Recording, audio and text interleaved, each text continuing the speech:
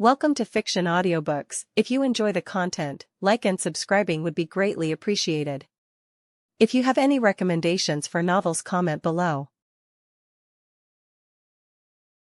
Please join my Patreon at https://www.patreon.com/fictionaudiobook. Chapter 99, Questions and Answers. The great golden lift doors slid open with a soft whoosh as Ira and Emma stepped out into the bustling atrium. Their conversation was quiet, measured, Ira already strategizing her next political steps as they walked past the fountain of magical brethren. But they hadn't taken more than a dozen steps before a voice called out behind them, a little too loudly for the setting. Lady White. Wait, please. Ira paused, her expression unreadable. She turned just slightly, only enough to acknowledge the approaching figure. Reginald Cornelius Fudge came trotting toward them, his fine wizarding robe swishing, his neatly combed hair slightly disheveled from the effort. When he reached her, he offered a bright, overly rehearsed smile. Apologies, I didn't mean to stop you so suddenly, he said, panting a little. I just thought, well, perhaps we could have a moment. Ira blinked once, calmly. Yes. Reginald cleared his throat. It's just that. I was wondering if you might like to join me for a meal sometime. There's this lovely new wizarding hotel that opened just across the Thames. They serve the finest Chateaubriand enchanted to sing while it's carved, quite the sensation, really. Ira gave a graceful, polite smile, her tone cool and composed. That's very kind of you, Mr. Fudge, but I'm afraid I'm rather busy at the moment. I have several engagements to tend to. Reginald chuckled nervously. Of course, but if your schedule ever clears, maybe I could assist you. In your work, I mean. I've done some consultancy for my father's office. I could serve as an aide, carry documents, attend meetings, whatever you need. Sometimes it's good to get to know each other through working together, don't you think? At this, Ira's polite expression didn't falter, though her eyes lost a touch of their warmth. I appreciate the offer, she replied, her voice gentle but firm. But I already have the staff I require. My affairs are handled quite efficiently. Before Reginald could conjure up another excuse to linger, Emma stepped forward and placed herself squarely between him and Ira, her posture professional yet unmistakably protective. I'm sorry, Mr. Fudge, she said in a tone that was courteous but edged with finality, but we must be going now. Lady White has a full schedule today. Reginald looked as though he wanted to protest, but the weight of Emma's stare, and the quiet authority with which she had spoken, silenced him. Still trying not to lose face, he attempted one last smile. Well, if ever you do need anything, truly, anything, I'm always happy to help. Ira inclined her head. Duly noted. Good day, Mr. Fudge. Emma offered a slight, practiced smile and added, We appreciate your courtesy, Mr. Fudge. Have a good afternoon. He sighed heavily and muttered under his breath, I should have led with the Chateaubriand. As Ira and her assistant Emma Bloom walked past the central marble fountain in the atrium of the British Ministry of Magic, the sound of their footsteps was abruptly swallowed by a sudden flurry of flashes and murmuring voices.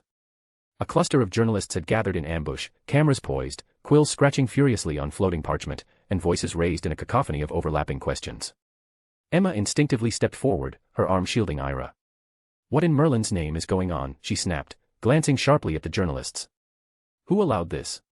A portly wizard in a pinstripe cloak, clearly emboldened by the chaos, stepped closer. Lady White, a moment of your time. We request a brief statement, just a few questions, Madam White. The crowd surged forward. Questions were hurled without order or decorum, their tone aggressive and unrelenting. Emma turned toward Ira. My lady, we can use the emergency Flur network from the minister's lounge, let's go before this turns uglier. But Ira raised a hand calmly. No, wait, she said, her voice steady. Let's not run. Let's speak. Emma hesitated, concern etched on her face. Are you sure, my lady? It's all right, Ira replied softly, adjusting the collar of her cloak and stepping forward. She raised both hands and spoke clearly, her voice firm, elegant, and unmistakably commanding. All right, enough. Everyone quiet down. The murmurs faded. Cameras lowered. Even the fluttering quills paused midair. The journalist stood blinking, surprised into silence as the young Lady White took control of the moment. I will answer your questions, Ira declared. But on my terms. I will choose who speaks. Raise your hands if you wish to ask something, and do so quietly.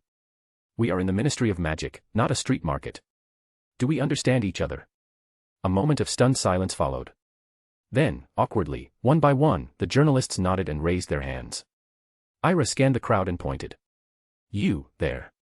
The men with the hooked nose. The selected journalist stepped forward eagerly. Lady White, for what purpose did you visit Minister Fudge today? What was the meeting about? Ira smiled thinly. That's a private matter, she said. Just some family business, nothing political or of public concern. She gestured again. Next. A woman in violet robes was selected. For weeks there have been rumors, she began, that after Elijah White's death, your family reclaimed all of Cecil White's assets and vaults. Was that because he was illegitimate? There was a shift in the air. Ira's expression turned reserved, diplomatic. When I became matriarch, she said, I reviewed our family records. Certain irregularities regarding Mr. Cecil's lineage came to light. After thorough investigation, I determined he was not, by blood, a White. Therefore, as is standard among old wizarding families, any holdings under his name were reabsorbed into the White estate. Another hand. Another question. A lean wizard with wire-rimmed glasses stood. But is that fair? He asked. He was raised in the White household. Elijah accepted him. Doesn't he deserve something for that? Ira's gaze was cool. Perhaps. But tradition is clear. In our family, like many others, only those of verified bloodline may inherit. It was not a decision I made lightly. But it was the right one, for the integrity of the family. She turned again. Next. This time, the question came hesitantly from a young woman with curly blonde hair. What about the rumors that Cecil White is actually the son of Olivia White and Adrian Vauquelin? That he's a product of a secret affair? A hush fell over the atrium. The quills stilled. Even the fountain behind them seemed to quiet its bubbling. Ira paused. Her jaw tightened slightly. Then, in a composed but grave tone, she said, I had hoped this matter could remain private, but I understand the wizarding world deserves clarity. She drew in a breath. Yes. It is true. Olivia White and Adrian Vauquelin had a secret affair. Cecil is the result of that union. The moment hung heavy in the air. Dozens of flashes burst as cameras captured her expression. The journalists murmured to one another in a frenzy. It was no longer rumor. It was a confirmed scandal, declared by the matriarch herself. Another hand shot up. Ira nodded. An elderly wizard cleared his throat.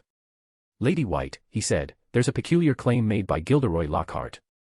He says you once sent him a love letter, asking for a date, an autograph, and even a dinner at a hotel. He claims he refused you, citing your age, but offered to wait until you came of age. Is any of that remotely true?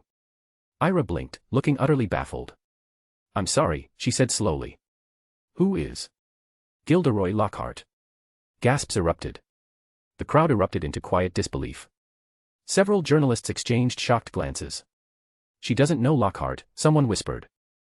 He's more famous than the boy who lived.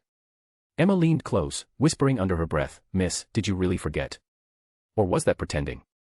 Ira muttered back with a wry smile, what do you expect me to say? That I know him. It would be a scandal. Emma smirked faintly and nodded. Ira turned back to the crowd. Ah, now that my assistant has reminded me, I think I may have read one of his books. When I was very young, she added.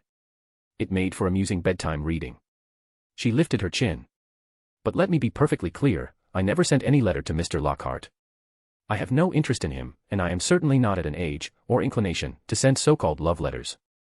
If he said otherwise, I suspect he's simply seeking attention. As I understand, that's not uncommon for him. The audience erupted in murmurs again, some laughing, others tooting in disbelief. One witch hissed, she called him an attention-seeking fraud, while a wizard muttered, finally, someone said it. Ira motioned once more. Last question. A woman stepped forward, a tabloid quill floating over her shoulder. Is it true you are secretly engaged to Draco Malfoy? That the White and Malfoy families arranged it behind closed doors? Ira actually laughed. No, that's quite absurd. I've met Mr. Malfoy perhaps twice in my life. I don't know him well at all, and I certainly have no engagement planned. Please, don't feed into gossip. She turned back to Emma. Let's go. As they walked away toward the VIP exit reserved for high-ranking officials and foreign dignitaries, the journalists behind them erupted into noise again, shouting follow-up questions, their cameras snapping desperately. But Ira did not stop. Her steps were calm. Composed. Regal. And though she had arrived at the ministry to conduct business quietly, she left having delivered one of the most public revelations the wizarding world had heard in years. Chapter 100, News. The first light of dawn crept through the frost-kissed windows of White Manor in London, painting the stately bedchamber in pale amber hues. Winter air laced with the scent of old parchment and lavender drifted through the open balcony doors. Inside, Ira lay half-wrapped in her silken sheets, her white hair tousled, the remains of restless sleep still faint on her face. A gentle pop sounded in the air. "Miss," came the small, chirping voice of her house elf. Lolly appeared at the foot of the bed, balancing a polished silver tray with a porcelain teacup and a freshly folded Daily Prophet. Her bat-like ears drooped under the weight of the rolled paper's thick bold letters. Ira sat up slowly, brushing her hair back from her face. "Good morning, Lolly." "Morning, mistress," the elf said, voice quivering slightly. "The news, it's out." Ira blinked and took the tray. She sipped the jasmine tea before reaching for the newspaper. Her eyes scanned the cover, and then narrowed. The front page was dominated by a moving photograph taken the day before in the ministry atrium. There she was, standing tall in her navy blue robes, her chin lifted imperiously, her white hair shimmering under the glowing ceiling. Around her, stunned journalists leaned forward with recorders and open mouths. Above the image, in massive swirling letters, "Lady White speaks, Cecil Vauquelin confirmed." The matriarch of the White family breaks her silence, scandal, heritage, and denials that stop the ministry atrium cold. Ira exhaled through her nose and unfolded the paper fully. By Marietta Featherstone, senior correspondent. In what can only be described as one of the most monumental moments in recent magical history, Lady Ira White, matriarch of the ancient and noble House of White, faced the press yesterday in the atrium of the British Ministry of Magic and laid to rest weeks of speculation that have gripped both Britain and the continent. Standing amid a sea of reporters and flashbulbs, Lady White addressed the swirling controversy surrounding the legitimacy of one Mr. Cecil White, formerly known as the disowned son of the late Elijah White. "Yes," Lady White said solemnly, in front of dozens of witnesses. "Olivia White and Adrian Vauquelin had a secret affair. Cecil is the result of that union." The confirmation sent ripples through the wizarding world, validating rumors that had for weeks been dismissed as baseless gossip. Lady White's composed yet commanding delivery of the truth marked a dramatic moment of reckoning, not only for the White family, but also for the highly esteemed Vauquelin family of France. Records show that Adrian Vauquelin was the patriarch of one of France's most influential pureblood families. This revelation therefore places Cecil Vauquelin as the half-brother of none other than Minister Isabella Vauquelin of France, as well as Lord Maximilian Vauquelin, head of the Vauquelin estate and one of the most powerful business magnates in Europe. Sources within the French ministry declined to comment, but Minister Vauquelin's office issued a brief statement this morning. Minister Isabella Vauquelin is currently reviewing private family matters. She asks for respect and privacy. Ira flipped to the next page. Her own name stood boldly again in the subhead. Inheritance, bloodlines, and justice, White matriarch justifies reclaiming family assets. In the same interview, Lady White answered questions about the abrupt reclamation of assets from Cecil Vauquelin, née White. When asked whether the confiscation of his bank vaults, estates, and heirlooms was tied to his status as an illegitimate child, Lady White responded, "He is not a White by blood. After becoming matriarch, I was obligated to review all family matters. It became evident, through reports and verified documents, that Mr. Cecil was not entitled to any White inheritance. Tradition is clear, only blood family may inherit." While this decision has sparked debate among more progressive wizarding circles, many ancient houses, such as the Greengrasses, the Selwyns, and the Bulstrodes, have expressed support, citing similar inheritance laws within their own families. "It's a hard truth," one member of the Wisengamot said anonymously. "But it is the law of blood that governs our world." Whether Cecil Vauquelin will now pursue claims on the Vauquelin inheritance remains to be seen. As of this writing, no public response has been issued from him. Ira sipped her tea again. It had grown lukewarm. She set it down. She continued reading, eyes now drawn to another section. "Lockhart love letter denied. I don't know who that is," says Lady White. One of the more comical moments from the impromptu interview came when Lady White was asked about a widely circulated claim made by Gilderoy Lockhart. The flamboyant author alleged that Lady White had sent him a handwritten love letter requesting a romantic rendezvous, an autograph, and a private dinner at a London hotel. Lady White's initial response: "I'm sorry, who is Gilderoy Lockhart?" The atrium erupted into gasps, and Lockhart's supporters were seen clutching their chests. But Lady White did not relent. After a quiet whisper from her assistant, Emma Bloom, she clarified that she may have read one of his books as a child, but did not recall the men with any fondness. "I certainly did not send him any love letter," she said. "If he said otherwise, I suspect he's simply seeking attention." The implication, though delivered coolly, was unmistakable. Lady White considers Lockhart a fame-hungry opportunist. This morning, Mr. Lockhart responded via all post from his book signing in Diagon Alley. "I am deeply saddened by Lady White's claim not to know me. I suspect she is simply shy. These things happen when young witches meet their literary heroes." Lady White declined to respond further, but sources close to her say she found Lockhart's response amusing, if predictable. Ira allowed herself a small smirk. "Pathetic," she murmured, brushing a lock of hair behind her ear. Lolly, who stood quietly by the nightstand, spoke hesitantly. Miss. Lolly thinks Lockhart is a fool. Lolly is proud of Mistress for not being tricked by such a slimy man. Ira gave a soft chuckle. Thank you, Lolly. I quite agree. She turned to the final column in bold. No engagement to Malfoy heir, says Lady White, I barely know him.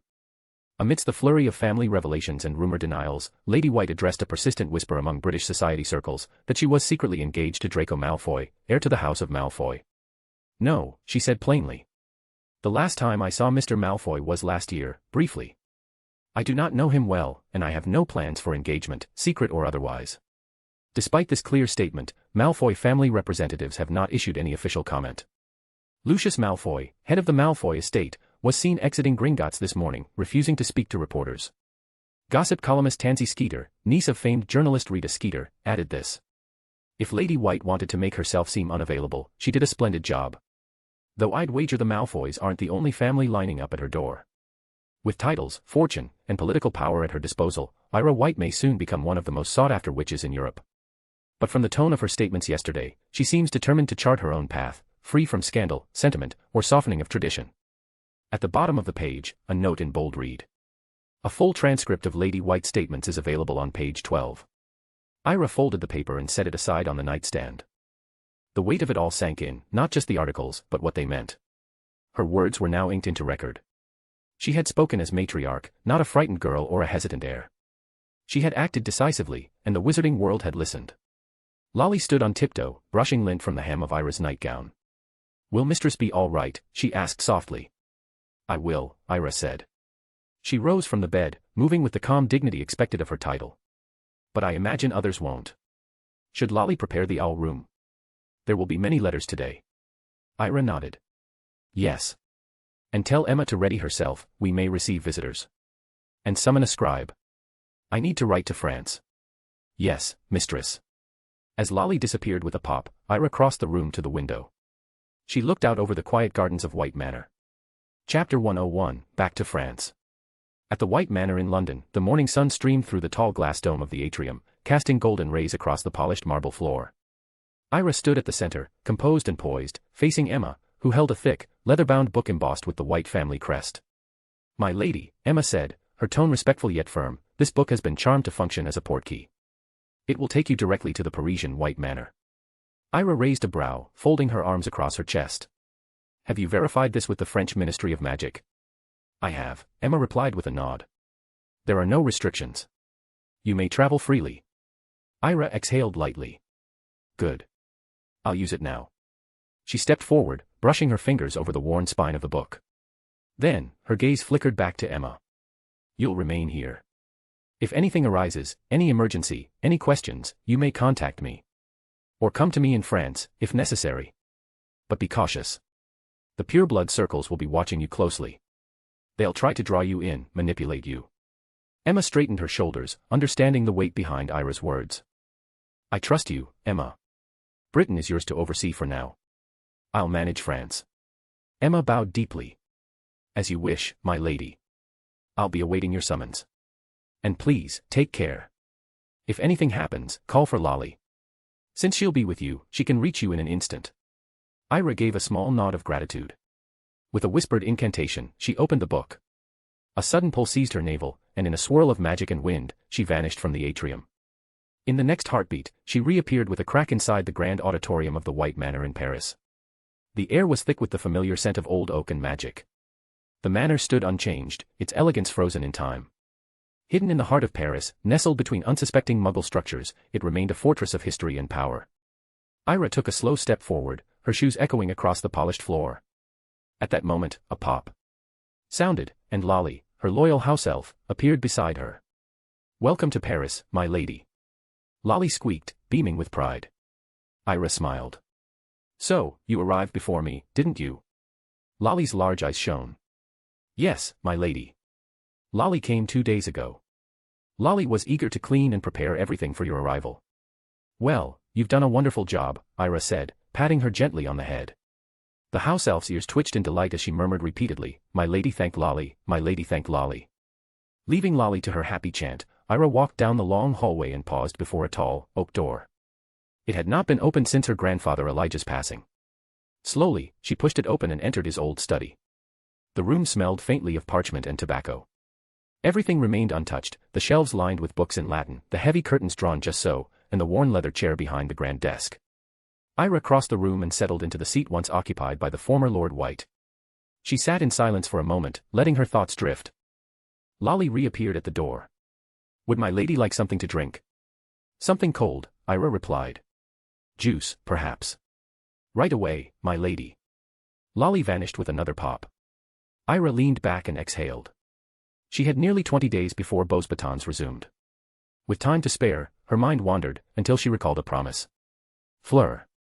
They had vowed to explore Paris together, to walk its cobbled streets like carefree girls before school pulled them into another year of responsibility. Ira chuckled to herself. "Let's go on a date, then," she murmured. The moment the word date escaped her lips, her cheeks flushed. "It's not a date," she scolded herself, pressing her palm to her face. "Calm down, Ira." Resolving to send Fleur a proper invitation, she retrieved parchment and began writing. Moments later, Lolly returned with a chilled glass of mango juice.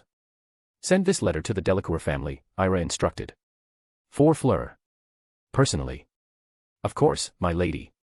Lolly chirped. Lolly will use the fastest owl. After Ira had taken a sip of the perfectly chilled drink, Lolly disappeared again. The juice was sweet, refreshing, a welcome contrast to the summer warmth that filled the room. When Lolly returned, she bowed. "The letter has been sent with the swiftest owl available in France." Ira nodded approvingly. "Good. Now, I need you to go out and purchase some Muggle clothes. Especially hats." "Hats, my lady." Lolly tilted her head in confusion. "Yes. Muggle hats. All kinds. I'll pick what I need later." "As you wish, my lady." Lolly squeaked and vanished to fulfill the errand. In her letter to Fleur, Ira had proposed a meeting, 2 days from now, near the Eiffel Tower, at 10 in the morning. She had suggested meeting at the manor, but Fleur, ever independent, insisted she'd come alone. 2 days later, the Eiffel Tower loomed overhead, gleaming beneath the late morning sun. The sky was a brilliant blue, and the streets of Paris buzzed with life. Tourists strolled about, snapping photos, laughing, eating crepes from corner carts. Ira sat on a bench nearby, dressed subtly in Muggle fashion, a crisp white blouse, beige trousers, and a vivid red hat that shielded her from the sun and concealed her from curious eyes. Her short white hair was tucked neatly beneath the brim. She glanced at her wristwatch. 10:20. Fleur was late, but not unreasonably so. As she waited, she watched the people pass. A pair of American tourists argued over a map. A violinist played a gentle tune nearby. And then, noise. A stir rose among the crowd to her left. Shouts. Whispers. Camera clicks. Ira stood slowly, turning toward the commotion. A dense group of people had gathered at the plaza entrance. At its center, radiant and unmistakable, walked Fleur Delacour. Even in Muggle clothes, the Vila's beauty blazed like moonlight on still water. Her silver blonde hair flowed freely behind her, and her eyes sparkled like sapphires under the sun. Men and women alike were drawn to her, their awe veering dangerously close to hunger. Ira sighed. "This idiot," she muttered. She could have at least worn a glamour charm. As she stepped toward the crowd, Fleur caught sight of her and waved cheerfully, completely unfazed by the attention. Chapter 102, A Walk Through Paris. The crowd around the Eiffel Tower had only begun to thin as Ira finally reached Fleur. The Vila stood at the center of the commotion, radiating otherworldly charm without even trying. Her silver blonde hair caught the sunlight like silk, and her soft smile was sending tourists, especially the men, into barely concealed reverie. Ira sighed, tugging her magical pouch open and drawing out a violet-colored Muggle hat. "Here," she said, thrusting it toward Fleur with little ceremony. Fleur blinked. "What's this?" "A hat. Put it on. Before some Muggle decides to kidnap you just for being pretty." Fleur arched a brow, a mischievous glint in her eye. "Oh. Don't worry, Ira. No one will take me from you." Ira rolled her eyes. "It's not like that." Fleur laughed, brushing her fingers through her hair before slipping the wide-brimmed hat onto her head. The shade of violet suited her perfectly, a rich contrast to her pale features. She tilted her head slightly, checking her reflection in a compact mirror she took out from her pocket subtly. "Well," she asked. "Do I look mysterious now? Alluring but unapproachable?" "Now you just look like a fashionable tourist," Ira muttered, but her lips curled into a smile. Fleur turned, giving her a once-over. "But you cut your hair." Ira's posture shifted slightly, her hand brushing the short strands at the nape of her neck. So you saw the newspapers? Fleur nodded. They printed a dozen photos. You had such beautiful hair. It was part of you. Ira's voice was quiet when she replied, so you think I'm ugly now? Fleur's eyes softened, and she stepped a little closer. No, she said, her voice low and silky. In every shape, you're beautiful, Ira White. I never said you weren't. Ira felt heat rising to her cheeks. Well. I know that, she huffed, turning away slightly. But Fleur had seen the flicker of a smile on her face. With a playful hum, she hooked her arm around Ira's, and the two of them began walking down the Champs de Mars, blending in at last with the relaxed rhythm of Muggle Paris. Their first stop was a small café tucked between rows of flowering trees, its tables shaded by colorful umbrellas. The waiter barely looked twice at them, which Ira found refreshing, though she caught the lingering glance he gave Fleur before handing them the menu. Fleur sipped her espresso and nibbled at a chocolate croissant, watching Ira with unguarded fondness. You really are blending in today, she said. You look almost casual. Thank you, Ira said, her voice dry. A high compliment coming from the girl who wore moonlight to a street corner. Fleur grinned, her eyes crinkling. Can't help it. My mother says I could wear a burlap sack and still be followed by starstruck eyes. She's not wrong. Ira took a bite of her crepe, the sweetness of strawberries and cream brightening her expression. They lingered there for nearly an hour, letting the time slip by with no urgency. It had been a long while since Ira felt this kind of peace. They wandered next into a little bookshop with ivy creeping up its windows. Fleur darted between shelves like a curious bird, picking up old poetry books and giggling over antique postcards. Ira followed, watching her, the warmth in her chest unfamiliar but welcome. You'd look good running a bookstore, Ira said absently. Somewhere quiet. With tea and cats. Fleur spun around. You think so? You'd charm the entire neighborhood, of course. Muggles would line up just to hear your recommendations. Fleur beamed. Then I'll keep that as my backup plan. If everything else collapses, I'll open a bookstore and invite you to read poetry with me. You're ridiculous. And you're grumpy. Which is why we balance each other out, Fleur said breezily. Ira didn't argue. As the sun climbed higher, they strolled along the Seine, pausing at every little bridge. Street musicians played soft jazz, children chased bubbles, and lovers lounged by the riverbanks, reading, or sketching or simply existing. I miss this, Fleur murmured. Not Paris. You. Ira looked away, her fingers tightening slightly on the railing. I didn't know if I'd come back. I did, Fleur said softly. You had too much unfinished here. The words hung between them. Ira didn't need to ask what she meant. Fleur wasn't talking only about school. They sat on the steps of a small plaza, watching pigeons hop between crumbs and sunlight. Ira pulled a bag of sugared almonds from her pouch, offering them wordlessly. Fleur took one, popping it into her mouth. Do you remember when we first met? You tried to accuse me of framing you for stealing my boyfriend, and you did it right in front of Madame Maxime, Ira said coolly. Fleur laughed, leaning her shoulder against Ira's. Well, of course, most of the time I was called to Madame Maxime's office, it was because of some girl upset over her lover or crush rejecting her. And naturally, she'd blame me. So when I saw you there, I just assumed you were another one of them. You were insufferable. You loved it. Maybe. Their arms brushed again. Neither moved away. By the time the afternoon turned to golden evening, they found themselves at a Muggle rooftop restaurant. It wasn't posh or enchanted, but the view was breathtaking. The Eiffel Tower gleamed in the distance, and the air was filled with the hum of city life. They ordered sparkling lemonades and shared a platter of delicate hors d'oeuvres, laughing about how overpriced everything was. I can't believe you insisted on paying, Fleur said, sipping through a striped straw. You're becoming strangely Muggle. Ira lifted a brow. You'll survive. Consider it my treat. Besides, life among Muggles is actually quite enjoyable. I mean, just look, they have so many different cultures, people, foods, and it's all delicious. They've created endless ways to entertain themselves. So yeah, if I ever get the chance, I wouldn't mind living among them. Fleur leaned forward slightly, her expression softening. You really are different, you know. Most pureblood families around the world look down on Muggles, see them as uncivilized, unworthy of a wizard's time. Even those who claim to support Muggle relations often carry this quiet sense of superiority. When they say we should protect Muggles, they speak as if they're helpless pets or primitive creatures on the brink of extinction. But you're the matriarch of the most powerful family in Europe, and here you are saying you choose to live among them. That's admirable. Ira smiled. Well, your family has quite a fondness for Muggles too, and that's a good thing. Fleur looked her in the eyes, her expression was more gentler now. You really are different, you know. Since coming back. Ira tilted her head. Is that a bad thing? No, Fleur whispered. It's beautiful. You're stronger. Calmer. I think I like this version of you. I'm still me, Ira said. I know, Fleur replied. But you're becoming who you were always meant to be. Silence lingered between them, not awkward, but full. Full of things unsaid, questions unasked, possibilities still brewing. I'm glad you're coming back to Beauxbatons, Fleur said suddenly, her voice barely audible over the music floating from below. I was worried you wouldn't. After everything. Ira looked up at the sky. I wasn't sure either. What changed your mind? You. Fleur blinked. And Maxime, Ira added quickly, flushing. And Marin. And everything I haven't finished yet. I can't let people like the Trevors, or anyone else, think they've won. Fleur reached across the table, gently touching Ira's hand. You don't have to do it alone, you know my family will support you and me too.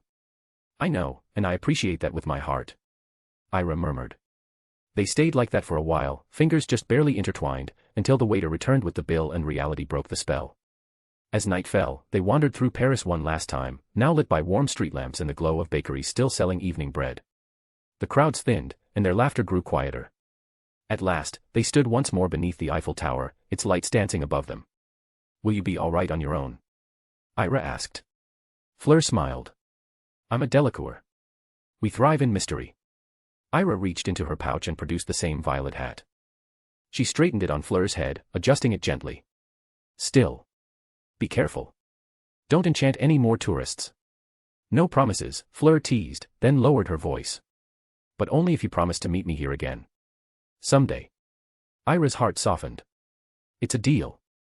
Then, with a final shared look, unspoken words shimmering between them, Fleur leaned forward and pressed a light kiss to Ira's cheek. Ira blinked. Was that? A thank you, Fleur said innocently. For the not a date. Ira shook her head, flustered and secretly delighted. You're impossible. Fleur turned away with a laugh and a wave, disappearing into the crowd with the grace of someone who belonged to every corner of Paris. And Ira stood still for a long moment, heart fluttering as the lights twinkled above her. Chapter 103, A Talk Between Mother and Daughter. It was long past midnight when Fleur Delacour returned home to the manor. The great doors of the Delacour estate opened with a quiet groan, admitting her into the familiar warmth of marble floors and lavender-scented halls. The lights had been dimmed for the night, casting golden glows along the corridors. The staff, discreet and ever watchful, greeted her with polite bows but said nothing, understanding the late hour.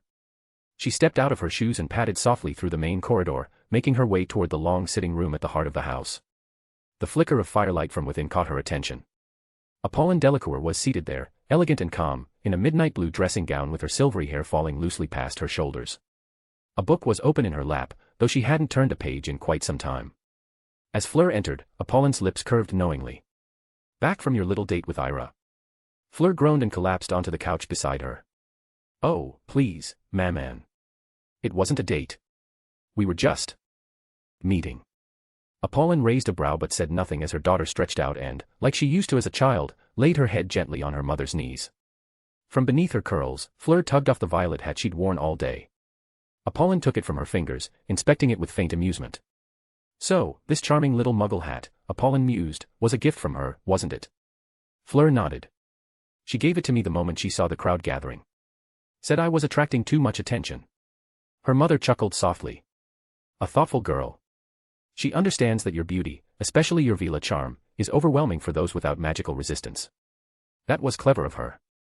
Protective, even. Fleur smiled into her mother's lap. She looked so serious about it, too. Almost annoyed. And how was it, this not a date? Apollon asked, gently threading her fingers through her daughter's hair. Fleur closed her eyes. It was lovely, Maman. We walked through the city, explored little muggle shops, tried sweets, had lunch on a rooftop. Everything was normal. Simple. Sweet. Apollon's hand never paused as she combed through the long strands. I'm glad you had a good time, she said. Though I imagine Gabrielle will be upset you didn't bring her. Fleur groaned again. The moment she saw the invitation from Ira, she wouldn't stop begging to come. But I didn't want to bring her. It was just me and Ira. Our day. Apollon laughed. Possessive already, are we? No, Fleur protested half-heartedly. But her silence afterward was telling. Apollon studied her daughter for a moment, her smile gentler now, more motherly. Fleur, she said softly, do you like her? Fleur turned her face into her mother's lap, trying to hide the heat rushing to her cheeks. No, maman. It's not like that. She's just a friend. Don't lie to me, Apollon whispered. And especially don't lie to yourself. I know the signs. You talk about her constantly. You glow when you say her name. I'm your mother. I know when my daughter is falling for someone. Fleur didn't answer for a long while. Eventually, she whispered, maybe I do. But I don't know. I don't know what she thinks of me. I don't even know if she likes girls. Apollon sighed, her hand stilling. Ah. I see. I can't tell her, Fleur murmured. She's 12, maman. She's still growing. She doesn't even know what she wants yet. I can't throw this at her. It wouldn't be fair. No, Apollon agreed, her voice soft and slow. But feelings aren't fair, are they? Still, you're right. She's young. But you're 15 now. You're entering that time when your heart will pull you toward someone. I don't want to ruin what we have, Fleur said, lifting her head. If I tell her how I feel and she doesn't feel the same, it'll change everything. I'd rather wait, just wait and see. And if you wait too long? Apollon asked. If someone else gets to her first? I don't care, Fleur said quickly. I mean. I do. But even if I can't have her, I'll always be by her side. I'll always protect her. Apollon looked down at her daughter's flushed cheeks and conflicted eyes, and smiled faintly. And there goes my dream of having grandchildren, she teased. Fleur let out a dramatic sigh. Maman, having grandchildren isn't everything. Besides, you're still young. You could have another child if you really wanted one. Apollon burst out laughing. Oh, I'm not so sure about that. The warmth between them settled into silence again, peaceful and a little sad. Finally, Apollon spoke. You need to be careful with her, Fleur. She's young, yes, but also very special. Do you know how many pure-blood families have their eyes on her? In Britain and in France. Many would try to manipulate her, to win her favor, even to trick her into marriage. Some may even resort to potions, charms, obsession magic. Fleur's eyes narrowed. I would never let that happen. If any man so much as lays a finger on her, you'll destroy him. Apollon chuckled. I would, Fleur said seriously. I will protect her, no matter what. Her mother continued stroking her hair, though her voice grew quieter. Be careful, Fleur. Avila's love is consuming. Once we fall deeply. We don't let go. Obsession comes easily, and heartbreak is nearly unbearable. I don't want that for you. I know, maman, Fleur whispered. I'll try, but I don't know if I can stop feeling this way. Apollon leaned down and pressed a kiss to her daughter's temple. Then for now, go to sleep, ma chérie. It's late. Fleur nodded and rose from the couch. She turned one last time at the door, clutching the violet hat in her hands, then padded away toward her bedroom. Moments later, Jean-Luc Delacour stepped into the sitting room, rubbing sleep from his eyes. She's home, he asked. She's gone to bed, Apollon said, still staring into the fire. He sat beside her, stretching out with a grunt. So. How did it go? Apollon smiled faintly. Your little princess is in love. Jean-Luc blinked, then chuckled. With a girl, no less. Never saw that coming. She hasn't confessed, Apollon added. She's terrified. Thinks it'll ruin their friendship. Do you think it's a good idea? He asked, rubbing his jaw. This relationship. Apollon sighed. It's not our place to say. If it's meant to be, it will be. If not, she'll learn something from it. She's still young. Jean-Luc got to his feet, stretching. Well. I suppose we can leave the love stories to the next generation. Come, Apollon. Let's go make another baby. Since clearly, our firstborn has decided she won't be giving us grandchildren anytime soon. Apollon rolled her eyes.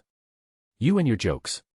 But her laughter echoed through the quiet halls of the manor as they left the sitting room together, parents smiling over the beautiful, confusing, and hopeful heart of their daughter. Chapter 104, I and the front page again.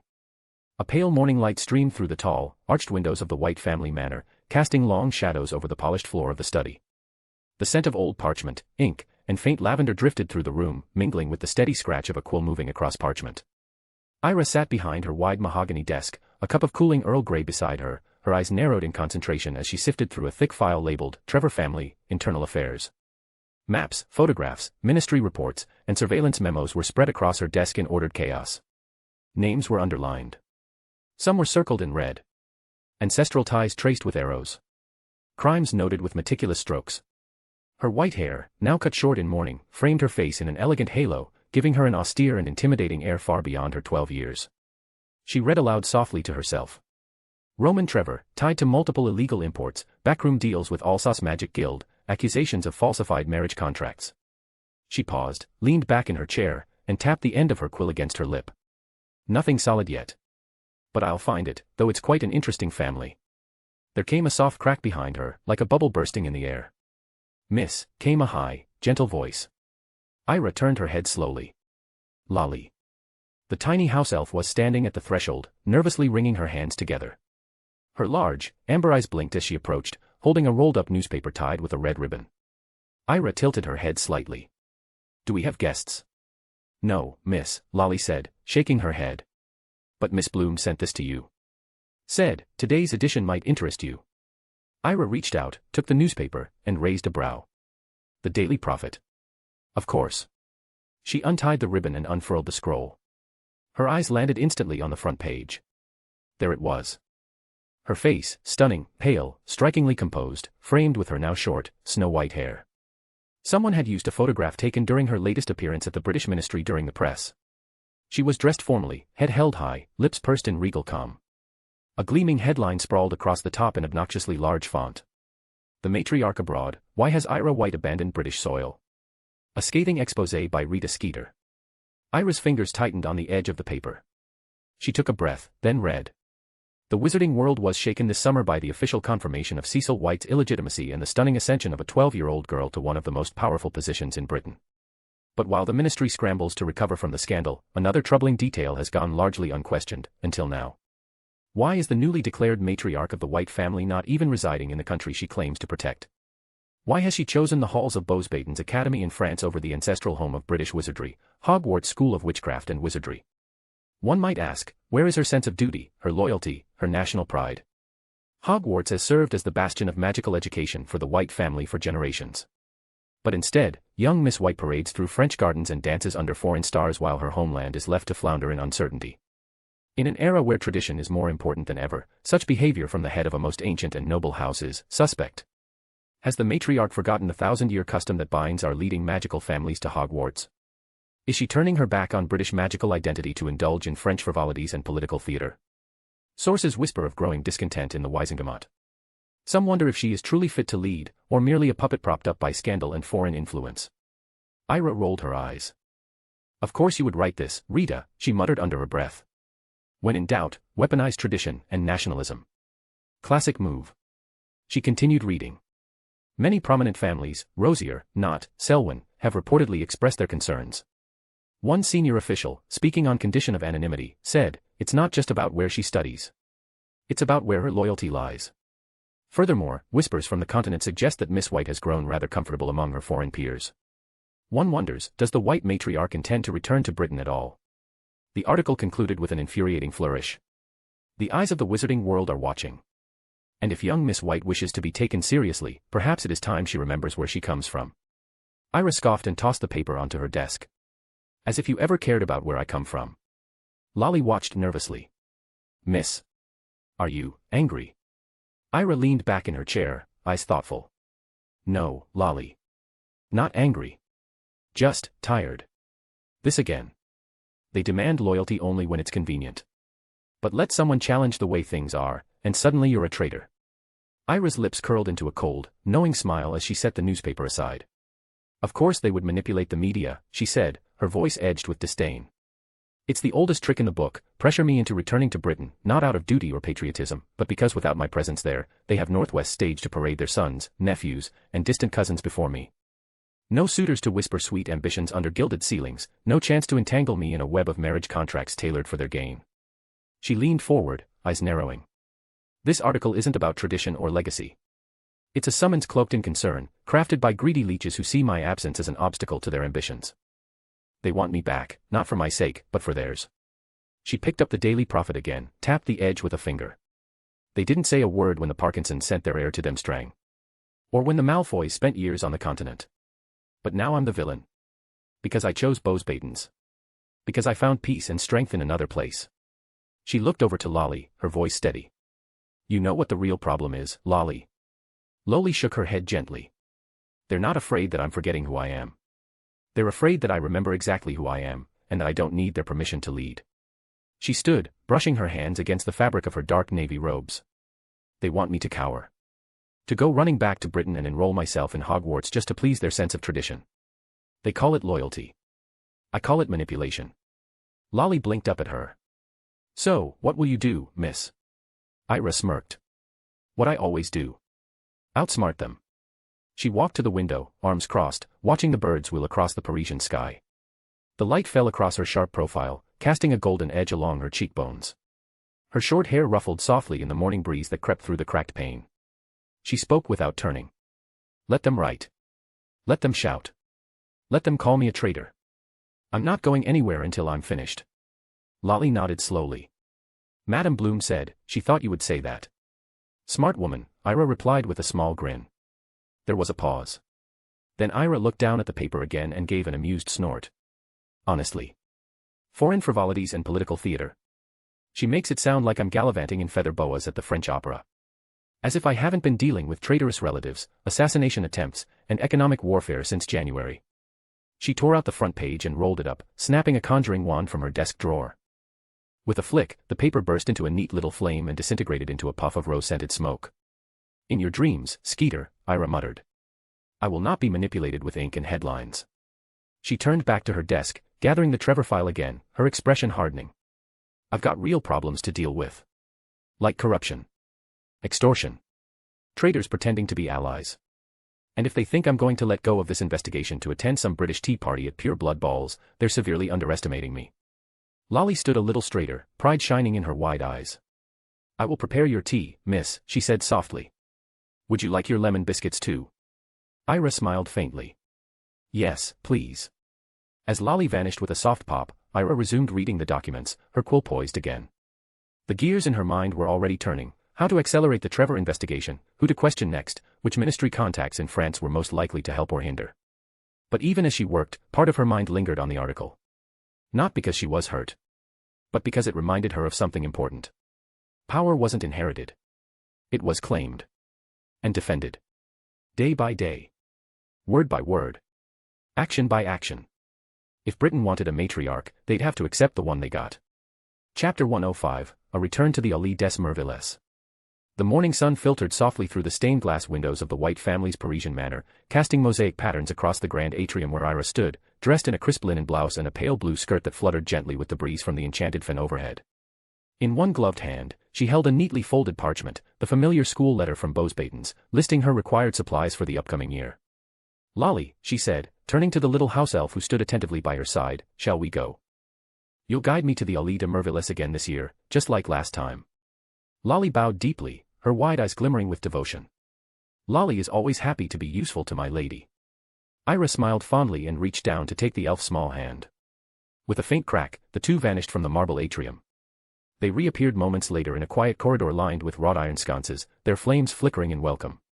Just ahead lay the arched entrance to the Allée des Merveilles, France's renowned wizarding shopping street, hidden from Muggle eyes yet always teeming with magic and life. Operating really is better, Ira remarked, adjusting the strap of her purse. Last year we took the Flur network, didn't we? Yes, my lady, Lolly replied with a nod. There was much soot, and the landing was not so graceful. With a light laugh, Ira stepped forward, heels clicking against the cobblestones as they emerged into the vibrant heart of the alley. It was exactly as she remembered, a feast for the senses. Pastel-colored stalls lined both sides of the narrow street, their striped awnings fluttering gently in the late summer breeze. Above them, floating lanterns bobbed lazily in the air, casting warm golden light that shimmered on the cobblestones below, which sparkled faintly with old enchantments. The air was alive with the calls of vendors, their voices weaving French melodies through the scent of sugar and spice. Chausson's aux poems and chantés. Pour le cœur et l'esprit. Enchanted apple turnovers. For the heart and the mind. Bijoux que chantent, que dansent, que brillant, venez voir. Jewels that sing, that dance, that shine, come and see. Enchanted croissants steamed with vanilla sugar charms, glittering trinkets danced atop velvet displays. Robed witches strolled past with floating baskets, while young students clutched parchment lists just like hers. Nothing had changed. It was all as it had been the year before. Come on, Lolly, Ira said, her eyes gleaming with fondness. Let's go to Madame Rochel's robes and Chante's first. Last year's robes are too tight, I've grown. Together, they made their way through the crowd toward the boutique she remembered so well. Nestled between a bookshop and a perfumery, Robes and Chante's was a refined little shop with polished blue doors and tall windows displaying mannequins in elegantly floating uniforms. Above the entrance, delicate silver script spelled out the name in graceful curves. As they entered, a soft chime rang, and the scent of lavender and fresh fabric filled the air. Inside, Madame Rochelle, petite, elegant, and unmistakably Parisian, was bent over a swatch of enchanted velvet that shimmered between deep navy and plum. The moment she looked up and saw Ira, her eyes widened in delight. "Oh la la, ma chère. Look how much you've grown," she exclaimed, bustling forward with open arms. "And your hair, mon Dieu, you've styled it differently. It suits you très bien." Ira smiled at the warm reception. "It's good to see you, Madame Rochelle. And thank you for the compliment." The older witch grinned, her hands fluttering around Ira's shoulders as she took in her taller frame and graceful bearing. "And your French, no accent at all anymore. You sound like a proper young French lady now. Come, let me measure you. I see already that we'll need to lengthen the hem." Taller than last year, 2 uniforms, as before. Ira nodded, standing still as the measuring tape sprang to life and twirled around her. Madame Rochelle moved swiftly, muttering notes to herself and snapping her fingers to summon enchanted pins and floating chalk. When the fittings were finished, Ira glanced toward the door. "You can send them to my address once they're ready. I'll receive them before the term starts." "But of course, dear," Madame Rochelle said, scribbling down the order details. "Go and finish your shopping. I hope I'll see you again sometime soon." Ira smiled and placed a few galleons into the payment tray, adding a small tip. "Until next time, madam." With a final wave, she exited the boutique. Lolly followed close behind, already double-checking the supply list that floated beside her in midair. The rest of the day unfolded in a whirl of motion and color. They stopped at several shops tucked away down lesser-traveled side streets, each catering to Bosbaden's students with exacting standards. Ira selected crisp new shirts, soft bed linens in pale rose and cream, and fluffy pillows charmed for optimal comfort.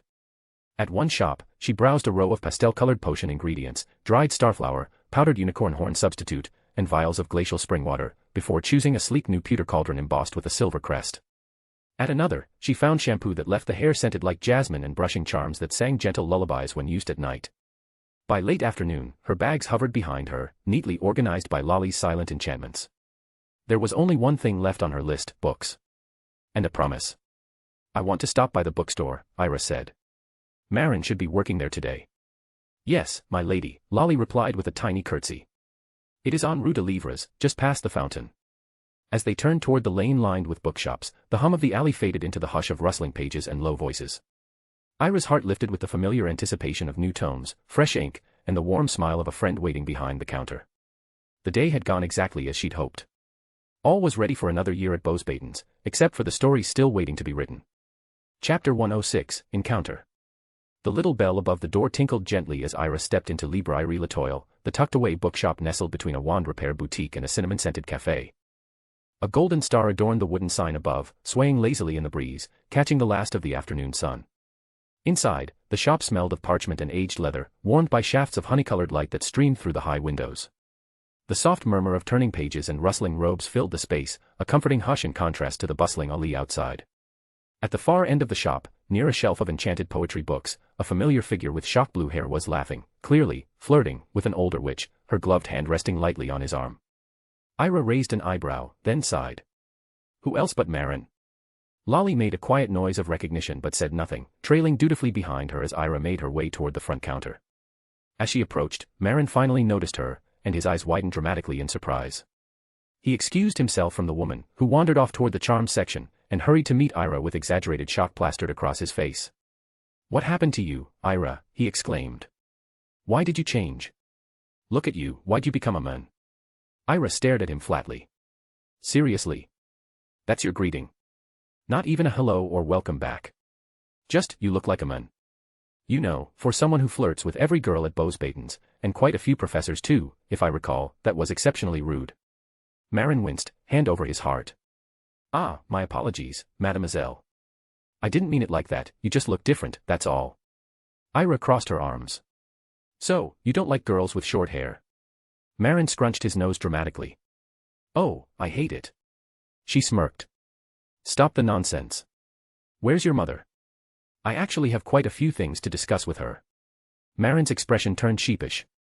Fortunately for me, she's not here today. So I guess you'll just have to hold your lecture. Lucky you, Ira replied dryly.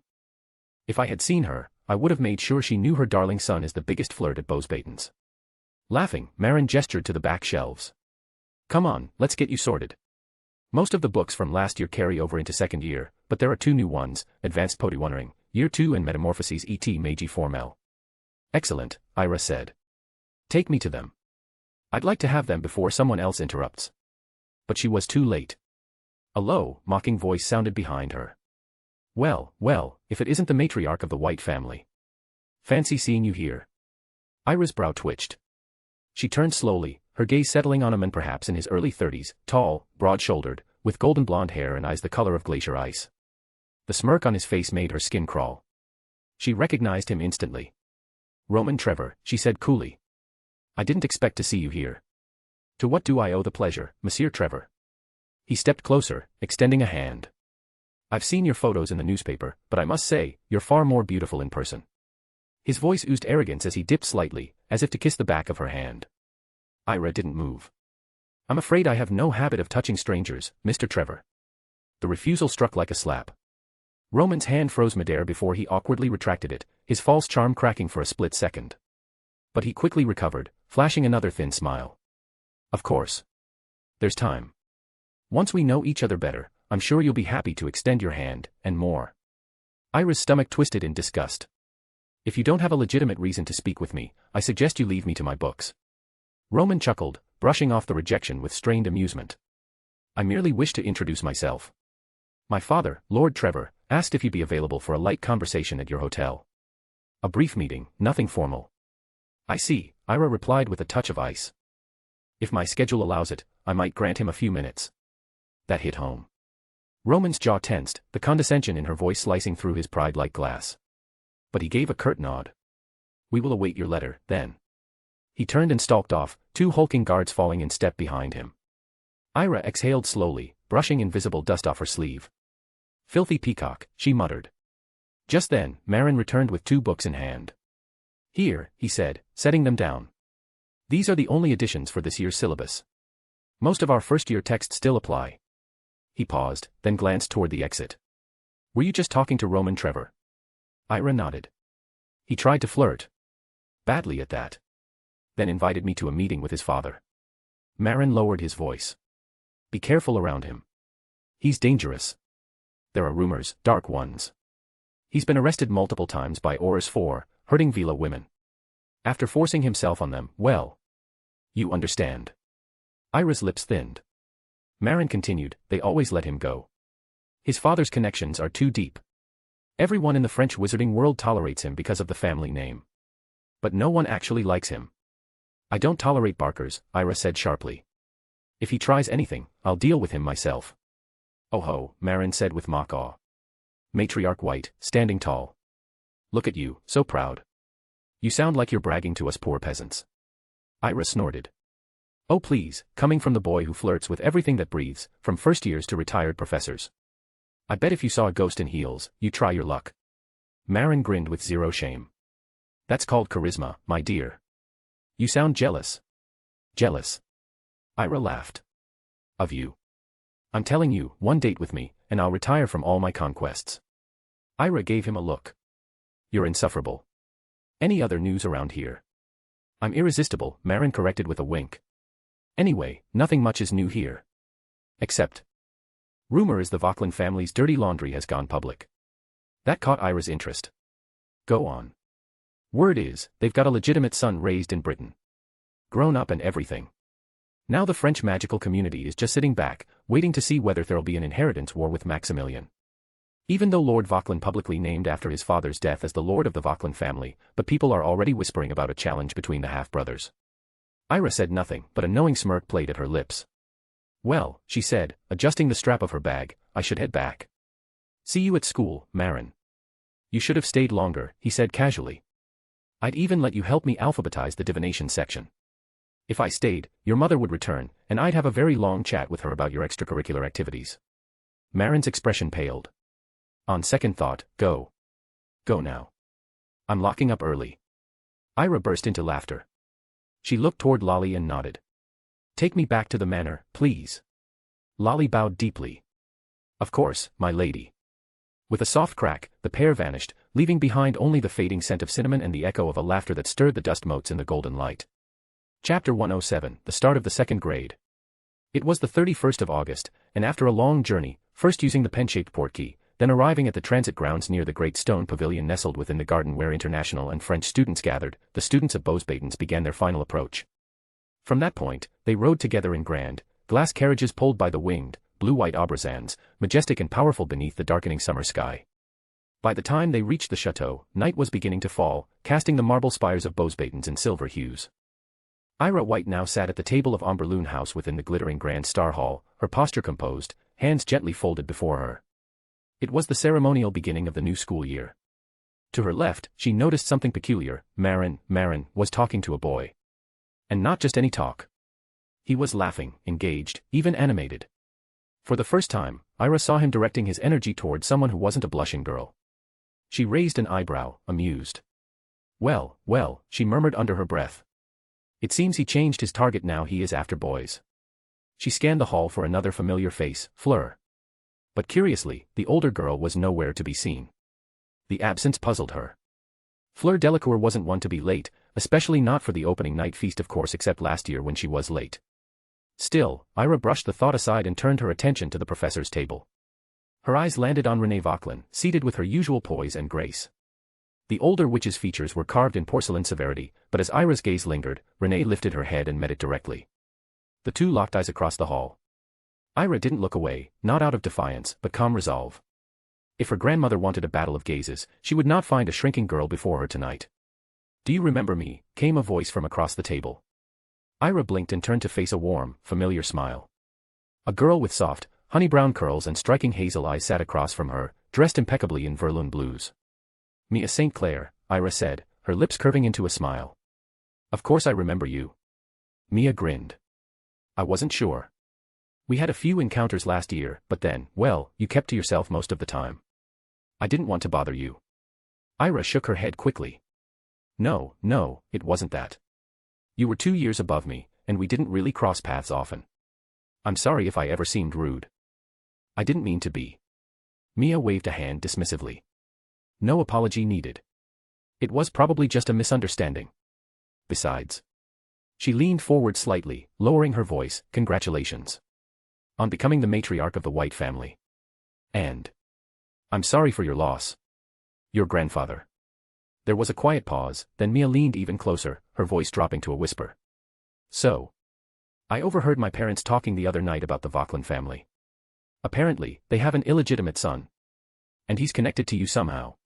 Is that true? Ira raised an eyebrow, but nodded. Yes. The papers in France have been wild about it, haven't they? Especially about Minister Isabella Vauquelin, Mia added. She's been under constant fire for not clarifying the connection between her and, what was his name again? Cecil, Ira supplied flatly. Yes, that's it. Cecil Vauquelin. Ira exhaled slowly, then explained, after I became matriarch, I discovered some inconsistencies in the family records. It turns out the man I believe to be my uncle, well, biologically, he can be considered, from my grandmother's side. But he was illegitimate. He holds no rightful claim to the White family, not by blood and name when he was disowned by my father. Mia listened intently, wide-eyed. The news leaked before I was ready, Ira continued. So I had no choice but to clarify the truth publicly, in Britain. But from this point forward, it's not my affair. The rest is up to the Vauquelins and their son. Mia chuckled, half in disbelief. You've basically uncovered one of the most scandalous secrets of the decade. Every pureblood family in France is whispering about it, trying to find a way to use it to their advantage, especially the Trevors. The Trevors? Ira repeated, her brows rising. They don't get along with the Vauquelins. Oh yes, Mia said, nodding enthusiastically. Deep animosity, some say it goes back to blood feuds. Duels, betrayals, maybe even a separation between family branches centuries ago. There's even this old legend that one of the Trevor ancestors was a Vauquelin, but was cast out and founded a new house in defiance. Ira thought to herself. Sounds awfully familiar. Like the White and Black family feud back in Britain. So now the news about Cecil is, what, hot gossip in the noble circles? Ira asked. Mia nodded, her expression lighting up with the gleam of someone who adored drama. Oh yes. It's the topic. Everyone's talking. Their conversation was interrupted as the towering figure of Madame Olympe Maxime stepped up to the front podium. The hall fell into respectful silence. Welcome, she began in her deep, melodic voice, to another year at Beauxbaton's Academy of Magic. I am delighted to see so many familiar faces, and even more thrilled to welcome our new students who are joining us this year. A line of first-years stood nervously near the stage. At Maxime's signal, the ancient mirror of Miroir de la Toile Premier was brought forward, a grand, freestanding mirror framed in silver thorns and blooming roses. One by one, students stepped before it, and the mirror shimmered the star that was in the top of it with light, and light would turn to the color of the chosen house. When the final student had been sorted and taken their seat, the mirror was quietly returned. Then, as if on cue, the music began. Just as last year, a group of senior students stepped forward and began a formal dance. Their synchronized movements, glittering robes, and graceful turns enchanted the hall. The 5-minute performance was a marvel of precision and elegance, ending in a dramatic flourish and resounding applause. Madame Maxime smiled as she returned to the podium. Merci to our seniors for another exquisite opening performance, she said. It is a tradition we hold dear. She paused, her gaze sweeping across the student body. Now, I trust you have all received your end-of-year marks, she continued, voice sharpening. I've also received a number of letters from your parents. Some of them were quite dissatisfied with your results, and, predictably, blamed the school. A murmur rippled through the hall.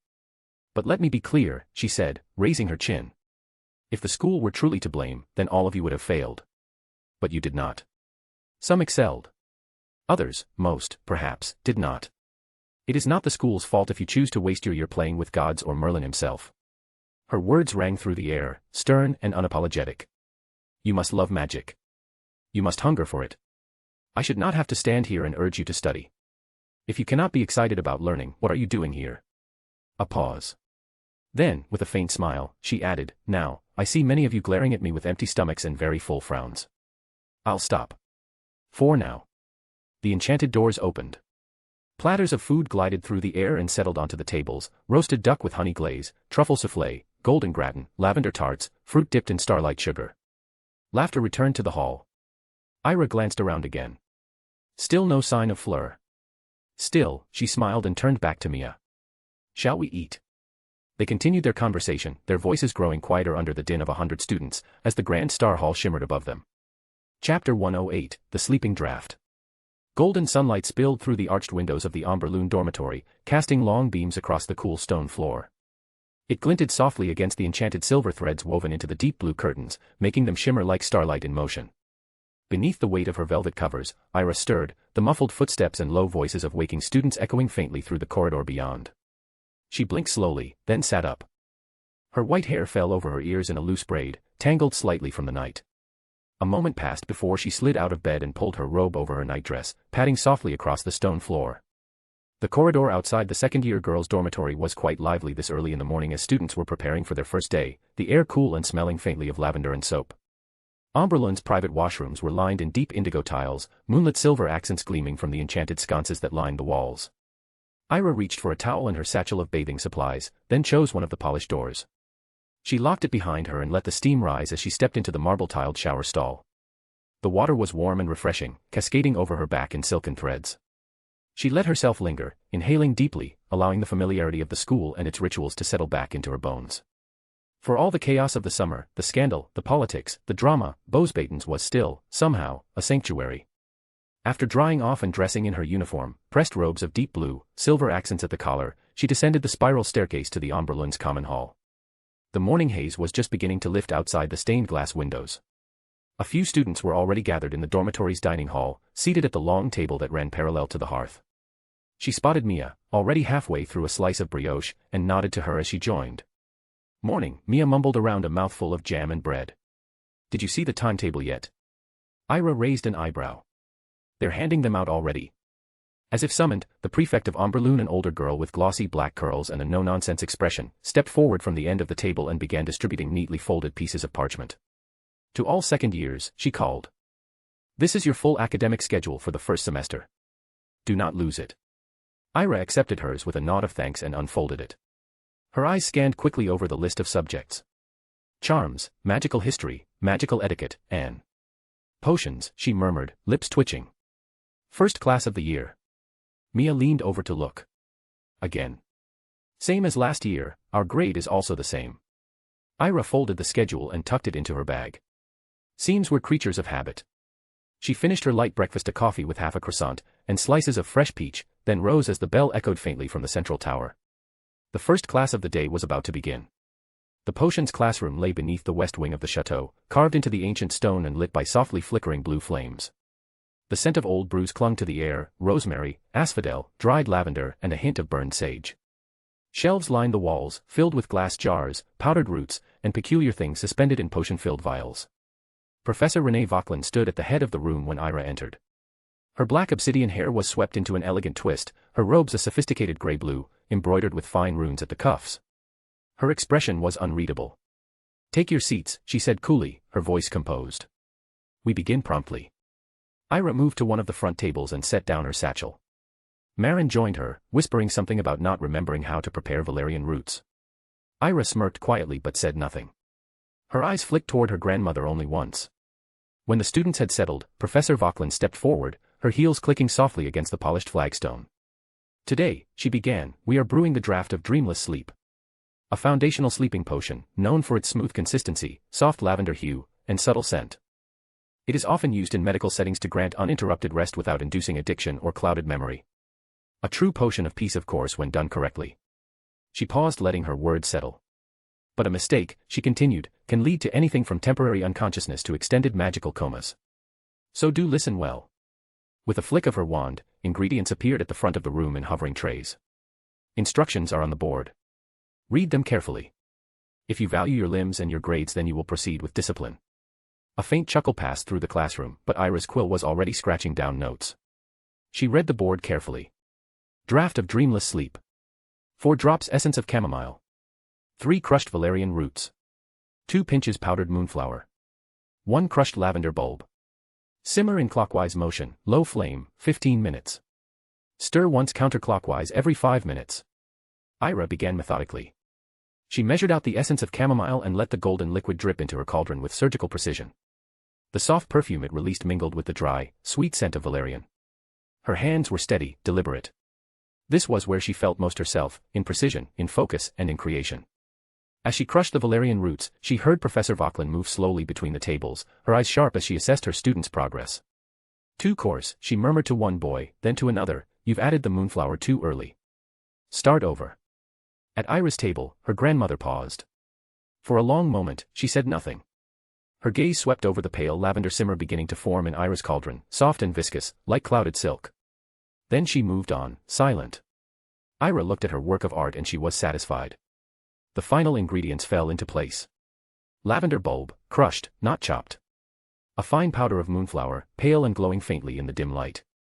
She stirred carefully, clockwise, watching the swirl, then a single counterclockwise stir at the 5-minute mark. The potion shifted colors, first from pale violet, then darkened slightly to a muted dusk lilac, the ideal tone. At the 15-minute mark, Ira lowered the flame and allowed it to rest. The classroom was quiet, except for the soft hiss of flames and the clinks of glass stirring rods against cauldron rims. "Time," said Professor Vauquelin at last. "Stand back." With a flick of her wand, the cauldrons ceased their simmering. Another wave, and small crystal vials hovered before each student. "Decant your potions. Bring them to my desk. I will examine each one." Marin's hands were trembling slightly as he poured.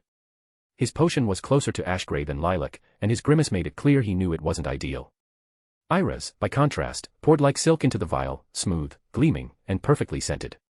No cloudiness. No residue. Just soft lavender sleep in a bottle. She stepped forward and placed it on the professor's desk. Renee Vauquelin picked it up, held it to the light, turned it slowly. Her face remained impassive. Then, softly, she spoke. Consistent viscosity. Correct hue. Temperature, held well. No impurities. A textbook result. Ira gave a slight bow of acknowledgement, then returned to her seat. The other students whispered quietly, some impressed, others envious. Marin gave her a subtle thumbs up, to which Ira offered a small smile. After reviewing each vial, Professor Vauquelin returned to the front. "As expected," she said, "some of you have excelled. Others, less so. But the art of potion making is not merely magic, it is patience. It is precision. If you lack either, you will never be more than a mediocre brewer." Her gaze briefly flicked toward Ira, though she said nothing further. You may go. Homework, one parchment scroll describing the medicinal applications of the draft of dreamless sleep, due next week. You are dismissed. Chairs scraped gently back. Students began collecting their bags, whispering about their results. As Ira packed away her books, she noticed her grandmother still standing behind the desk, reading something, perhaps a parchment, perhaps nothing at all. The silence between them, a remnant of their last meeting, stretched on unbroken. Chapter 109, Alina Trevor. In a vast, candlelit chamber of an ancient French chateau, the creak of aged doors broke the silence. Two heavy burlap sacks, writhing with movement, were unceremoniously dragged across the polished marble floor by a pair of house elves, their spindly limbs betraying surprising strength. The sconces on the walls flickered, casting long, shifting shadows across the room as the captives were brought forward and dropped before a throne-like chair near the hearth. From the shadows, a velvet voice purred like silk slipping off satin. Did you invite Cecil White? The elves obeyed without hesitation, pulling the sacks from the heads of their captives. The sudden rush of candlelight forced Josh and Cecil to squint, their vision swimming as they tried to regain their bearings. When at last the room came into focus, they found three figures standing before them. Cecil's gaze fixed on the tall, pale man with blonde hair, his posture stiff, his eyes lowered as if burdened by a shame he could not voice. Lord Trevor. Cecil said, his voice hoarse with disbelief. What's the meaning of this? Why are we being brought here like prisoners? But Charles Trevor said nothing. The woman leaning against the wall gave a melodious, mocking, "Tsk tsk tsk," before she pushed off and sauntered forward. Her heels clicked sharply with each deliberate step, her lips curling into a predatory smile. You don't get to question him, she said, voice smooth as aged cognac. I'm the one you should be asking. I invited you. Josh blinked at her, confusion plain on his face. And who exactly are you? That smile hardened into something cold. Me. I am the true lord of the Trevor family. Cecil looked again at Charles, baffled. That's not possible.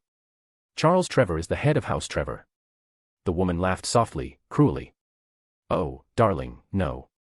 Charles is just a puppet. My husband, yes. But a scapegoat all the same. You see, Trevor lords have had a habit of dying, assassinated, usually.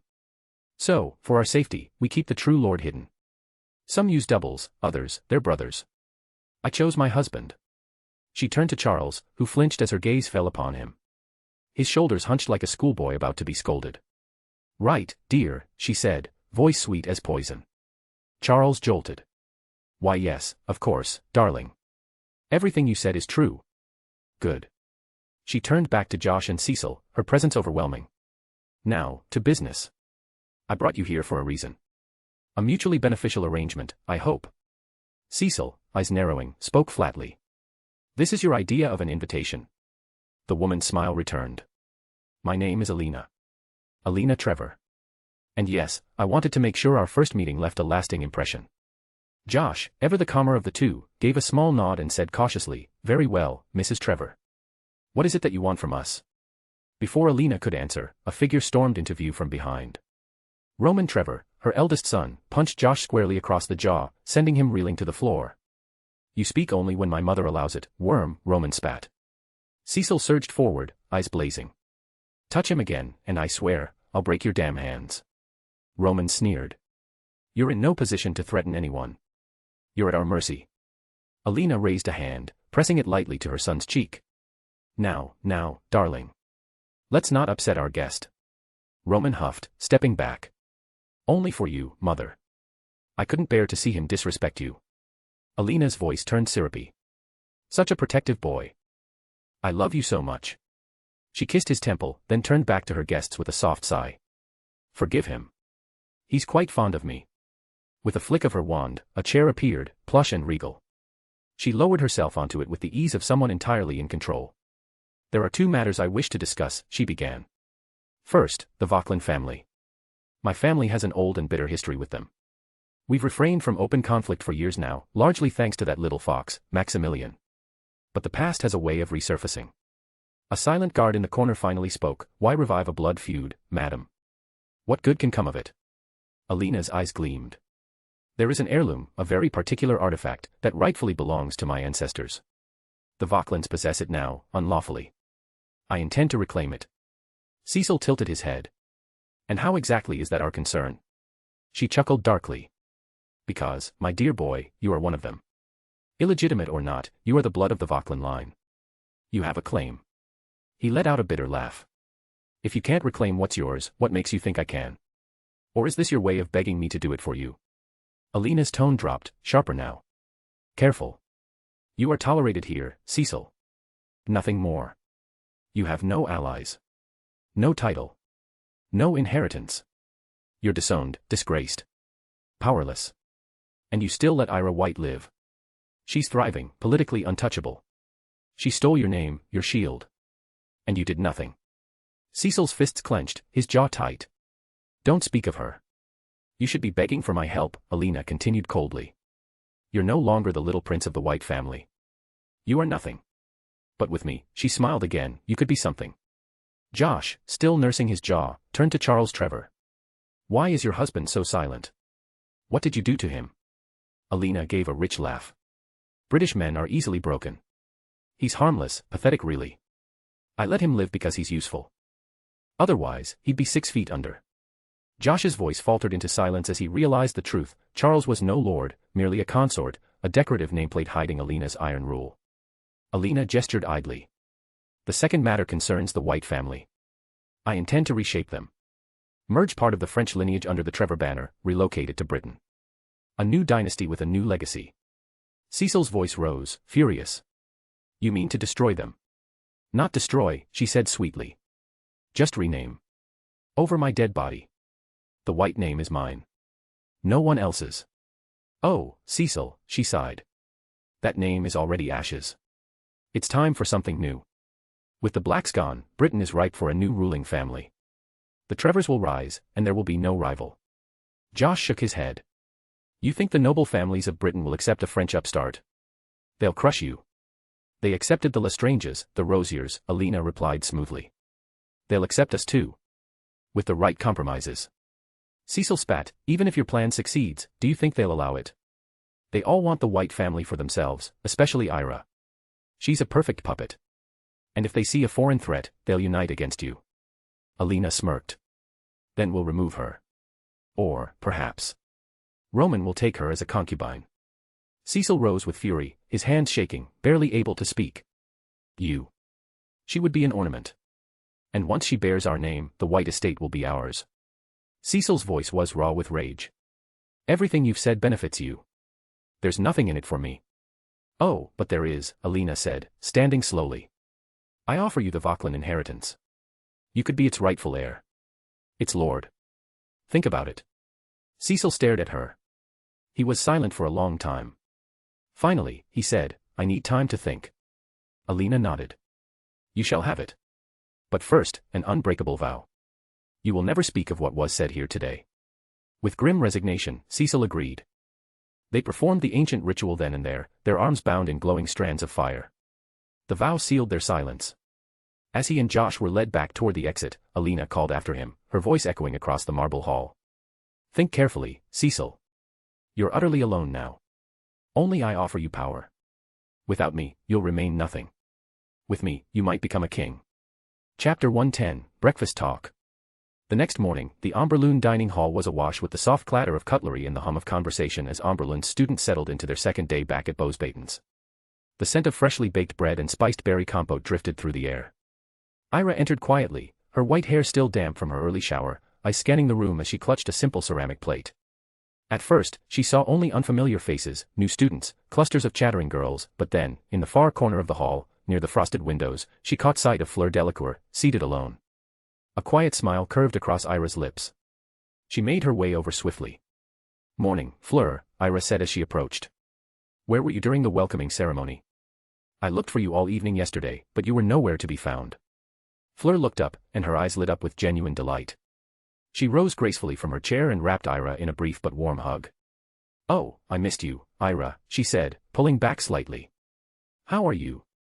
Are you feeling well? Of course I am, Ira replied with a light laugh. Now answer my question, where were you hiding? Fleur sighed, sinking back into her seat. Well, my grandmother had a duel. I had to be there with Maman. Ira raised a brow, intrigued. A duel. What for? Fleur leaned in slightly, lowering her voice even though Northwest One was close enough to overhear. You know my grandmother is the leader of the Vila gathering, the official representative of our kind. Every few years, a ceremonial event is held where any Vila with legitimate blood can challenge the reigning leader for the title. Ira blinked. You're telling me someone tried to overthrow your grandmother? 7 someones, Fleur said, with a proud gleam in her eyes. But she won. Of course she did. She's a pure Vila, her magic is incredibly powerful. She defeated all 7 challengers.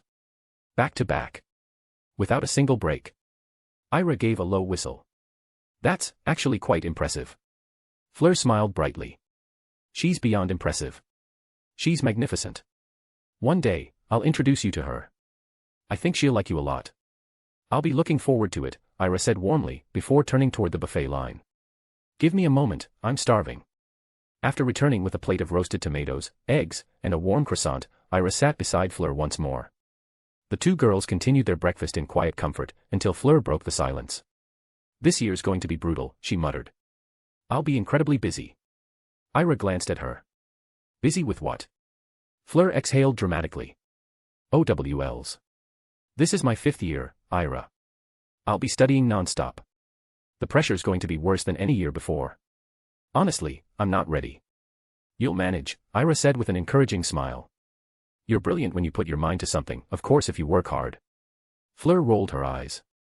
When did I ever say I wouldn't try? I'll work, but still, why do we even take those exams now? Why not at graduation? Such a waste of stress. And I don't even know if it'll help. What if no one hires me? Ira raised a brow. You. Not getting hired. Well, Fleur continued with a frown, I certainly don't want to work in the French ministry. I don't have the patience to smile politely while some wrinkled old wizard stares at me like I'm dessert. If I had to deal with that every day, I'd probably end up hexing someone, and I doubt the ministry would appreciate that. Ira burst into laughter. Don't worry, dear. If you ever need a job, I'll hire you myself. Fleur grinned at that. Oh. You do that? Of course, Ira said airily. You'll be my assistant. And how much will you pay me? Fleur asked, tilting her head with a smirk. And what exactly will this position entail, Madam White? That depends entirely on how well you perform, Ira replied with mock seriousness, raising her chin. I'm a fair employer. If you do your tasks well, I might even take you along on vacation trips to the Muggle world, in every country. Fleur narrowed her eyes, playful. I'll accept your offer on one condition. Which is? You pay me handsomely, and you have to take me to the Muggle world. Paris, Tokyo, New York, everywhere. Ira chuckled, sipping her tea. Only if your resume includes perfect OWLs and newts. Fleur gave an exaggerated sigh. You haven't even become my boss yet and already you're piling on requirements. Poor me. If I do take the job, what will become of me? Ira smiled, a quiet kind of fondness in her voice. I believe in you. You can do it. After all, you're Fleur Delacour. Their eyes met for a moment, something soft and unspoken passing between them, before both girls stood, brushing off their skirts and gathering their bags. Come on, Ira said, adjusting the strap over her shoulder. Time for class. Let's hope Professor Vauquelin's in a good mood today. I have potions class and I hate it, Fleur murmured as they exited the hall side by side. With the morning sun shining through the windows of Omberland's hall and the soft breeze drifting through the open courtyard arches, the second day of the school year had begun. Chapter 111, Charms and Chuckles. The soft autumn light filtered through the tall stained glass windows of Bosbaden's Charms Hall, casting rippling patterns of gold and blue across the polished floor. The room smelled faintly of old parchment, honeyed polish, and the odd wisp of magical residue from yesterday's enchantments. Ira entered with her books hugged close to her chest, her white hair tied neatly behind her with a silver ribbon. Marin was right beside her, humming under his breath and occasionally glancing around as if hoping the desks might start flying for fun. Second year, he sighed dramatically. Twice the workload, half the sleep, and an ever-increasing chance that something explodes in your face. Sounds like potions class, Ira murmured dryly. The students settled into their seats, a soft chatter filling the air until a sudden click-clack of wood on stone silenced them. Click. Clack. Click. Clack. The door opened, and in strutted Professor Eric Chamberlain, cloak billowing behind him, his dark green vest glittering faintly with embroidered stars, and his hair slicked back with the kind of care only someone born to theatrics would attempt. He leaned heavily on an ornate cane topped with a polished obsidian orb. His walk was uneven, but his swagger was theatrical. Ah, my delightful, dazzling, dangerously intelligent second years, he called out, raising his free hand as if addressing an adoring theater crowd. I see you all remembered to bring your wands, and hopefully your brains. The class chuckled as Professor Chamberlain made his way to the front. He twirled the cane once, pointed it at the blackboard, and with a flick, words burst forth in curling golden letters. Lesson 1, the jovialis charm, the happiness enchantment. Lesson 2, Etiquette, the tickle jinx. Now, he said, propping himself up on the edge of his desk with exaggerated flair, tell me, class, what do we use jovialis for? And, more importantly, what happens if you cast it on someone who's already laughing? A few students looked at one another uncertainly. Ira raised her hand confidently. Miss White, Chamberlain beamed, tipping his cane in her direction, our diamond in the rough. Dazzle us with your intellect. Ira stood, voice calm but clear. The jovialis charm is categorized as a light emotional enchantment, developed in 1743 by Isidora Joyo, a French enchantress known for using magic in therapeutic settings. The charm was originally created to ease melancholy and lift mild depressive states. It emits a soft golden aura and creates a sense of warmth and joy. Casting it repeatedly on someone already laughing might cause them to enter a euphoric state, or in rare cases, burst into uncontrollable giggles. Professor Chamberlain placed a hand dramatically on his heart. 1 star to Amberloon. Brilliant, Miss White. If Isadora could hear you now, she'd be smiling in her grave, well, laughing, more likely. Marin leaned over and whispered, you even make historical witches sound like noble queens. Ira shot him a look. Stop flirting with the curriculum. Professor Chamberlain, meanwhile, began to pace, his cane tapping rhythmically. Today we learn 2 charms. Jovialis, the happiness charm. And its mischievous cousin, Etiquette, the tickle jinx. Jovialis is excellent for cheering up a glum friend. Etiquette, well, it's perfect if someone steals your favorite quill. The students laughed again. Now, I shall demonstrate. He pulled out his wand, raised it to his heart, and called, Jovialis. A soft golden light erupted from his wand, bathing him in a warm glow. A moment later, he let out a little chuckle. I suddenly feel like forgiving all of last year's homework mistakes, he declared. But I won't. Don't get excited. He waved the spell away. And now, Etiquette. The orb on his cane began to twitch as sparks fizzled from his wand and zipped toward the desk. A burst of pale blue light struck the leg of a chair, which immediately began to shudder, then rock violently as if it were laughing. Professor Chamberlain leaned forward with glee. That, my charming young spellcasters, is the joy of harmless chaos. He tapped the board. Now, one by one, up you go. Each of you will try Jovialis, and then Etiquette. Keep your targets light. No aiming at your professor. I have very ticklish knees. One by one, students rose and practiced. Some got it on the first try, others only made their wands buzz or sputter. When it was Ira's turn, she stepped up with focus, her voice calm. Jovialis. A perfect golden ring pulsed from her wand and surrounded Marin, who was watching from the desk. The charm hit him gently, and immediately, Marin's eyes widened, and he burst into a fit of delighted laughter. Oh no, he gasped between laughs. Why does everything feel like cotton candy and compliments? Ira, I hate how well you do this. Stop complaining, Ira said, suppressing a smile. You needed cheering up. I was fine. Now I feel like I'm going to float out the window. She raised her wand again. Want to try Etiquette? Absolutely not. Too late. She cast it. Etiquette. Blue sparks zipped out and hit him squarely in the side. Marin yelped and nearly fell off the bench, clutching his ribs and laughing uncontrollably. Ira. This is abuse. This is a magical assault. Professor Chamberlain called out from across the room, a lovely casting, Miss White. And Mr. Marin, thank you for demonstrating how hilariously effective these charms can be. As Marin slumped back into his seat, breathless and wiping tears of laughter, he muttered, remind me never to get on your bad side. Or your good side. I'm not sure which is more dangerous. Ira rolled her eyes fondly. You're such a baby. Don't scold me, he said, still wheezing. You literally just turned me into a giggling disaster. You've always been a giggling disaster. Rude. But fair. As the lesson continued, the room buzzed with joy and giggles as students took turns. Professor Chamberlain occasionally tossed in jokes or exaggerated gasps of delight whenever a spell went particularly wrong or spectacularly right. Near the end of class, he leaned on his cane and looked over the group. Now remember, magic is not only might and mystery.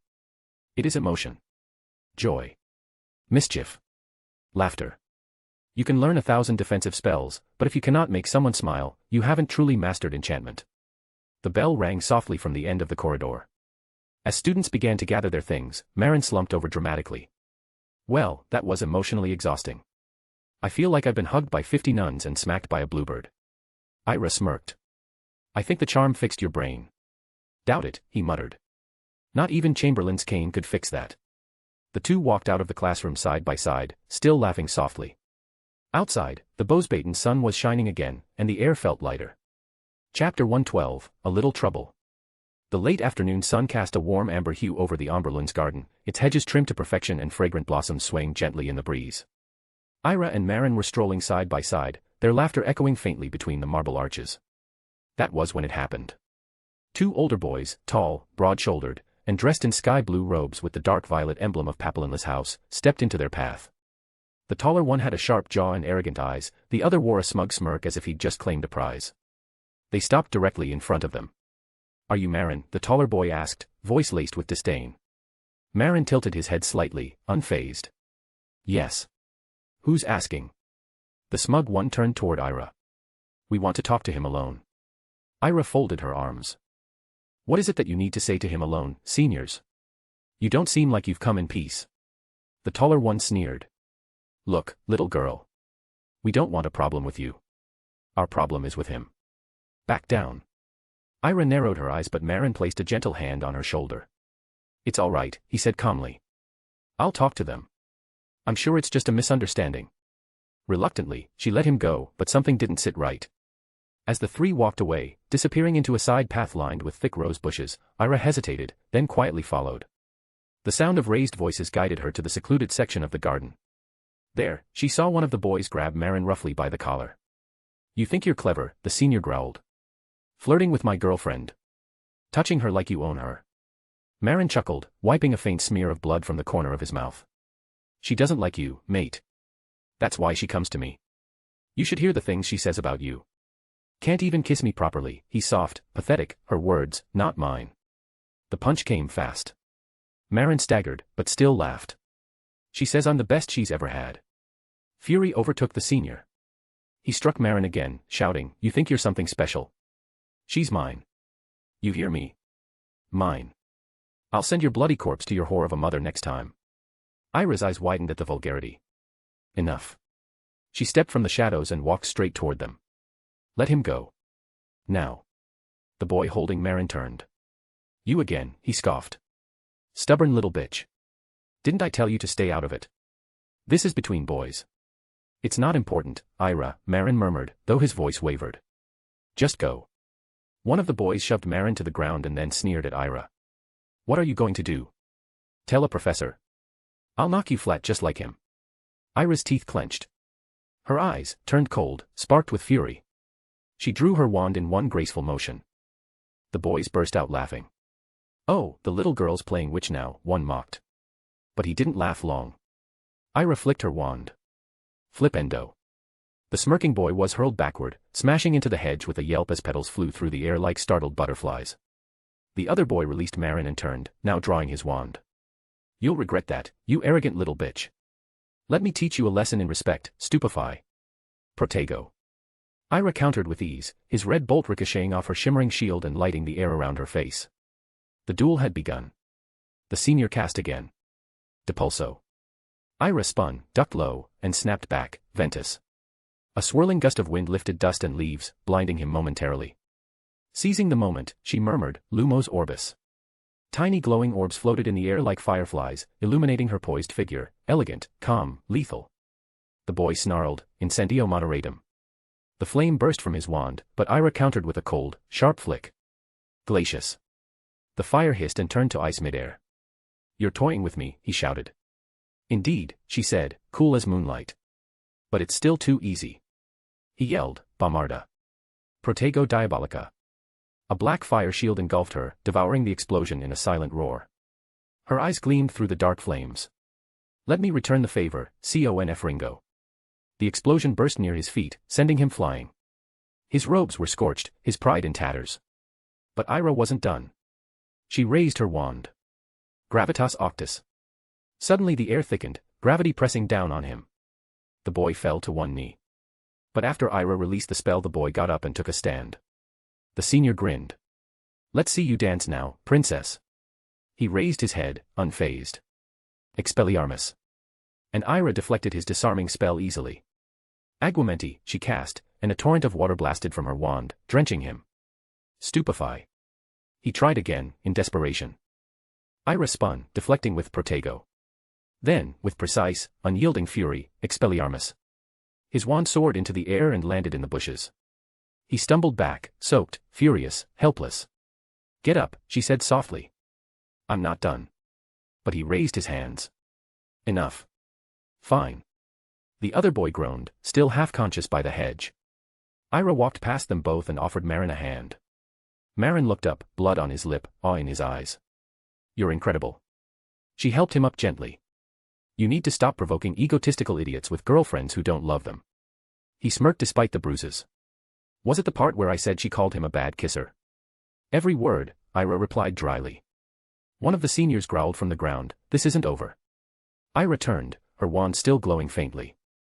Next time you want to teach someone a lesson, she said with icy precision, make sure you're the one who has something to teach. The boys didn't follow. As the sun dipped behind the garden wall, casting a golden glow across the rose-laced path, Ira and Marin walked away, side by side. He limped a little. She didn't mention it. Do you always carry that much magic in your sleeves? He asked. She smiled. Only when someone forgets I'm not just a little girl. Marin tilted his head with a smug grin. Well, I knew you'd come. Ira gave him a look, one brow arched.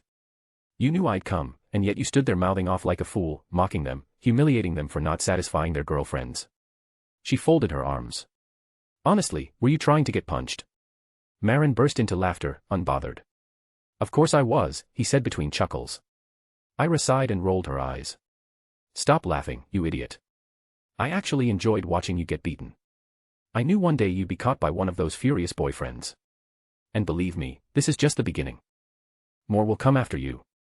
Still grinning, Marin straightened his jacket like a gentleman who'd just survived a duel. Worth it, he said lightly. I'm serious, Marin, Ira scolded, pointing a finger at him. You keep flirting with their girlfriends like it's a game. Do you really think they'll just sit and smile while you charm your way into trouble?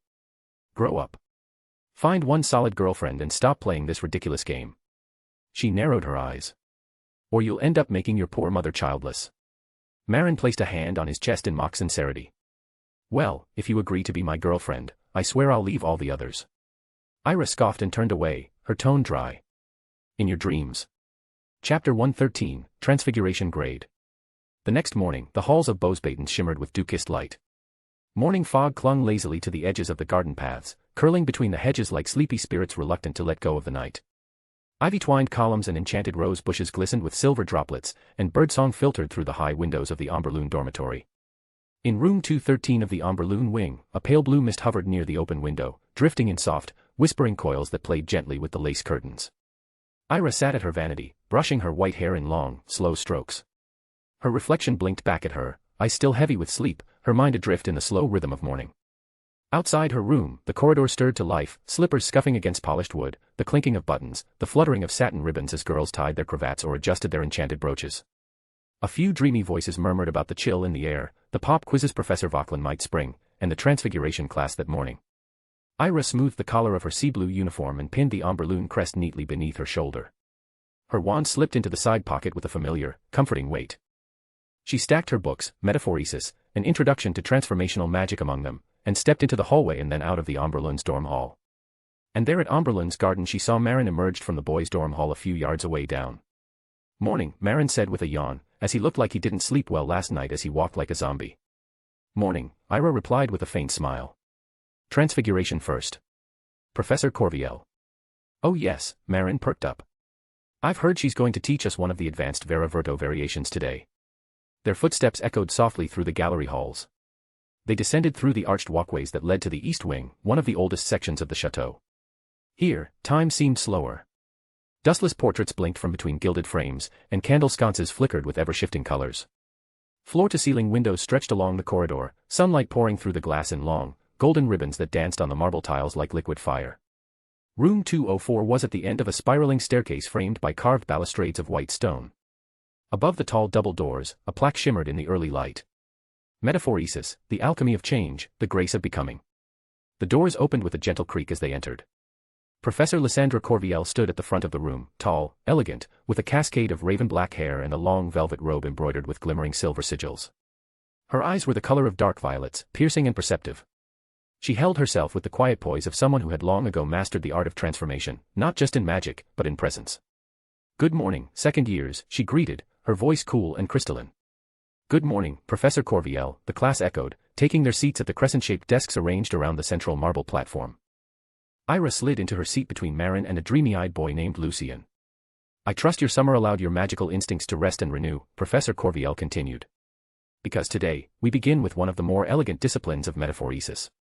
With a graceful wave of her wand, she summoned a small wooden cage. Inside it hopped a plump, golden-feathered finch, chirping curiously. "Transfiguration," she said, "is the study of altering the essence of one form into another. This morning, you will begin learning how to apply this theory to living creatures, non-magical, harmless, and properly safeguarded by ministry guidelines, of course." A soft murmur swept through the class, some excited, some nervous. "The spell," Professor Corviel said, "is Vera Verto, as you are already familiar with." With a flick of her wand and a lilting incantation, Vera Verto, a gentle shimmer enveloped the finch. Feathers folded into silk petals, wings melted into delicate stems, and in a blink, the bird had become a crystal box of wildflowers, violets, daisies, and marigolds blooming inside a glass cube. Gasps of wonder rippled across the room. "Note the complexity," she said. "This is not mere object conjuration. It requires a perfect harmony of intention, focus, and magical finesse. You must not only will the change, you must understand it." She waved her wand again, and the flowers reverted back into the chirping finch, who fluttered its wings and resumed its song as if nothing had happened. "Your task," she said, "is to attempt the transformation yourself.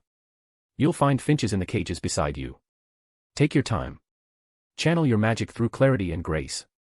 For the first attempt, it is not perfection I seek, but intention." The students opened the cages. Marin's bird was a curious brown and red sparrow, Ira's a slender snow-white finch with intelligent eyes. "Ready?" Professor Corviel asked. They nodded. "Begin." The room filled with incantations, muttered and wavering. Vera Verta. Vera Verto. Vera. Vertu. Soft flashes of magic sparked and fizzled. One bird partially turned into a vase, its legs still feathered and twitching. Another became a block of marble, then spontaneously exploded into dandelions. Lucien's bird grew translucent like jelly, its feathers melting into what looked suspiciously like wet seaweed. Ira sat still for a moment, centering herself. She looked at her finch, calm, breathing gently. Her wand twitched slightly in her fingers. Change, but not destruction. Grace, not force. She took a breath, focused, and raised her wand. Vera Verto. The effect was immediate. Like water folding into ice, the bird shimmered and twisted, feathers curling into white petals, wings softening into translucent crystal. In seconds, a perfectly shaped flower box sat at the center of her desk, its lid shaped like folded wings, and inside, lilies, forget-me-nots, and snowdrops, resting as if kissed by morning dew. The class fell into an odd hush. Professor Corviel turned, her expression inscrutable at first, then softening into something unmistakable. "Miss White," she said, walking slowly toward Ira's desk. "This is flawless." She picked up the box gently and turned it over, inspecting it. "The transition is seamless, the magical essence stable, and the design remarkable. You not only captured the spell, you refined it." A ripple of admiration swept through the room. Even the older students occasionally heard of Corviel praising someone this openly. "You have a natural gift for transfiguration," the professor said. "It is not simply spell work, it is the understanding of essence." "Most impressive." Ira flushed slightly, murmuring a quiet, "Thank you, Professor." Marin leaned in, whispering, "I swear, you're not human." That was like watching a poem cast a spell. Professor Corviel turned back to the rest of the class. "Observe Miss White's example. It is not just magic, it is intention, clarity, and control. Those of you who struggled, do not be discouraged. This is difficult magic. We will revisit it every week, refining as we go." The rest of the period was spent with students attempting again, guided more gently this time, while Ira was asked to assist some of her classmates. She moved quietly between desks, offering a tip here, a gesture there, always calm, always careful. After class ended, Professor Corviel stopped Ira at the door. "I would like to speak to you privately later this week," she said. "There are advanced lessons I believe you're ready for, if you're willing." Ira blinked, surprised. "Of course. I'd be honored." Professor Corviel nodded once, approvingly. "I thought you might." Ira stepped out into the marble hallway, where the scent of enchanted roses drifted through the stained glass windows. Marin joined her, still gaping. "You're going to be the first student in history to turn a living dragon into a bouquet in your first class." Ira laughed softly. "Let's start with finches first." Still, I'm not surprised. You're always so focused, like magic listens to you. It does, Ira said thoughtfully. If you speak with the right voice. The two friends walked together down the sunlit corridor, their robes fluttering behind them. Chapter 114, The Root of Fortune. After the brilliant light and polished marble of the Transfiguration wing, the corridors of Bosbatons leading to the greenhouses felt cooler, earthier, and sweetly humid. A faint mist clung to the moss-covered stone floor, and the air was scented with mint, crushed petals, and something distinctly woody, almost ancient. The magical botany wing, nestled against the chateau's southern gardens, was a sprawling collection of glass-domed conservatories, open-air green plots, and enchanted arboretums. Vines curled lazily up the iron framework of the greenhouses, pulsing faintly with the quiet rhythm of magical life. Ira and Marin strolled side by side across the gravel path, their uniforms slightly sun-warmed, books hugged to their chests. I heard today we're studying a plant that's used in Felix Felicis, Marin whispered with wide eyes. That's, like, top-tier potion stuff, isn't it? Ira gave a soft nod, her curiosity piqued. It's not something they teach us to brew for years. The ingredients alone are hard to get. The students gathered at Greenhouse 3, one of the largest. Its door, shaped like an arch of twisted hazelwood, opened at a soft command from within. Professor Lior stood near the central workbench, smiling warmly as students filed in. He was a tall man with silver-blonde hair tied back in a loose ribbon, and kind, perceptive brown eyes. His voice carried the softness of rustling leaves and the warmth of afternoon sun on stone. Come in, my dear ones, he said, motioning them toward their stations. Today's lesson is something very special. The greenhouse was alive with quiet magic. Humming orchids drifted in midair, potted ferns bowed gently to passing students, and a vine lazily plucked a fly from the air with a snap of its pink blossom. Professor Lior waved his wand, and at once, a floating image bloomed in the center of the classroom, a luminous, pale blue plant with narrow, glowing leaves and long, hair-fine roots that seemed to shimmer like stardust. This, he said reverently, is Desideria Draco. Known in the older magical texts as Dragon's Whim Root. A soft murmur rippled through the students. Even Ira found herself leaning forward. Desideria Draco, he continued, is a rare and deeply enchanted plant. Its root, when properly distilled, is one of the vital ingredients in Felix Felicis, the famed potion of fortune. While the entire potion requires months of careful brewing and several rare substances, it is this root that gives the potion its famed effect, the subtle manipulation of probability, the gentle tug of fate. He let the words hang for a moment. Marin raised his hand. You may ask. How does a plant influence luck? Professor Lior smiled. Excellent question, Mr. Marin. He gently touched the floating image of the plant, and it spun slowly, revealing its glowing filaments. Desideria Draco is not merely magical, it is destined. It grows only in places where fate itself is constantly rewritten.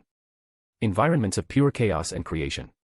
And there is no greater such crucible, he said, than the dwelling place of dragons. A hushed awe swept the room. This plant is not sown. It does not obey gardeners or charms.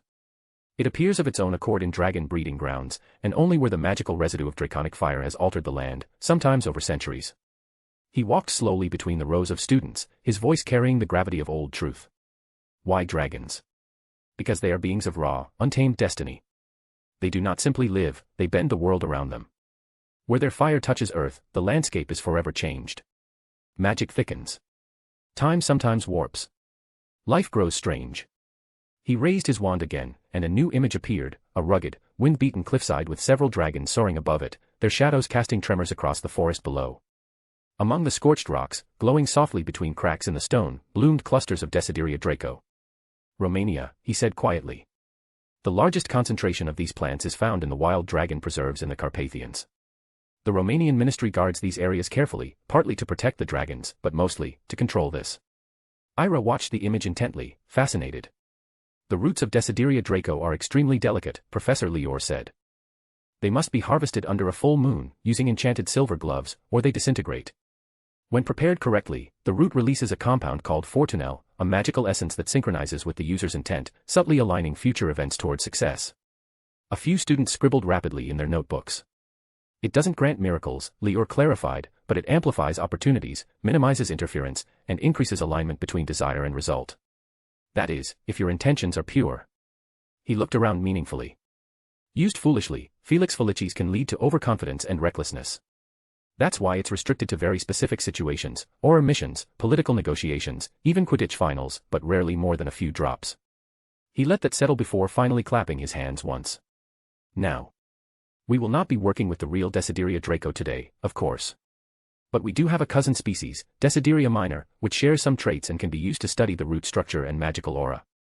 He waved his wand toward the back wall, where several pots floated forward, each containing a small, pale blue sprout surrounded by fine, glowing tendrils. Handle with care, he instructed. And try to feel the magic in the air around it. These are shy plants. But if you approach gently, they sometimes open. Ira and Marin were assigned a pot together. As they leaned over, the sprout trembled slightly, its leaves curling like fingers folding shyly. It's like it's breathing, Marin whispered. It's listening, Ira said softly, reaching forward with slow, calm hands. As her fingertips hovered just above the soil, the little sprout uncurled its leaves, and for the briefest moment, the glow pulsed brighter. Professor Lior passed by, watching. Very well done, Miss White. It responds to quiet confidence. After the hands-on examination and a few sketches in their field journals, the bell rang faintly outside the greenhouse, signaling the end of the period. Students slowly packed their things, but Ira lingered. Professor, she asked, stepping toward him. Yes, Mademoiselle White. She glanced down at the now closing leaves of the Desideria minor. Can this plant ever be cultivated in a personal garden? Or greenhouse? He gave a soft laugh, not unkind. A common question among potion enthusiasts. But no, he said gently, it is impossible. The true Desideria Draco does not grow where it is tended, it grows where it is forged. He gestured toward the enchanted image again, the dragons circling in the Romanian skies.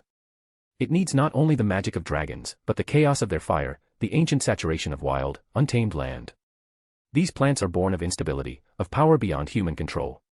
To tame such a plant is to kill what makes it miraculous. So they can't be grown, only found. Ira asked.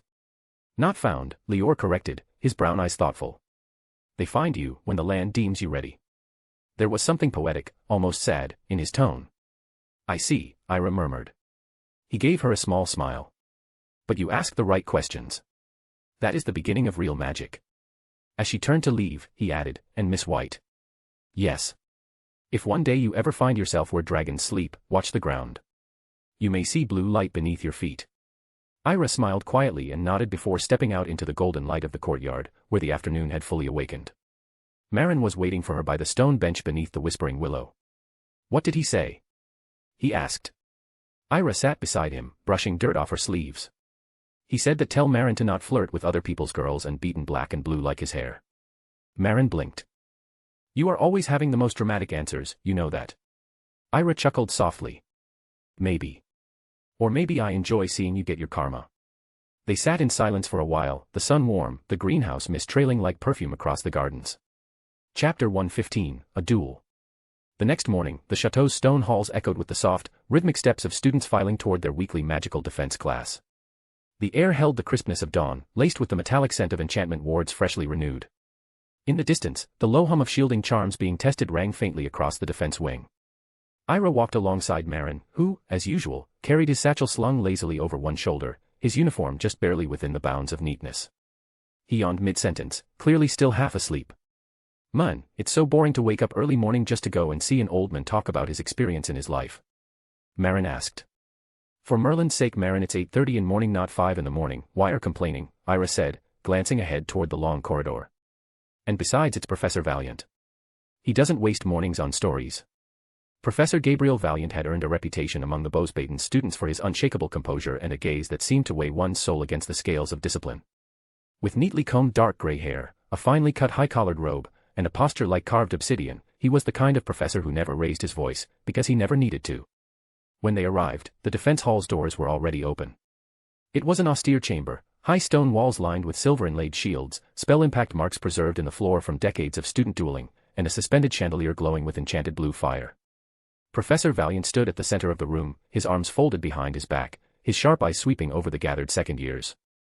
Good morning, he said, his voice cold and crisp like the bite of winter wind.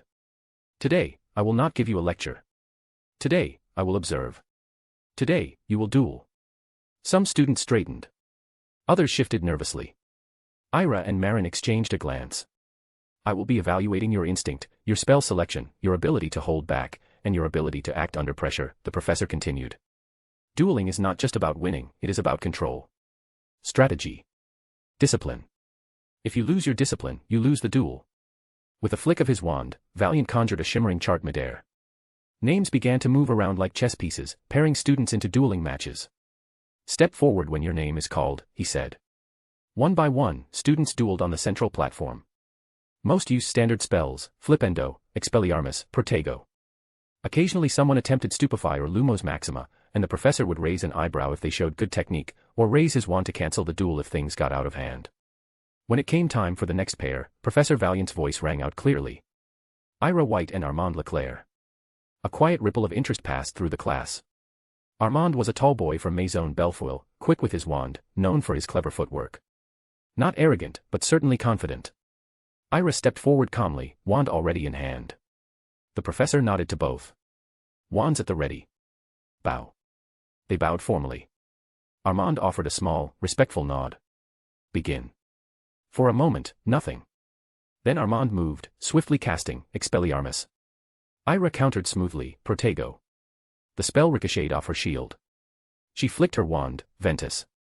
A gust of wind swept Armand backward a step. He slid, rebalanced, and fired back, Flipendo. She sidestepped. Gravitas Minuo, she incanted next. Armand's body suddenly felt light, his steps unsteady. What? Lumos Orbis. A glowing orb flew past him and circled behind. He turned, distracted. Depulso. The blast caught him squarely in the chest and knocked him flat onto the dueling platform with a thud. Gasps echoed. The orb exploded above them in harmless sparks. Enough. Professor Valiant's voice snapped like thunder. Ira lowered her wand at once. Armand sat up, blinking, slightly dazed but unharmed. I'm fine, he muttered, rubbing his elbow. The professor's eyes snapped to Ira. Miss White, he said sharply, walking toward her. You were instructed to duel, not to humiliate. Your selection of spells was reckless, and your execution excessive. Ira blinked, surprised. He wasn't hurt. That is not the point, Valiant cut in. This is a class of second years. This unfamiliar spell, Gravitas Minuo, Lumos Orbis, and Depulso in rapid sequence, intended for duels at least 2 years above your level. He narrowed his eyes. I know your name, Miss White. I am well aware of your family reputation. But this class is not your battlefield to prove it. You will not make a sport of your peers. Ira's jaw tightened slightly, but she said nothing. Professor Valiant exhaled slowly, then turned back toward the class. Let this be a lesson. Power without restraint is not mastery, it is immaturity. That is enough for today. Return to your seats. Ira stepped down in silence. Armand gave her a faint shrug and a half-smile, as if to say, no hard feelings. As she returned to her bench, Marin leaned toward her with a knowing smirk. Well. That was diplomatic. I didn't even break anything, Ira muttered, scanning the room. No burns. No injuries. Just a bit of wind and a pratfall. Marin leaned in closer. You know what I think. What? I think Professor Valiant doesn't like us. Us? Ira asked, quirking an eyebrow. You know, students who actually excel, he whispered dramatically. It's like he wants everyone to stay at the same mediocre level. So no one threatens the fragile ecosystem of dull spellcasting. Ira snorted. Maybe, she said thoughtfully, he has trauma. Marin blinked. What? You know, Ira said, half amused. Maybe when he was younger, someone used a cooler spell than he could and he got so jealous he's been holding a grudge ever since. Now every time he sees someone outperform his inner child, he gets all stern and wounded. Marin stared at her, then broke into quiet laughter. That is, by far, the most pathetic trauma I've ever heard. Ira smiled faintly, resting her elbow on the bench. I said maybe. Well, if it's true, we should send him a letter, Marin whispered. Dear Professor, I'm sorry my spells reminded you of that time in your childhood when you lost a duel and cried into your defense textbook. Ira chuckled. Signed, your trigger. They both tried to stifle their laughter as Professor Valiant cast a disapproving glance toward their row. But neither of them looked apologetic. As the bell chimed and students began to file out, Marin turned to her with a teasing grin. So, who's next on your dueling hit list? Ira rolled her eyes. No one. Unless the professor assigns them. Or unless someone looks at you the wrong way, Marin added. She bumped his shoulder with her own as they walked out together. You're lucky I don't turn you into a frog, she said sweetly. Oh, then you can give a princess kiss and turn me back to a prince. Marin replied. Honestly, I'd kill to see that happen. Their laughter echoed down the corridor as they stepped out into the chill of the late morning air. Chapter 116, The OCD Class. The morning sun spilled gently through the tall, arched windows of room 105, illuminating the pristine ivory walls and polished parquet floors. A long table, adorned with crystal goblets, embroidered linens, and gleaming silverware, stretched the length of the room. Every detail radiated refinement, perfectly symmetrical place settings, a slight floral scent in the air, and not a single chair out of line. Ira stepped into the room beside Marin, her expression caught somewhere between disdain and reluctant admiration. "I forget just how ridiculous this room is," she muttered. Marin raised an eyebrow. "Ridiculous or regal?" Ira glanced around at the gold-trimmed mirrors and the single floating chandelier above them. Both. At the front of the room stood Professor Noelle de Vauclair, exactly as they remembered her, tall, sharp-featured, with silver-gray eyes like polished steel. Her robes were an elegant shade of midnight blue, embroidered with silver ivy. She stood as if borne atop a ballroom staircase, chin raised, hands clasped at her front, and not a single strand of her platinum blonde hair out of place. "Ah. Our little wildlings have arrived," she announced in her clipped, silken voice as the students settled into their velvet-backed chairs. "Let us try again this year to tame the wilderness in your posture, your speech, and your utterly unrefined relationship with the dining table." Ira stifled a sigh. She both loathed and admired Professor de Vauclair. The woman was absolutely insufferable, and undeniably brilliant. "This year," Professor Noelle began, sweeping her gaze across the class like a queen inspecting her court, "we rise above basic conversation and the mechanics of tea. We now turn to an art form more revealing than any blood test or truth serum, the etiquette of the formal dining table." She tapped the edge of a silver butter knife with her wand. At once, the cutlery shimmered and rearranged itself with a musical chime. Students leaned forward instinctively. "In France, we dine with grace. In Britain, I'm told, they dine with forks gripped like rapiers. And in America," she gave a dramatic pause, "they eat with their elbows on the table and their voices louder than their taste buds." A few students from mixed heritage families chuckled nervously. Marin hid a grin behind his hand. "Let us begin," she said, pointing her wand at a hovering parchment that unfurled behind her, listing. 1. Reading the table, identifying social rank and conversational expectations based on seating. 2. Signal cues, how to ask for salt without speaking. How to refuse wine without offense. 3. Cutlery clues, which utensil begins the course. Which gesture signals a pause versus the end of a meal. 4. Host cues, reading when to begin, when to stop, and how to know who leads. 5. Subtle magic, the unspoken spell work to enhance etiquette, cooling soup silently, silencing stomach growls, vanishing crumbs. Professor Noelle flicked her wand again. A vision appeared in the air, a large dining table, fully occupied by translucent silhouettes representing wizards of various status. As she spoke, each movement was demonstrated. "You see, the spoon held vertically upon the plate signals a private conversation may continue. A napkin to the left means you wish to be left alone. Should your fingers brush the rim of your goblet without lifting it? A signal to the host that you desire more, but only of their company, not their wine." Ira blinked. Marin leaned sideways and whispered, "Did she just teach us how to flirt with a water glass?" Ira didn't answer, she was busy biting the inside of her cheek to keep from laughing. Professor Noelle continued with a deadly sort of elegance. "At Hogwarts, they have no such training. Their dining halls are noisy pigpens of slurping and speaking with mouths full. Napkins. Often missing. Table manners. Replaced by food fights. And at Ilvermorny, don't get me started, they eat fried chicken with their hands. Imagine that." "Oh no," Marin whispered, mock gasping. "Not hands." Ira smirked and mimed fainting onto the table. The professor went on, oblivious, or perhaps entirely aware. "This is not mere ceremony. Etiquette is a language. It speaks of who you are, before you've said a word. And more importantly, it tells others whether you are to be respected, or dismissed." Her gaze lingered meaningfully on one student who had absent-mindedly placed their elbow on the table. The elbow was quickly removed. By the end of the class, they had practiced nonverbal requests, adjusted posture, and been instructed in a dizzying array of codes. Ira could swear the number of rules had doubled since last year.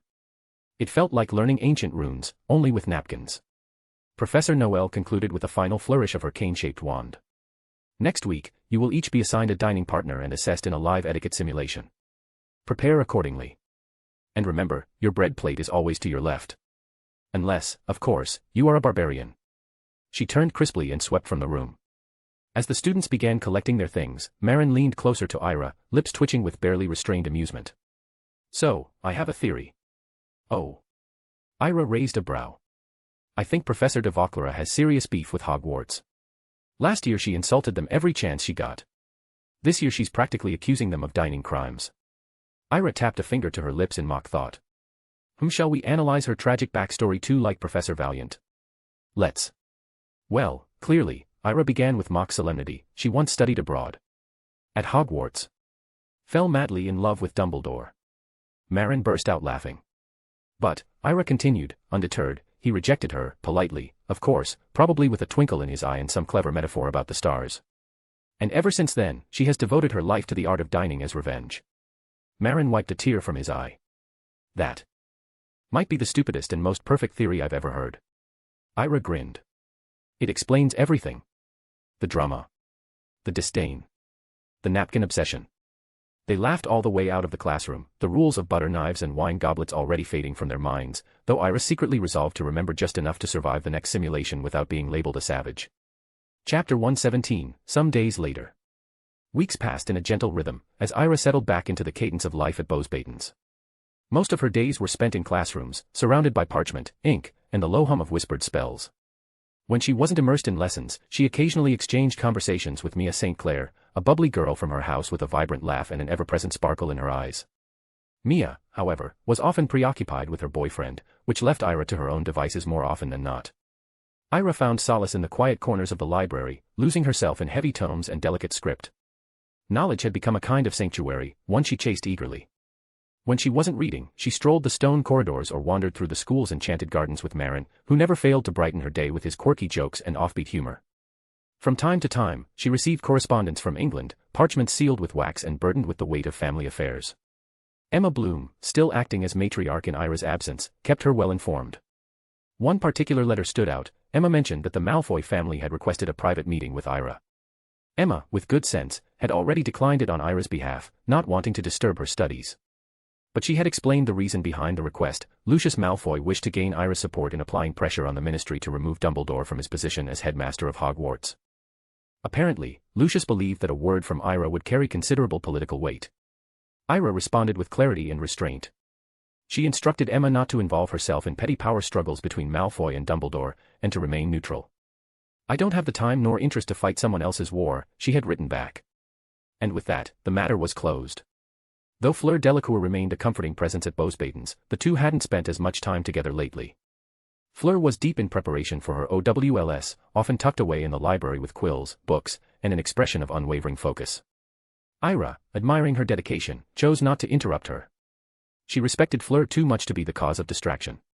And so the days turned, and October drifted into its final breath. Today was the 31st, Halloween. The chateau was abuzz with excitement, for tonight would be the grand feast, a beloved tradition at Post-duel. Ira awoke late, enjoying the rare luxury of a holiday morning in the Amberloon dormitory. The sun filtered gently through the tall windows, casting faint golden shapes across the stone walls. Stretching lazily, she gathered her bath supplies and padded softly down the corridor to the ornate bathroom shared by her housemates. After brushing her teeth and soaking in a long, steaming bath, she returned to her room wrapped in warmth and the scent of lavender soap.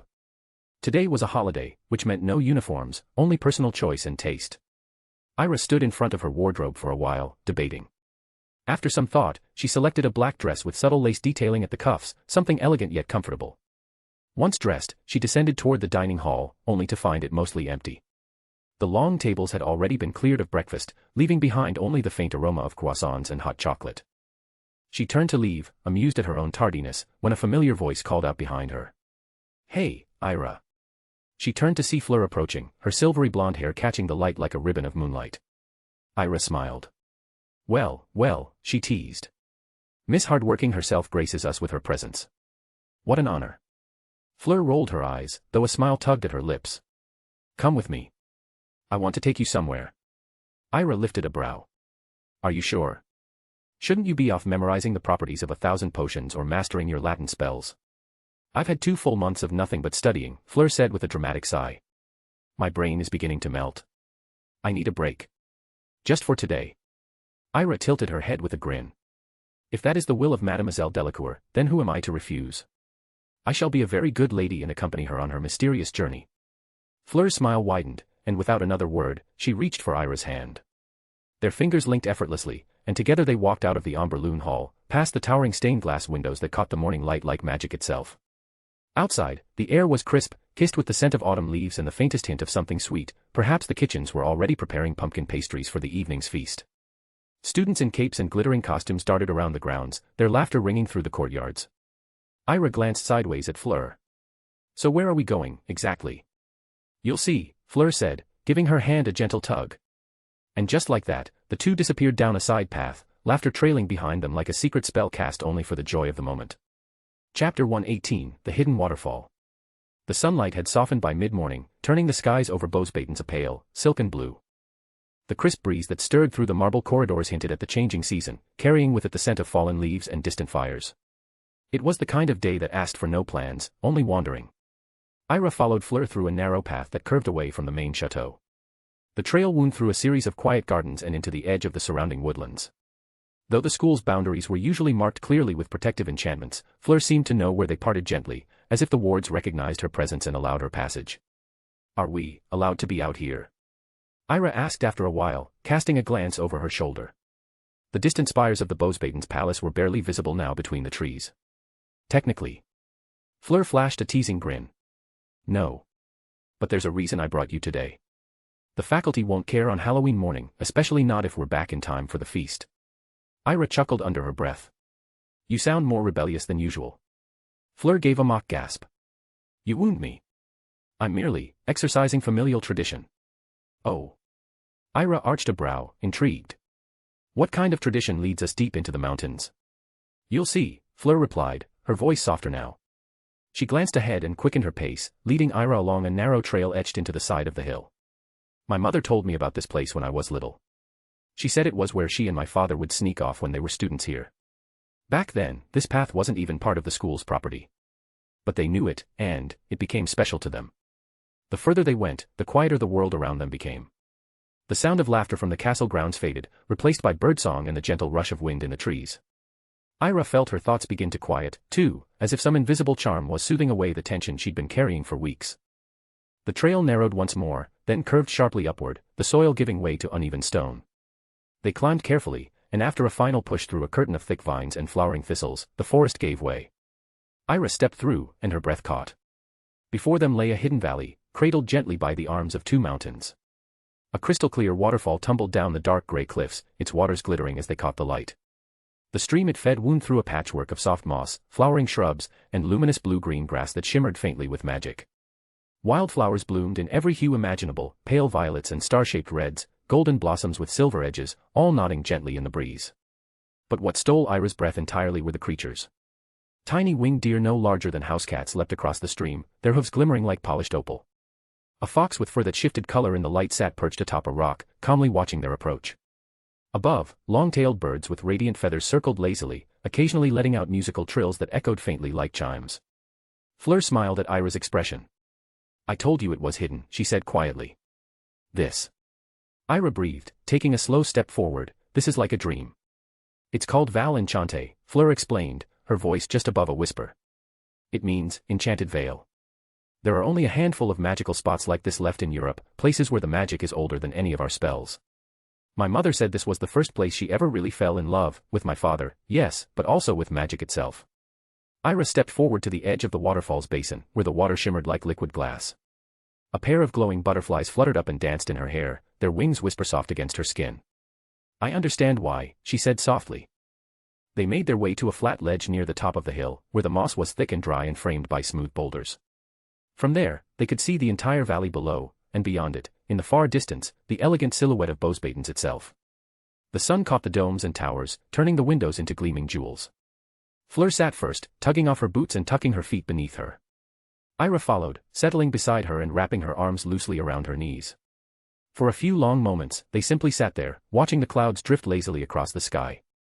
It's strange, Ira murmured at last. I've been surrounded by so much noise lately. Family matters. Ministry gossip. Rumors, scandals, questions I'm supposed to answer. But up here, none of it feels real. It's not, Fleur said. Not here. Ira turned to look at her. Do you come here often?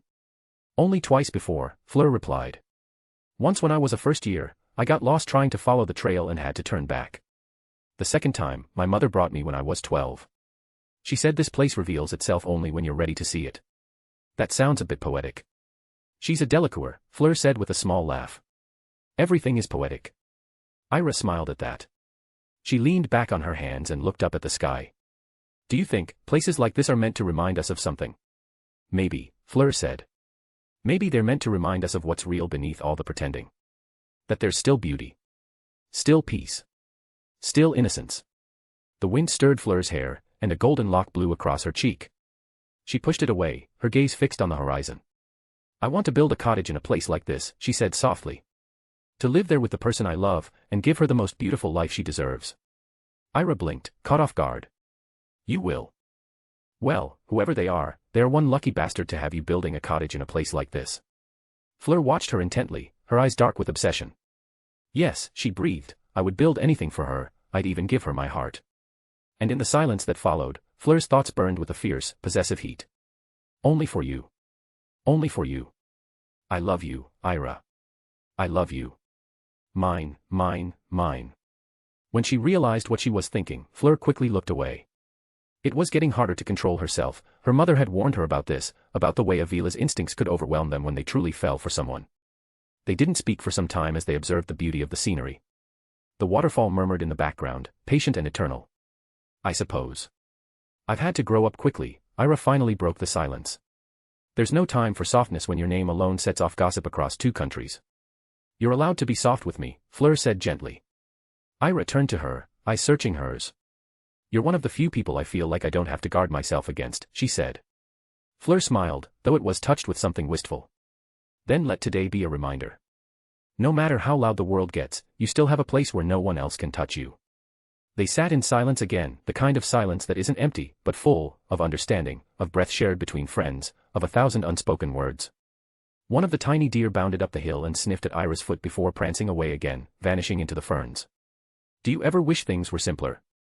Ira asked at last. Fleur tilted her head. Sometimes. But I also think, the complexity is what makes us strong. Ira let out a soft laugh. You're wise for someone so young. Well, I am only 3 years older than you, Fleur replied, bumping her shoulder gently against Ira's. Besides, since when have age become equal to wisdom? The sky had begun to shift, the colors softening into early afternoon amber. The waterfall sparkled beneath the changing light, casting little rainbows across the mossy stones. Fleur reached into her satchel and pulled out a small, enchanted thermos and 2 flaky pastries wrapped in cloth. I came prepared as I saw you looking at the dining hall's tables like a hungry puppy, she said triumphantly. Ira grinned. Chocolate. Of course.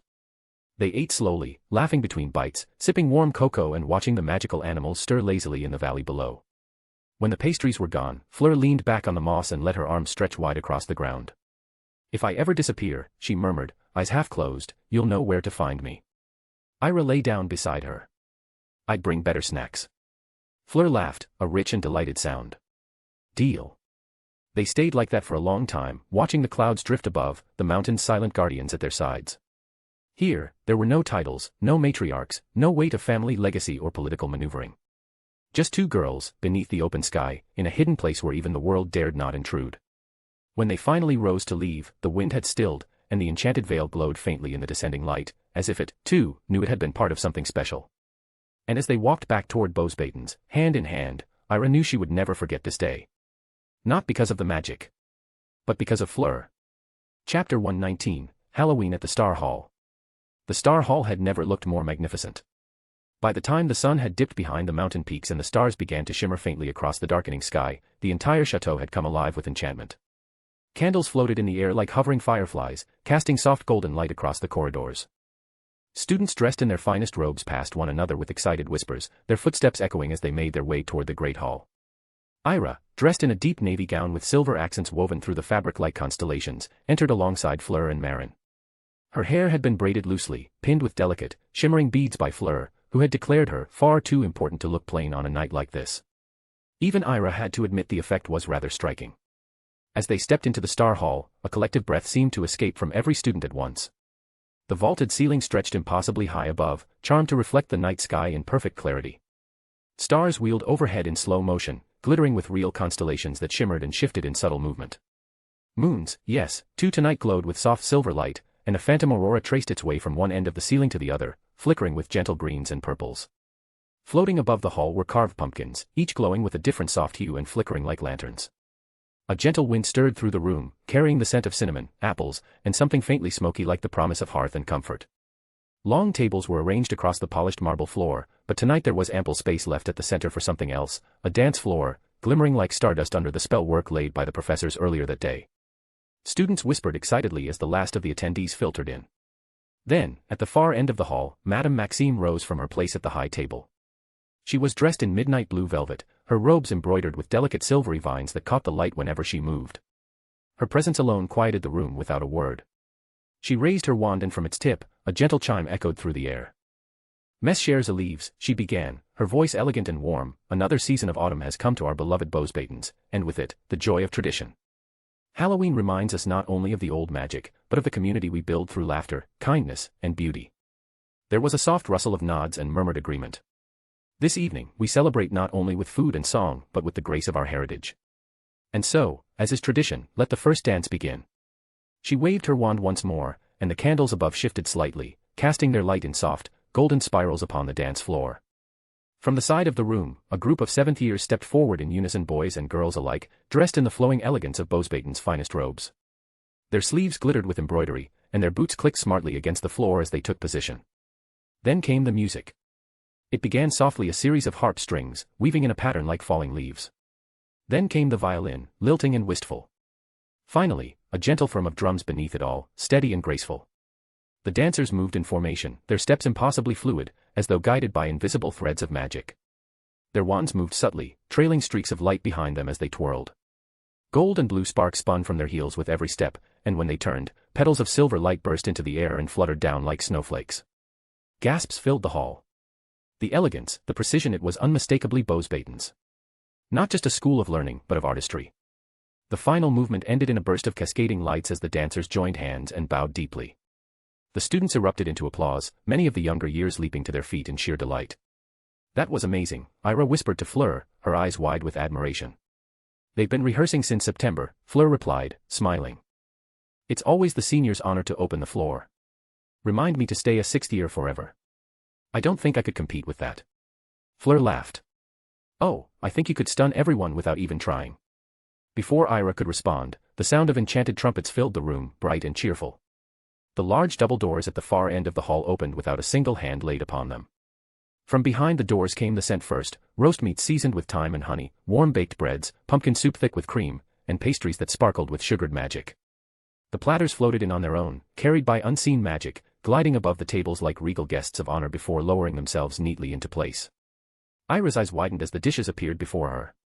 There was steaming roasted duck with caramelized glaze, platters of glazed root vegetables, bread rolls as soft as clouds, and golden plates of herbed rice and cheese.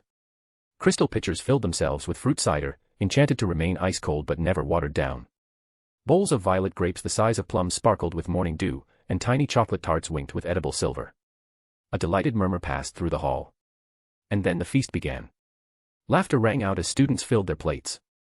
Some stood to swap dishes from other tables, others summoned bread or wine with soft flicks of their wands.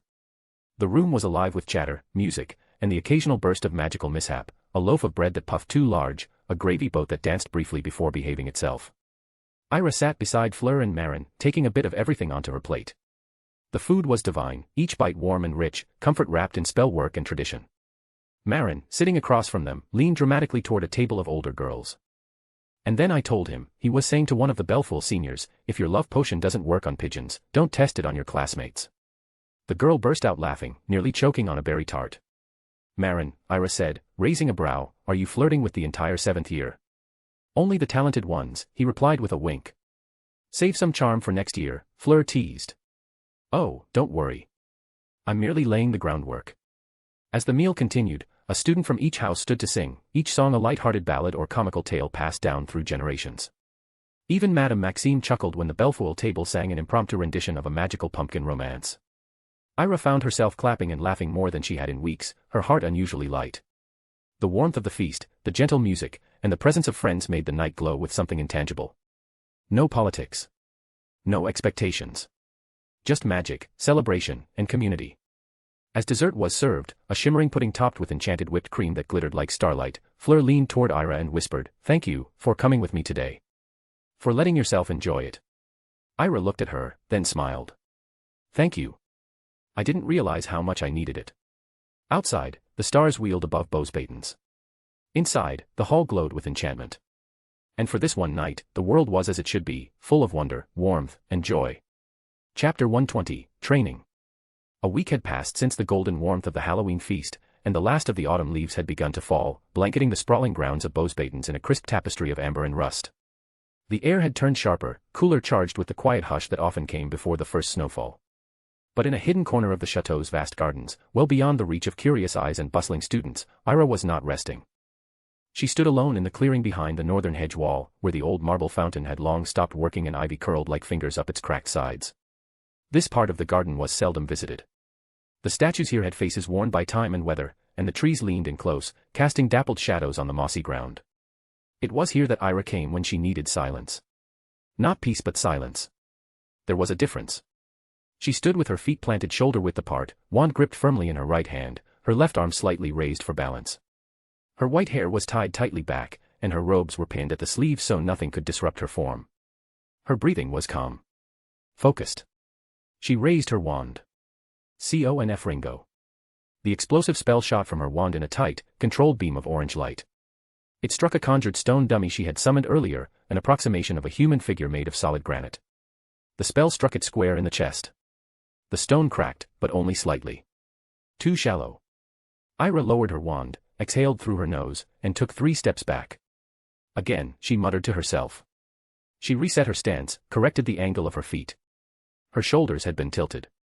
She could feel it now, the imbalance in her spine, the way her wand arm had tensed just before casting.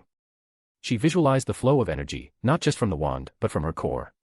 It was like channeling lightning through her very bones. Conf Ringo. This time, the spell flew with sharper velocity, and the dummy's chest exploded into a spray of rubble and dust. Ira shielded her face with her forearm, then slowly lowered it, satisfaction flickering across her face. The sound of broken stone echoed through the garden and quickly faded into the whispering leaves. She walked forward, examining the damage. Better, she murmured. Still a fraction too high. Draw down your wrist sooner. She conjured a new target, another stone form, this one taller, more angular.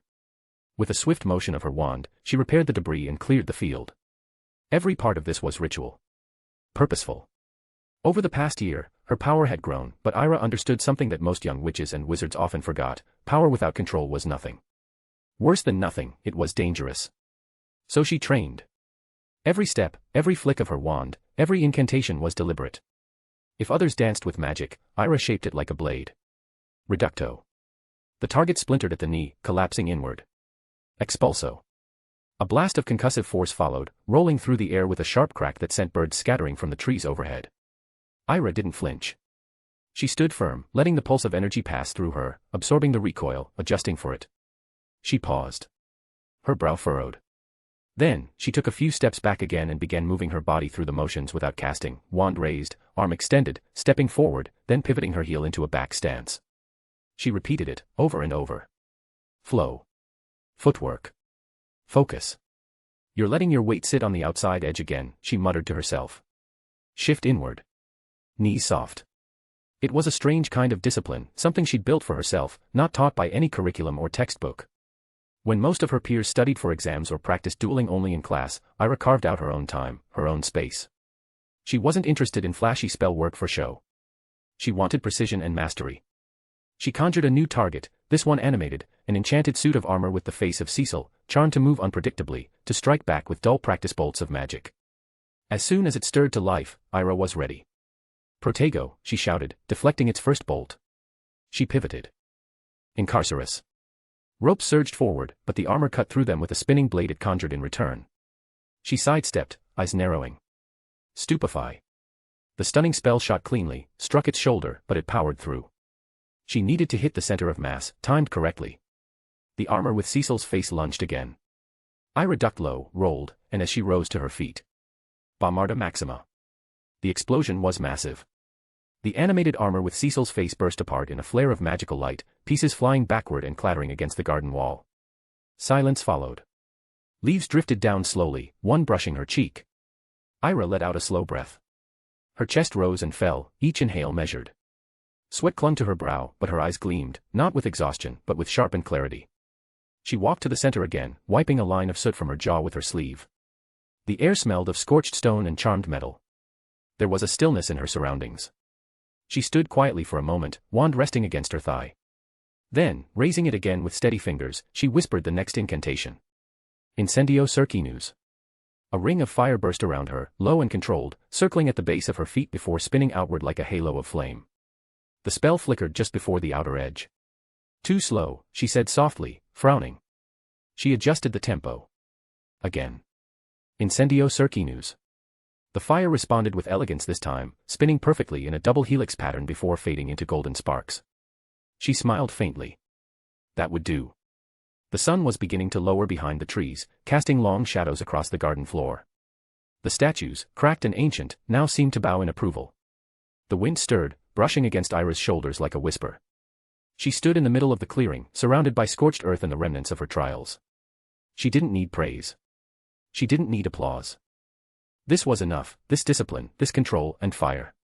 Her strength would never come from fear or name or inheritance. It would come from within, from the fierce, precise, unrelenting power of a girl who refused to be underestimated or revered just for being from the White family. Chapter 121, The Garden Above the Chateau. It was late afternoon when the note arrived. The paper was folded with meticulous care, bearing the seal of Post-duel in soft silver wax. Ira read the short message in silence, her brows lifting slightly. Miss White. Please come to my office at your earliest convenience. Madame Maxime. There was no hint of emotion in the note, no suggestion of urgency or reprimand, and yet something about it made Ira's stomach coil. Madame Maxime's office, unlike most professors', was not located in the lower towers or even along the main spines of the chateau. No, her office lay above it all, nestled in the rooftop gardens that stretched across the highest wing of the castle like a crown of ancient ivy and blooming roses. As Ira climbed the winding staircase that led to the rooftop, she caught glimpses of the garden beyond the high arched windows, trees bowed in autumn gold, the faint glimmer of enchanted fountains, vines with petals that opened to the sun and closed with whisper-like sighs. The chill of early November bit at her fingers, but the higher she went, the warmer the air became, as if the garden atop the castle obeyed its own season. Finally, she reached a tall wrought iron door entwined with silver vine work, and with a steadying breath, she knocked. Entrez, came Madame Maxime's deep, graceful voice. Ira stepped inside. It was like entering another world. The interior of the garden office glowed with perpetual spring. Trees with delicate white blossoms shaded stone benches and enchanted lights floated gently above, giving off a warm glow like miniature suns. Birds chirped in impossible harmony, and at the far end of a rose-draped arch, Madame Maxime stood waiting in front of her polished oak desk. She was dressed in long cobalt robes, her hands clasped behind her back. Her expression, while calm, was unreadable. Good afternoon, madam, Ira said with a respectful nod. Sit, Ira, Maxime said gently, gesturing to the chair before the desk. Ira sat, spine straight, her pale hands folded in her lap. Something about the quiet rustle of the garden behind her and the softness in the headmistress's voice made her feel like she was about to be gently scolded by the world itself. I received 2 owls earlier this morning, Maxime began, both from parents of upper-year students in Papilionless. Apparently, their sons were unsettled after a certain encounter in the eastern greenhouse wing. Ira said nothing, but her breath caught for a moment. They claim you used a spell on them. Not just any spell. A forbidden one. Maxime's eyes, sharp as cut stone, narrowed just slightly. Do you recall what you cast? Ira blinked slowly. She opened her mouth, then closed it again. Her mind scanned frantically through the dozens of spells she'd been perfecting recently, flipping through incantations like pages in a book, until the memory slammed into her. The boys, smirking, cruel, cornering Marin and beating him for flirting with his girlfriend a couple of weeks ago. Then twist of her wrist she used something as she remembered the foreign taste of fire in her mouth as she spoke the words. Protego diabolica, she whispered. Maxime's expression didn't change, but something shifted in the air around them. The garden itself seemed to hush. Yes, Maxime said quietly. A spell that hasn't been used in this school since the days of Grindelwald's uprising. It was unmistakable. One of the boys described the flames as black flames that engulfed you, and this left him traumatized. Ira bowed her head. I'm sorry. Why did you use it? Maxime asked. They were threatening a younger student, Marin. He's my friend. They had him cornered in a garden. They were humiliating him. I didn't think it through. I reacted out of protective instinct. My grandfather, after I was kidnapped, he taught me a set of spells that could protect me if I was ever in danger again. He said, I might never get a second chance if I hesitated.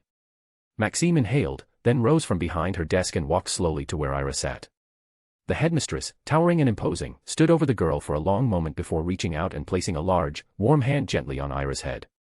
I do not fault you for protecting someone, she said softly. You have the heart of a leader, that much is clear. But Post-duel is not a battlefield, Mademoiselle White. And France. France has scars when it comes to certain spells. Ira looked up. Because of Grindelwald. Yes. He made Paris burn. Maxime's voice was like thunder beneath velvet. The spell you used was one of his favorites, an elegant execution of portable inferno. Harmless at first glance. But with too much force. It destroys everything in its path. Ira swallowed. I spoke to the families, Maxime continued. I told them it was a misfire. An advanced fire charm you had learned during your private tutelage. I convinced them it was nothing serious. Ira's white lashes lowered.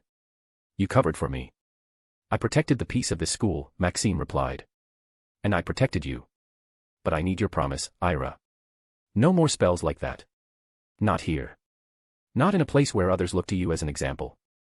Ira stood up, suddenly aware of how childish she must have seemed in that moment. I understand. I truly do. I won't use it again. I let my emotions get the better of me. Madame Maxime studied her for a moment longer, then offered a small smile. Do not punish yourself too much. You did what you believed was right. That matters. But now, let it be a lesson, not just in magic, but in restraint. I'm sorry for causing trouble, Ira said again. I know I've already given this school more than its share of headlines. You are not the trouble, Maxime said gently. You are a young woman with an unusual life. One that forces you to grow faster than others. But even you deserve the time to learn who you are, without fear or fire. Ira gave a soft nod, then turned to leave. As she walked through the garden roof, the flowers brushed softly against her arms, their perfume heady in the crisp air. Birds darted between boughs, singing again as if the garden had collectively exhaled. Before she stepped through the wrought iron door, she looked back once. Madame Maxime stood beneath a flowering arch, a solitary figure framed by petals and ivy. Watching and protecting. And Ira, though her heart was heavier than it had been before, felt a strange lightness return to her chest. Chapter 122, Christmas Holidays. The morning light on December 20th glinted through the arched windows of the dormitories, its pale winter rays casting long shadows across the floor of Omberlund Storm Hall. The chateau stirred with a quiet energy, as students prepared for their departure, returning home for the Christmas holidays. Footsteps echoed in the corridors, mixed with laughter, last-minute shouts, and the rustling of enchanted garments being packed away. Ira stood by her window, watching snow fall lightly over the forested grounds below.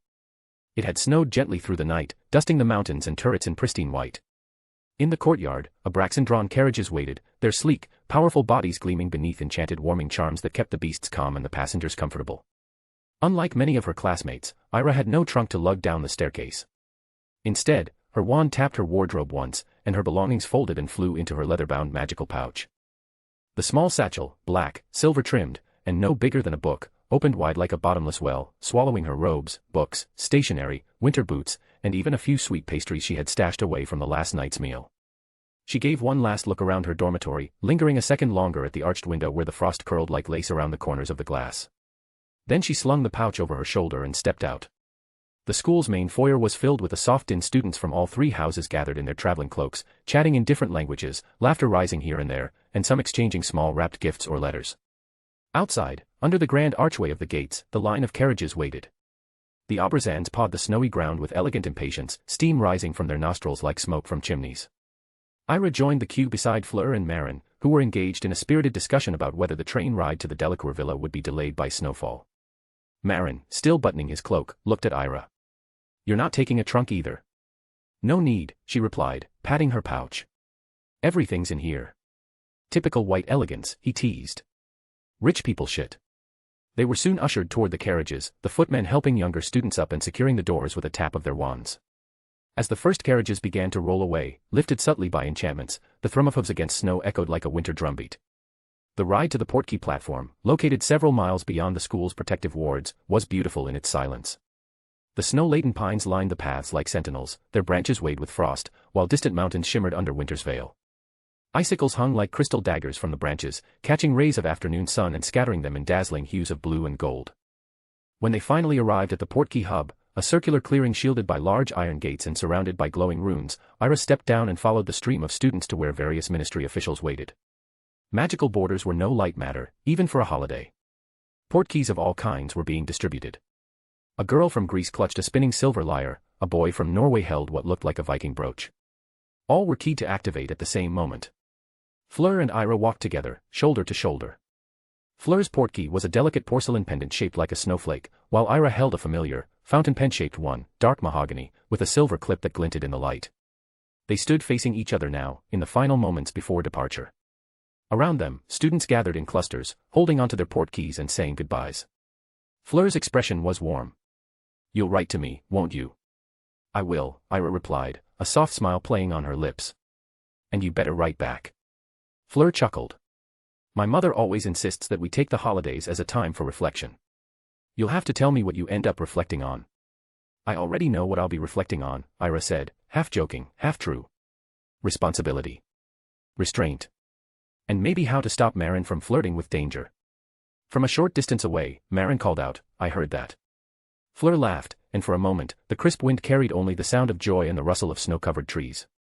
As the ministry official began the countdown, 3, 2, 1. Flur reached out, squeezing Ira's hand once, firmly. Then, a brilliant pull swept Ira away, and the forested mountains of Bosbatons vanished. The next moment, she landed with a soft crunch onto the cobbled stone path leading to her cottage in the city of Paris. It was just as she used it like last year. This year, the method of teleportation had changed, making the experience noticeably different from the previous one. Yet, despite the shift, Ira found herself once again standing in the familiar cottage nestled in the heart of Paris.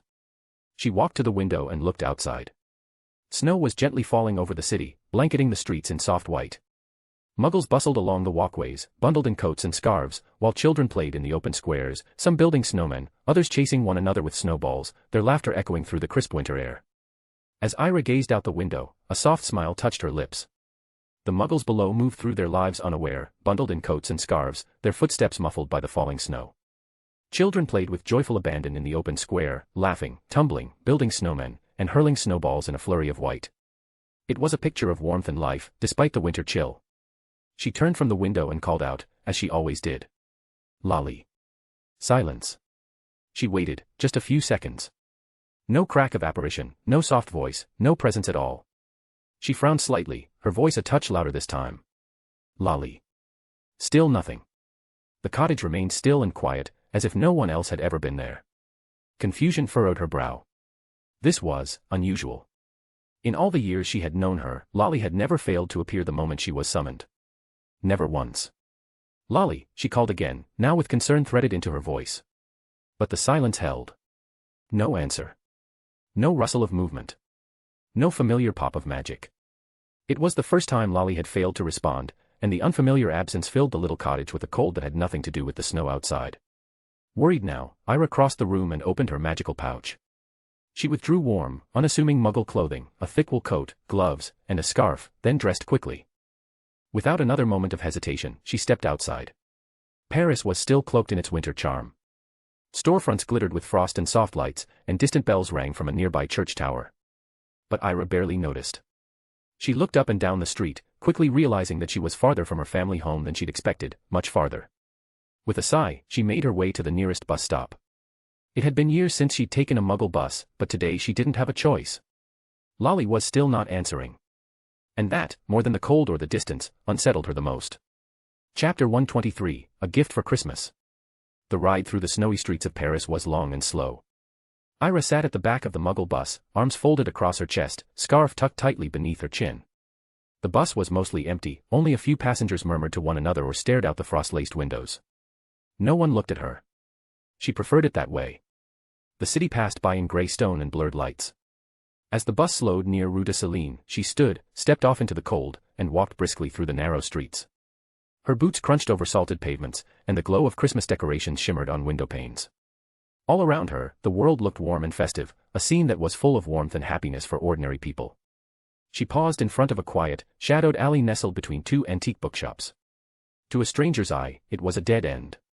But to her, it was a familiar path home. From beneath her sleeve, Ira touched the silver emblem bound around her wrist, a thin, rune-engraved sigil in the shape of the white family crest of fox. With a whispered incantation and a flick of intention, the emblem glowed faintly. A tall iron gate shimmered into view, framed by climbing ivy and a cobblestone arch. No one noticed. The Muggle-repelling wards did their work flawlessly. Passers-by drifted along the sidewalk, sliding over her as if she didn't exist. To them, this part of the street was nothing more than shadows and brick. She stepped through the shimmering veil.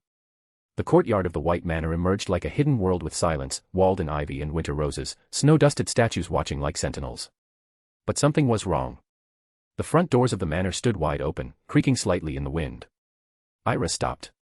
A warning chill ran down her spine, something more than the December cold.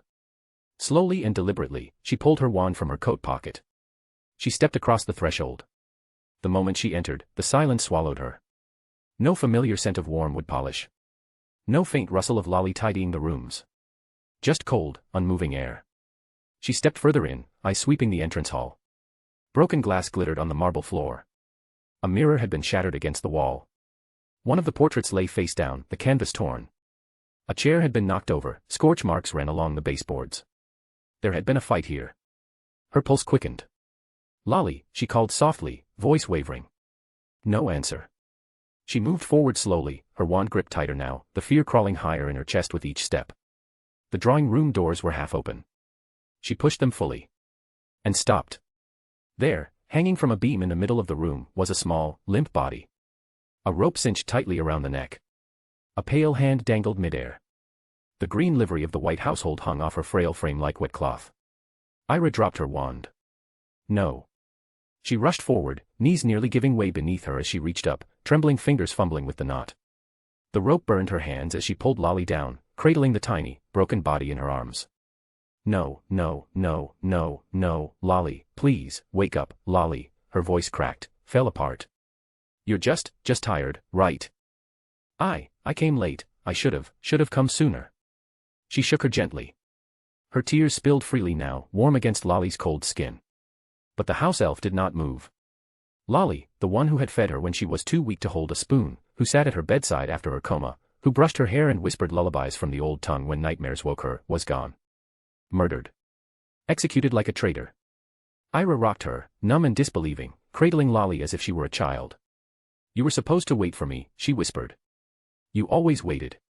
Her hand brushed against the pouch inside her coat. With shaking fingers, she reached in and pulled out a small metal disc, a communication charm enchanted by Emma Bloom. If activated, Emma would instantly feel the surge and apparate through her personal door key. Ira held it in her palm and pressed her thumb against the central rune. It flared with golden light, then dimmed. She sat back, laying Lolly gently on the velvet sofa nearby, brushing back the house elf's thin white hair with reverence, as if trying to restore some small dignity to what had been so brutally taken. A sharp movement caught her eye. On the far wall, above the mantel, something had been pinned. A note. The parchment was roughly torn, the ink smeared slightly from the cold, but the words were clear. Written in bold, curling handwriting. "Happy Christmas, my dear niece. It's a gift. Cecil." For a moment, Ira couldn't breathe. Then rage cracked through the fog of sorrow like lightning. "Cecil," she screamed, the name tearing from her throat. "You fucking bastard. You, monster." She whirled around, her eyes wild, and struck the edge of the fireplace with her fist, sending a cascade of ash and stone tumbling. She looked down at Lolly again, then back at the hateful message. He had done this. Not with spells, not with duels, but with cruelty, calculation, and the knowledge that this would hurt more than any curse. She knelt beside Lolly once more, wiping her own tears away roughly. "I swear to you," she whispered, her voice low and trembling with fury, "he'll pay for this. I don't care how long it takes. I will make him pay." The silence returned, broken only by the quiet hum of the magic charm still pulsing in her pocket. And then, an hour later, a loud crack split the air. The manor's wards shimmered, and from the entrance hall came the sound of footsteps quick, purposeful. Ira turned as Emma Bloom appeared in the doorway, wand drawn, eyes sharp and scanning. She saw the mess. The chaos. And then her gaze landed on Ira, kneeling beside the lifeless body of the house elf. Emma's face froze. "My lady," she said carefully, stepping forward. "What happened?" Ira didn't answer. Her shoulders were tense. Her hands bloodied from rope burns. Her eyes full of tears that had turned cold. Chapter 124, her name was Lolly. Ira didn't move as Emma crossed the ruined drawing room. The witch took one look at the rope, the scorched walls, the shattered glass, and then at the tiny, lifeless body laid on the velvet couch. Her expression tightened, jaw clenched. But it was Ira's face that shattered her. Tears streamed down the young girl's cheeks, her eyes red and gleaming with the kind of pain that could not be dulled by time or magic. Grief and rage bled together in her trembling voice. "I want you to find him for me," she said, her voice low but razor sharp. "Find Cecil. Now. I don't want him alive." Emma's chest rose and fell. She said nothing at first. Instead, she moved toward Ira and knelt beside her. Without hesitation, she wrapped her arms tightly around her and whispered, "It's okay. It's okay, my lady. I'm here. You're safe. You're not alone. Ira shook in her arms. No, it's not okay, she choked, burying her face in Emma's shoulder. It's my fault. All of it. I should have killed that bastard long ago. I had the chance. Twice. But I didn't. And now she's gone. Her words fractured into sobs. Because of me. Emma held her tighter. He killed her, Ira said through clenched teeth. Executed her. Like an animal. Hung her like some criminal. She didn't deserve that. I know, Emma murmured. I know, Ira. Ira's hands trembled as they clutched at the fabric of Emma's cloak. She wasn't just a servant. She was everything to me. She raised me. When no one else was there. When my mother was gone. When I couldn't speak. When I couldn't stand. Lolly, she fed me, talked to me, loved me like I mattered. She was my family. She was like my mother. And now, her voice cracked again, now she's gone. Emma said nothing, only rocking gently, letting Ira sob until her voice turned hoarse. The quiet stretched on, heavy and hollow, filled only by the echo of grief in that ruined room. Then, slowly, Ira pulled away. Her eyes were rimmed in red, her face pale, but her voice was no longer broken. It was cold and clear. I want you to find him, she said. Everything. Where he is, who he's with. I want to know it all. No more mercy. Emma looked at her carefully. You need to calm down first. No. Ira snapped. I don't want to calm down. I've calmed down enough. I've listened. I've hesitated. And this is what I got for it. Her fist clenched. Do you know how many chances I had to end him? And I didn't. Because of what? Morals. Fear. Family. None of that matters now. She's gone. Emma stood, nodding solemnly. You can have everything you ask for. But not here. It's not safe. The wards were broken. You need to return to England. To the ancestral manor. That's where we can secure you. Where we can regroup. You're not thinking clearly. Ira looked around the devastated room. Then at Lolly. Her voice was hollow. Yes. You're right. Let's go. Let's go now. She bent down and carefully wrapped Lolly's body in her own cloak. With slow reverence, she lifted the house elf into her arms, so small, so light now, it made her heart ache all over again. Emma stepped to the front door. Her wand flicked. The wards of the manor, damaged, shredded, and fragile, responded sluggishly to her command. The castle locked itself behind them with a low groan. Then she reached into her coat and pulled out a silver door key etched with the Bloom name sigil. Ira held Lolly tightly. Take us home. Emma nodded. Hold on. In an instant, they vanished. The wind was different here. It was colder, quieter, but not from weather. It was the silence of old magic and older memories. They stood now at the gates of the white ancestral estate in the English countryside, a towering, stone fortress surrounded by bare hills and frozen earth with forests. The air hummed with enchantments as the old manor recognized its matriarch. Snow dusted the ancient hedges and the great fox statues flanking the iron gate. Emma extended her wand and the wards parted before her with a groan, allowing them to step inside. Ira said nothing. She walked forward, still carrying Lolly, her eyes set on the garden that stretched behind the manor. Not the formal garden near the ballroom, but the one by the ancient birch trees, where she used to walk in secret.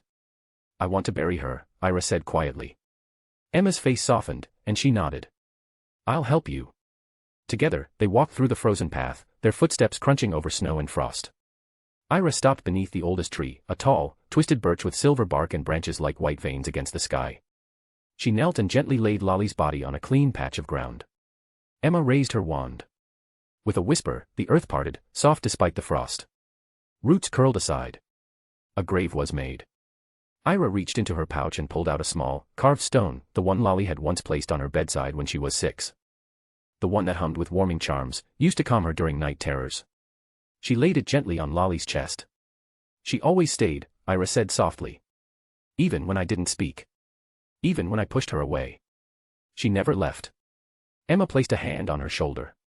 I was going to bring her to Beauxbatons, Ira continued. Once I get the permission of Madame Maxime. I thought she deserved a proper room, a real bed, not just to be hidden behind glamour charms. I thought she'd be happy to be near me there. She would have done it all over again, Emma said.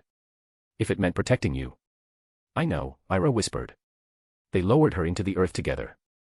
Emma conjured a soft blanket to line the grave. Ira watched every moment, silent tears slipping down her cheeks. Once the earth was sealed again, Emma flicked her wand and raised a simple white stone marker. Upon it, in fine script, was written, Lolly. Beloved guardian of the white heiress. More than a servant, a family. Ira stood still for a long while. The snow began to fall again, light and delicate, settling on her shoulders and hair. She didn't wipe away her tears. She let them fall. I give you permission, she said at last, her voice cold as the wind, steady as stone. To do whatever it takes to find him. I don't care who stands in the way. I want no rules. No limits. Emma looked into her eyes.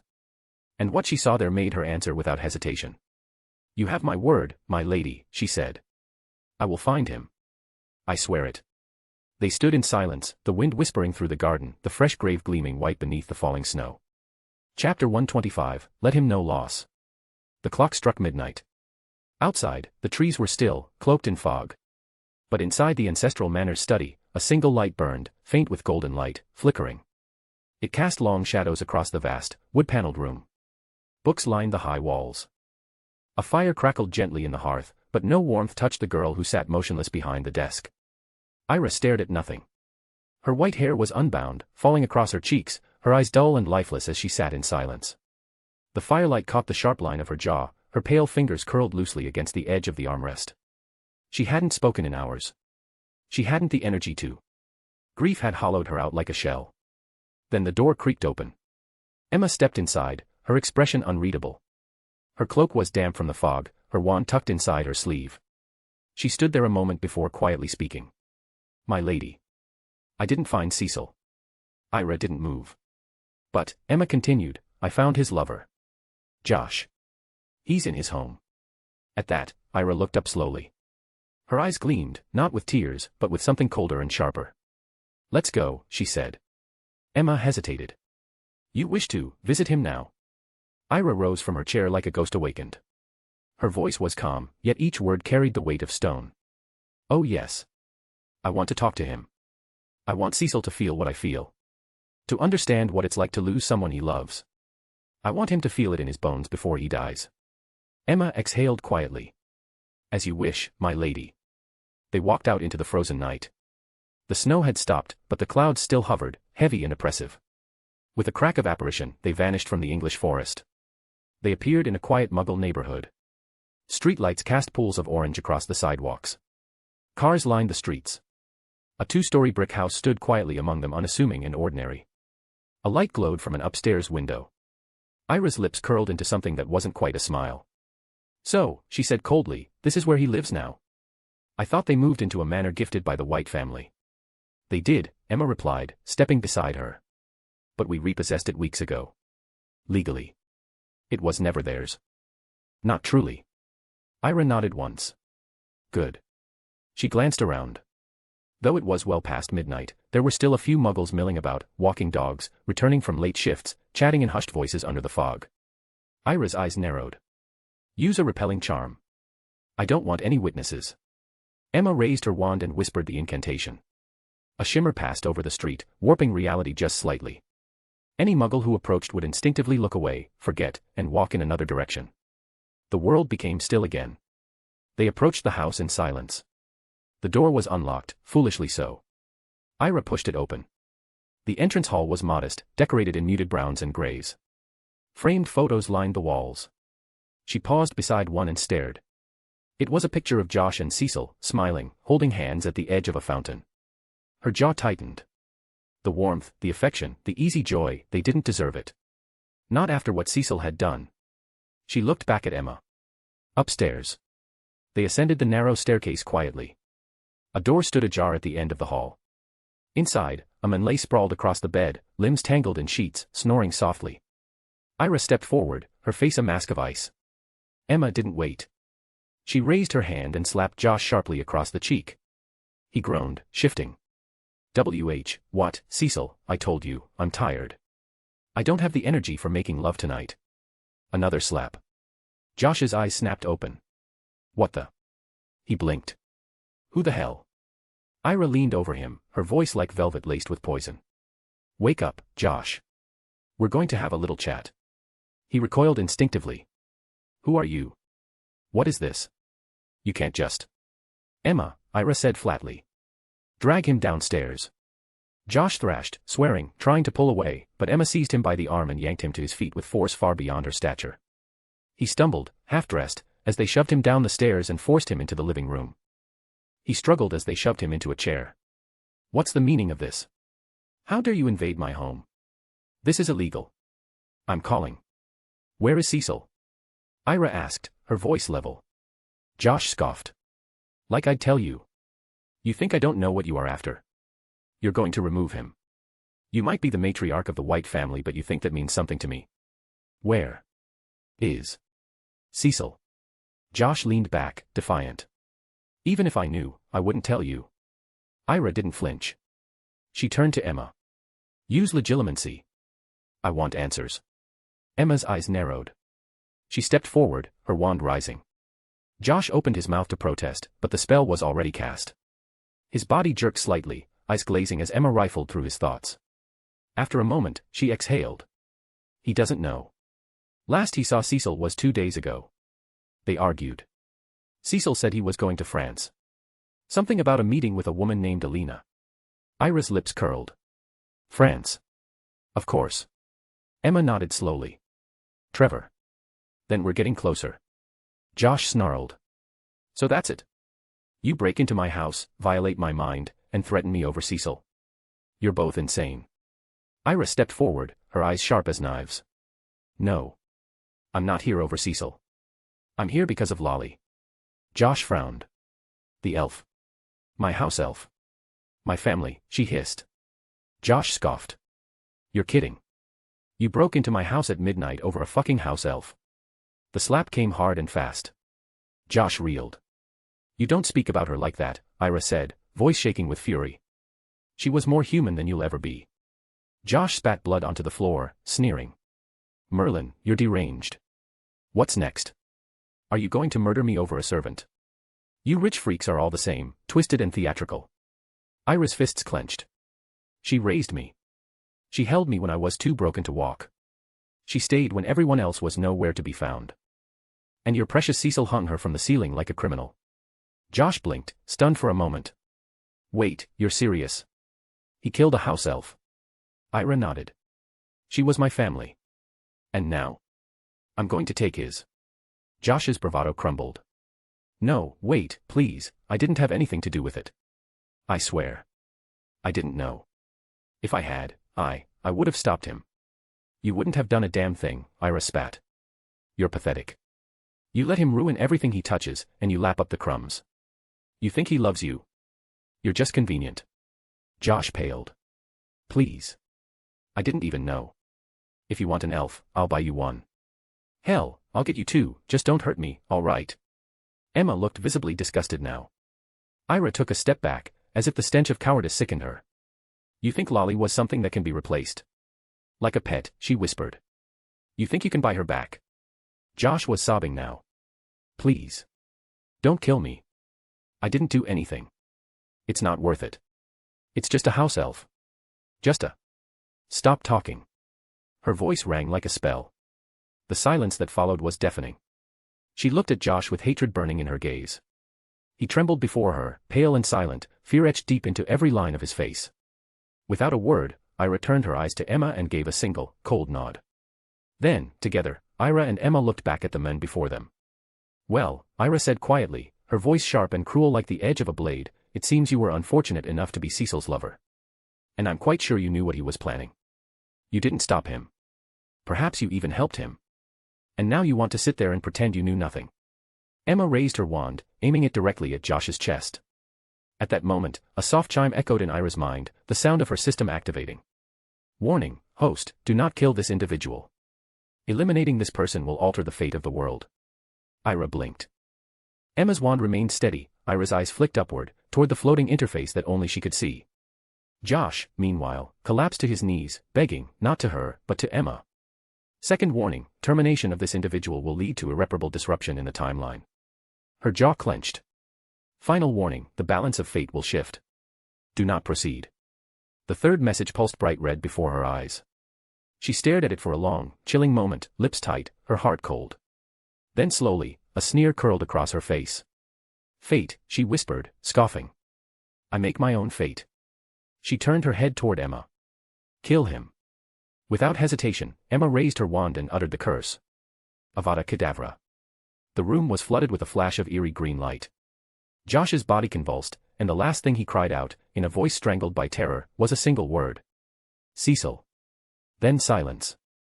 His lifeless body slumped sideways in the ground, mouth half open in a final, frozen gasp of disbelief. The air hung still and heavy, thick with the residue of death. Neither Ira nor Emma spoke. The spell's afterglow faded from the walls. In the cold, stunned quiet that followed. Chapter 126, Meet Again. The silence that followed Josh's death was so absolute it felt unnatural. Not even Emma breathed. But then. Everything around Ira shattered into darkness. The walls, the floor, the body, even Emma vanished in a breath. She didn't fall, didn't move, and yet space warped around her like a curtain being drawn from the world. Her body felt weightless, unanchored. Darkness consumed her, not malevolent, but ancient, waiting. Then she was there. Again. The same place she had glimpsed 11 years ago as a small light. But this time, she was not a small light.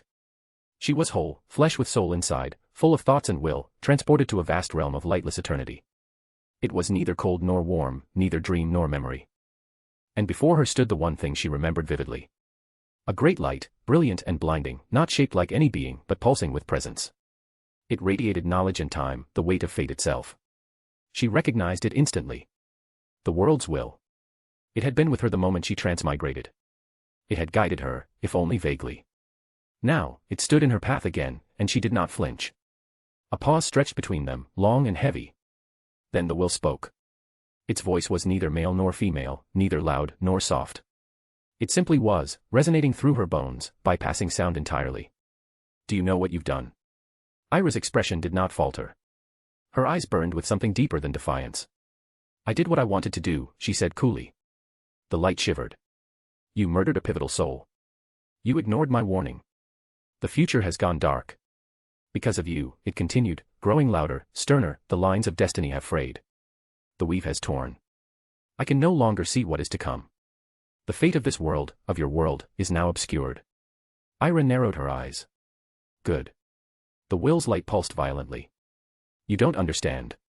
I warned you 3 times. You altered something beyond your knowledge. Do you comprehend what it means for even me to be blind?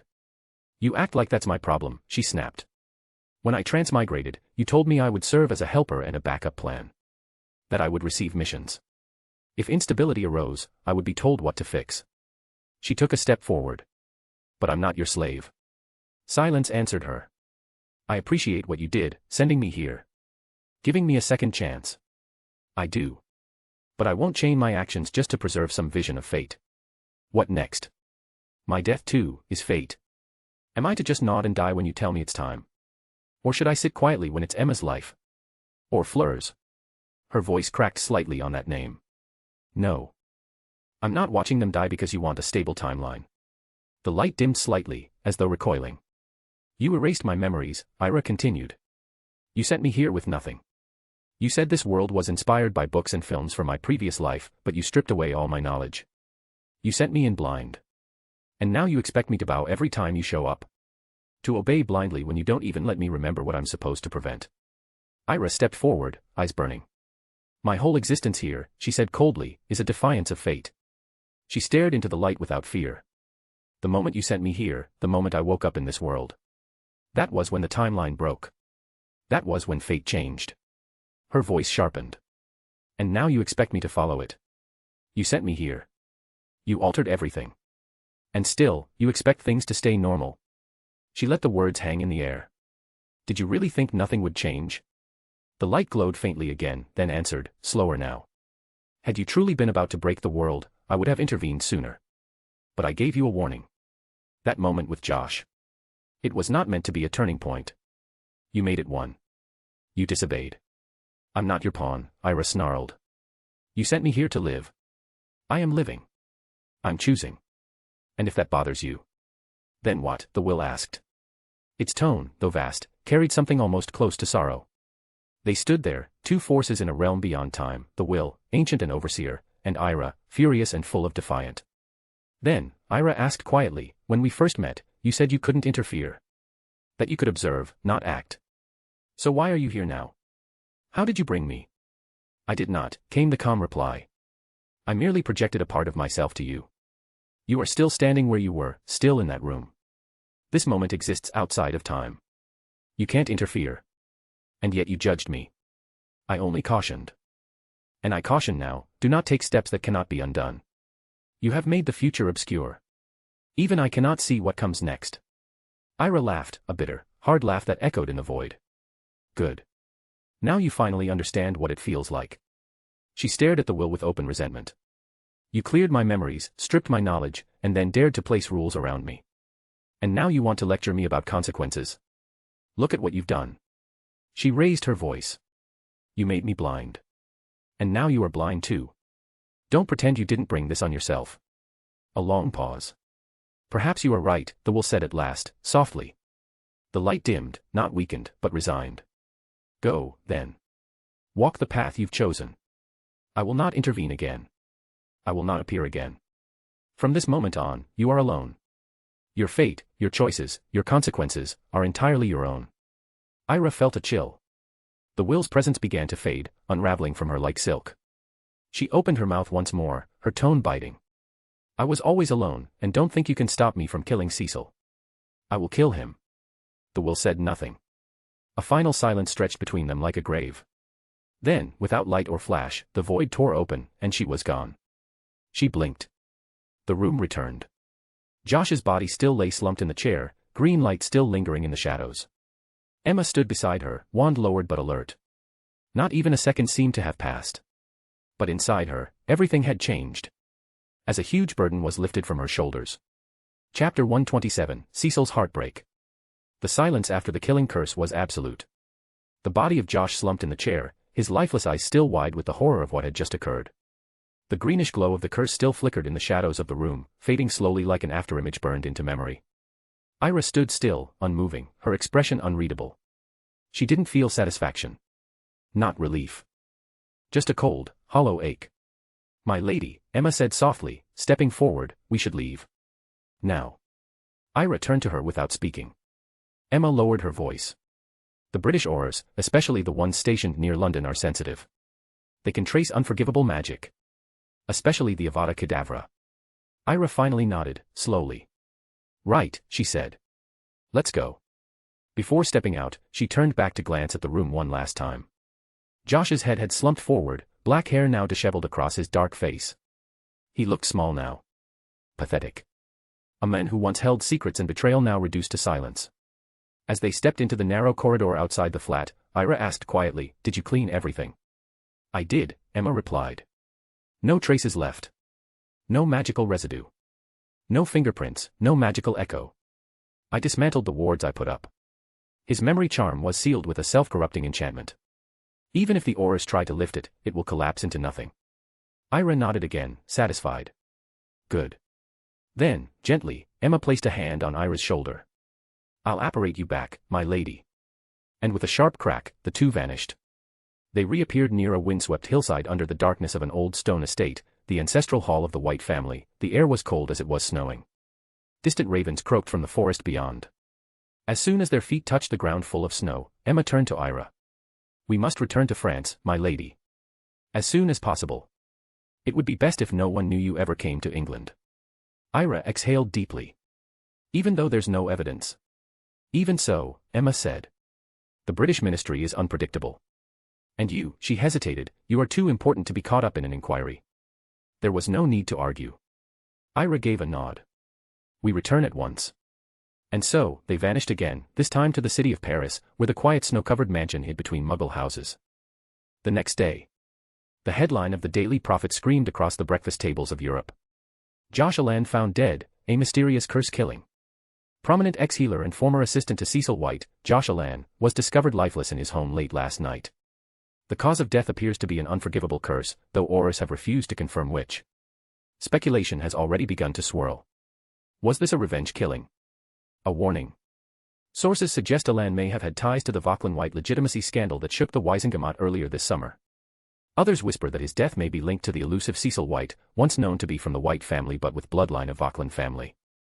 One particularly wild theory suggests that a Vauquelin or someone loyal to Ira White took matters into their own hands. At this time, the ministry has released no suspects. Aurors are investigating.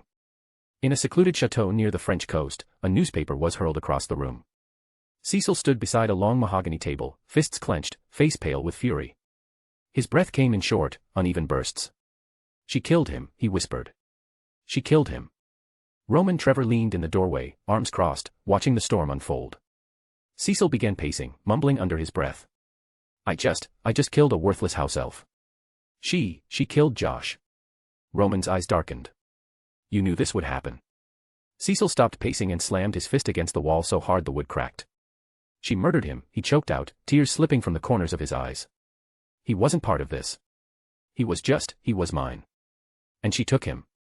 Roman pushed off the doorframe and crossed the room, grabbing Cecil's shoulders firmly. "Stop it. Now." Cecil looked up at him, eyes red and wild.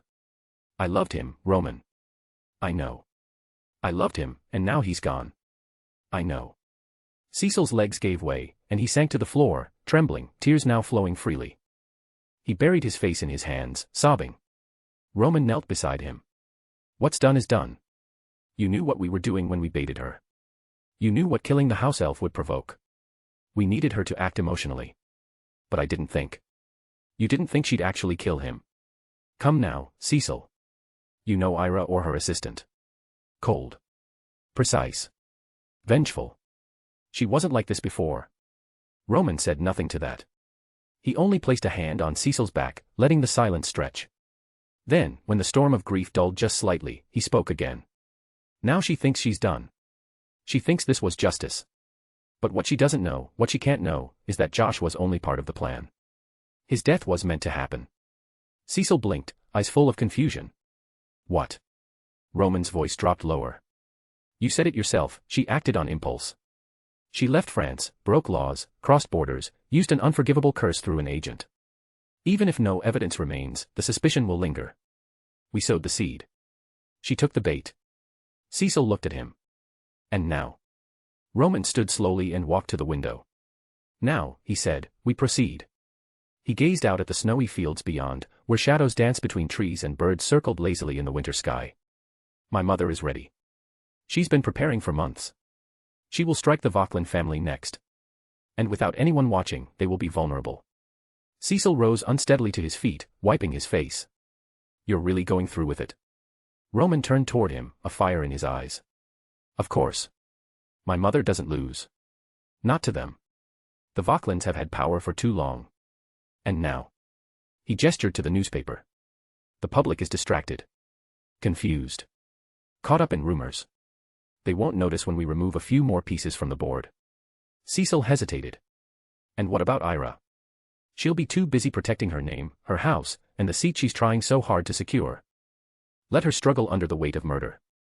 Let the ministry whisper behind her back. It won't matter." Roman smiled faintly. "She gave us exactly what we needed." Later that night, in a darkened corridor of the Trevor ancestral estate, Roman passed through 3 wards and 2 silent guards to enter a locked chamber. Inside, a long table stood in the center of the room, covered with parchment maps, magical markers, and spy reports. Alina Trevor sat at the head of the table, her fingers steepled beneath her chin. Her eyes met her son's as he entered.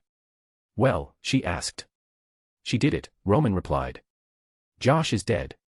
"Did she leave evidence?" "No. But the ministry is already speculating. Their suspicion will serve us well." Alina allowed herself a satisfied smile. "And the boy?" "Broken," Roman said flatly. "But useful.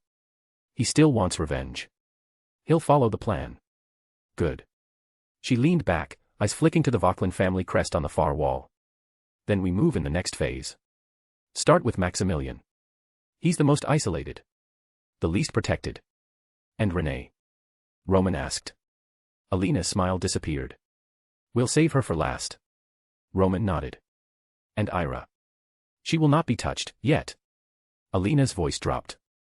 "But let her watch what happens when fate is shattered. Let her witness the cost of playing power." She stood, her robes rustling like smoke in the candlelight. "Let her drown in the chaos we created. Then, we'll be the ones to save her, her protectors against the world that broke her. And when she clings to us, the white name will fall, and the Trevor legacy will rise in its place. Chapter 128, finally. The mansion still smelled of smoke and broken history. Ira stepped through the front door, boots crunching faintly over scattered glass. The grand foyer of the White family estate in Paris stood in eerie silence, a haunting contrast to the chaos that had erupted here days ago. The chandeliers, once radiant, now hung with missing crystals. Picture frames were crooked or shattered. The air was thick with dust and the memory of conflict. Emma followed closely behind, her gaze moving across the ruins with quiet grief. This place, once a symbol of power and elegance, was now a scarred battlefield. "You can rest now," Ira said gently, glancing at her assistant. Her voice was hoarse. "Tomorrow, we pick up the pieces." Emma nodded, too tired to speak. Her eyes were sad for her lady's sadness. Without another word, Ira turned and walked up the staircase, her legs heavy. The fatigue wasn't just physical, it was carved deep into her bones. She pushed open the door to her old room. It looked nearly untouched, but the illusion didn't comfort her. She collapsed onto the bed, face first into the cool sheets. And then, Lolly. The name stirred in her chest like a phantom limb. Memories crashed in, soft laughter, stolen moments, blood, fire. Her breath hitched as the silence of the room amplified the ache in her heart. She tried not to cry, but tears came anyway, hot and slow, seeping into the pillow beneath her. Lolly's voice echoed in her mind like a melody cut short. Downstairs, Emma remained awake. Even exhausted, her hands needed something to do. She moved through the rooms, picking up shattered glass, setting broken chairs upright, brushing dust from portraits. It was a quiet kind of morning. A way to say this was real, this happened, without falling apart. Hours passed. Eventually, Emma crept upstairs. The door to Ira's room was ajar, and she peeked inside. Ira lay still on the bed, her back rising and falling in a soft rhythm. But Emma saw the dried tears on her face, the way her brow was furrowed even in sleep. She exhaled slowly, then pulled the door shut with a quiet click and went to her own room. Sleep took her like a wave. The next day unfolded like fog. Emma rose late. Her limbs were sore, and her mind dulled by rest. She moved quietly through the kitchen, preparing a simple lunch, bread, soft cheese, and some fruit. When she checked on Ira again, she was still asleep, curled on her side, her hair a mess of white waves across the pillow. Emma left the tray on the table and slipped out of the house, the city greeting her with its indifferent hum. Her mission was clear: find Cecil. Hours later, Emma returned with fire in her veins. She didn't bother to knock when she re-entered the mansion. Ira was sitting on the couch now, awake, nursing a cup of now-cold tea. Her eyes met Emma's the moment she stepped in. "Well?" Ira asked, voice low, cautious. Emma didn't waste time. "They're in the south. A villa near Marseille. Cecil, and Roman." Ira sat still for a moment, like her body was trying to catch up to her rage. Her knuckles whitened around the cup. Then she set it down with a deliberate clink. "Let's go get this son of a bitch," she said, her voice a razor wrapped in velvet. Emma nodded. The road south led them through winding mountain passes and deep, frozen woods, where the trees stood like sentinels draped in white. By the time they reached the outskirts of the estate, the snow was falling in thick, quiet sheets, blanketing the landscape in ghostly silence. Ira and Emma crouched behind a half-buried stone wall, eyes fixed on the grand villa beyond. It was surrounded by a wrought iron fence, the gates sealed tight with magical wards that shimmered faintly in the dark. Dozens of figures moved with purpose across the grounds, cloaked in black, their wands close at hand. "Trevor family wizards," Emma whispered, her breath forming clouds in the cold. "I count at least 8 near the perimeter." Ira's eyes narrowed. "Cecil's gotten paranoid. Roman's with him. That explains the extra protection." They watched in silence as a pair of guards passed by, boots crunching in the snow. None of them looked friendly. These weren't hired mercenaries. They were loyalists, blood sworn to the Trevor name. Ira shifted slightly, brushing snow off her cloak. Emma glanced at her, then said under her breath, "My lady, the wand." Ira raised an eyebrow. "What about it?" "You should use the household wand," Emma said. "The one that bears the White family seal. If things go wrong, if someone from the ministry shows up and wants to check, you can show own wand. If they track your spells, they'll see the wand registered to your name, not the White name." Ira reached into her coat and pulled out the white elegant wand with the silver crest of a fox at its base. It gleamed like light in the snowy. The wand of the Lord, or in this case, Lady, of House White. She looked at it a moment before tucking her personal wand safely away. "Smart thinking," she said. "We'll need every advantage." The snowfall grew heavier. The villa's torches flickered against the cold, orange flames barely visible through the snowstorm. No muggles nearby, Ira murmured, scanning the surrounding hills. Good. We don't need civilian eyes on this. Too remote, Emma agreed. No one comes out here unless they have a reason. Ira turned to her, her voice colder now. We're going to hit them fast and loud. But we won't leave our names behind. Emma blinked. You mean to frame someone? The Vauclins, Ira said, eyes gleaming. I want them to think this was a hit ordered by them. Blood magic signatures, spell remnants, they'll follow the trail we leave. Emma hesitated. But my lady, wouldn't that start something? If the Trevor retaliate. I don't care if it starts a war, Ira said, cutting her off. Let the Vauclins burn if they get caught in the fire. My target is Cecil. Everything else is noise. Emma stared at her for a moment, then slowly nodded. Understood. They returned their attention to the estate. Wind howled low across the frozen ground. Are you ready? Ira asked. Emma tightened her gloves. Always. The snow fell harder now, covering the footprints they left behind as they slipped like shadows through the white. Chapter 129, Long Time No See. Snow swallowed their footsteps. Ira and Emma moved like ghosts beneath the storm, hoods up, cloaks drawn close, breath misting in front of them. The gates had been breached minutes ago, a silent, careful counterhex dismantled the warding glyphs, thanks to Emma's steady hand. The iron creaked open just wide enough for two shadows to slip through. Ahead loomed the villa. It stood silent against the mountains, all stone and arrogance, windows lit with flickers of firelight. The Trevor family crest, twisted silver tree, hung above the doors. Just before they reached the front steps, Ira held out a hand. Emma stopped. No killing, Ira said quietly. Her eyes were green like forest, met Emma's in the dark. Not unless it's absolutely necessary. Knock them out, freeze them. We're here for Cecil, not a body count. Emma nodded, no hesitation. Understood. They crept to the side of the house, bypassing the main entrance. Snow clung to their boots, but they left no trail. Emma had cast a minor obscuration charm behind them, a smudging of evidence with each step. The first guard stood near the back terrace, wand tucked into his belt, bored and pacing. Ira didn't speak. A flick of her wrist. Stupefy. The red beam hit squarely. The man dropped like a sack of flour, his limbs freezing mid-step before collapsing into the snow. Emma rushed forward and dragged him behind a hedge, shielding him from view. Next, Ira whispered. They moved like that, silent, surgical. One by one, they took down guards along the perimeter and inner halls. Ira preferred precision, a stunning spell, a binding charm, a quick disarm. Emma was faster, her spells quiet and practiced, leaving frozen statues and unconscious men tucked into closets and under furniture. Not a soul had time to scream. The storm howled around the villa, a perfect cover. Inside, the halls were warm but dim, lit only by sconces flickering with golden flame. Tapestries hung heavy on the walls, and the floors were polished marble veined with obsidian. As they passed through corridor after corridor, they paused at every corner, listened, counted shadows, moved again. Then, a door cracked open up ahead. Ira lifted a hand, signaling stillness.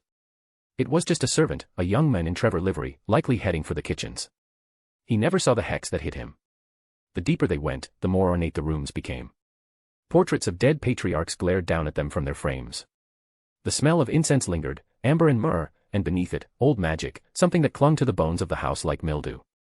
They found Roman Trevor on the third floor, just past the central stairwell. His room was open. He lay on a velvet chaise, snoring softly, still fully dressed. A glass of brandy sat beside him, half-finished. His wand was on the floor near his boots. Ira looked at Emma, one brow raised. Emma shrugged. Do we freeze him? Ira stepped into the room. Roman stirred. Then, stupefy, the red light hit him before his eyes opened. He slumped deeper into sleep, now unmoving. Ira picked up his wand and snapped it in half. They moved on. Just across the corridor, gilded double doors bore the engraved initials, CVW, Cecil Vauclin White. Ira's breath slowed. Her hands itched. She didn't knock.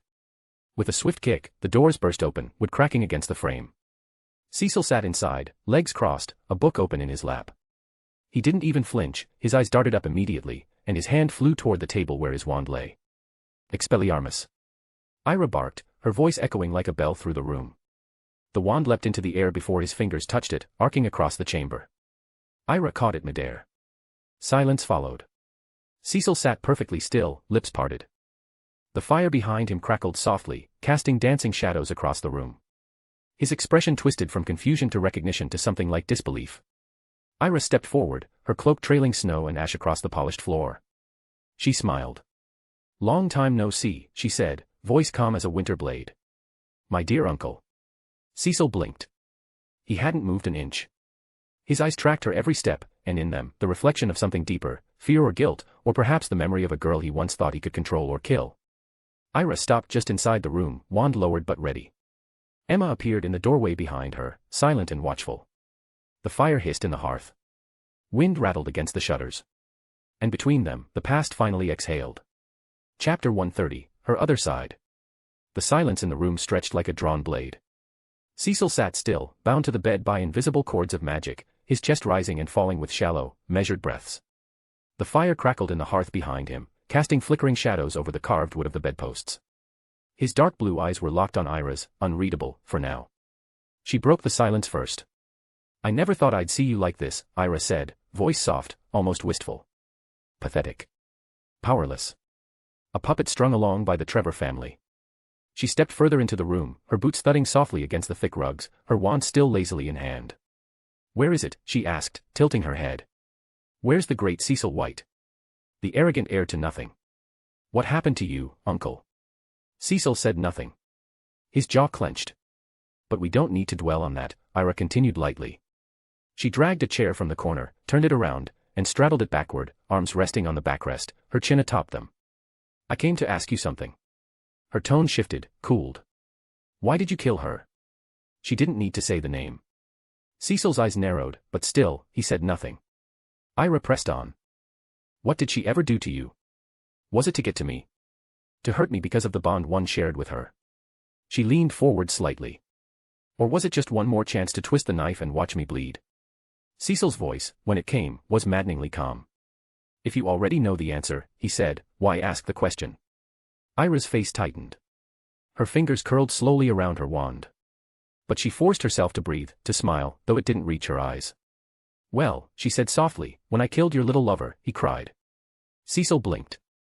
Ira's smile widened a touch. "Oh yes. He begged, you know. Begged me not to kill him. Pleaded for mercy. He fought hard, I'll give him that, but in the end." She flicked her wand lightly in the air. Avada Kedavra. Just like that. Gone. Her voice was silk over ice. "Did it hurt, Cecil?" she asked. "Does it hurt now?" The effect was immediate. Cecil's face contorted in fury. His entire body tensed against the magical bonds. With a roar, he hurled the nearest thing he could reach, a half-filled wine glass, straight at her head. Ira deflected it effortlessly. The glass shattered against the wall behind her with a crystalline scream. He lunged next, snarling like a feral animal, but he didn't get far. Another flick of Ira's wand, and the binding spell slammed him back into the mattress. Magic constricted across his limbs like iron chains. His eyes burned with hatred. "You fucking bitch," he spat. "You filthy, monstrous little bitch. I'll murder you. I swear to." "Ah, there it is," Ira murmured, standing now. She stepped closer to the bed. "That anger. That grief. So you did love him. Interesting." "For a worthless house elf," Cecil growled, still struggling. "You killed a human. A pureblood wizard. For a fucking creature that should have died in chains." Ira stopped just a step from the bed. She stared at him with calm, glacial disgust. "Her life," she said, "was worth more than 100 lives like yours. Or Josh's. And the fact that I got a reaction out of you, it pleases me more than you can imagine." Cecil's chest heaved with rage.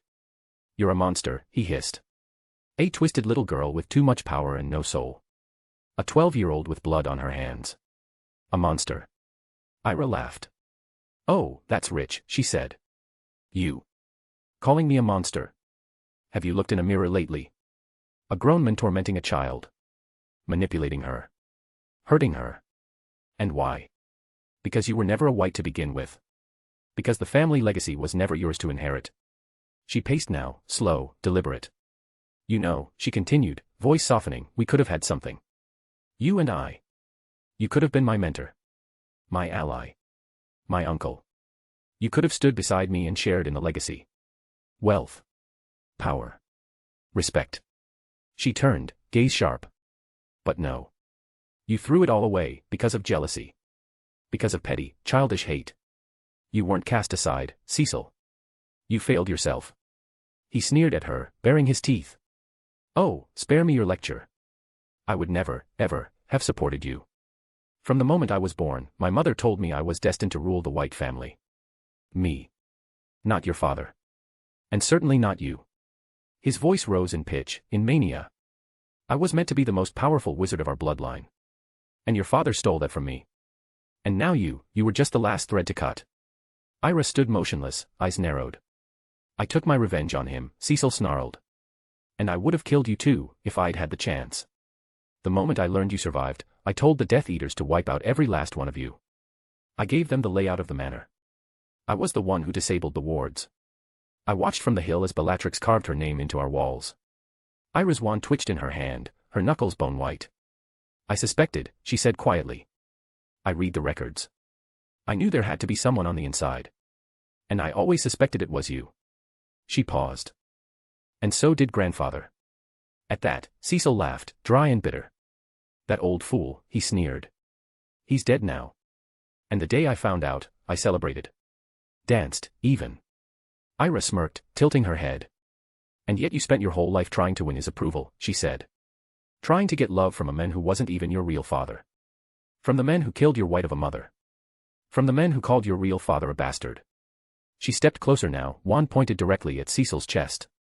You've lived a long life, uncle. Longer than you deserved. I should have killed you years ago.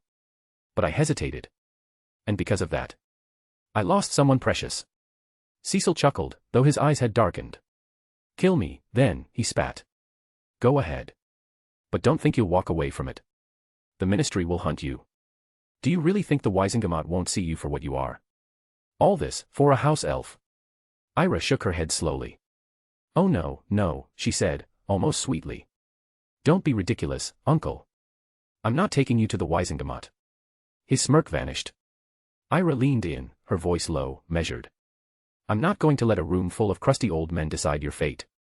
This is my judgment. My court. My sentence. And when you die. She smiled. Everything else is just paperwork.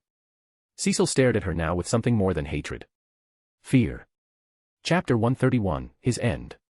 For the first time in his life, Cecil White saw her not as the child he'd once dismissed, not as the niece he'd tormented, but as something else entirely. A stranger. Ira stood before him not with fury, but with finality. Her face was unreadable, carved from frost. The girl he remembered, the small, curious child who used to trail behind her tutors with wide eyes and soft hands, was long gone. The woman before him was colder than the snow falling outside. Sharper than any wand he'd ever wielded. He had underestimated her. All his life. And now, he would pay for it. She turned to Emma, who stood silently at the doorway like a shadow cast from war. Drag him, Ira said. Her voice was calm. I want him to die exactly the way she did. Cecil's heart dropped. His face paled. No, he gasped. No, no, no, you can't do this. You can't do this to me. His voice cracked with panic as Emma moved forward, her wand steady in hand. If you're going to kill me, then do it like a wizard with honor, Cecil begged. Kill me the right way. With a wand. Like how you did with Josh. Not like a muggle. Please. Please, Ira. Ira turned her head, brow arched. Honor, she said, a cruel smirk curling on her lips. That's the funniest thing you've said tonight. You. Honor. That's a better joke than your entire life. Emma didn't speak. She cast the binding spell, thick magical ropes coiling around Cecil's limbs.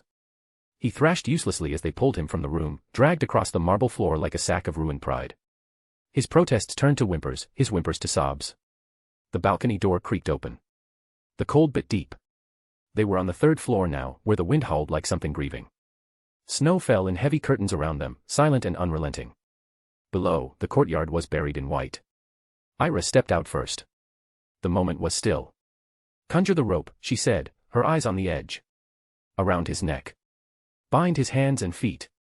Yes, my lady, Emma said quietly. With practiced precision, Emma summoned the rope. It slithered through the air like a serpent before snapping tight around Cecil's neck. Another spell bound his arms and legs together, leaving him standing, barely, between them, panting with terror. When he realized she was serious, when he felt the tension of the rope tighten, Cecil's fear broke into panic. You can't kill me, he cried, writhing in Emma's grip. I haven't even finished my work, my goals, please. Don't do this, Ira. She didn't even flinch. I just wanted to be loved, he wailed. By him. By anyone.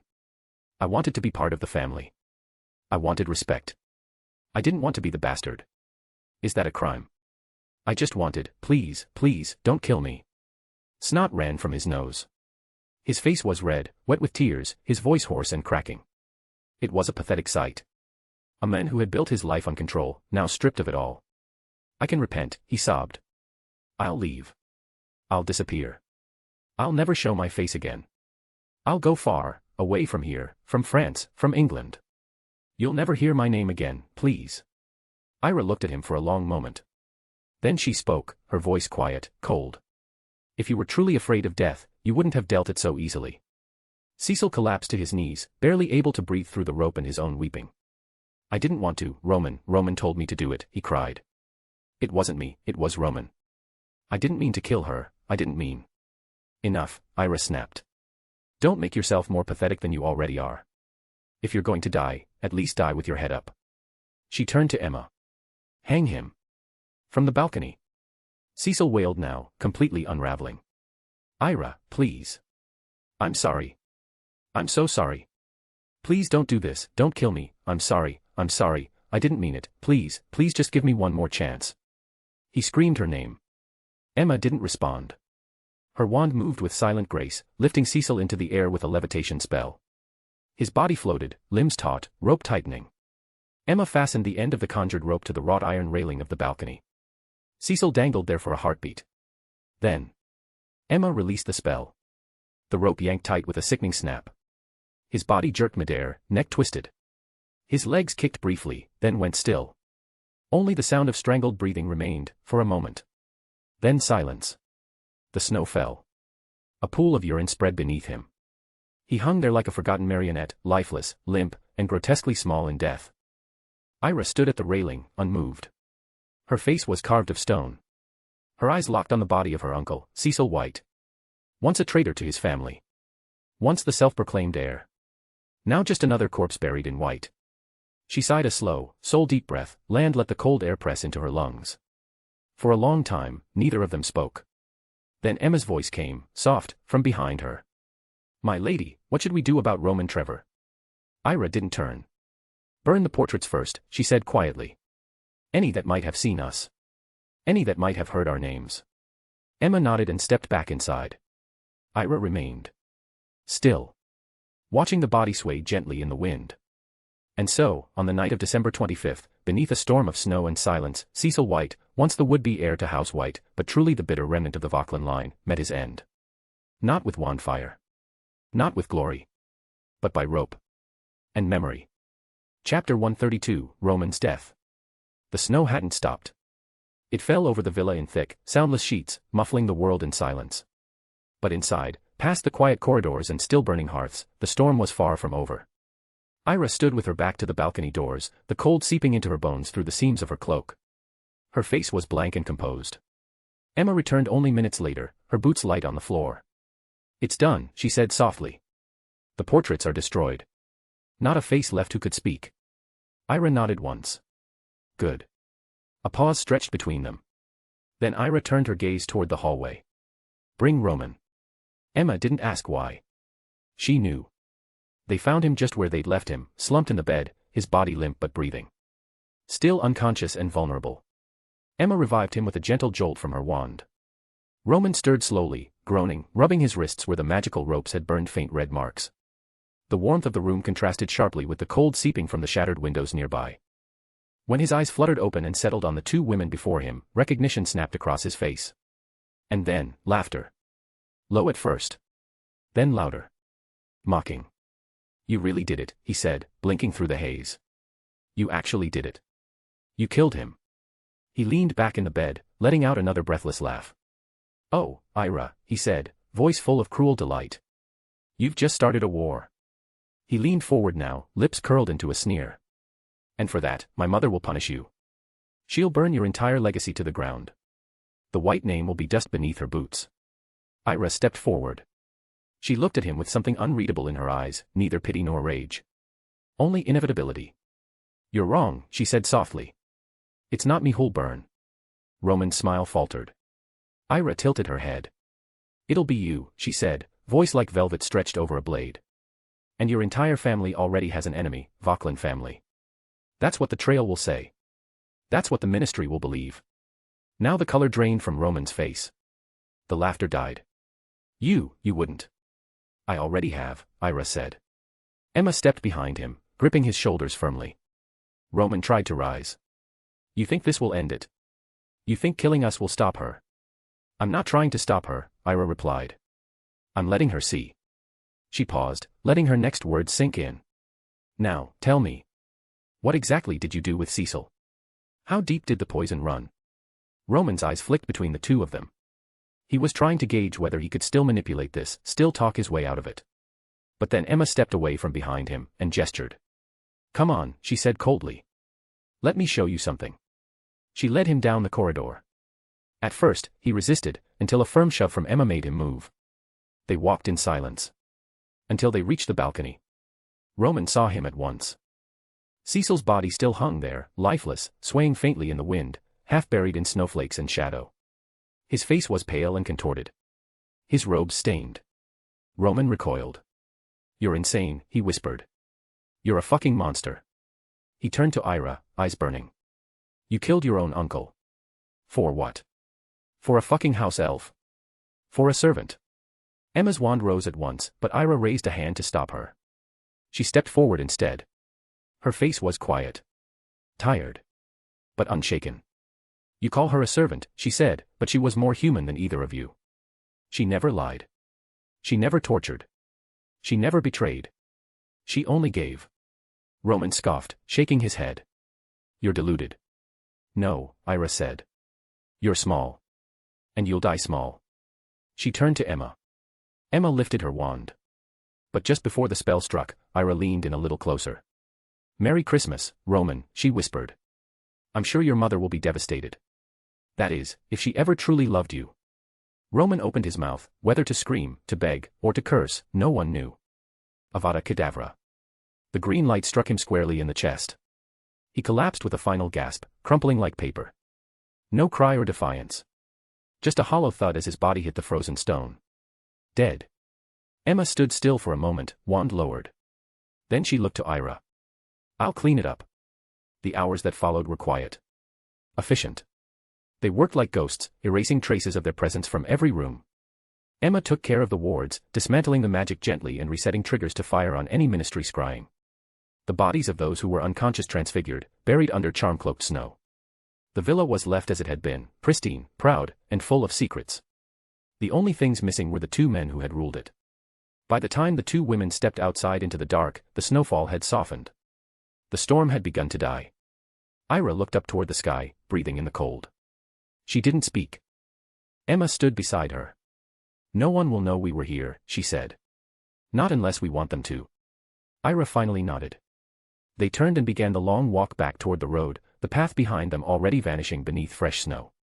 And from the high balcony of the Trevor villa, where once a tyrant had ruled and raged and betrayed, only the wind now whispered. Chapter 133, Flur's Gift. The morning light filtered gently through the lace curtains of the Parisian manor, casting soft golden patterns across the dark wood floors. Outside, the world was hushed in snow, the cobblestone streets muffled beneath a blanket of white. Church bells rang faintly in the distance, slow and somber, as if even the city itself was mourning. Ira stirred beneath heavy covers, eyelids fluttering open to a gray ceiling. For a long time, she didn't move. Her body ached, not with pain but with a heaviness that lived in her bones. The kind of exhaustion only grief, revenge, and silence could bring. The bedroom was warm, too warm for how cold she felt inside. A fire crackled faintly in the hearth, casting orange light against the far wall. By the foot of the bed, on the chaise, a small collection of wrapped parcels had appeared in the night, stacked neatly in a silver basket. Most were unopened, still glinting in their festive ribbons. She looked at them without interest. She didn't have the energy. Her eyes drifted instead to the single package placed not with the others, but on her nightstand, a long, thin box of pale blue velvet, tied with a ribbon in white satin. A small envelope, pressed with a wax seal shaped like a delicate lily, rested atop. That seal alone made her sit up straighter. Her fingers trembled slightly as she reached for the envelope, sliding a nail beneath the wax. She unfolded the parchment slowly. The handwriting was elegant and precise, unmistakably Flur's. Ma chère Ira. I noticed your hair was short after the funeral. I know why you cut it, and I know what it means. Grief takes many shapes, and we all wear it differently. But I also remember how beautiful your long hair was, the way it moved like a veil of white light, the way it framed your face when you laughed. I don't send this as a vanity. I send it because I miss the parts of you that shine. And I think you do, too. Enclosed is an elixir brewed by a Gras alchemist. Rare and pure, costly, but nothing compared to your smile. Apply it each night for 3 weeks. It will restore your hair to its full length, maybe longer. Joyeux Noël, mon ami. I love your long hair. But I love you more. Fleur. Ira exhaled, a slow, shaken breath that carried the weight of a dozen sleepless nights. She brought the letter closer and rested it against her chest, then closed her eyes. No one had spoken to her like that in days. No one had reminded her of who she'd been before the incident, before the blood in the balcony, before the silence of falling bodies and the last breath of a man who had once been her kin. A trembling smile, fragile and uncertain, curved her lips.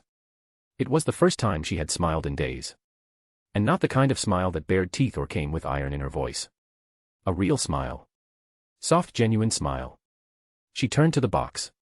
The velvet lid gave way with a soft sigh, revealing a crystal vial nestled in silk. The elixir inside shimmered like liquid moonlight, pale silver with veins of soft blue swirling through. The potion smelled faintly of roses and honey, with a sharper hint of something ethereal, like starlight captured in glass. Ira held the vial up to the light, watching it catch fire in the morning sun. She whispered, to no one in particular.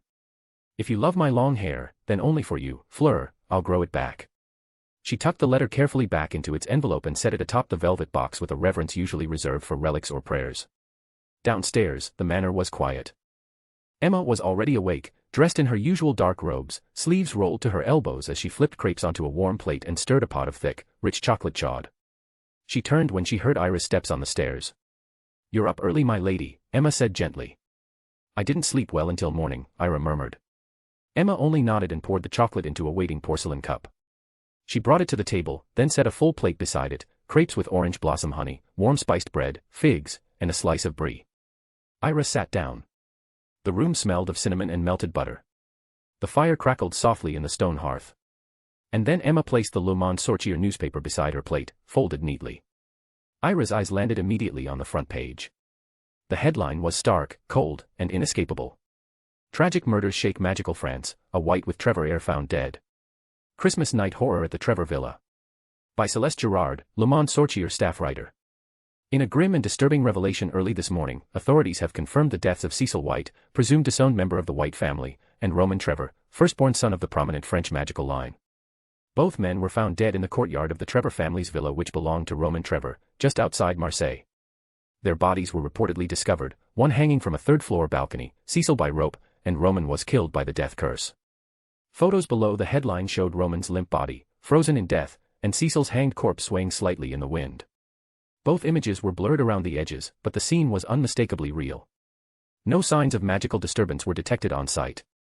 Wards had been bypassed, but cleanly, the work of a professional or someone with intimate knowledge of the estate's protections. An excerpt from the article read. Cecil White, though known publicly as the second heir of the White line, was recently revealed to be the illegitimate son of the Vauquelin dynasty, a truth long hidden from the European magical register. His involvement with the Trevor family raises concerns since the Vauquelin family and the Trevor family have a long history of rivalry, so this act was not random but targeted. No official statement has been made by any of the 3 houses involved. The White family has refused all press inquiries. The Vauquelin family denies any recognition of Cecil as kin. And the Trevor patriarch, Lord Charles Trevor, has not been seen publicly since the murders. The Aura office has not confirmed whether foul play is suspected, though several anonymous sources within the ministry suggest this may be an act of retribution, possibly connected to the recent death of Josh Allan, friend and assistant of the Cecils whose body was found in his home in late December. A ministry insider speculates that internal strife or a family vendetta may be responsible. No arrests have been made, and the investigation remains ongoing. Ira set the paper down slowly. Her cup of chocolate steamed untouched. Emma watched her across the table. They're already scrambling to spin it, she murmured. That'll keep them quiet for a while. Ira didn't answer at first. She looked back toward the letter from Fleur, folded in soft white. I'm not concerned about the press, she said quietly. I'm more interested in what Lady Alina will do. Emma arched a brow. You think she'll retaliate? She will. But she'll hesitate first. Losing a son does that. She stood slowly, gathering the potion, the vial, and the velvet box to her chest. Later that evening, Heiress stood before her mirror, hair damp from a bath. It barely touched the nape of her neck now, still uneven from where she had cut it for her grandfather's funeral. A ritual of grief. She uncorked the vial. A faint shimmer filled the air, like something sacred being released. She poured a few drops into her palm and gently worked it into her scalp. The cool sensation tingled at her roots, as though the potion whispered secrets directly to her skin. And in the mirror, though nothing changed yet, she thought of Flur's voice. Of the letter. Of warmth in a season of ice. And once again, quietly, she smiled.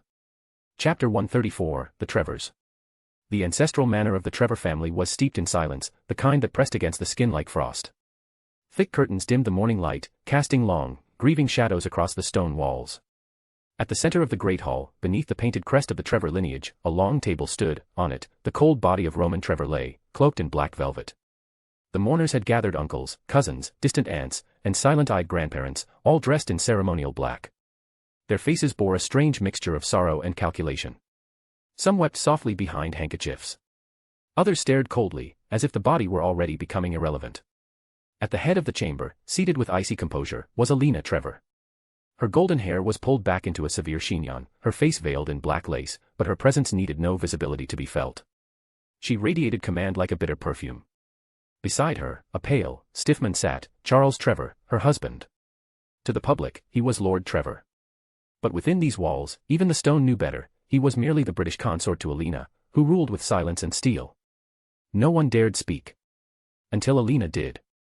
Her voice sliced through the air, sharp as a spell. Enough.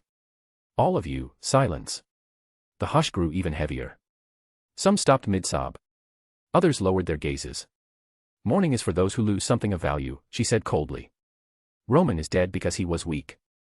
He was unworthy of the Trevor name. That is the only truth. Her words fell like stone on a coffin. Then her veiled eyes turned toward a boy standing stiffly among the mourners. He was young, dressed in a crisp black suit, his hands at his sides, unmoved by his brother's corpse. His eyes, black and unreadable, met hers with practiced neutrality. Julian Trevor. Still a student at Beauxbatons. If Ira had been present, she might have recognized him immediately. Julian had been the first to antagonize her at school, sneeringly calling her an English girl. He had not changed. Not much. Come here, Julian, Alina said. He obeyed without hesitation, stepping forward until he stood before her. Kneel. Julian dropped to one knee, his movements graceful, princely. Blonde hair swept back from a porcelain face, his gaze steady. Alina leaned forward slightly. Today, you are named heir to the Trevor family, she said. Your brother is a corpse. That's what happens to those who fail me. Look at him, Julian.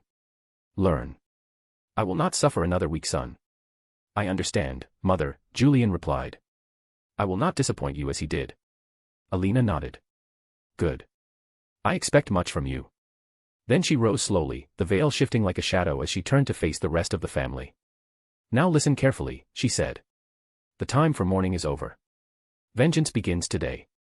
From this moment forward, anything associated with the Vauquelin family is to be destroyed. Shops. Homes. Allies. Burn the White family's hotel in the Allée de Merveilles, here in Paris. Let them know that the Trevors do not forgive. A murmur of dark agreement spread through the room. Someone muttered, blood for blood. But Charles Trevor, still trembling in his seat, found the courage or the foolishness to speak. But Alina. Isabella Vauquelin is minister. If we strike her family, she'll retaliate. And Maximilian Vauquelin, he will not stay silent. He's dangerous. They both are. Alina turned to him, her expression unreadable behind the veil. But the way her head tilted, ever so slightly, made the air grow cold. I do not care, she said. If I do not receive justice, I will invoke the duel of honor. I will challenge Maximilian Vauquelin myself. The room stilled. Even the air dared not move. Charles's voice was barely a whisper. You can't. The duel of honor hasn't been used in decades. It's forbidden. It would cause a political upheaval. The ministry. Alina cut him off with a quiet, scornful sneer. If the other pureblood families of France stand behind me, the ministry will have no say. And Maximilian is no coward. He will not flee from a challenge. Let it come. She turned back to the others. All of you, go. Do as I've commanded. Level every potion shop that bears the Vauclin name. Burn their trade routes. Spill their blood. Leave none alive. Her voice was soft now, almost gentle. This is not revenge. This is war. She waved them away, a queen dismissing her court. Leave me, she said. Let me be alone with my son. The hall emptied quickly, footsteps echoing through the stone corridors. Only the body of Roman remained, and Alina, who stood beside him like a monolith of grief, turned to hatred. Outside, the sky began to darken because of falling snow. Chapter 135, The Attacks. The war began not with a spell but with fire. 2 days after Roman Trevor's body was laid to rest, Paris awoke to chaos. By dawn, thick, choking smoke was rising from the Allée de Merveilles, painting the skyline black. Flames had swallowed the renowned Maison Blanche, the luxury hotel owned by the White family, staunch allies of the Vauclins. Ash fell like snow onto cobblestone streets as witches and wizards scrambled to contain the inferno. But the spell work was too strong and deliberate, laced with magic meant to resist counter-charms. By the time the flames were quelled, only the skeletal remains of the Grand Hotel stood, a ruined monument to the war none had officially declared. The Trevor family had begun their purge. In those first hours, the wizarding world watched in silence, unsure whether the violence was a one-time act of grief or something worse. That question was answered by nightfall. Across Lyon, Strasbourg, and the outer districts of Paris, Vauclin-owned businesses were attacked one by one. Potion shops with generations of history were reduced to rubble. Greenhouses storing rare magical herbs were burned to cinders. Storied tailors, wand makers, and apothecaries, names once respected across France, vanished under the brutality of fire and spell. Witnesses reported masked attackers, men and women clad in black, bearing the silver tree of the Trevor crest. They struck with precision, never lingering, always moving. They didn't steal anything and certainly didn't threaten. They simply destroyed. In Rue d'Arcanes, a Vauclin servant named Mathilde Prieur was found dead behind the shattered counter of La Plume Noire, a high-end parchment shop. Her body bore the unmistakable mark of the Saint-Ny charm, a cruel curse that drained its victim's blood slowly and silently. No gold was taken. No message was left. Only the bloodied floorboards whispered the warning. By the second day, the attacks grew bolder. In Nice, the manor house of the Vauclin-aligned Durand family was ransacked and torched. 3 house elves and 1 junior apprentice were found dead, their bodies marked by burns and binding hexes. A magical artifact collection dating back to the early Enlightenment was stolen or destroyed. Local aurors arrived hours late, and no arrests were made. Rumors began to swirl that Charles Trevor himself had overseen some of the attacks. That Julian Trevor, still technically a schoolboy, had cast the killing spell at a Vauclin warehouse raid in Marseille. That the Trevors were being aided by foreign mercenaries from the east. No one knew for certain. But what was clear, even to the ministry, was that this was no longer a family feud. It was war. Le Sorcier Quotidien, France's most reputable wizarding newspaper, published its front page the morning after the second day of violence. The headline was stark and unembellished. Tensions escalate, Vauclin, Trevor feud turns deadly. The article beneath it began. What began as private grief has spiraled into a public crisis. Over the last 48 hours, at least 14 confirmed attacks have occurred across France, targeting businesses, properties, and individuals connected to the ancient Vauclin family. Our authorities are now investigating the systematic nature of these events, which appear to have been coordinated and executed by individuals associated with the Trevor family, one of France's oldest and most secretive bloodlines. Among the confirmed casualties are Mathilde Prieur, 42, Vauclin servant, murdered in Paris. Etienne Lavoisier, 26, potion apprentice, killed during an arson attack in Lyon. Jules Beecham, 87, retired wand maker, died in his sleep as his home burned. Additionally, 4 homes have been destroyed, including the Durand estate in Nice and the Vauclin greenhouse complex in Limoges. 11 shops have been confirmed destroyed, among them La Plume Noire, Etoile d'Argent, and Maison Blanche. All were either owned or operated by members of the Vauclin family or its historical affiliates. Sources within the Ministry of Magic suggest that the minister herself, Isabella Vauclin, has remained silent but is under increasing pressure to respond. Her brother, Maximilien Vauclin, has reportedly been seen meeting with allies at the Grand Concord. The article concluded with a quote from an unnamed senior auror. This is no longer a personal vendetta. This is the beginning of a blood war.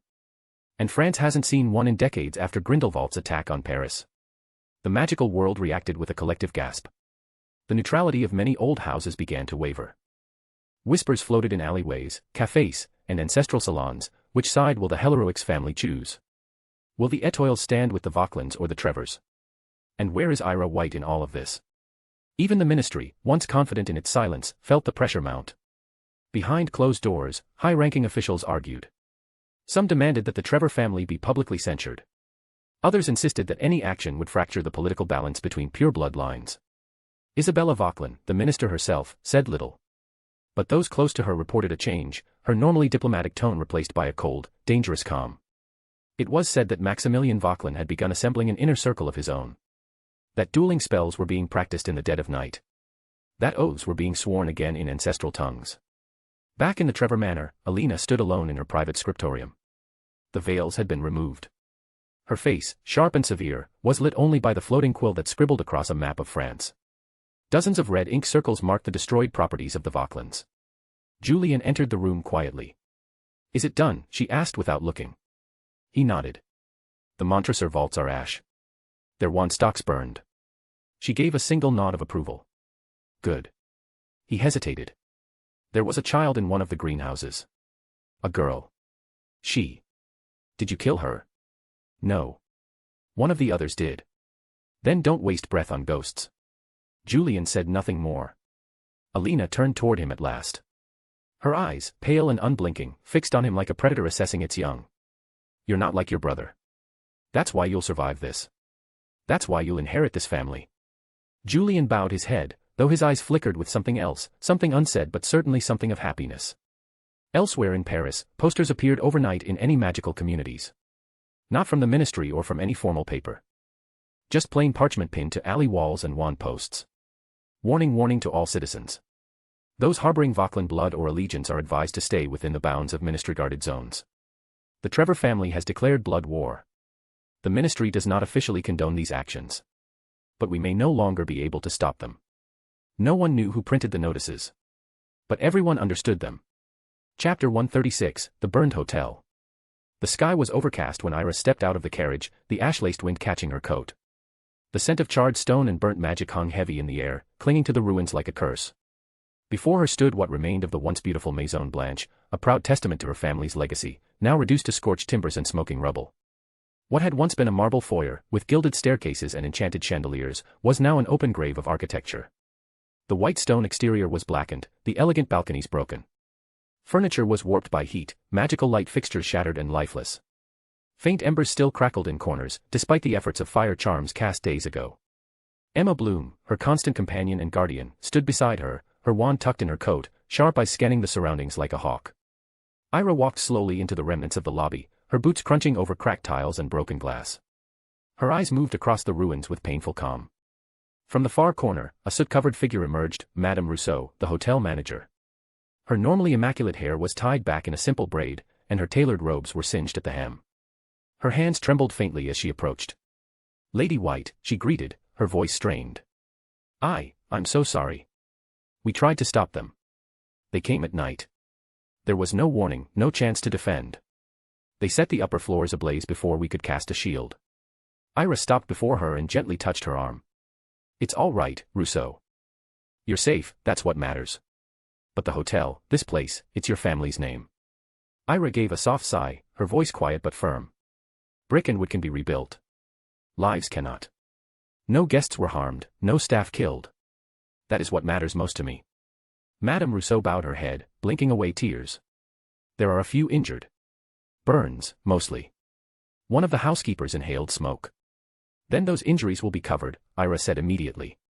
"Medical costs, full wages. No one here will suffer for this attack." The woman looked up in surprise. "Truly, my lady.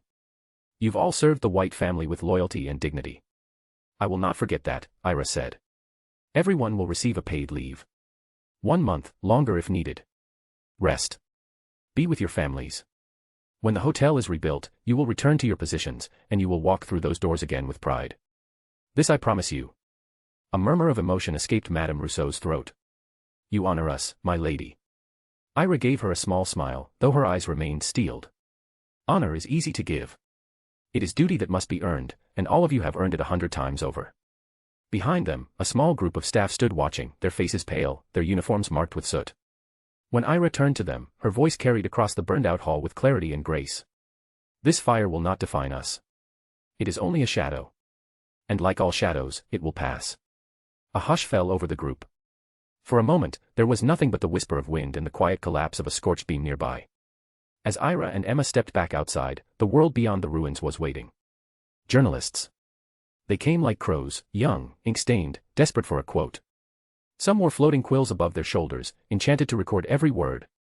Others simply shouted questions, their voices loud, intrusive, sharp. Lady White. Lady White. Over here. Ira paused on the cracked front steps, her posture poised. Emma moved slightly forward, protective. Lady White, can you confirm if this was a targeted attack by the Trevor family? Ira offered only a slight glance, then another voice cut in. What is your response to your uncle's death, Cecil White? Was it an assassination? Ira turned, and her expression shifted into something soft yet sorrowful. Her tone was measured, and perfectly practiced. I was deeply saddened by my uncle's passing, she said. Though we had our disagreements in the past, we were not enemies. We were family. And family does not erase bond with bitterness. There was a murmur among the crowd, pens scribbling fast, quick glances exchanged. I swear before all of you, Ira continued, I will uncover the one responsible for my uncle's murder. And I will bring them to the Ministry of Magic, where justice will be served, not for vengeance, but for truth. More flashes, more enchanted cameras. Then came the question everyone had been waiting to ask. What about the Maison Blanche?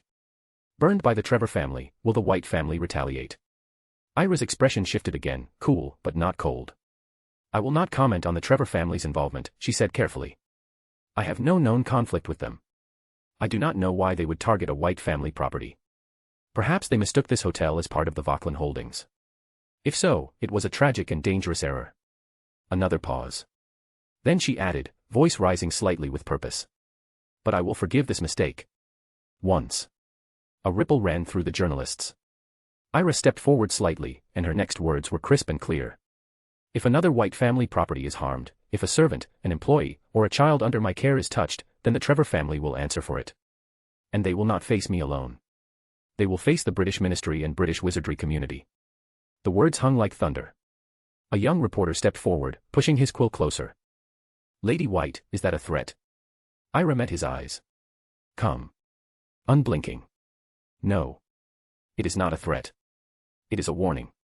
She let the silence that followed settle like a storm about to break. Then she turned to Emma. Come. We're done here. Together, they descended the broken steps and walked through the crowd, which parted like a sea before them. Flashbulbs sparked, whispers rose, but no one dared call out again. Chapter 137, The Vauquelins. The west wing of the Vauquelin Manor was quiet, but not calm. The air inside the private study was dense, weighed down by tension and the scent of dried lavender that had long since lost its soothing charm. Sunlight tried to break through the tall stained glass windows but failed, it cast fractured patterns of gold and crimson across the floor, like wounds that couldn't heal. Maximilian Vauquelin sat behind the grand mahogany desk, his desk now, ever since their father had died. He wore the black and silver robes of the Vauquelin patriarch, his sharp features cast in shadow. His wand lay on the desk, beside a stack of open letters, some torn, some unread, all urgent. Across from him sat Isabella Vauquelin, Minister of Magic, her formal robes abandoned in favor of simple dark attire. Her posture was straight, dignified, but her eyes betrayed the fury she was trying to contain. At the far side of the room, seated in silence by the fireplace, was Renée Vauquelin, their mother, the once formidable matriarch who now spoke rarely and watched often. We can't wait for another attack, Maximilian said coldly, tapping the desk with a single finger. The Trevors are pressing in. Their reach grows by the hour, and their allies are beginning to show themselves. We need to act. We are acting, Isabella replied, her tone clipped. We're securing properties, coordinating protections, and, more importantly, we're keeping the public from panicking. That's what leadership looks like. Maximilian scoffed. Leadership without strategy is suicide. You're too soft. Your office may be full of quills and charters, but this is blood. War. And we need leverage. And what do you propose? Isabella asked bitterly. Open retaliation. That's exactly what they want. You want to pour oil on fire. Maximilian leaned forward. No. I want to use someone who can hold a torch. Isabella's eyes narrowed. Explain. Maximilian's voice dropped, thoughtful and razor-sharp. Ira White. She's a good decoy, she's a White. And she's sitting in the center of this chaos. We can push the Trevor family toward her. They already have a grudge. All it takes is a whisper, a nudge. If they attack her, the Whites will be forced to respond. That creates enough noise, enough chaos, for us to strike the Vauquelin enemies directly while their allies are distracted. Simple and clean. There was a beat of silence. Then Isabella stood so quickly her chair scraped the marble floor. You will do no such thing. Maximilian blinked. I warned you once, Isabella said, voice trembling with fury. Do not touch her. Do not involve her in this. She is my niece, and she is still a child. Maximilian rolled his eyes. She's hardly a child. She walks around giving speeches like a noble, commands loyalty, holds political weight. She is not ready for war. Isabella snapped. She's grieving her grandfather, managing what's left of her house, being hounded by press and assassins alike. And now you want to use her as bait. You'll throw her to the Trevor family just to buy yourself a few days of tactical advantage. Maximilian rose now, voice matching hers. I'm trying to keep this family alive, Isabella. I'm doing what needs to be done. You're sacrificing your own blood. Isabella roared. Your niece. Your sister's daughter. And then, without hesitation, she reached forward and hurled the delicate porcelain teacup sitting on the table straight into his face. It shattered against his cheek and spilled hot tea across his robes. He staggered back, stunned. You dare, he growled, wand already half drawn. But Isabella was quicker. Her wand was already at her side, glowing with magic she wasn't bluffing with. Try me, she hissed. Silence returned, thick as smoke. Isabella's voice was lower now, dangerous in a different way. If I see so much as a rumor connecting you to Ira, I will withdraw all ministry protection from the Vauquelin family. All of it. No more Auror escorts. No more diplomatic immunity. No more shielding enchantments on our vaults. I will leave you open to the wolves you helped create. Maximilian's jaw tensed, but he didn't speak. Isabella stepped closer. And I will make it public. I will let the Trevor family do what they want. I'll let the Trevors tear this house down brick by brick if it keeps her safe. Maximilian's eyes darted to the corner of the room. Their mother, Renee, still hadn't moved. Isabella turned sharply, breathing hard. Say something, mother. Say something to your son. Say something about your granddaughter. About your daughter's daughter, the only thing left of her. Renee didn't respond. She stared into the fire, as if it offered answers that her children couldn't. Her lips were pressed into a faint, unreadable line. She blinked once, slowly, but said nothing. Isabella's face twisted with fresh hurt. You always used to say we protect our own. You said family was everything. What happened to you, mother? Still, no answer. What happened to the woman who stared down foreign ambassadors in our drawing rooms? Who sent back cursed roses from suitors with a tracking hex stitched in the petals? What happened to the strongest woman I ever knew? Renee shifted slightly, but didn't turn. The fire crackled. You've become a coward, Isabella whispered. Since father died, you've let Maximilian do whatever he wants. You sit in silence while your granddaughter's life is traded for convenience. And that, she pointed a shaking finger, that is pathetic. Maximilian's glare had cooled into steel. Enough. But Isabella was already walking away, her coat swirling behind her like smoke. I'm going to protect her, she said, her voice still loud. With or without this family's help. She stopped at the door, turning only once. Do not test me again, brother. Then she was gone. Maximilian stood there for a moment, tea still dripping from his collar. Across the room, Renee finally spoke. Her voice was quiet and almost brittle. You speak of war, Max, but you forget, wars are never won without cost. Maximilian glanced toward her. And what would you know of cost, mother? Renee looked at him now, truly looked, for the first time in days. I lost a daughter, she said softly. I won't lose her child too. Chapter 138, adding more wood to the fire. Snow drifted lazily outside the frost-laced windows of the White Manor's Paris wing, settling softly over the slate roofs and silent streets below. The city was hushed beneath a blanket of white, but the fire inside Ira White's private office crackled steadily, casting amber light against the high bookshelves and dark-paneled walls. The morning was January 1, 1993. The first day of a new year. Ira sat at the head of the long walnut table, legs crossed, hands gloved in black leather, a fountain pen poised neatly beside her. Her posture was perfect, still. Not a trace of melancholy lingered on her face, only quiet focus. She watched the snow for a moment longer, then turned her eyes to the woman across from her. Emma Bloom, wrapped in her usual emerald green coat, sat with a parchment folder open before her, sorting through correspondence written in codes, foreign runes, and discrete symbols. A small enchanted flame hovered above her hand, keeping the ink from freezing in the chill. The situation has calmed, Emma said without lifting her eyes. At least publicly. Ira leaned slightly forward. Oh, I expected an all-out war, anyway go on. In the last 2 days, fighting between the Trevor and Vauquelin families has cooled. Ministry representatives stepped in quietly. A few older families from the continent, Spain, Austria, the Bruckners in Vienna sent discreet envoys. They're calling for preservation of magical stability. Ira's expression didn't change. So they've started tugging leashes. Emma nodded. Enough pressure on both sides to quiet things for now. The Trevor family's attacks have halted. The Vauquelins are holding position, keeping their retaliation verbal. Ira reached for her tea, now properly steeped. I don't like it, it shouldn't last. Emma looked up. You don't want it to last. Ira nodded smoothly. I want the Trevor family to bleed quietly. Without giving anyone a reason to trace it back to us. Emma nodded once, already pulling out a second folder. Then we begin with economic throttling.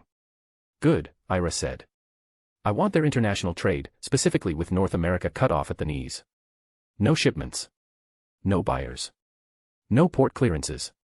Emma tapped the folder. Their shipments to the United States, Mexico, and Argentina are frequent. Mostly alchemical ingredients, minor relics, and enchanted textiles. I have contacts in all three regions. With a little persuasion, we can block those routes. Or delay them. Either works. Delay is better, Ira said. Let their partners grow impatient. Let contracts lapse and suspicion fester. Emma smiled faintly. I'll make the Americans think Trevor potions are becoming unstable. That their wandwoods are cursed. All unofficial, of course. No names, and certainly no white involvement. Obviously. Ira sipped her tea again. I want this done surgically. The Trevors rely on reputation. Prestige. Their empire is built on tradition and intimidation. If that starts to crack, if whispers of unreliability grow, they'll be scrambling to maintain appearances. Emma nodded again. I'll start in Boston, then move to the ports in New Orleans. We'll stage it to look like bureaucratic incompetence or magical contamination. Good. For a moment, the two women sat in silence. The fire hissed in the hearth. The snow continued to fall, quiet and uninterrupted. Then Ira spoke again. The Vauquelin family. Emma hesitated only slightly. They're wounded, but not weakened. They've taken losses but haven't lost footing. Isabella's keeping them from retaliating. Ira nodded. Of course she would, after all she is a Vauquelin. Emma looked up. We're not moving against them. No, Ira said firmly.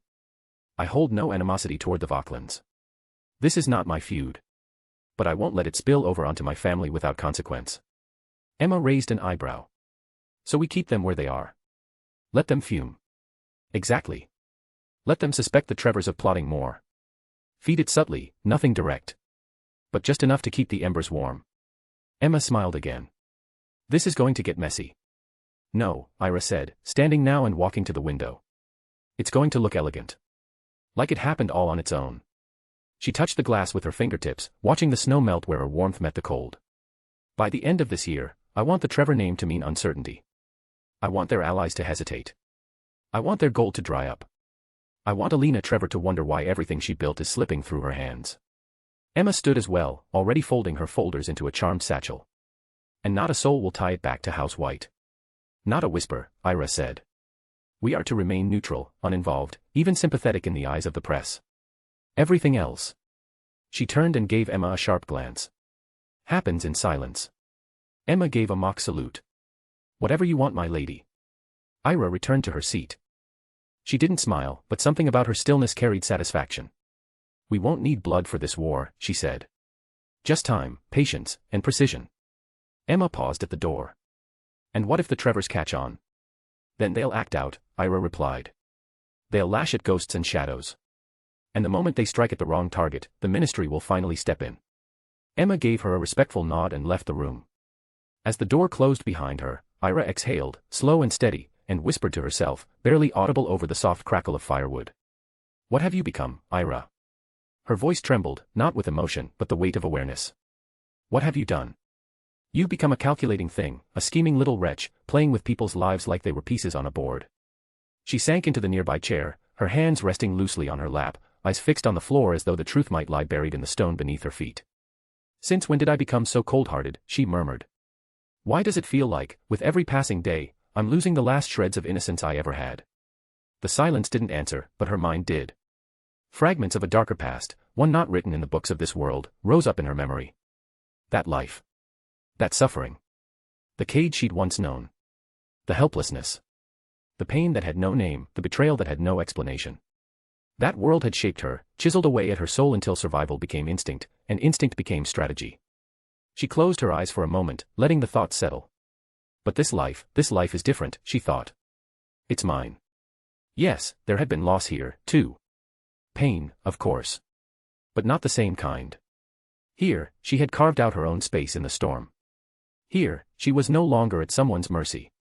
No longer powerless. I can choose, she said softly. And maybe that's why I've become this. Her eyes lifted, calm now, distant. Because I finally have the power to do so. She sat there a moment longer, watching the embers burn. Whatever she was becoming, cold, calculating, ruthless, it was born of purpose. Shaped by pain, yes. But wielded by will. And for now, that was enough for her to protect herself and those around her. Chapter 139, The Outcome. The fire in Iris' study crackled with life, and beside it, she sat reclined in her high-backed leather chair, sipping a cup of spiced tea. The same expression she'd worn 2 days prior, cool, composed, thoughtful, still rested on her face. The door opened softly. Emma stepped in, boots dusted with melting snow, her coat lined with travel enchantments. In her hand, she carried a single folded copy of the Le Monde Magique, the French wizarding paper with international editions. The front page shimmered faintly with magical ink. "Good morning, my lady," Emma said with a mischievous glint in her eye. "Thought you'd like to see today's headlines." Ira gestured with her cup. "Put it here." Emma laid the newspaper flat on the low oak table between them and smoothed it open. The headlines gleamed in bold enchanted script. Shipping scandals shake Trevor Holdings, American ports demand investigation. Multiple American import partners suspend contracts with Maison Trevor. Rumors of cursed goods spark panic, are French exports compromised? Ira leaned forward, eyes narrowing slightly as she scanned the article. Paragraph by paragraph, the details unfolded like a gift. A shipment of wand cores from the Trevor family arriving in New York was found to emit unstable magical energy. Alchemists in Boston refused to certify a crate of potions due to contamination fears. Argentinian buyers terminated 3 contracts overnight, citing a lack of quality control. Ministry officials on both sides of the Atlantic were concerned and looking into it. Meanwhile, the Trevors had yet to respond formally. Ira raised a brow. "I thought it would take months for the pressure to build." Emma smirked, dropping into the armchair opposite her. "My lady, when you spend enough galleons, the wheel spins faster." Ira returned her gaze to the paper. "And how much gold did we lose for this storm?" Emma shrugged lightly. "A fraction. A few well-placed donations. 2 port officials in New Orleans, 1 ministry clerk in Washington, and an alchemists guild leader in Buenos Aires. They all had motivators." Ira didn't smile, but her eyes gleamed. "And no one traced anything?" Emma replied calmly, "All roads point to trade mismanagement, internal corruption, or sabotage from rivals. Not a single whisper touches the White family." "Excellent," Ira said, folding the paper neatly. "Let's let them panic, the Trevors will think it's retaliation of the Vauquelins." For a while, there was quiet between them. The snow outside thickened. Then, after a pause, Emma reached into her bag again. "There's something else. News from Britain, Hogwarts." Ira glanced at her. "Trouble?" Emma nodded. "You could call it that. Lucius Malfoy is pushing hard to get Dumbledore removed from his post as headmaster. He's lobbying several departments at the British Ministry, writing to governors, trying to build momentum." "I'm not surprised," Ira said. "That man's ambition has no ceiling." "He's also trying to reach out to you," Emma added, her tone more cautious. "He sent 3 letters over the last week. All sealed and diplomatic. I've kept them from your desk." "Burn them," Ira replied flatly. "Let him stew." Emma smiled. "Very good." Ira crossed one leg over the other. "Why is he so desperate now?" Emma's face darkened slightly. "There's been incidents. At Hogwarts." "What kind of incidents?" "Petrification. Multiple students. Some say they've been frozen stiff, stone-like, almost. Still alive, but unconscious. The school's denying details, but I have correspondence there. A few portraits even spoke of seeing the victims before they were moved." Ira's brow arched. "That's serious. Who's behind it?" "No one knows," Emma said. "But there are rumors. And they're turning to the most obvious suspect." Ira asked. "Who is this lucky guy?" Emma replied. "Well, it's a familiar name actually. Harry Potter has been seen near the scenes of at least 2 attacks. Nothing proven. But gossip is ruthless, especially among the old bloodlines. Some Slytherin parents are demanding answers. Even the other children parents are unsettled. Ira was quiet, digesting the information. I never thought the golden boy would be capable of something like this. Emma shook her head. I doubt he is. Why? I've looked into him. Very ordinary boy, honestly. Nothing remarkable except the scar. He's not a prodigy. Doesn't stand out in class. If anything, the older students mock him for being underwhelming. Ira tilted her head. But didn't he face a dark wizard last year? That's the only unusual thing, Emma admitted. There are whispers he confronted someone who tried to steal something from the school. Possibly related to Nicholas Flamel. But even that's all speculation. Ira tapped her fingers against her armrest. The fact he keeps getting caught in the middle of events either means he's attracting chaos, or it's being aimed at him. When the hearing over the Black family's assets was held in the Wisengamot court, Ira replied, her tone calm but edged with dry observation, I noticed something rather telling. Dumbledore, he seemed remarkably invested in the outcome. It was clear he was trying, quite hard in fact, to tilt the situation in favor of that boy.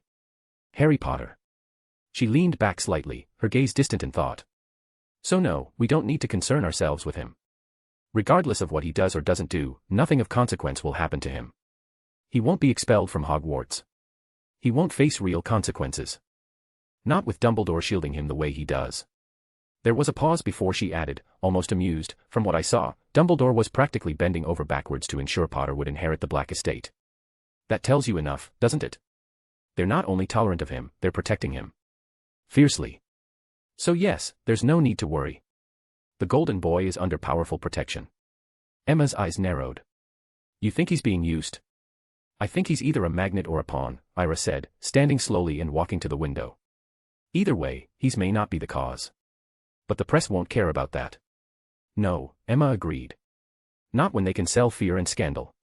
Ira stared out into the falling snow. Her reflection in the glass was calm, unreadable. Keep watching Hogwarts, she said.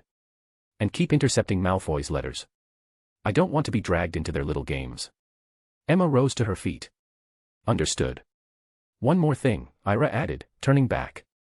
If the boy really is at the center of this, whether cause or consequence, I want to know why. Don't rely on gossip. Use real sources. Use portraits. Ghosts. Even owls if you have to. I already have people inside the castle. I'll press them harder. Good. Ira walked back to her seat, brushing a loose strand of white hair from her cheek. Let Hogwarts burn itself quietly. We have our own enemies to ruin. Emma smiled faintly. As you command. Chapter 140, School and Friends. In the glittering star hall of the Bosbaden's chateau, Ira stepped inside, her eyes drifting over the familiar grandeur. The domed ceiling shimmered with thousands of tiny, enchanted stars, casting a gentle, celestial glow across the long house tables below. Warmth and chatter filled the space as students, freshly returned from their holiday travels, reunited beneath the magical canopy. Laughter rang out. Greetings flew back and forth. It was the first day of the new term, and a grand welcoming feast had been prepared in Bosbaden's unique tradition. Among the murmuring crowd, Ira spotted Flur sitting at the ombre-lune table. She began making her way through the room, the hum of cheerful energy surrounding her. At the front of the hall, the staff had already taken their places at the raised teacher's table. Now Madame Maxime stood, commanding the room's attention with her usual towering elegance as she addressed the gathered students. Welcome, all of you, she began, her voice echoing through the enchanted hall. I hope you have had a warm and beautiful Christmas holiday with your families and loved ones. Though the day has passed, and unfortunately, there is some unrest in the French wizarding community, we will continue our journey together, united and untouched by the politics of the outside world. As is our tradition, we celebrate our Christmas upon returning to school. And so, tonight, we hold our beloved Christmas celebration. Delighted murmurs rippled through the students. I welcome you all back to this new term of the school year, she continued. May you study with renewed enthusiasm and passion in this final stretch. Please, enjoy the feast. With a graceful wave of her wand, the great doors opened, and enchanted tables floated in, platters laden with rich and steaming food. Dishes from every magical region of France appeared in an instant, roast meats glistening with savory sauces, golden potatoes, baskets of warm, fresh bread, and a dozen more delicacies.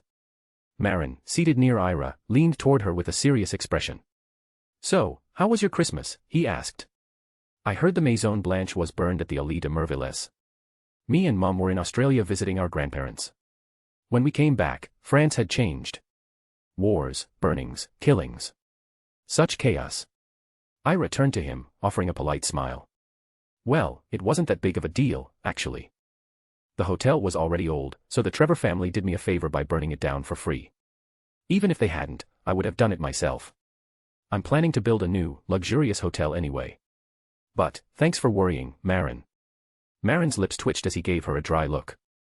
So, that's it. That's all you'll say. TSK, damn, I hate you rich people. You lose hundreds of thousands of galleons in property, and you just brush it off like it's pocket change. Then, with a scoff, he turned away and began chatting with a girl seated nearby, who had been listening in with interest. On Ira's other side, Fleur was watching her intently, so intently, in fact, that she barely blinked. Ira waved a hand in front of her friend's face, breaking Fleur out of her thoughts. Her cheeks had flushed slightly, though she quickly tried to cover it up by changing the subject, as who knows what naughty thoughts she might have about Ira. So, Ira, I really wanted to invite you to my house again, like last year's Christmas, Fleur said in one breath. But you know, Mum said we shouldn't disturb you because of the hotel incident and everything going on with the Trevor family. Ira smiled warmly. Ah, yes. I wanted to come too, or invite you. But some things came up at home, so I couldn't. And I did receive your gift. I loved it. See. She gestured to her hair. It's grown out to my shoulders now, and it's very pretty. Fleur reached out and touched a lock of Ira's hair. Yeah. I'm delighted to see you back to your usual hairstyle. Please, never cut it short again. It looks amazing this way. Ira rolled her eyes in a dramatic fashion. Come on. It wasn't that bad. Honestly, I really liked it short. It saved me time brushing it every day. Sure, you can style it with spells, but brushing makes it feel more natural. Fleur smirked. You can always come to my room. I'll brush it for you, so you don't have to worry. Then you'll suffer, Ira warned playfully. I'll be waking you up at the crack of dawn. I want my hair done by breakfast, thank you very much. Fleur laughed, leaning in mockingly. Anything for you, my lady. Ira smiled, not saying anything, but her expression softened. At that moment, Marin piped up again. Oh yeah, Ira, at least now you're desirable.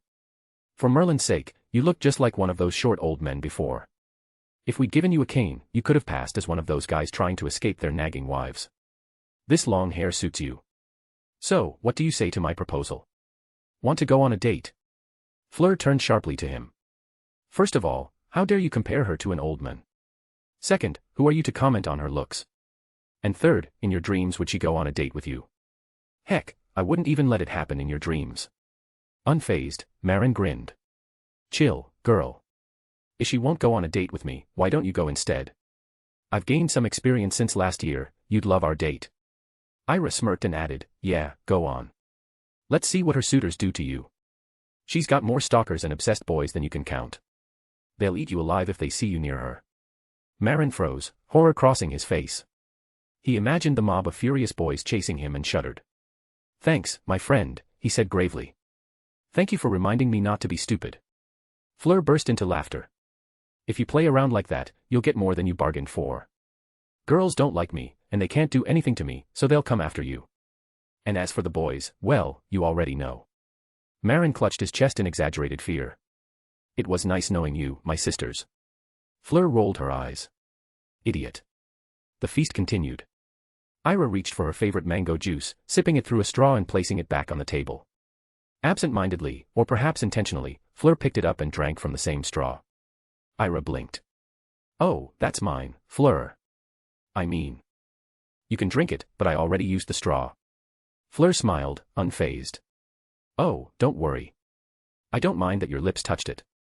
Besides, you have good taste. I love mango, Ira said simply, holding the straw between her fingers. It's sweet. Fleur's eyes lingered on Ira's lips. Yes, you're right. It does have a sweet taste. Eventually, dessert trays appeared, chocolate eclairs, cream-filled pastries, shimmering raspberry tarts enchanted to glow faintly. Madame Maxime stood once more. I hope you've all enjoyed this lovely dinner, she said. Now, I invite you to dance with your companions if you wish. Music will begin shortly. And one last thing, welcome back to school, to new experiences, and to a new chapter of life. She returned to her seat, and the soft hum of strings began to rise in the background. A gentle waltz flowed through the hall. Students stood, pairing off, some to dance, some to chat, and others to simply enjoy the moment. The Star Hall buzzed with life again, as the winter term of Beauxbatons began beneath the twinkling sky. Chapter 141, An Old Friend. Somewhere deep within South America, hidden from the reach of auras, newspapers, and the world alike, stood a villa, elegant and untouched. The estate was cradled by lush, towering trees and kissed by sunlight that filtered through thick emerald canopies.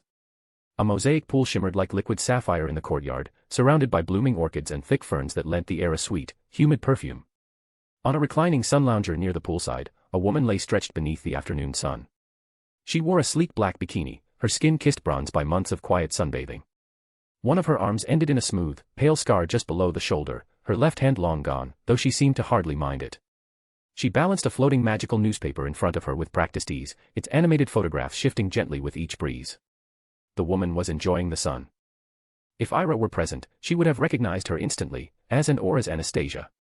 A breeze danced across the courtyard as Anastasia's eyes narrowed at one particular moving image on the newspaper's front page, Ira, standing confidently before the charred remains of a luxury hotel, speaking to reporters with fire in her eyes and command in her voice.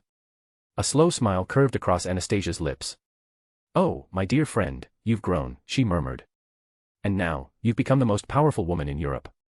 She gave a low chuckle, brushing a dark lock of hair behind her ear. "Who would have thought you'd come out of all that alive? I'll give you credit. Every time the world tried to bury you, you crawled out from beneath it, stronger, sharper. And now, the very person who tried to kill you is already dead." She sighed, the smile lingering like a shadow. "It had to be you, or someone loyal enough to kill for you." With that, she folded the paper in half and let it drop lazily onto a side table. Reaching for a glass of chilled white wine, she took a slow sip as the sun soaked into her skin. The moment of peace broke with a voice from the veranda behind her, loud, familiar, and irritated. "Annie. How much longer do we have to hide away like this? It's been nearly a year since I've stepped foot in my tavern." Anastasia turned, grinning at the older woman who approached. Her mother, sun-hatted, draped in a loose cotton dress, and barefoot, looked thoroughly unimpressed with paradise. "Come on, Ma," Anastasia said, her voice teasing. "Don't pretend you hate it here. After 20 years of running that noisy little tavern, you finally get to relax. You've got palm trees, fresh fruit every day, and not a single drunk wizard to scream at. What more could you want?" Her mother sighed dramatically. "I do love it here. The view is beautiful, the weather is perfect, but this muggle-like living. It's so strange. No magic in the walls, no house elves, no self-cleaning spoons. I'm still not used to it." Anastasia arched a brow. "Right. And it's me who watches TV every time I walk into the house." Her mother sniffed. "Well, what can I do? It's fascinating. These people put their entire lives into that little box. No privacy at all. And some of them even show their intimate nights. Disgusting." Anastasia burst into laughter. "Ma, how many times do I have to tell you? They're actors. It's just storytelling, like plays, but with moving pictures. None of it's real." Her mother blinked innocently, and said, "But it looked so real. That one woman, the mother who lost her child, she cried so much it broke my heart. So you're telling me that was fake?" Anastasia softened. "Yes, Mama. They're just good actors. It's all staged to make you feel something." Her mother went quiet for a moment, then sighed. "Well, they're good at it." A pause. Then the older woman leaned forward, eyes twinkling mischievously. "So, when are you getting married? I want a grandson to help me run the tavern someday. Don't make me sign you up for one of those dating shows. You know, the one where women choose their husbands on national show or something." Anastasia groaned. "Oh, Merlin's bones, Ma. First of all, I'm not interested in marriage. Second, if you want a child so badly, I'll adopt one, but you're changing the nappies." Her mother gave her a sharp look. "TSK. You're getting old, Annie. In a few more years, you won't even be able to have children. You'll die alone with no one but your cats." "I don't have any cats." "You will." Anastasia rolled her eyes. "We're witches, Ma. There's always a way to make babies, if it comes to that." As her mother wandered off, still muttering about matchmaking spells and grandchildren, Anastasia turned back to the newspaper. Her gaze lingered on the image of Ira once more, now frozen mid-sentence, defiant and radiant under the press lights. She raised her wine glass again, her expression unreadable. "To survival," she whispered, and took another sip. Chapter 142, Ant. A week into the new term at Beauxbatons, Ira now stood before the ornate door of Madame Maxime's office. The air around her was impossibly warm for the season, perfumed with the scent of blooming flowers. Despite the thick winter snow blanketing the rest of the chateau, the rooftop garden where the headmistress kept her office was alive with greenery and spring blossoms. Magic. Herbology, specifically. The enchantments here defied the bitter cold of the world outside. Ira raised a hand and knocked. The door, covered in vines that shimmered faintly with life, creaked open a moment later. Madame Maxime stepped out, a warm smile gracing her tall figure. "Go on in," she said gently. "Your guest is waiting for you." "I'll be outside." Ira gave a silent nod and stepped inside. The office was serene and sunlit, filled with potted plants and subtle floral magic. Seated near the hearth, her back straight and posture composed, was Isabella Vauquelin. But the moment she saw Ira, she rose from her seat with a smile that didn't quite reach her eyes. Ira dipped her head respectfully. "It's good to see you, Minister Vauquelin." At that, Isabella's smile faltered slightly, and she looked almost wounded. "Please," she said softly, "call me Aunt. I know I haven't earned that right. I failed you. But still. I hope you can." There was a beat of silence. Ira glanced at her, at those hopeful, pleading eyes that mirrored faint traces of her late mother's. She let out a quiet sigh. "Aunt, it's good to see you." That was all it took. Isabella's eyes welled up with tears. She stepped forward and embraced Ira tightly, her composure breaking. "You look so much like Maria," she whispered. "I'm so sorry I didn't come for you. I'm sorry for ignoring you all this time. I've been a coward, selfish and pathetic. I didn't even ask after the only daughter of my little sister." Ira awkwardly patted her back. "It's okay. Aunt. Really, it's not that bad. I grew up fine, well, mostly fine. I'm here now, and I understand. Maybe you had your own struggles. I get it. I'm not saying I didn't need you, or that it wouldn't have been nice if you were there, but at least we're talking now." Isabella broke down further, her voice shaking. "You sound so much like her. Merlin, I miss her. I miss her teasing me, our fights over who had the better fake wand when we were little. I miss Maria." Ira found herself quietly stunned. The last time she had seen Isabella Vauquelin, she had been every inch the dignified minister, stern, brilliant, formidable. But here she was now, crying like a child, pouring her heart out. Wait a minute, Ira thought, half amused. Why am I the one comforting her? Shouldn't she be the one comforting me, the abandoned orphan? Still, she smiled faintly and stayed silent. Eventually, they both sat down, Isabella wiping her tears, clearly embarrassed. "It's been a long time since I cried. Forgive me," she said, trying to regain composure. "Seeing you just overwhelmed me." Ira smiled. "You don't have to apologize. You're human too. If you didn't have emotions, that would be concerning." Isabella chuckled through a lingering sniffle. "Perhaps. But I have to keep mine in check. Especially in politics." She paused, then her expression darkened. "Tell me the truth. Have the Trevors harmed you in any way? If they've even breathed in your direction, I swear to you, I'll bring their entire line down, even if it means my resignation." Ira raised her hands gently. No, nothing like that. After my warning, they've kept their distance. No attacks on me or the family." "And the White family?" Isabella asked cautiously. Ira hesitated, then replied, "We're holding steady." "But what about the Vauquelins? I mean, with the current power dynamics?" Isabella's lips twisted into something between a sneer and a bitter smile. "The Vauquelin estate is under Maximilian's control. I never married, so I remained part of the family by name, not by authority. Whatever he does is his responsibility. As long as there's no danger to our immediate safety, I keep my distance. But enough of that, what I really wanted to say is, I'm proud of you." Ira blinked. "I'm truly proud of you, Ira," Isabella continued. "You've done an incredible job as the matriarch of the White family. It's about time our world had a strong woman leading the magical community. When I retire, maybe I'll come work for you, eh?" She laughed lightly. "Be your assistant." Ira grinned. "You're always welcome, Aunt. I'd be honored to have someone with your experience by my side.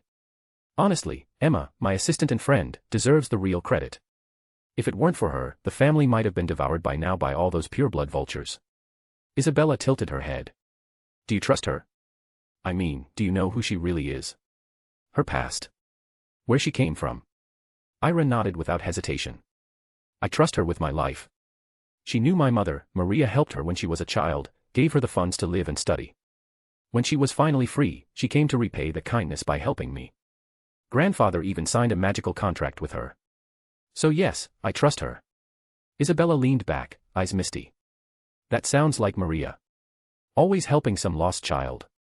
Then I'm glad you're not alone." They spent the rest of the afternoon talking about Maria's childhood misadventures, the tangled affairs of the White and Vauquelin families, and the quiet storms brewing in the magical world. Eventually, Isabella stood and pulled Ira into a final embrace. "If anyone ever hurts you, anyone, you come to me. I'll handle it. Promise me." "I promise, Aunt." "And, thank you." Isabella gave her a proud, tearful smile. "Goodbye, dear." With that, she stepped into the fireplace and vanished in a swirl of green flame, bound for the ministry. Ira watched the embers settle, then turned and made her way back down to the dormitories. Her heart felt a little lighter, the shadows of the past a little less sharp. Chapter 143, Black and Blue. 2 days had passed since Ira's meeting with Isabella Vauquelin, and the school had once again settled into its familiar rhythm of academic bustle and gossip-filled corridors. The sky above the Beauxbatons chateau glimmered through enchanted glass ceilings, mirroring the early morning light as students trickled out of their dormitories. Inside the Amberloon dorm hall, the air was still, punctuated only by the rustle of parchment. Ira sat curled into a reading chair near the window of her dorm, a warm cup of tea untouched beside her, her eyes scanning the fresh edition of Le Sorcier du Matin, France's leading wizarding daily. Her brow furrowed the moment she reached the front page headline. Vauquelin, Trevor feud reaches breaking point. A duel of honor proposed amid growing tensions. The article was relentless in its coverage. Apparently, Lord Maximilian Vauquelin had given a disastrous interview to a group of international magical correspondents the day before. In it, he'd scathingly denounced the Trevor family, calling them a rabid pack of old blood dogs still chasing titles they never earned, and accusing them of using dirty money, darker magic, and dirtier alliances. Charles Trevor, never one to take a public insult without response, had retaliated in the traditional way, by formally submitting a duel of honor request through the Magical Judiciary Council. The letter had been magically duplicated and posted outside his estate for the press to see. The whole thing was spiraling. Quickly. Ira sighed deeply, setting the paper aside. "Idiots," she muttered but smiled. "All of them, just like I wanted."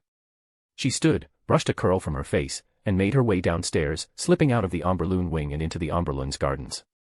The air was still crisp from last night's snow, but the snow of the southern courtyard had already begun to melt beneath the morning sun. She thought of her aunt. Of the subtle lines around her eyes. Of how fragile old bonds felt when touched after so long. But her thoughts were interrupted. "Ira," a voice called. She turned to see Mia St. Clair, a fellow Amberloon, approaching with urgency in her step. Her braid was messy, and her prefect badge was half-clipped to her robes. "Something wrong?" Ira asked. Mia slowed as she neared her. "It's Marin. He's in the hospital wing." Ira blinked. "What happened?" "He was beaten. Pretty badly. Face like a bruised cauldron. I thought you should know. I mean, you're one of the only people who doesn't want to kill him. Where is he now?" "Infirmary. Madame Oriel has him lying flat with 3 salves and 1 broken nose." Without another word, Ira turned and made her way to the hospital wing. The hospital wing smelled of herbs and disinfecting charms. Rows of beds stood neatly lined, though only one was occupied. There, sprawled beneath a thick quilt, lay Marin, his face a colorful disaster of purples and greens, one eye nearly swollen shut. A cooling rune shimmered faintly on his forehead. He looked like a fallen garden gnome after a bar brawl. "Merlin," Ira whispered, pulling a chair closer to his bedside. "What happened to you?" Marin grinned lopsidedly, which only made him wince. "Oh, you know. Life." Ira sat down, arms folded. "Marin, who did this?" He shrugged weakly. "Don't know. Didn't see them. Maybe 1, maybe 3. Could have been trolls. Honestly, I blacked out halfway through." She stared at him. "Was it one of the boyfriends? Of those girls you were flirting with?" At that, Marin turned his head away, as if the ceiling was suddenly very interesting. Ira groaned. I told you. I told you they would hit you. That someone would come after you. But no, you just had to flirt with anything in a skirt and a hair charm." Marin said nothing.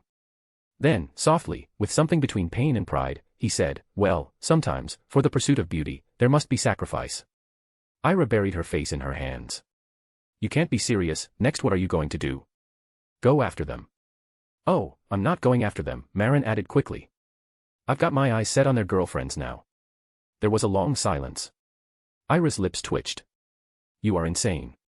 "I'm romantic," he replied, smiling like a war hero who had survived for love. "You're going to get yourself killed." Marin gave a painful chuckle, then winced again. "Probably. But I'll die with style." Ira leaned back, caught between disbelief and reluctant amusement. "You're the most shameless person I've ever met." Ah, I see I've claimed first place on your list of shameless individuals, since I bypassed your uncle, of course. I do aim to impress and see I impressed you. She shook her head. You'll aim yourself into a coma at this rate. Marin closed his eyes, content. If I do, leave roses on my bedside. Black ones. Dramatic. Very me. Ira sat quietly beside him for a while, watching the sunlight drift across the ward's tiled floor. Beneath all the ridiculous bravado, there was a kind of purity to Marin, reckless, infuriating, but somehow loyal to the strange, chaotic rhythm of his own heart. Rest, she said at last. And try not to seduce anyone for the next 24 hours. No promises. Well, Madame Oriel is charming middle-aged woman, so I can't promise that, he murmured. Ira stood, leaving him with a smirk and a faint shake of her head. The world outside was full of dangerous duels and political storms. But here, in this absurd moment, she let herself laugh. Chapter 144, An Arena. It was a quiet weekend afternoon at Beauxbatons, and the Amberloon Hall was hushed with the soft rustle of pages and the distant chime of enchanted clocks. Ira sat alone at one of the long, glassy tables, idly flipping through a worn volume while sipping a cup of honey-sweetened tea. The winter sun filtered gently through the tall windows, casting long silver beams across the floor. She looked up when she heard footsteps, familiar ones. Fleur Delacour approached with a light smile and an elegant toss of her silvery hair. How are you these days, Ira? You've been looking quite busy. Ira smiled faintly, setting her book aside. I could say the same about you. You've been buried in OWL's prep lately. I figured it was best not to disturb you. Fleur gave a sheepish laugh. You're not wrong. I've been drowning in arithmancy and defense essays. But today, no books. Come, I'm taking you somewhere fun. Ira arched a brow. Where to? Somewhere I think you'll enjoy, Fleur replied cryptically, already turning toward the exit. As they walked down the marble corridors, Ira fell in step beside her. We're not going outside the school again, are we? Like last semester. Fleur shook her head. No, no. Still within the grounds this time. Oh, by the way, Fleur added after a pause, I heard Marin got beaten up by some seniors. Ira's expression darkened slightly. Yes. They roughed him up pretty badly. He was alone when it happened. Good, Fleur said with a shrug, completely unbothered. I warned him, told him to stop flirting with every girl he laid eyes on.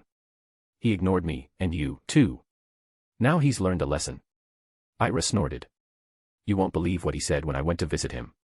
Let me guess, Fleur said with a smirk. He was crying, swearing he'd change his ways. I wish, Ira muttered. He actually said he's now more determined than ever to go after their girlfriends. Said if they're going to beat him, he might as well make it worth the trouble. Fleur groaned, rubbing her temples. He really is a shameless son of a wand. The two of them exited the chateau and strolled through the snow-covered gardens, their boots crunching softly on the frozen path. Eventually, they came to a structure nestled near the forest's edge, one that Ira had passed many times before without much thought. It looked like a modest building from the outside, plain and unremarkable, dusted with winter frost, which was quite unusual for the school's style. But the moment they stepped inside, Ira's breath caught in her throat.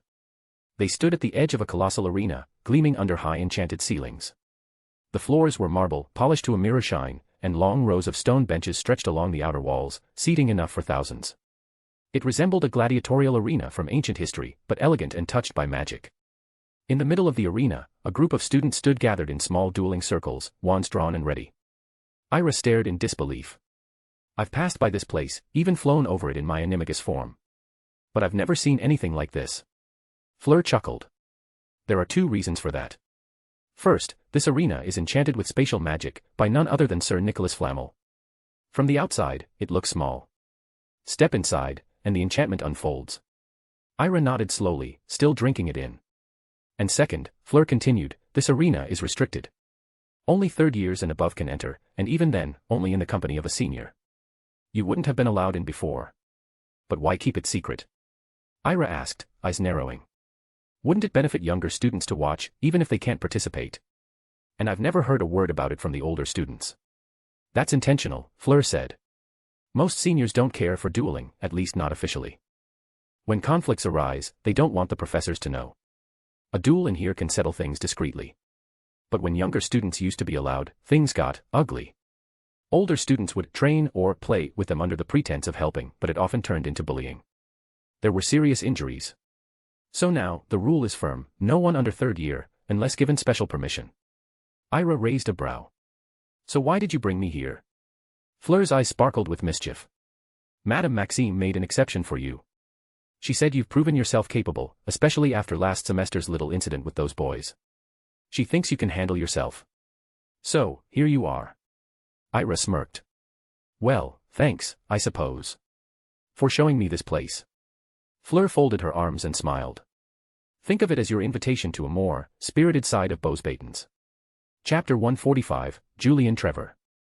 Snowflakes drifted like silver feathers across the high glass dome of the Beauxbatons dueling arena, where winter had cast its breath even indoors. Ira stepped cautiously beside Fleur as they crossed the polished marble threshold. The grand space opened like a secret world, wide, echoing and elegant. Seats curved high above the arena, as if the ghosts of ages past still watched from the rafters. In the center of the stage stood a group of students encircled in silent anticipation, their wands raised and their postures poised. Among them, one voice echoed loud and instructive, commanding the attention of the others. There, Fleur whispered, nodding toward the group, that's Julian Trevor. The new heir of the Trevor family. He's been coming here a lot lately. Ira's gaze locked on the tall, broad-shouldered young man standing with arrogant grace in the center of the circle. Blonde hair fell carelessly across his brow, and his smile, if it could be called that, was more predatory than pleasant. So he's the new heir, Ira mused aloud, folding her arms. Interesting. Fleur's voice was sharper now. I hate him. He's the most insufferable kind of persistent. Always asking me to marry him, publicly, privately, even in duels. He challenged me 3 times last year, and every time, he made it part of the terms, if he won, I'd have to be engaged to him. And let me guess. Ira's lip curled. I crushed him every time, Fleur said flatly, flipping her hair. But now that he's the heir, he's gotten even worse. He's already told me he plans to challenge me again. On Valentine's Day, no less. How romantic. Ira's tone dripped with sarcasm. Fleur gave her a side glance. That's not even the worst of it. You remember his brother, right? Roman Trevor. Ira's expression didn't change, but her voice cooled. The one who died, wasn't he the one responsible for some of the atrocities in France? Fleur's voice dropped into a venomous hiss. He was a monster. A literal beast in human skin. What he did to some of the village witches, children, it's better he's dead. The magical world is cleaner without him. Cleaner, Ira echoed silently, her thoughts curling like smoke. Well. Seems I did a very good job in cleaning out the filth. Just as the thought finished, a loud voice rang out behind them, mocking and unmistakably smug. Well, fancy seeing you here, English girl. Both Fleur and Ira turned. Julian Trevor approached with an oily smirk plastered across his face, his blonde hair glinting under the enchanted lights. He eyed Fleur first, his gaze heavy, invasive, brimming with lust, before turning his attention to Ira with thinly veiled disdain. Ira raised a brow lazily. I don't fancy seeing you at all, Trevor. Julian clicked his tongue, amused. What are you doing here? Far as I know, you're still second grade. And this arena isn't open to second years. Ira tilted her head slightly, her expression one of feigned confusion. Oh. And here I thought this place was for duelists, not clowns in air costumes. Gasps and muffled laughter rippled from the watching students. Julian's jaw clenched. I don't think you have the right to be here, he said with a forced smile. Certainly not without permission. And I don't think you're in charge of the door, Julian, Ira replied sweetly. Unless you've been promoted to headmistress while I wasn't looking, which I doubt, seeing as you can barely win a duel without crying. Julian's face darkened as he looked to Fleur. Can you believe this? She walked in like she owns the place. She should be punished. Fleur's expression was bored. She's with me. I brought her. And Madame Maxime herself gave her clearance. Don't like it. Take it up with her. For a moment, Julian looked as if he might argue, but something in Fleur's tone, or the weight of Maxime's name, pulled him back. He swallowed his protest and shifted tactics. I heard about your uncle, he said, his voice turning cold, eyes locked on Ira. Cecil White, wasn't it? Saw the photo in the Le Cri Magique, hanged from balcony, poor thing. Died as he lived, weak, dirty, and pathetic. I think he pissed and shit himself while hanging. The air chilled, even the snowflakes seemed to hang still. Students went quiet. Ira smiled. Slowly and dangerously. Well, what can I say, she said lightly. Your brother died beside him. As far as I recall, neither of them came out of that barn alive. But what really caught my attention was the rumor I heard afterward. Julian's brow furrowed. Ira took a step closer, her voice mock thoughtful. I heard that Roman Trevor and my dear Uncle Cecil were, quite close. Intimate, even. Some say they were in love. Cecil's lover, what was his name again? Oh yes, Josh. Poor Josh, murdered. By your brother, wasn't it?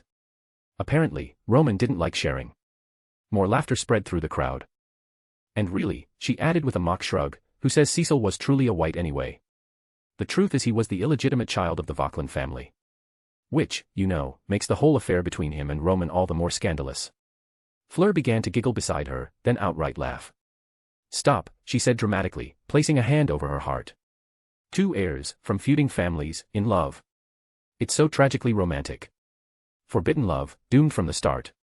Like a magical Romeo and Juliet. Students chuckled, some whispering behind gloved hands. Julian stood frozen, mouth tight, eyes blazing with fury. Imagine, Ira continued, her voice all innocence, the mighty Trevor and the disgraced Vauquelin, two pure blood lines united by love. And then snuffed out. Not by their enemies, but by their own families, out of shame. That's the rumor, anyway. You dare, Julian growled, stepping forward. I dare quite a lot, Trevor, Ira said, her smile sharp as a blade. And don't act so outraged. It's not like I'm the one who decided to romance the enemy and leave the evidence in a blood-stained barn. A ripple of laughter again.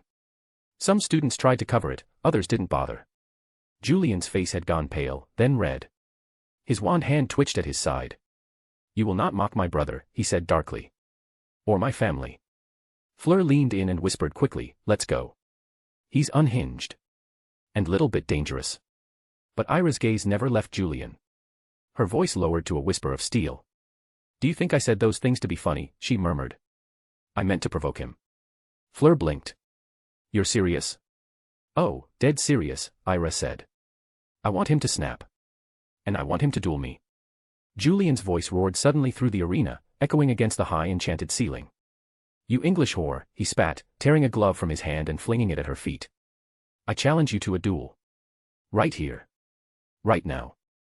I will not have my family's name soiled by an English brat with a sharp tongue. The glove landed on the marble like a thunderclap. Gasps rose from the crowd. Wands twitched.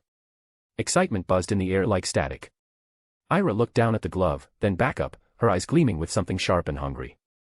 Oh, she said softly, smiling as she bent down to pick it up, Julian, darling, it's about time someone taught you what happens when you try to dance with fire.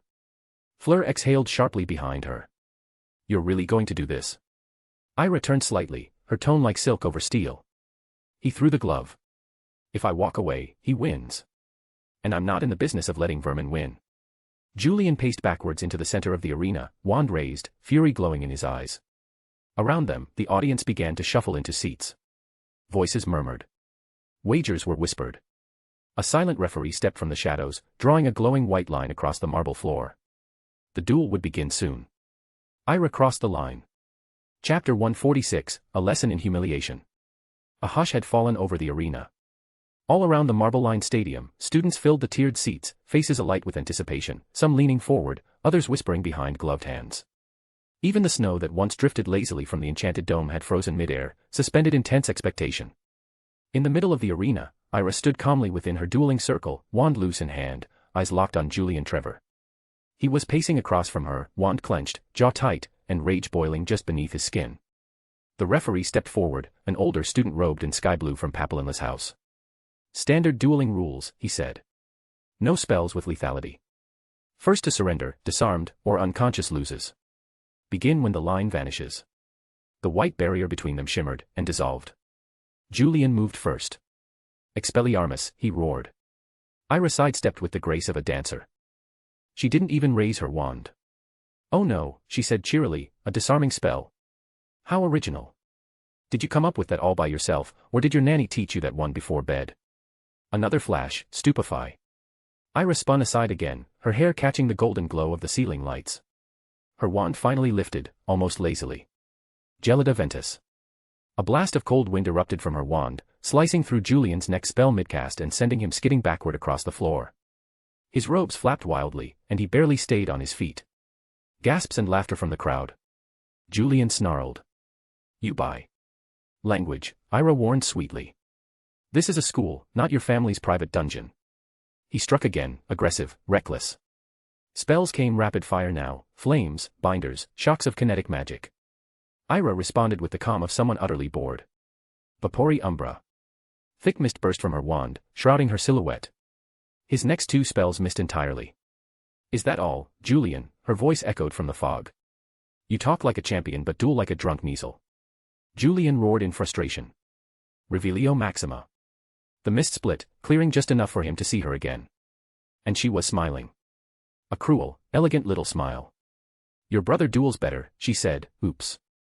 My bad, he's already dead actually, as she put a hand on her mouth to cover her laugh. Julian charged while casting, Incarcerus. Ropes surged toward her. Ira flicked her wand. Carthago. The ropes disintegrated in the air. Did you know, she mused aloud, walking toward him now, that when someone's wand work is shaky, it usually means they're compensating for something. Julian gritted his teeth. Ventosa lapidem. Rocks rose from the floor and shot toward her. Ira raised a single hand. Sarah Comica. The rocks transfigured midair into cream pies. They smacked Julian in the face with comedic splats. 1, 2, 3. The audience howled with laughter. Julian sputtered, face dripping in cream. You. Say cheese, Ira said sweetly, and flicked her wand. Facium ludibrio. Julian's face contorted suddenly. His eyebrows curled into loops. His nose turned bright blue and expanded like a balloon. His lips puckered involuntarily, twitching with each shout he tried to make. He tried to cast Rictus. But Ira was faster. Pluma tempestus. A whirlwind of multicolored feathers burst beneath him, spinning him in the air like a clumsy ballerina before tossing him flat onto his back. The students were nearly in tears now. Laughter echoed from every level of the arena. Flur was doubled over against the railing, barely breathing. Julian sat up slowly, face flushed deep crimson, cream dripping from his jaw, his wand trembling. Ira took a few graceful steps forward, tilting her head, voice low and purring. You know, for someone who loves challenging girls to marriage duels, you're shockingly bad at making a good impression. He tried to stand, shakily. She flicked her wand again. Sibyllus Simius. A chorus of invisible, mocking monkey whistles erupted around Julian. The sound followed him as he stumbled backward, clutching his wand uselessly. Every movement triggered another loud, taunting whistle. His lip trembled. Ira lowered her wand slightly, letting the air calm.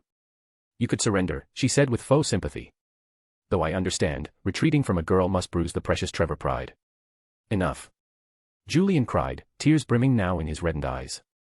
You're humiliating me. Oh, Julian, Ira said, feigning shock. You think I'm doing it? She stepped forward again, closer now, voice just loud enough for those nearby to hear. You did this to yourself. You threw the glove. You started this duel. All I did was finish it. With flair. The final spell came then, swift, elegant, quiet. Finita Risis. The magical effects melted off Julian's face.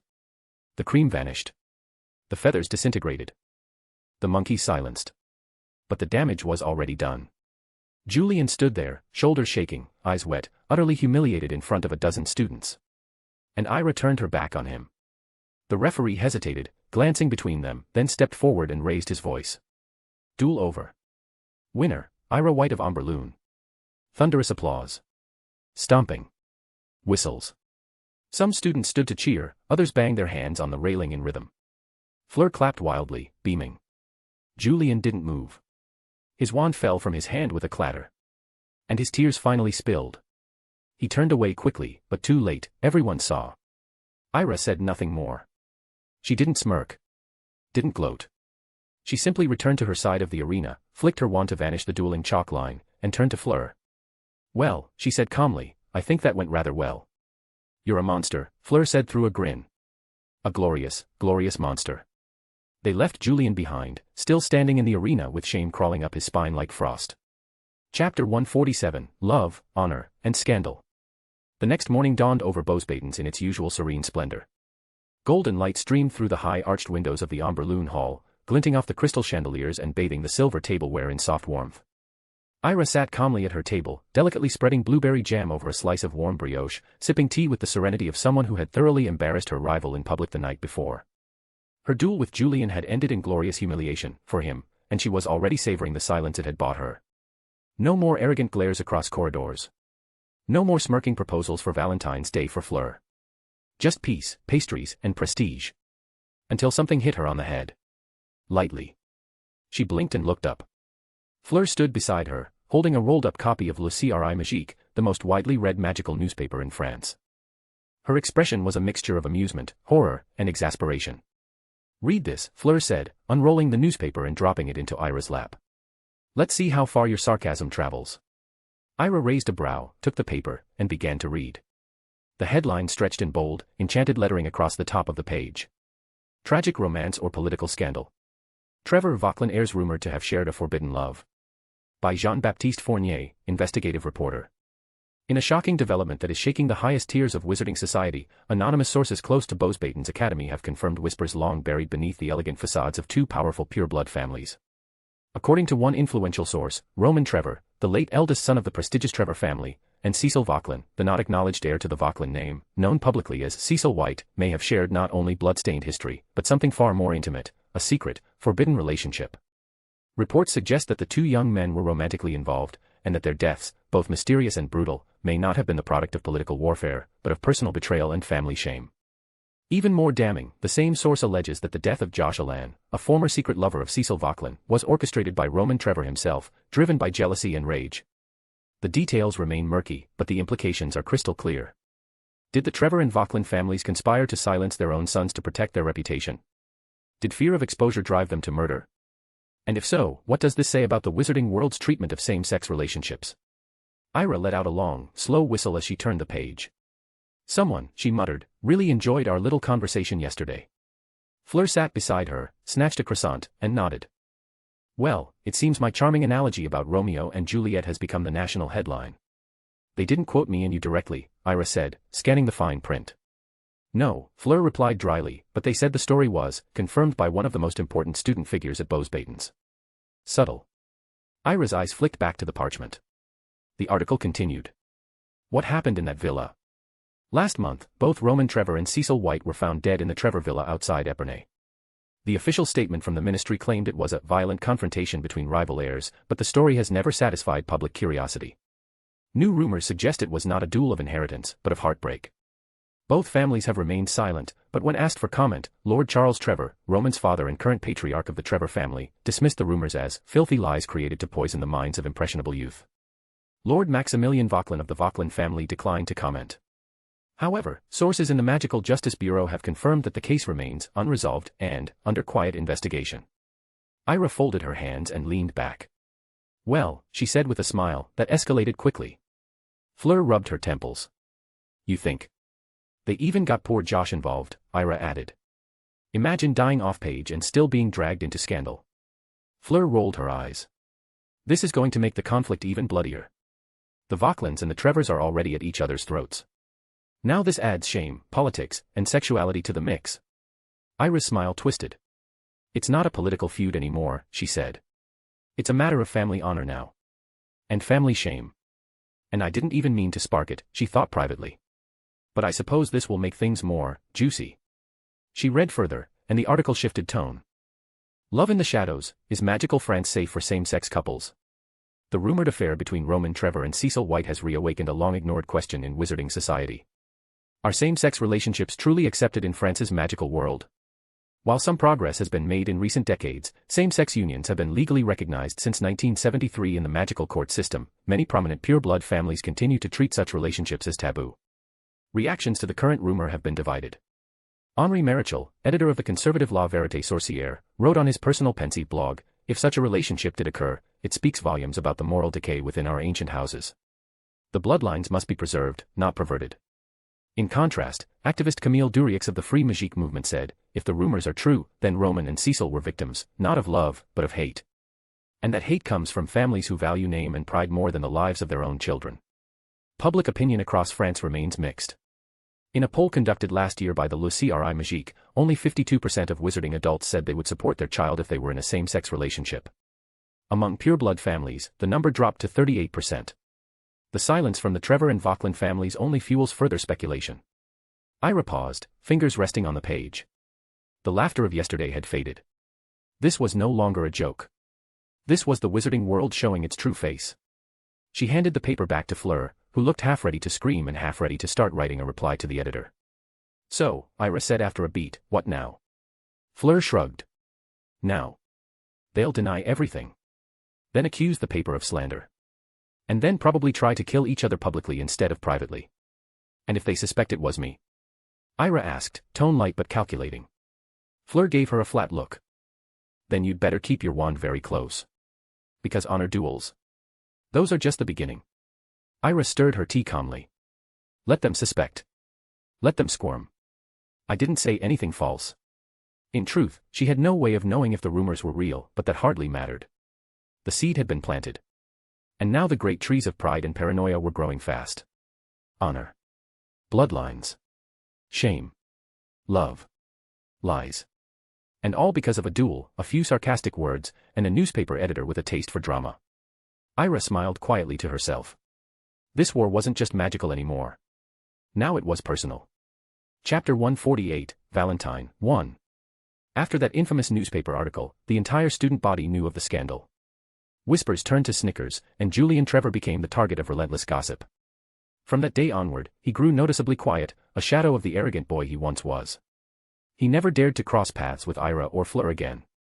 Whenever he wandered the corridors or passed through the courtyards, students would mock him with barely concealed laughter or cruel little remarks whispered just loud enough for him to hear. And yet, Julian remained strangely composed. He didn't snap, didn't retaliate, he simply endured. He moved through it all with an unsettling calm, as though the shame had numbed him or perhaps broken something inside him. Days slipped by, and as winter began to melt into spring, the chill in the air gave way to a gentle warmth. Snow vanished from the castle roofs, and crocuses peeked out from the thawing earth. Then came the day many students had eagerly been counting down to, Valentine's Day. The Bosbaton's gardens, now alive with early blossoms, transformed into a stage for all shades of young love. Couples strolled hand in hand beneath blooming trellises, their laughter echoing between marble statues. Some paused for soft, stolen kisses, others whispered secrets with flushed cheeks and sparkling eyes. But not all stories that day were sweet. For some, February 14th brought heartbreak instead of roses. Arguments flared beneath the old cypress trees, and quiet tears were shed in shadowed alcoves. There were breakups, regrets, sudden new pairings, and just as many students wandering alone as there were lost in each other's arms. It was, as ever, a day of love and of loss. A day where hearts bloomed or broke. But Ira was nowhere near the crowds. Instead, she was nestled within the Val Enchante, a secret, enchanted valley at the very edge of the Bosbaton's grounds, cradled between two steep, pine-covered mountains. Few students knew it existed, even fewer had the key to get past its protective enchantments. Fleur Delacour was one of them. She had brought Ira here once before, last year during the late summer. Now, again, they sat together at the basin of the waterfall, where the water shimmered like liquid glass, whispering against the rocks. A conjured picnic blanket lay spread across the moss, flanked by smooth boulders warmed just slightly by sunbeams that threaded through the high branches. Dishes of delicate pastries, sugared fruit, warm fig bread, and a silver teapot of enchanted tea lay in their midst, radiating a gentle heat. The hidden valley looked as if it had been plucked out of a fairy tale. The waterfall tumbled from high above, catching the golden light and scattering it into rainbows. The stream below danced across mossy banks, weaving through flowerbeds so vibrant they seemed unreal, star-shaped scarlets, pale violets, golden blossoms with silver-tipped petals, all swaying with the wind like they too were listening to some unseen music. Winged deer the size of kittens pranced across the water without ever sinking. A fox with fur that shimmered between violet and bronze lounged nearby, eyes half closed, tail flicking lazily. Overhead, birds with peacock-colored feathers glided in slow arcs, their songs like wind chimes from a dream. Wrapped in her woolen cloak, Ira sipped the steaming tea Fleur had poured her and gazed around with a look of peaceful awe. "I love this place," she said softly, her breath forming small puffs in the crisp air. "Even in winter, it's the most beautiful place I've ever seen." Fleur, sitting beside her with one leg tucked beneath her skirt, smiled faintly. "Actually, I think it's more beautiful in winter." Ira turned her head, curious. "Really? Why?" "Because some of the creatures here," Fleur tilted her head toward the shadowed ridges where the light didn't quite reach, "only appear when it snows. The valley hides them. They sleep all summer, waiting for frost." "Are they short-lived?" Ira asked, warming her hands on the teacup. "Do they die in the summer?" Fleur shook her head gently, her silvery hair catching a streak of sunlight. "No. They just sleep. They wait. Like dreams tucked beneath the snow." Ira blinked at her, surprised by the poetry in the answer. "That's oddly sweet." Fleur chuckled, the sound low and warm. "You say that as if you didn't mean it." "I meant it," Ira admitted. "Just wasn't expecting it." She turned her eyes to the waterfall again, unaware of the way Fleur's gaze lingered on her. The light brushed Ira's face, cheeks slightly pink from the cold, lips pressed to the rim of her teacup, her white hair swept back by the mountain breeze. Fleur looked away before Ira could notice. She reached for a slice of fig bread and offered it to Ira without a word, her fingers brushing against Ira's hand for a second too long. Ira didn't react beyond a quiet thanks, oblivious to the flush that briefly colored Flur's cheeks. You know, Fleur said after a moment, casually tucking a strand of hair behind Ira's ear, I only bring very special people here. Ira blinked at her, caught off guard. You said that last year too. And it was true last year, Fleur said with a slow smile. It's still true. Ira, ever literal, gave her a soft laugh. Then I suppose I should feel honored. You should. There was a beat of silence between them, not awkward, but weighty in a way that neither of them acknowledged. The fox nearby gave a small yawn and stretched, its fur shimmering rose gold in the sun. I used to come here when I needed to think, Fleur said. When I needed to be reminded that some things in the world are still gentle. Still worth protecting.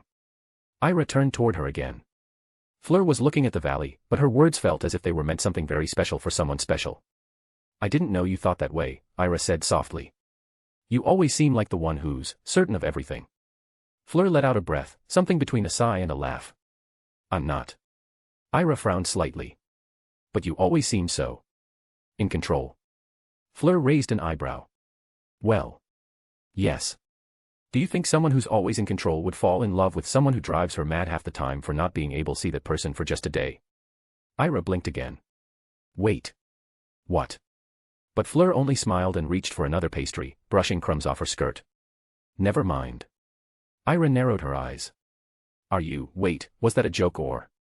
Maybe. The silence returned again, but this time it hummed with something lighter, more teasing. Fleur reclined back on her elbows, her eyes closed to the sun, her hair fanned over the moss. Ira sat beside her, still holding her teacup, unsure if Fleur just confessed that she was in love with someone, or if she was imagining it. The wind picked up slightly, carrying with it the scent of pine and frost-kissed blossoms. From far below, one of the deer leapt across the stream, hooves tapping water like notes on a harp. Ira looked at Fleur again. She was smiling, softly, contentedly. And Ira couldn't help but smile too. Chapter 149, Valentine, 2. Fleur shifted slightly, reaching for the thermos again. More tea. Yes, please, Ira said, holding out her cup. The liquid poured in a curling stream of steam, golden and fragrant. A subtle warmth bloomed in Ira's palms as she cupped the drink and settled back onto the mossy ground, legs crossed beneath her cloak. It's really odd, isn't it? Ira said after a moment, glancing out toward the silver curve of the waterfall. How quickly people forget things here. Just last month, everyone was terrified of Julian Trevor. Now they whisper behind his back and laugh when he passes. Fleur hummed, bringing her own cup to her lips. Bosbatons has a short memory when it comes to power. The moment someone loses their grip on it, they become a story instead of a threat. Still, Ira mused, stirring her tea with a small charm, I thought he'd put up more of a fight. Oh, he will, Fleur said quietly, watching a bird glide overhead. Boys like Julian always do. They just wait until the attention dies down so they can strike back unnoticed. Ira tilted her head. He's been unusually quiet, though. That's not his style specifically for someone from Trevor family. No, Fleur agreed.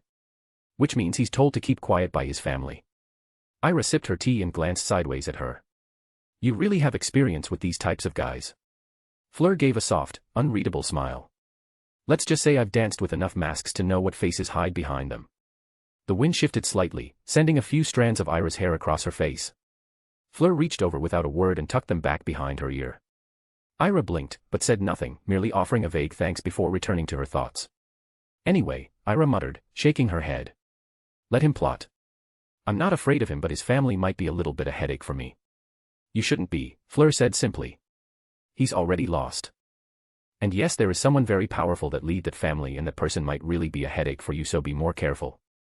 There was something final in her tone, not cruel, but sure. Ira looked at her again, really looked this time, and wondered, not for the first time, how Fleur always seemed to know what was coming before anyone else. But before she could ask, Fleur shifted the conversation. So, she said, a little too casually, what do you think of the new Amberloon transfer student? The one who tried to hex his cauldron in potions last week. Ira snorted. You mean Marius Dupin? That's his name. I think so. I only remember because he keeps referring to himself in the third person. Fleur laughed, a rich, clear sound that made a nearby bird trill in reply. I mean, really, Ira continued. Who says Marius Dupin does not eat cabbage in the middle of the Star Hall dinner party? Well, Fleur said with a smile tugging at her lips, perhaps he had a traumatic cabbage experience. Ira gave her a look. Is that what passes for trauma in Amberloon now? Fleur shrugged, amusement dancing in her eyes. You'd be surprised what some of them cry over. Last year, someone tried to drop out over a bad dream involving flying cows. Ira stared. You're joking. I wish I were.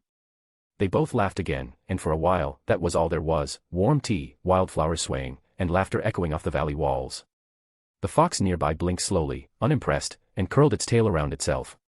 You know, Ira said once they'd both calmed down, I think we really need to sharpen our spell work. Given who we are, we're always going to be under pressure, and under threat. You're a Vila. People would kill just to possess someone like you. Fleur tilted her head, a faint smile playing on her lips. And you, with the beauty of a Vila and the power of one of the oldest families in Europe. Well, Ira said, raising a brow, considering how my life has gone lately. Fleur nodded. Fair. But still, it's good to remember you're more than the mess surrounding you. Ira took another sip of her tea, letting the words linger in the air. Well, thanks. I just hope things stay calm, given how everything's going. Fleur raised an eyebrow, her tone laced with dry amusement. Oh. What kind of calm? The kind where two of the most powerful families in France are at war, while you just happen to be right in the middle of it. Well. I may have a hand in this war, Ira said after a pause. But I don't think they'd actually do anything to me. Fleur shot her a sideways glance, eyes half-lidded. Oh, really? You mean even after you publicly called the dead eldest son of the Trevor family both gay and a murderer, and then accused his own family of killing him out of shame? You're in this too, girl, Ira said, pointing her spoon at Fleur. You were the one who compared Cecil and Roman to Romeo and Juliet. If they come after me, they're coming after you too. Fleur smirked, tossing her hair back dramatically. Well, if they do come after us, at least we'll go down together. How romantic.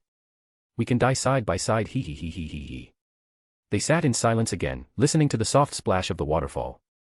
Somewhere in the far end of the valley, a pair of deer leapt playfully through a patch of glowing mushrooms, sending tiny motes of light drifting into the air. Ira leaned back on her elbows. Do you think people actually fall in love here? She asked, mostly to the air. In the valley? Fleur asked, turning to look at her. No, I mean, in school. At our age. With all the chaos going on. Can it even be real? Fleur considered this for a moment. I think, people feel things very strongly at our age. Whether it's love or something they mistake for it. That's not very optimistic, Ira said with a faint smile. I didn't say it was always false. Just that it's hard to know. Ira let her eyes drift back toward the waterfall. I don't think I've ever loved anyone. Fleur didn't speak, but her silence said more than words. She sipped her tea slowly, looking ahead. Ira didn't notice the way her fingers tightened just slightly around the handle of the cup. I think I've wanted to, Ira added after a moment. But it always feels like something I'm observing. Like I'm watching from the outside, trying to figure out the rules. Maybe you haven't met the right person, Fleur said quietly. Maybe. Ira shrugged. Or maybe I'm just too complicated. Fleur gave a soft smile, one Ira didn't see. That's not a flaw, Ira. That's depth. Ira huffed. That sounds like something someone says before walking away. I'm not walking away from you. Ira glanced at her, caught off guard again, but Fleur had already stood, brushing crumbs off her skirt. Come, she said, holding out a hand. Let's walk before the sun sets. The light hits the waterfall just right around now. Turns it into a prism. Ira took her hand without thinking, letting Fleur pull her to her feet. The moss squished gently under their boots as they made their way closer to the edge, the valley spreading below like an enchanted painting. The wind picked up just a little more, rustling through the wildflowers, the birdsong carrying through the air like a lullaby. And for a moment, with her hand still warm from Fleur's, Ira forgot about Julian, and scandal, and even the noise of Valentine's Day. There was only this hidden valley, and the girl walking beside her, calm and steady. Chapter 150, Her Thoughts. As Ira walked side by side with Fleur along the quiet, winding path leading back to Amberlin's dormitory, she couldn't help but notice Fleur's uncharacteristic silence. Normally talkative, Fleur had barely said a word since they left the Val Enchante. But before Ira could ask what was wrong, a sudden sound echoed in her mind. Ding. Bell. She stopped in her tracks. The familiar chime startled her, not because of its sound, but because she hadn't expected to hear it again. After her last confrontation with the world's will, she had assumed the system had been taken from her. The confrontation had been final, cold, and left Ira with the feeling that she was no longer someone needed by the world's will since she defied it. That the so-called will of the world no longer saw her as someone to guide, or to help. And yet, here it was again. A faint thrill of anticipation shot through her. She turned quickly to Fleur and said, "I'll catch up with you later, I need to use the bathroom." Fleur looked at her and nodded. "Go ahead. I'll take a walk in the garden." Ira gave a small smile. "All right. See you in a bit," she said, and quickly turned toward Omberloon House, her footsteps growing faster with every thought of what the system might show her this time. Left alone in the courtyard garden, Fleur watched her go. The soft rustling of the wind stirred the leaves above, casting swaying shadows across Fleur's face. Her lips curved into a sad, bittersweet smile as she whispered to herself, "I wish you were my age, Ira. Maybe then I would have had the courage to tell you how I feel." She took a step forward, but stopped again, the words pressing heavier against her chest. "At the beginning, I thought what I felt for you was just friendship. After all, you were the first person to treat me like something other than a lustful object or a trophy. The only girl, besides my sister, who didn't look at me with disgust or envy. You just cared." Fleur sighed and lowered herself onto a marble bench by the roses, resting her hand over her heart. "I thought maybe that's why I felt so close to you, because you were kind. But it's not just that. The more time I spent with you, the more I saw you for who you really are. And now, I can't imagine a single day without seeing you. When I do, it feels like my heart burns. Like it's hard to breathe or being strangled." She closed her eyes, and her mother's voice echoed in her mind, words spoken during Christmas break, laced with both wisdom and warning. "Ira is still a child, Fleur. She isn't mature enough to understand the weight of love. She might feel attraction, maybe. But love? That's something deeper. Something far rarer. Attraction changes since everyone has an attraction. It shifts with the wind. But love? Love stays. Love drives you mad if you're kept apart from it for too long, so there's a big difference between love and attraction. Give her time. Let her grow. Experience life and experience different perspectives of people with different attractions. But don't let her forget you. Stay in her life. Be someone who matters to her." Fleur opened her eyes, blinking away the tightness forming there. She didn't fully understand why she had fallen in love with Ira. Was it just kindness? No, there were many kind people in the world. Was it her beauty? That certainly wasn't rare in Bosbatons. Well, okay, she is beautiful, but still. Was it her mysterious nature, her icy poise, the way she could be both distant and warm, cruel and gentle in the same breath? Or was it something else entirely? Something Fleur couldn't name. She shook her head gently, brushing her hair back as she rose to her feet. "I don't even know why I love you," she whispered into the garden air. "At first, I wasn't even attracted to girls. But you, even though you are one, I'm drawn to you in a way I can't explain." Her voice trembled. "And maybe that's what scares me the most." A breeze swept past her, lifting the hem of her coat. The question still lingered in her mind. Why Ira? And so, Fleur made a quiet decision to herself, she would find out. Whether by speaking to her mother again or seeking the answer within herself, she would learn why her heart beat faster at the sight of that girl. Whether it was love, or something else, Fleur needed to understand it. Because once she knew, maybe then she'd be able to decide what to do with it. Chapter 151, Third Time Sign In. As Ira entered her dorm room, the quiet of the Omberloon Tower wrapped around her like a worn cloak. The late hour gave the stone walls a hush, disturbed only by the soft rustle of her robes as she climbed into bed. With a sigh, she let her weight sink into the mattress and murmured, "System." Ding. "Congratulations, host, for reaching another year of your life with the sign-in system. Would you like to sign in for this year?" Ira blinked at the glowing text hovering in the air above her, brows furrowing. The system's voice, mechanical, oddly chipper, echoed faintly in her mind. Her lips twitched in a tired smile. "You're still here?" she asked, not expecting an answer. "Didn't the worlds will say it wouldn't bother with me anymore? I thought it cut me off completely." She tilted her head, eyes narrowed. "So why are you still functioning? Is the will going back on its word?" Silence. She rolled her eyes and huffed. "Right. I forgot, you don't have wisdom, just programming. Fine, whatever. Go ahead and sign me in." Ding. "Congratulations, host, on signing in for the third time. You have received 2 rewards. Do you wish to open them now?" Ira's gaze sharpened at that. "Wait, 2, she said aloud. "System, what happened to my other 3 rewards? I'm supposed to get 5. Why have they been cut?" A bitter silence stretched as she expected yet another silence from System, until, surprisingly, the System answered. Ding. "Dear host, your reward quota has been reduced by the worlds will due to your violation of the prior agreement. As punishment for defiance, the will has rescinded 3 of your annual sign-in rewards." Ira froze. Then slowly, her shoulders slumped. Her frustration simmered beneath the surface. How petty, she muttered. Can't even take rejection gracefully, can it? She lay still for a long moment, staring up at the canopy of her bed. Her mind returned to that tense, wordless confrontation with the world's will months ago, the moment she'd torn herself free from its invisible strings. That taste of freedom had come with a price. Don't be mad, Ira, she whispered to herself, brushing a strand of hair behind her ear. You knew it wouldn't come for free. You chose this. You chose to be free, not bound to anything. That's worth more than a few lost system perks. She smiled faintly, though it didn't quite reach her eyes. Honestly, I expected to lose everything. The fact that the will still let 2 rewards come through. Maybe that is its twisted way of being kind. And if there hadn't been any punishment, she murmured, if everything had just gone on as if nothing happened, that would have been far more suspicious. She exhaled and gave a tired chuckle. All right, system. Go on. Open the rewards. Ding. First reward, 5 talent points for distribution. Second reward, 2 ancient spells unlocked. The air shimmered as glowing text scrolled before her eyes. Spell 1, Patronus Charm, Expecto Patronum. A silvery guardian to repel dark entities such as dementors and lethofolds. Cast with the incantation, Expecto Patronum, requiring a powerful, joyful memory and emotional focus.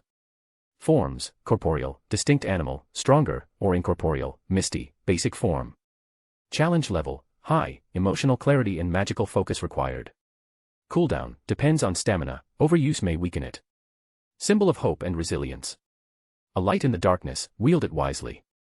Spell 2, Thunderstrike Curse, Tony Truss Percussions. Summons a thunder-infused lightning bolt to strike a target. Can incapacitate or kill depending on the caster's strength. Low Mastery, moderate damage, brief stun. Mid Mastery, severe burns, shock radius of 2 to 3 meters. High Mastery, fatal lightning strike, thunderclap disorients enemies in 5-meter radius. Activation, sharp downward wand motion, focused intent. Challenge level, advanced, precision and control required. Cooldown, 15 seconds, reduced by 2s per mastery level.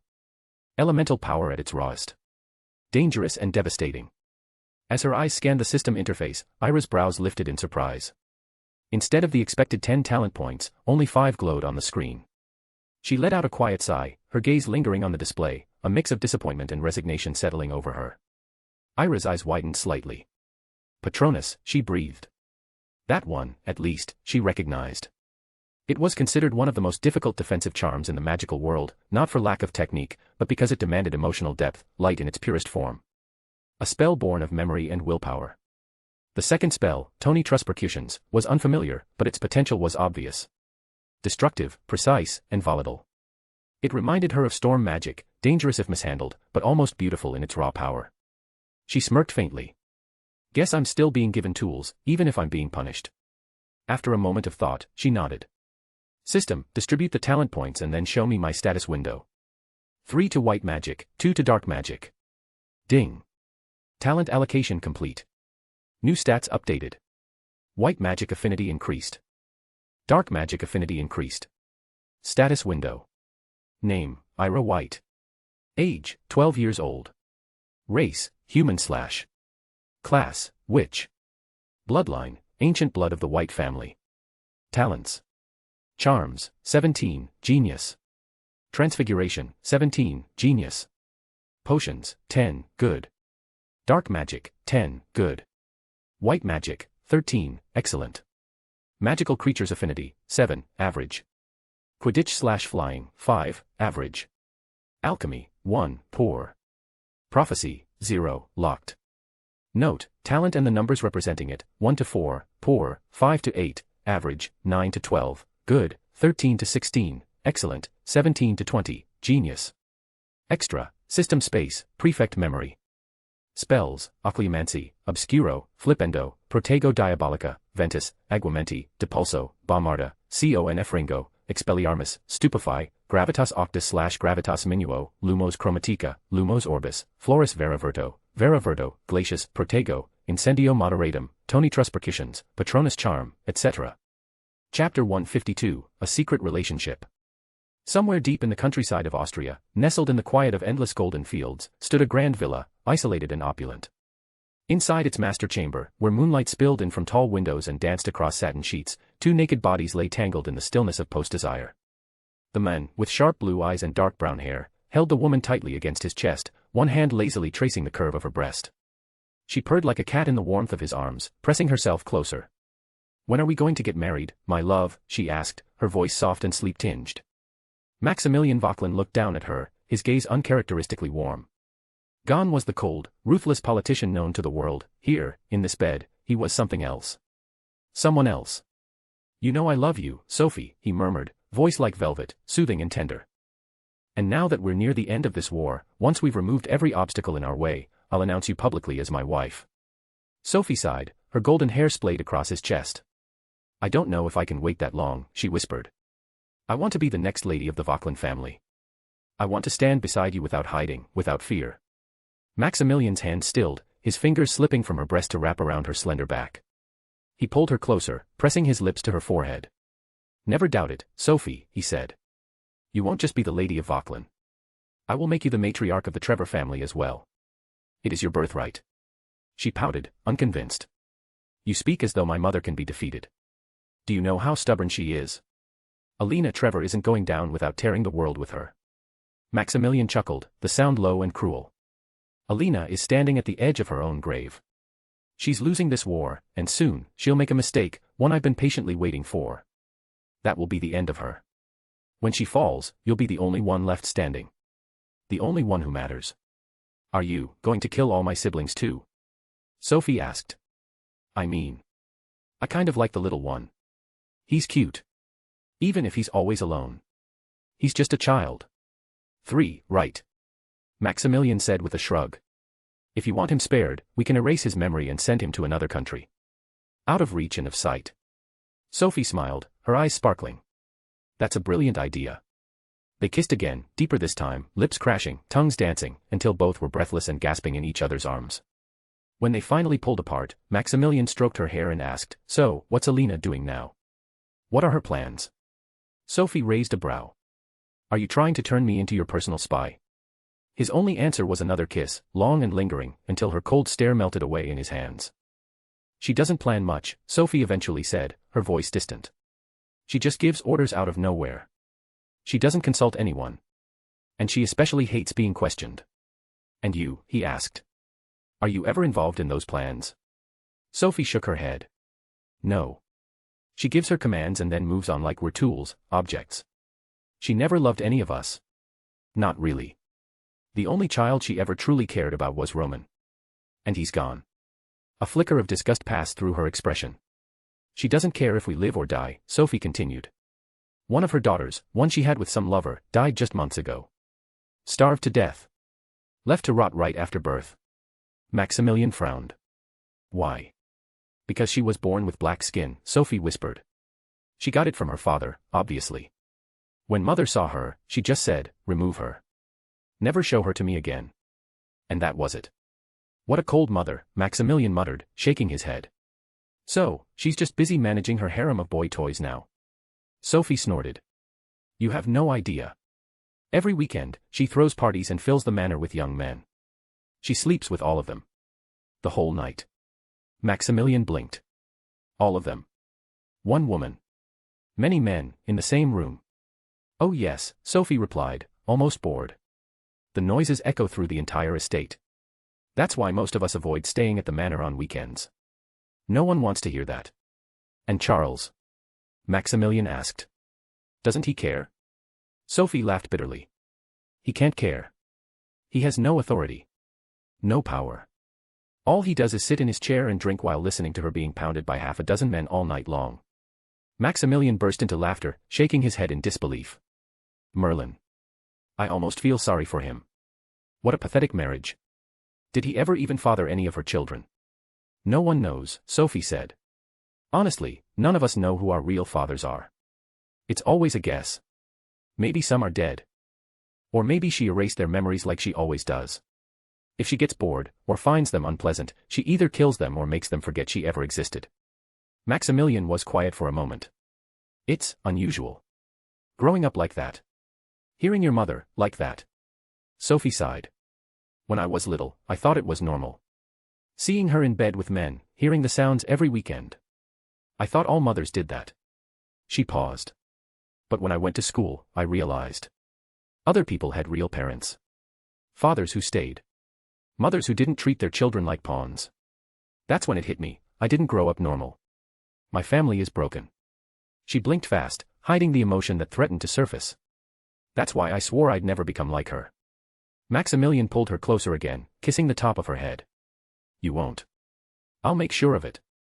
I'll change everything for you. Sophie looked up at him. But what about your family? Your mother? Your sister? They'll never accept me. They don't get a say, Maximilian said with finality. My mother is obsessed with a dead man. My sister is too busy playing house with a child that's not even hers. They have no right to question who I choose. Sophie smiled then, eyes glimmering with a mixture of lust and affection. Then let's go one more round. Maximilian smirked. You sound like your mother. She laughed and punched him playfully in the chest. Don't ever say that again. Their laughter mixed with passion as they tangled again beneath the sheets, limbs, lips, desire. The room filled once more with the sounds of pleasure, and rest well you know, wink, wink winking face with tongue. Sophie Trevor. Chapter 153, Practicing the Spells. Hidden behind rows of weeping willows and veils of flowering vines, the secluded garden at the edge of Bosbaden's estate sat in warm silence, untouched and forgotten by most students.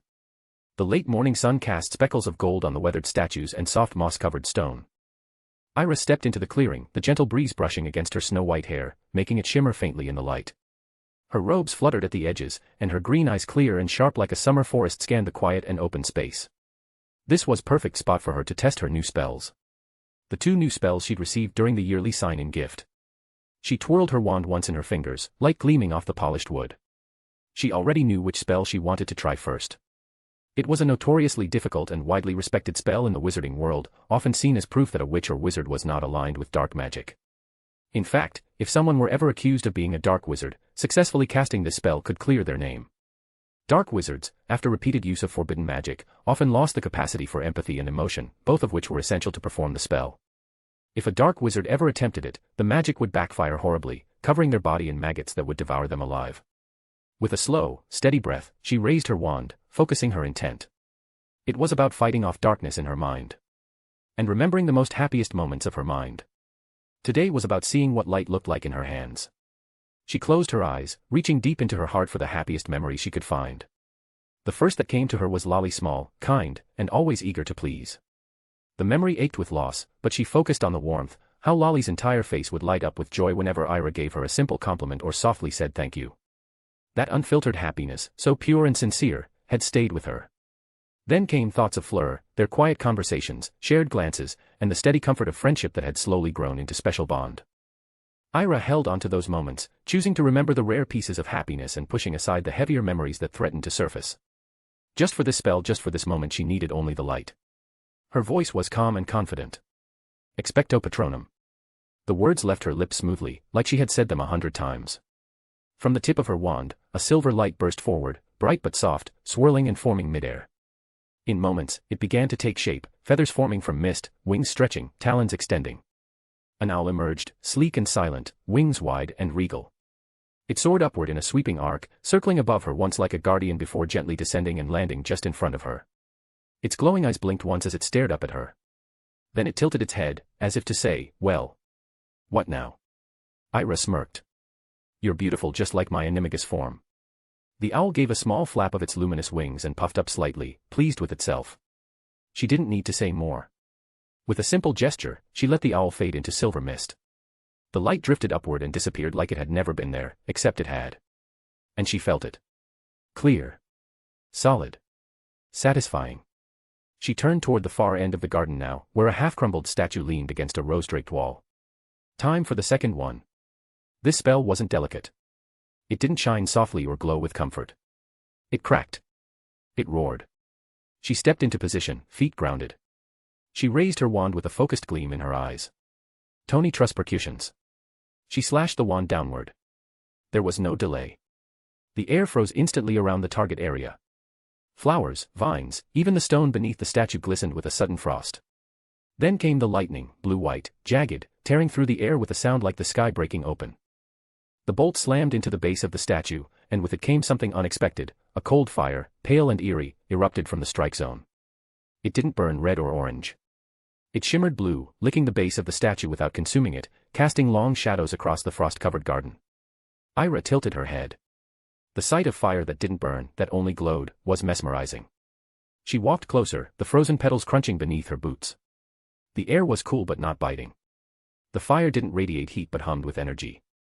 Tastes sharp, she said to herself with a satisfied smile, twirling her wand once more.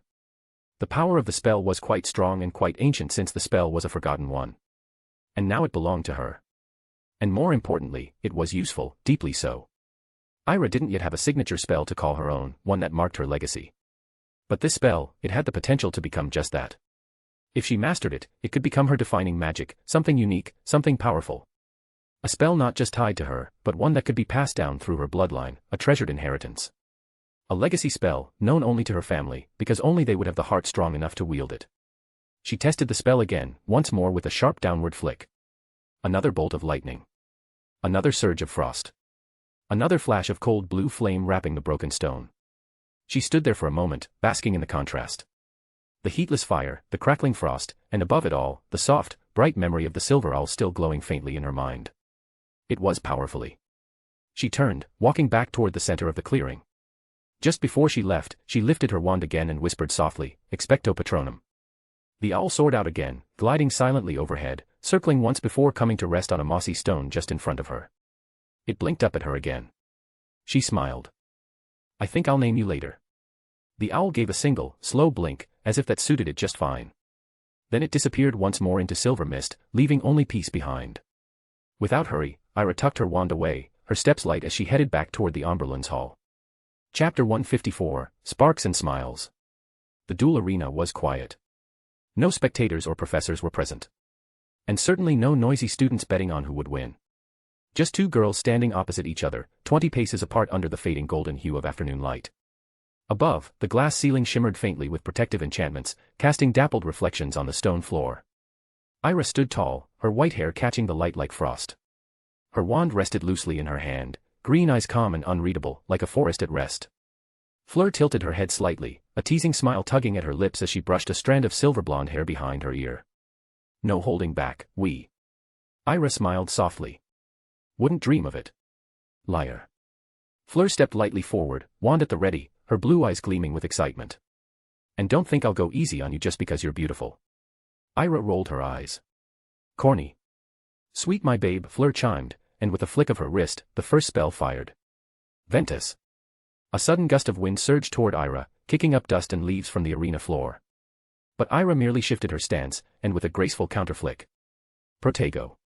A curved shield absorbed the gust, rippling like water against her arm before vanishing. "Nice start," Ira said, stepping forward. "My turn." Herbafluctus. From the cracks in the stone beneath Fleur's feet, vines erupted, thick and fast. They coiled and twisted with a will of their own, reaching for her ankles like curious snakes. Fleur leapt backward, wand flashing. Incendio minima. Flames danced from her wand, small but precise. They licked across the vines, burning only enough to free her without scorching the ground. "I see," she laughed breathlessly, "you like it rough." Ira blinked again, expression tilting slightly in confusion. "I thought you hated fire spells." "I do," Fleur grinned, "but I like impressing certain someone more." She raised her wand again and this time the ground beneath Ira shimmered. Glacies fragmenta. Shards of ice shot up like daggers, sharp and fast. Ira stepped lightly to the side, her robes fluttering. A second spell shimmered in her hand. Aegis Umbra. A soft shadow-like dome flickered around her, absorbing the shards before they could land. Fleur sighed. "You've been practicing, as you said, and it shows you meant what you said." "Of course I meant what I said on Valentine's Day," Ira replied simply, letting the shield fade. Fleur launched another spell, this time a barrage of glowing orbs, tracking magic, designed to follow her movement. Orbis Sequentia. Ira didn't raise a shield this time. She ran forward, wand twirling in a spiraling motion. Tempest Stilla. The movement slowed. Or at least it looked that way. The orbs crawled sluggishly in the air as she stepped through them, avoiding each one with ease. A small smirk played at her lips, not out of arrogance, but the sheer thrill of play. When she reached the edge of the field, she flicked her wand upward. Aqua Ascendens.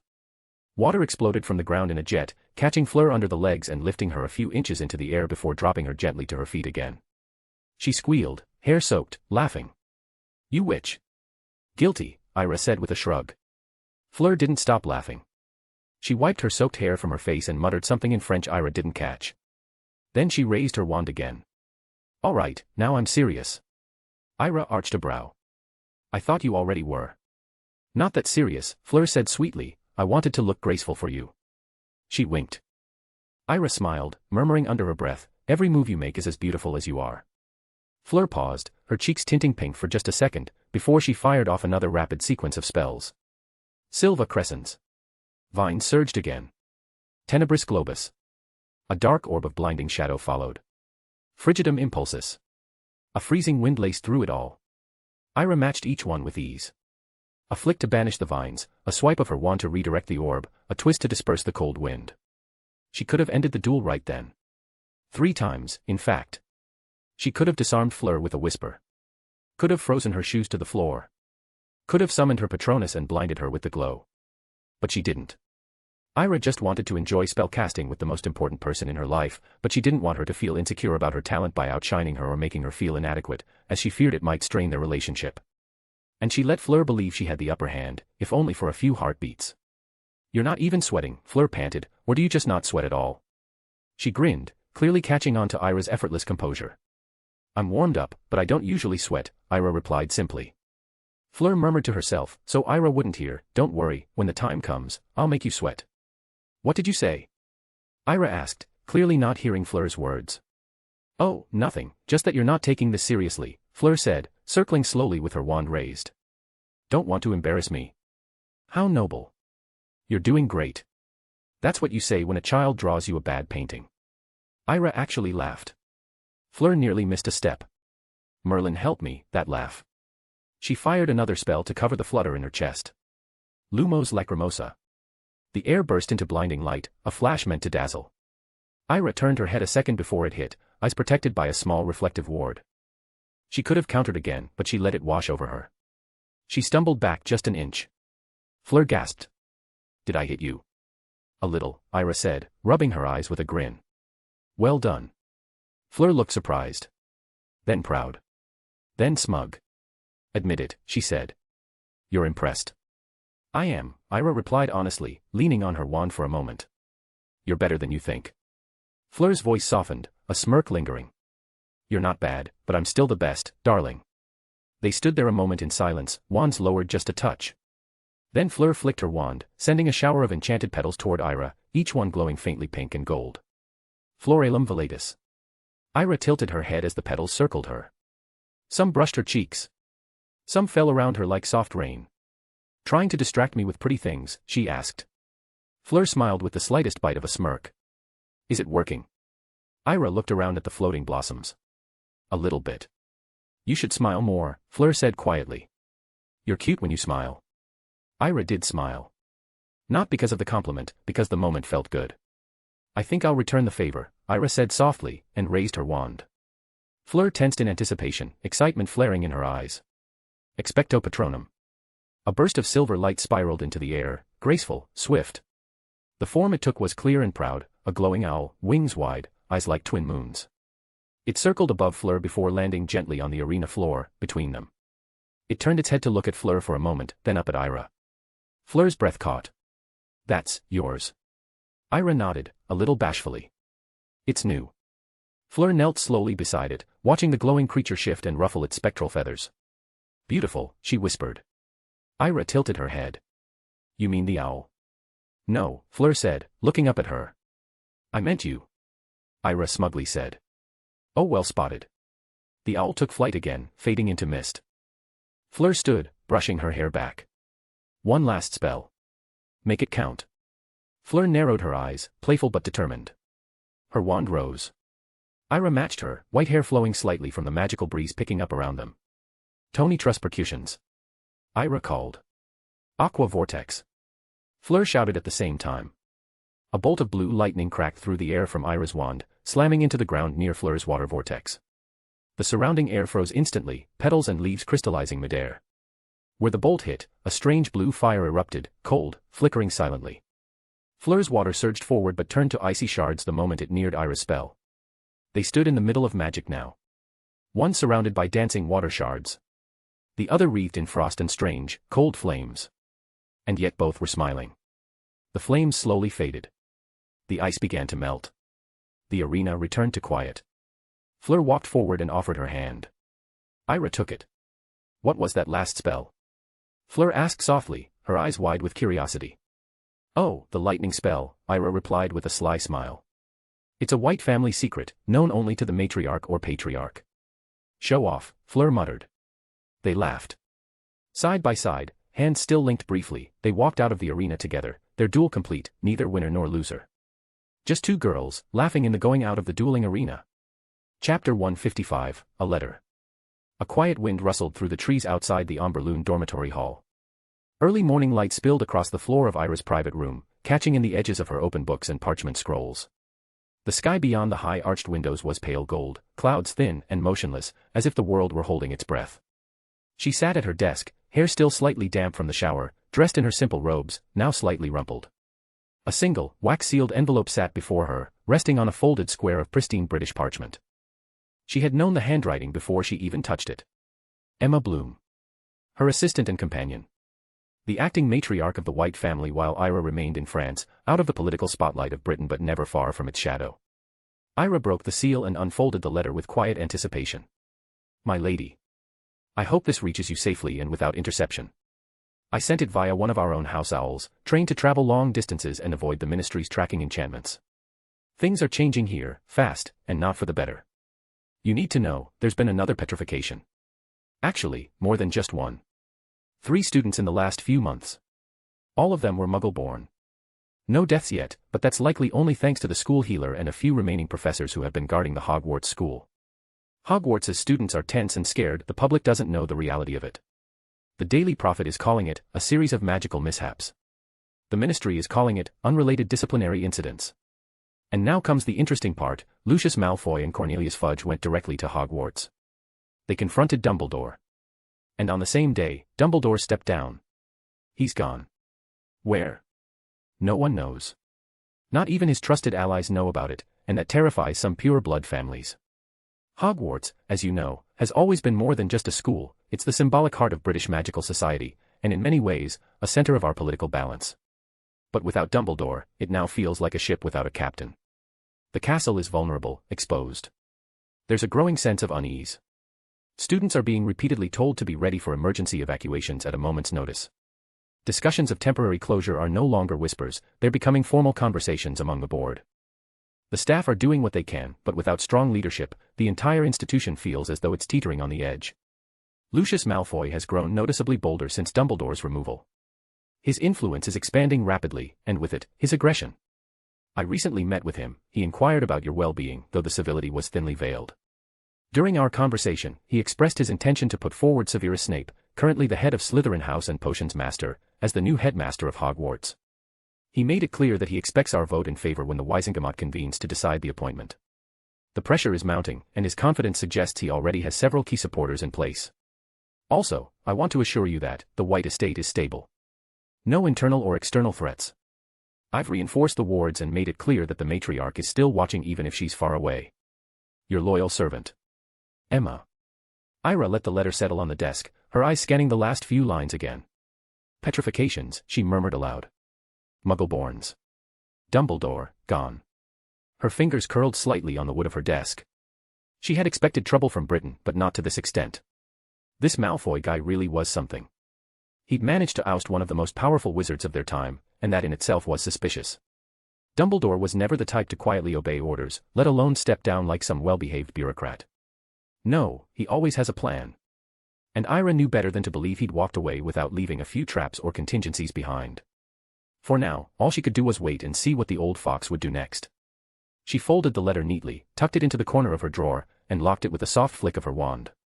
Her green eyes rose to the morning light again. The sound of a newspaper owl tapping against the glass broke her stillness. She stood and opened the window, letting the sharp morning breeze into the room. The owl, a cream-colored courier bird from the Lure Magique, dropped the issue onto her windowsill and flew off without a sound. She took the folded paper and opened it, instantly spotting the bold, black headline. Duel of honor being considered between Vauquelin and Trevor families. Tensions rise as French ministry and ancestral houses prepare to cast judgment on the blood feud's next stage. The article sprawled across the page in crisp columns, surrounded by a half-faded sketch of two silhouettes facing off in an arena. After nearly 2 months of silence following the attacks in Paris and Versailles, the animosity between the noble houses of Vauquelin and Trevor has reached a new and dangerous peak. Sources inside the ministry confirm that Charles Trevor has submitted a formal request for a duel of honor to settle the escalating blood feud. Such duels are rare in modern times, last invoked nearly 80 years ago, and require extensive review by both the ministry's Department of Magical Law and the Circle of Elders from the 12 original houses. The Vauquelin family has not issued an official response, though many speculate that Maximilian Vauquelin, the family's lord, may accept the challenge himself or name a proxy. Ira's eyes narrowed slightly at the name. Maximilian. She continued reading. Meanwhile, smaller families with aligned interests have begun to take sides, unofficially or otherwise. The political climate has become increasingly volatile, with the House of de la Roche and Valmont backing Trevor, while the House of Giroux and Martel are rumored to be siding with Vauquelin. The ministry remains officially neutral, though internal discussions suggest they may authorize the duel as a means to prevent further clandestine violence and public collateral damage. More details to come as the ruling is decided this week. Ira folded the newspaper slowly and exhaled. So it had come to that. She turned to her side table, where a steaming cup of black tea sat untouched. She picked it up, stared into the swirl of liquid, then took a slow sip. The taste was bitter, but grounding. She walked to the window, letting the soft wind kiss her skin. Beyond the hills and forests, war was brewing. Not in headlines and secrets anymore, but in official documents and sanctioned violence. A duel of honor. It was less about pride now, and more about intent, both families ready to bleed in daylight instead of the shadows. At last, she was within reach of her goal, the complete destruction of the Trevor family. If things didn't unfold as she hoped, she'd intervene personally. One way or another, the outcome would be hers to shape. Chapter 156, A Sudden Summon. The morning mist had only just begun to lift from the gardens when the letter arrived. A small enchanted butterfly of soft parchment landed on Ira's desk as she finished braiding her snow-white hair. The wings fluttered briefly, then unfolded to reveal the elegant cursive of Madame Olympe Maxime. Miss White. Please come to my office at once. Oh, Maxime. Ira's eyes narrowed faintly. Short. Unusually formal. No trace of the warm tone Madame Maxime typically used with her. She slipped on her robes without delay and stepped out of the Amberloon dorm hall. The chateau of Beauxbatons was carved into the mountainside like a jewel set in marble, each hall filled with drifting fragrances from the enchanted gardens that bloomed year-round. The highest point of the school was its glass-roofed dome tower, tucked among the clouds and sunlight. The headmistress's private office was nestled there, just beyond the hanging wisteria archways. As she arrived at the rooftop greenhouse chamber, Madame Maxime was already waiting, tall and elegant, her robes a deep navy that shimmered like midnight silk. She stood near her long desk, surrounded by floating crystal quills and shelves that breathed softly with ancient spellbooks. Come in, Mademoiselle White, Maxime said gently, her accent pronounced today, her face unusually unreadable. Ira stepped forward. You asked for me. Maxime nodded once. You are summoned. Ira blinked. Summoned. To the French Ministry of Magic. Silence. Ira's green eyes sharpened, flicking once toward the window before returning to Maxime. For what? Maxime folded her hands in front of her. An emergency hearing. I do not know the exact subject. But it was agreed upon by all the noble families still active in France. It is sudden. Sudden, Ira repeated, voice cool but controlled. There has to be protocol. I'm not just a student anymore. I represent the House of White, whether the ministry likes it or not. They can't just summon me without sending a formal request to the head of my house. Which is me. I agree, Maxime said. But the summons came through official channels, and was signed by multiple houses. Including the Circle of 12. That got Ira's attention. The Circle of 12, France's oldest magical families, steeped in power, secrecy, and blood. They didn't sign anything without reason. Then it's not just politics, Ira murmured. No, Maxime said, stepping around her desk. It is something more. There was a pause between them, heavy with things unsaid. Then Maxime added softly, I will escort you. You are not going alone. Ira hesitated for only a moment before nodding. Thank you, madam. Minutes later, they stood in front of the enchanted fireplace at the edge of Maxime's office. With a murmured incantation and a flick of her wand, green flames roared to life in the hearth, and Ira stepped into them without hesitation, Maxime right behind her. Ministère de la Magie, Paris, Tribunal Hall. The sensation of magical travel via French Flur network was smoother than in Britain, less of a jolt, more like being pulled along silk strands of wind. Ira landed on her feet in an elegant receiving hall carved from white stone, with enchanted stained glass windows that moved like oil paintings. They stepped into the main corridor, and Ira's gaze swept across the space. The French Ministry of Magic was not built underground like Britain's. Instead, it spiraled up, an ivory tower that gleamed above Paris, veiled in illusions to keep it hidden from Muggle eyes. They walked through polished marble halls, lined with gilded columns and intricate murals of magical history, centaurs at war, witches binding storms, the sealing of the first blood oath by the founding houses. Floating lanterns lit the vaulted ceilings, and the air smelled faintly of time, parchment, and ozone. They passed through the Hall of Ancients, where magical family crests rotated slowly in the air above bronze pedestals, each glowing softly with its family's lineage. The Vauquelin crest spun near the center, silver and black, a raven holding a broken chain. Nearby floated the Trevor crest, red and gold, shaped like a coiled serpent beneath a burning tree. The deeper they walked, the fewer ministry workers they saw. The halls grew quieter, the murals more faded. Until, finally, they reached a grand archway guarded by two silent, black-robed sentinels. They opened the doors without a word. Beyond lay the chamber d'audition, the hearing chamber. The chamber was ancient. Stone, not marble. Silent, not enchanted. Torches flickered dimly along the walls, casting tall shadows across the carved sigils of old families etched into the seats above. It was a circular chamber, with tiers of seating rising high above a flat center floor. At the far end, raised like a throne, sat the high seat, an enormous black chair inlaid with pure moonstone. Already, the tiers were filled. Old men and women, dressed in robes of deep family colors, their faces creased with age and magic. Some leaned on staves, others whispered behind gloved hands.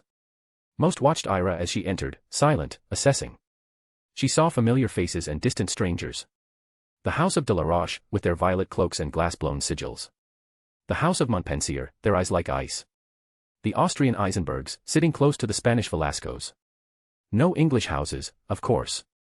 This wasn't for their eyes. The air was cold, despite the fire.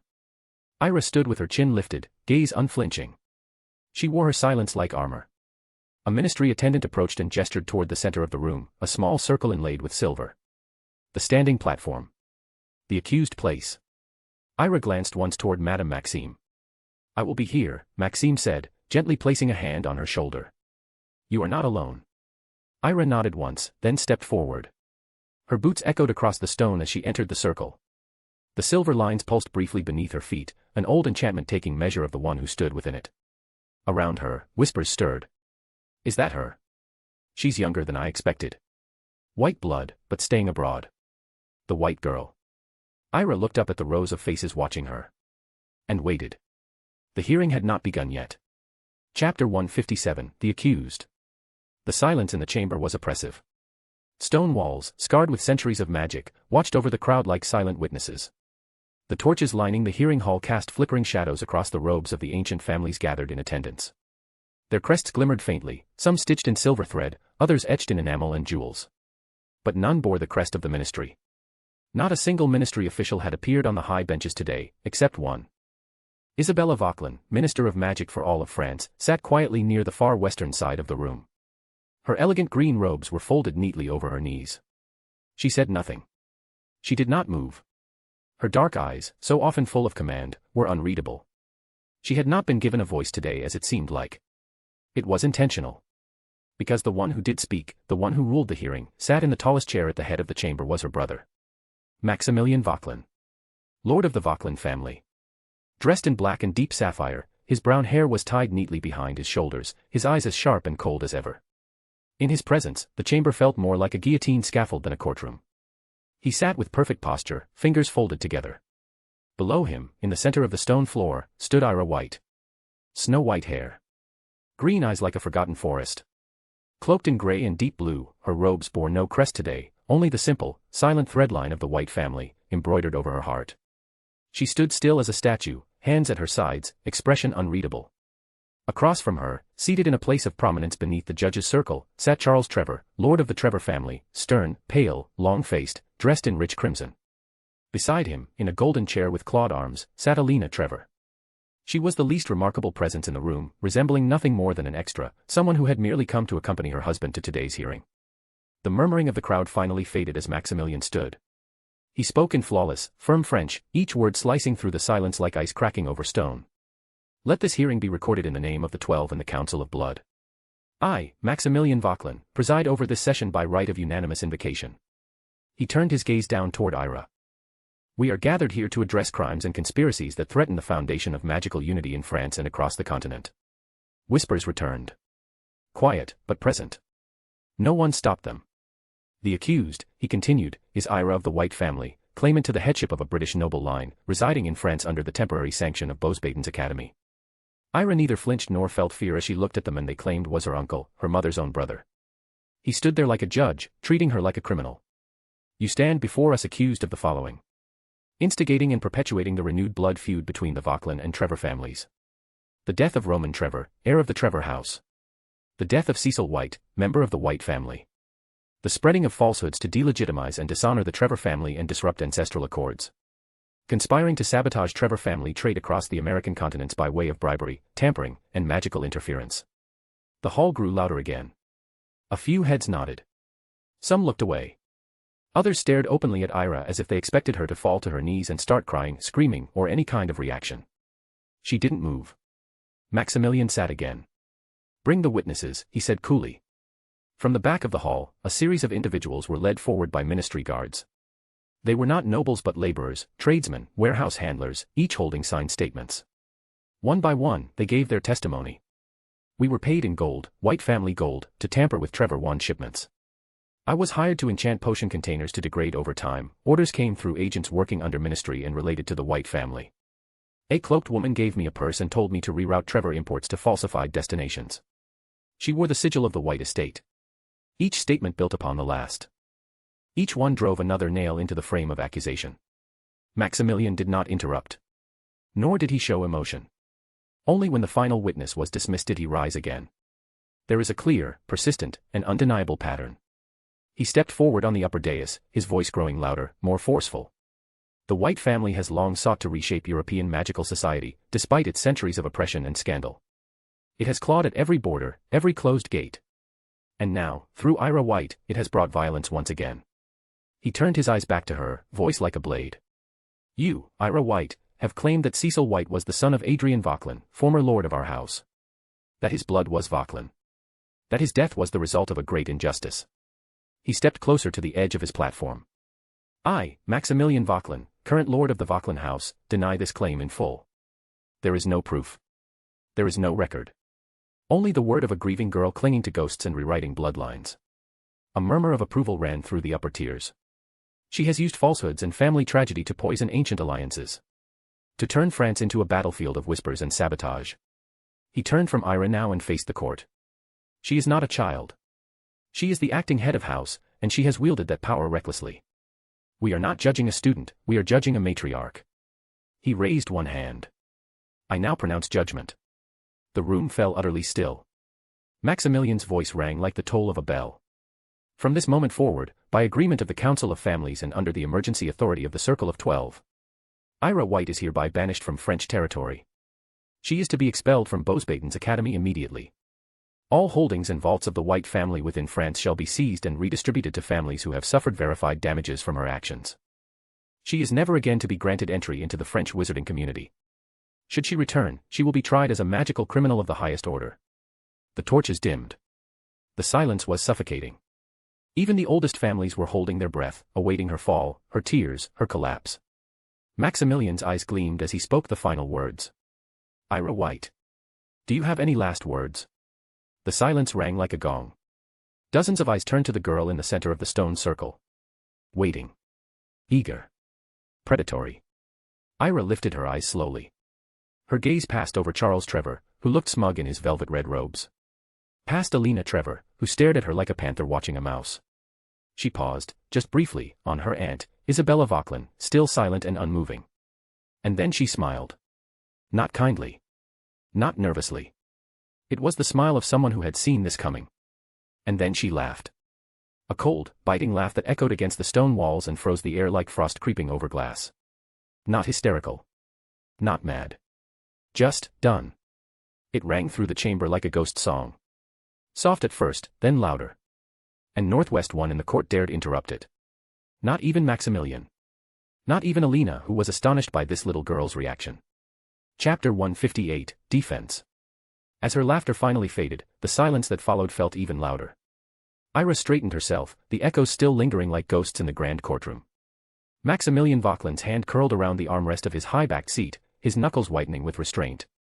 His voice was as cold as the marble beneath their feet. "What is the meaning of this, Lady White?" he asked, the title sliding off his tongue with disdain. "Do you take this hearing as a joke? Or is this your idea of showing disrespect to the noble blood gathered here today?" Ira lifted her eyes and met his gaze, unshaken, unimpressed. "A joke you say," she repeated. "To begin with, this entire hearing is a joke. I don't see any ministry officials present. No judges. No due process. All I see is a gathering of noble families, some not even French. Foreigners, watching from the shadows, whispering behind closed fans, pretending this parade of arrogance is law." Gasps rippled through the chamber. Maximilian's jaw clenched. "You do not decide who presides here," he snapped. "That is not your concern. The judgment lies with the 12.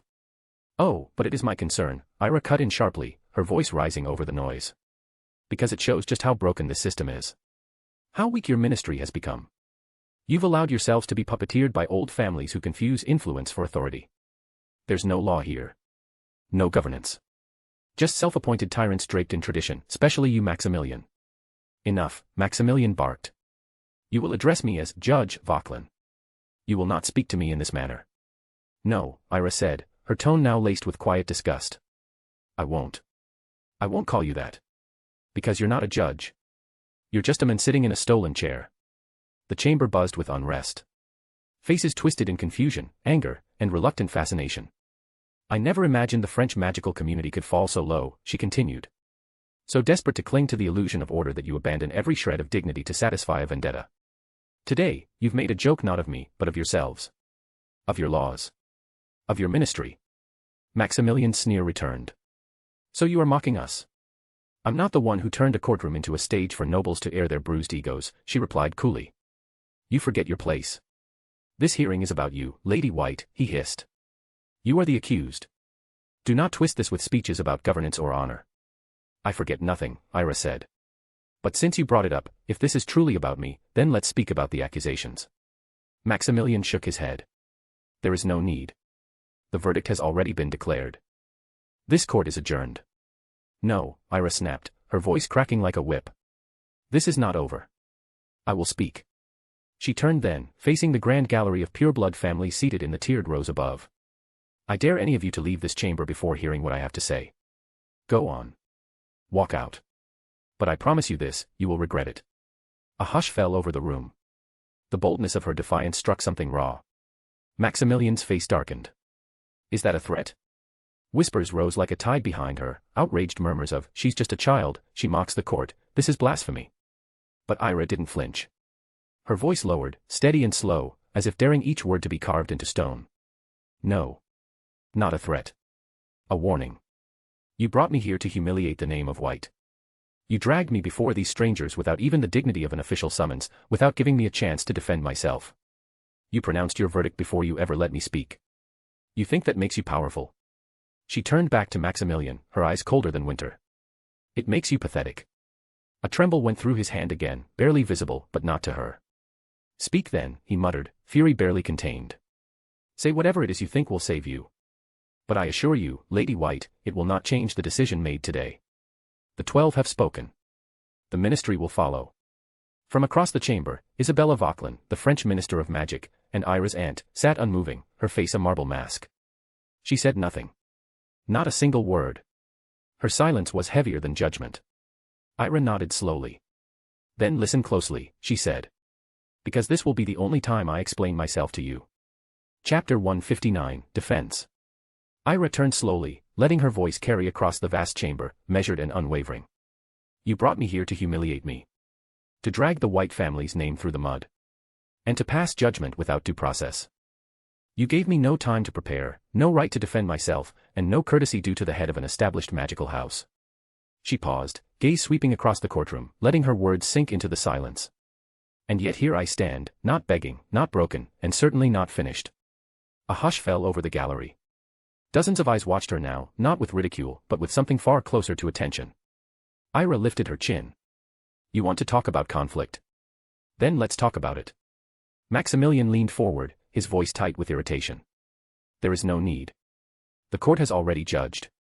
No, Ira said sharply. You said I could speak. And I will. And you will listen. There was a tremble in Maximilian's hand as it rested on the bench, his jaw tightening, but he said nothing. Let's go back, Ira continued coldly. I'm accused of being the root of the feud between the Trevor and Vauquelin families. But we all know that conflict was ignited long before I was even born. Roman Trevor's death. Tragic. Unquestionably. But who really knows what happened that night in the Trevor villa? She let that hang in the air a beat too long. And now, conveniently, I am accused of being the reason for all the unrest in France. Typical. The moment something goes wrong, the first to be blamed is always the outsider. The foreigner. The one who doesn't fit into your fragile image of perfection. Gasps and murmurs stirred across the hall, but Ira pressed on, voice firm. That's what you do here, isn't it? Blame others. Blame the British. Blame the powerful white family. Blame me. You point your fingers outward so you never have to look inward. Maximilian sneered. Please spare us the lecture, girl. You know nothing of who we are. Oh, there it is, Ira said with a smile. That good old French noble arrogance. Still choking the truth like ivy around a dead tree. A few of the noble families in the gallery stiffened at the remark, but she didn't waver. Let's talk about this feud you've decided to pin on me. The truth is, the conflict between the Trevor and Vauquelin families is ancient. Petty. Drenched in blood and pride. And frankly, she shrugged, far beneath my interest, I actually don't even bother to pay attention to these petty little vendetta between two insignificant families. Maximilian opened his mouth to interject, but she held up a hand. No. You spoke. I listened. Now it's my turn. He sank back, glowering. The truth is, the flames only reignited when Roman Trevor and Cecil Vauquelin, she said his name deliberately, watching the flicker of rage across Maximilian's face, were found dead in the Trevor villa. Cecil was not a Vauquelin. Maximilian roared. Ira didn't even blink. We'll get to that part. Be patient. She turned slightly, addressing the room again. The deaths of Roman and Cecil sparked chaos. The Trevors attacked Vauquelin-owned shops and properties. Innocent people were harmed and brutally killed. And yes, even my hotel, registered in the White family's name, was burned to the ground. But did I retaliate? No. I didn't press charges. I didn't seek vengeance. Why? Because I assumed, naively, that they were grieving their dead son. That grief had blinded them. From the Trevor side of the room, Alina Trevor's fingers twitched, though her face remained a composed mask. Charles Trevor started to speak, but Ira silenced him with a glance. And yet, she continued, the true murderer of those two young men. Still unknown. Still at large. Still not apprehended by the French ministry. So perhaps instead of interrogating me, you should question your own ministry's competence. She turned back to Maximilian. I, at least, still respect the authority of the Ministry of Magic. Which is more than I can say for you. You've tossed aside the law like a worn-out cloak. Maximilian's face reddened. You dare. But Ira cut him off again. And now, let's speak about your evidence. You parade a handful of merchants who claim they were bribed by the White family to sabotage Trevor trade in the Americas. Do you really expect anyone to believe that? That we, one of the oldest magical families in whole Europe, would sully our name by conspiring with common smugglers? She sighed, loud and theatrical. The accusation itself is laughable. If you were trying to fabricate evidence, at least make the effort to make it believable. A few paid liars claiming they ran into a White family member and were offered gold to ruin Trevor shipments. She scoffed. It's such a poor performance, I'm almost offended. Maximilian scowled. Their testimonies are recorded. Verified. Verified how? Ira shot back. No veritaserum. No certified oath. No ministry oversight. If this were a real hearing, the accused would face the truth under spellbound testimony, and the witnesses would be properly examined. But you didn't want truth.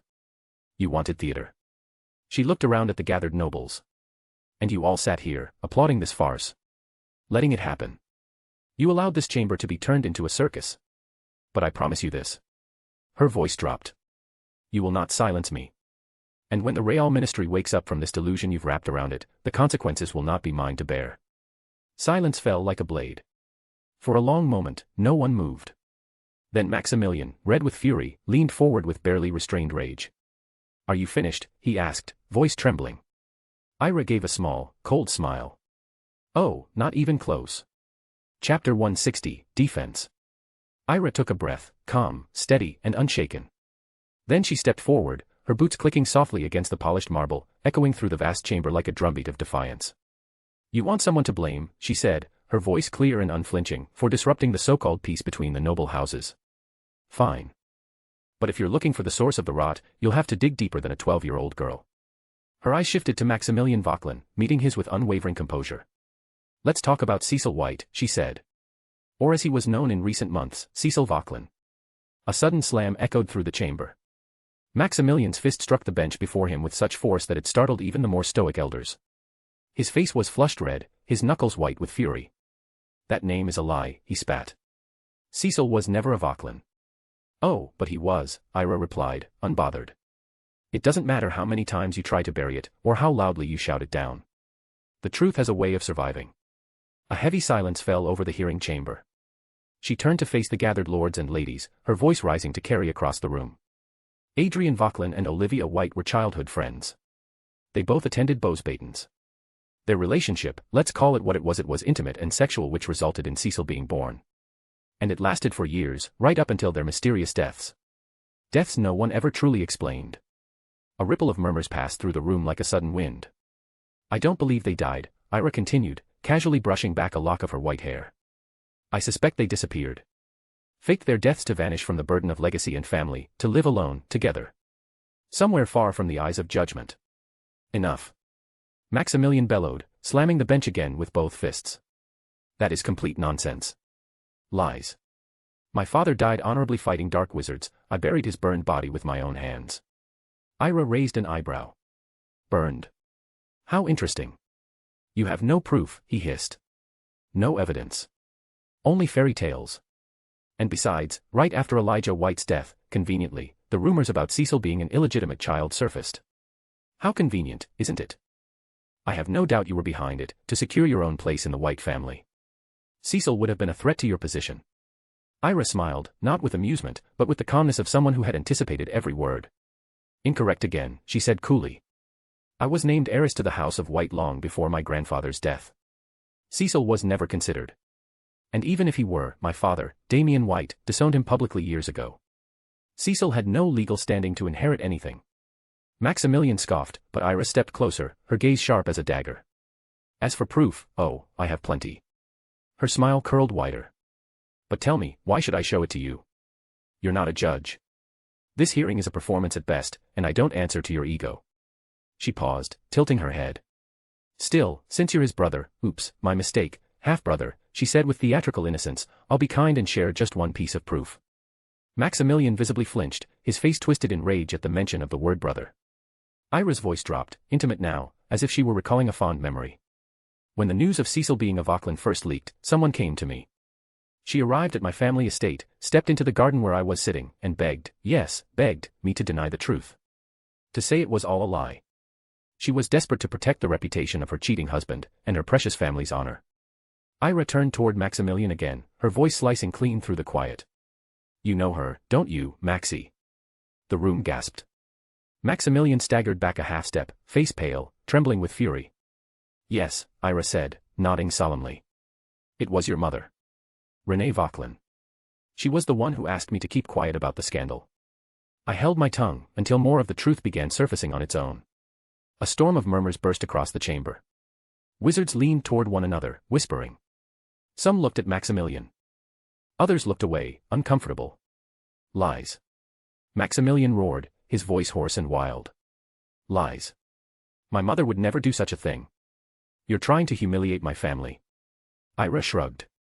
Then why not ask her yourself? Have her testify, right here and now. Surely the truth should not fear a little sunlight. She's not well, Maximilian snapped. She cannot appear before the court. Ira gave a slow, knowing nod. How convenient. Then, she turned slightly, her tone cooling once again into dismissive indifference. There you go. The illusion shattered. The scandal uncovered. The accusations against me. Weak distractions. There's nothing left to waste my time on. She stood in her position, smiling faintly as she was enjoying the reactions. Maximilian was still shouting, voice raw, hands gripping the edge of the bench. You are a liar. You disgrace everything the Vauquelin name stands for. Chapter 161, End of the Hearing. After some murmuring and rising voices echoed through the chamber, Maximilian Vauquelin finally raised a hand to silence the noise. His voice rang cold and absolute. Now that we've heard your little speech, which, frankly, proves nothing, we will proceed as planned. You are hereby banished from France and expelled from Beauxbatons. Furthermore, all of your house's vaults and holdings within French territory will be seized. He looked around the room, searching for agreement among the gathered nobles. Charles Trevor stood abruptly. Charles Trevor stood without hesitation. I demand half of it, he declared. My family has suffered the most damage in this entire mess. It's only fair. Ira turned her eyes toward Maximilian and asked flatly, "Are you serious?" Maximilian smiled coldly. "Yes." Ira let out a sigh and shook her head slightly. "I tried to reason with you," she said, her voice echoing in the ornate hall. "I dispelled every accusation you threw at me. I defended myself while you lot behaved like tyrants in powdered wigs. I thought maybe, just maybe, reason would win." She paused, lifting her chin. "Then I don't have to hold back." A heavy silence fell over the chamber. The nobles, sensing a shift, leaned in with a mixture of curiosity and caution as Ira continued. "Do you think this little amount, a few million galleons, is anything to me? Do you really think I care if you seize it?" She scoffed, looking down her nose at them. "If you'd begged me nicely, I might have donated it. There wasn't any need for this grand drama if money was all you wanted." TSK, TSK, tisk. The hall erupted. Insults and curses rang out as the nobles shouted over one another, unwilling to tolerate such humiliation. Some pointed and shouted that they wouldn't allow a girl like her to disgrace them. Maximilian sneered and barked over the chaos, "That's enough. Let's end it here." But Ira cut in, voice firm. "Nope. Not yet." She took a step forward, her voice suddenly sharper, louder, reverberating across the marble hall. "Go on. Ban me. I dare you to. Then you'll see the real power of the White family. You'll understand why we are the most ancient untouched family that predates your bloodlines by centuries. And the powerful houses in all of Europe." Gasps followed her words, but she wasn't done. "The French need the White family to maintain their relationship with Britain. Without us, there are no British benefits. Every year, 37% of French magical trade is supported solely by British wizarding families. And 12% of that comes entirely from the White family." Silence returned like a slap. Even the most vocal critics had nothing to say. Maximilian's lip curled. "We can always find a replacement for the White family. You do not represent Britain." Ira smiled. "You're right. I don't represent Britain," she said. Then her voice dropped into something darker, colder, and infinitely more powerful. "I am the Great Britain itself." The words struck the room like thunder. "Go on," she hissed. "I dare you to ban me and see what happens. I will make sure no French wizard steps foot on British soil. I will prevent any British family from doing business with you. Hell, I'll ensure you're cut off from all European magical communities. I will make it a living hell for all of you. I will make sure no British family does business with you. I will speak with the Germans, the Austrians, the Dutch, the Italians. I'll turn every European magical community against you until your proud little circle becomes a prison of your own making." Maximilian looked visibly shaken. "You're bluffing." The hall held its breath. On the other side of the chamber, Alina Trevor was smiling, strangely, quietly, at Ira, eyes gleaming with something unreadable. Ira didn't blink. "Try me," she said simply. "And see it for yourself." For a moment, no one moved. Then, unexpectedly, a voice rose from the front row. "She's right." The heads of the chamber snapped toward the speaker. It was Isabella Vauquelin, the French Minister of Magic, who had remained silent for the entire hearing, until now. "The French noble families do rely on the British pureblood families for trade and diplomacy," Isabella said. "And the Ministry of Magic needs the White family as a mediator between the two countries. If you ban her today, every one of you will be digging your own graves." Maximilian's face twisted. "Isabella. Don't interfere." She turned her head slowly toward him, eyes cold as iron. "Do not address me so casually, Lord Vauquelin," Isabella snapped. "I am not your sister in this hall. I am the Minister of the French magical government. And I will not tolerate your farce masquerading as law." The air grew colder. "I have tolerated your little performance long enough," she said. "It ends now." Then she turned to the nobles seated around the chamber. "All of you, hear me clearly. As of this moment, I formally sever all personal ties with the Vauquelin family. From today forward, I no longer claim the name. The Ministry of Magic will not protect or interfere in this personal conflict between the Vauquelin and Trevor families." Maximilian rose, shouting, "Are you serious, Isabella?" But she didn't even spare him a glance. Back in the stands, Ira's eyes widened in surprise. She hadn't expected that. Isabella's voice rang clearly again. "This hearing is over. She turned and faced Ira directly. The Ministry of Magic will issue an official apology to the White family. All charges against the current matriarch, Lady Ira White, are to be dismissed. Furthermore, your family's holdings and vaults within France are to be protected by ministerial decree. No noble house shall claim, touch, or dispute them. The silence broke into murmurs as she added. Due to the embarrassment caused today by the French noble community, the White family will also be exempt from taxes. For the next 2 fiscal years. Several families shouted in protest. This is outrageous. You're punishing us for your brother's behavior. Isabella ignored them all. This hearing, she repeated, is unofficial. It is invalid. And now, it is over. She turned and swept from the chamber, her cloak billowing behind her like a storm cloud. For a moment, the room remained frozen. Then Ira looked around at the stunned nobles, gave a small, sardonic smile, and whispered just loud enough. Well, that was fun. Chapter 162, After the Hearing. The echo of ancient boots and silken heels clicked against the marbled halls of the French Ministry of Magic as Ira and Madame Maxime walked in silence. The tension of the courtroom still clung to the air like stale incense, powerful, heavy, and impossible to ignore. The corridor was lined with enchanted portraits that now seemed too quiet, their eyes watching the pair with an uncanny awareness. Only when they reached a less crowded atrium did Madame Maxime finally speak. Don't you think you went a little overboard, mademoiselle? She asked in her deep, accented voice, her eyes stern yet not unkind. You are new to the leadership of the White family. Many pure-blood families across Europe, especially here in France, will not forget what you said in that courtroom. They might retaliate. Ira glanced up at her, face unreadable, lips pressed into a soft line. Then she smiled. Not mischievously or sarcastically. Just, calmly. Well, Madame Maxime, if they had summoned a 12-year-old girl to that hearing, maybe I wouldn't have said half of what I did. Maybe I would have been quiet. Respectful, even. But they didn't ask for a child. They summoned the matriarch of the White family. She stopped walking and turned to face the taller woman. You know better than anyone, that title doesn't care about age. It doesn't care about school, or politics, or how many years I've lived. It only cares about legacy. About blood. About will. If I had backed down today, if I had bowed my head before those pompous families and let their verdict pass without defiance, then the White name would have started to fade. Respect would have withered. Fear would have vanished. Even those allied with us would begin to wonder if we were still worth standing beside. And the vultures? They would have circled, waiting for the moment to strike. I had to show them. All of them. That even if I am the last White, with no elders behind me, no powerful cousins or political puppeteers to speak for me, I still stand. Alone, maybe, but unshaken. Because if I had knelt today, they would have seen it as the end of the White family's era. A final, quiet surrender. And once they smell weakness, they do what they always do, what they did to the blacks. You remember that, don't you?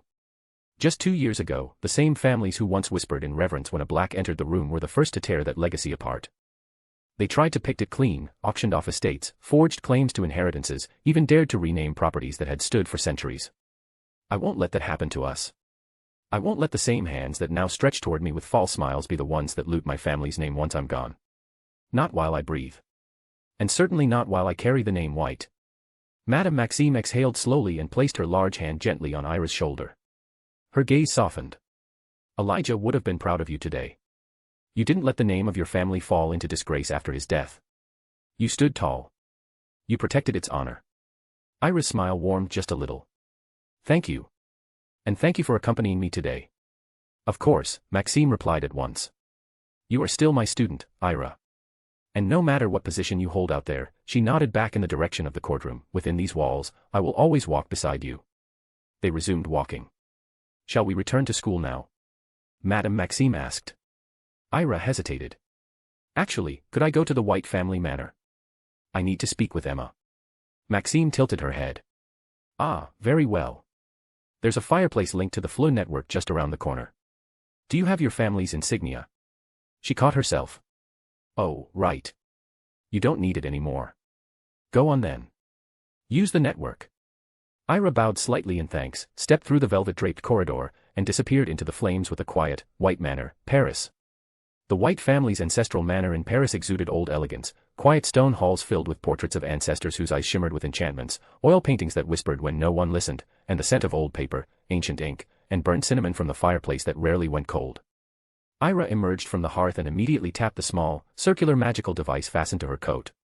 A faint click. A glowing pulse. Her signal had been sent. A message, just for Emma. She walked to her private office, a richly dark chamber with crimson tapestries and polished shelves stacked with enchanted volumes. She sank into the high-backed chair behind her desk and crossed her legs, waiting. An hour later, the door opened with a cautious creak, and Emma Bloom stepped inside. Her cheeks were flushed, her coat unevenly buttoned, and her short hair, usually neat, was messy, which made her look more feminine. But her wand hand was steady, and her eyes swept the room immediately before locking on Ira. Ira smirked as she took in the disheveled state of Emma before her. With a playful glint in her eyes, she said, "You're an absolute mess. I hope I'm not interrupting something. Judging by the way you look, you were clearly in the middle of some vigorous physical activity." "You're safe, my lady," she said with a sharp sigh of relief, stepping forward. "And please, don't joke like that. I don't have time for those kinds of activities." She paused, her expression shifting to something more serious. "Forgive me. The last time you used the emergency indicator, well, let's just say the outcome wasn't exactly pleasant." Ira chuckled lightly. "Relax, Emma. Come, sit. I have something very interesting to share." Emma approached, her brow furrowed as she lowered herself into the chair opposite. "Is there a problem, my lady?" she asked, her voice lower now. Alert. Wary. Ira folded her arms. "I was at the French Ministry of Magic today. In a courtroom." Emma's throat made a dry sound, somewhere between a swallow and a gasp. "What?" She leaned forward. "That's impossible.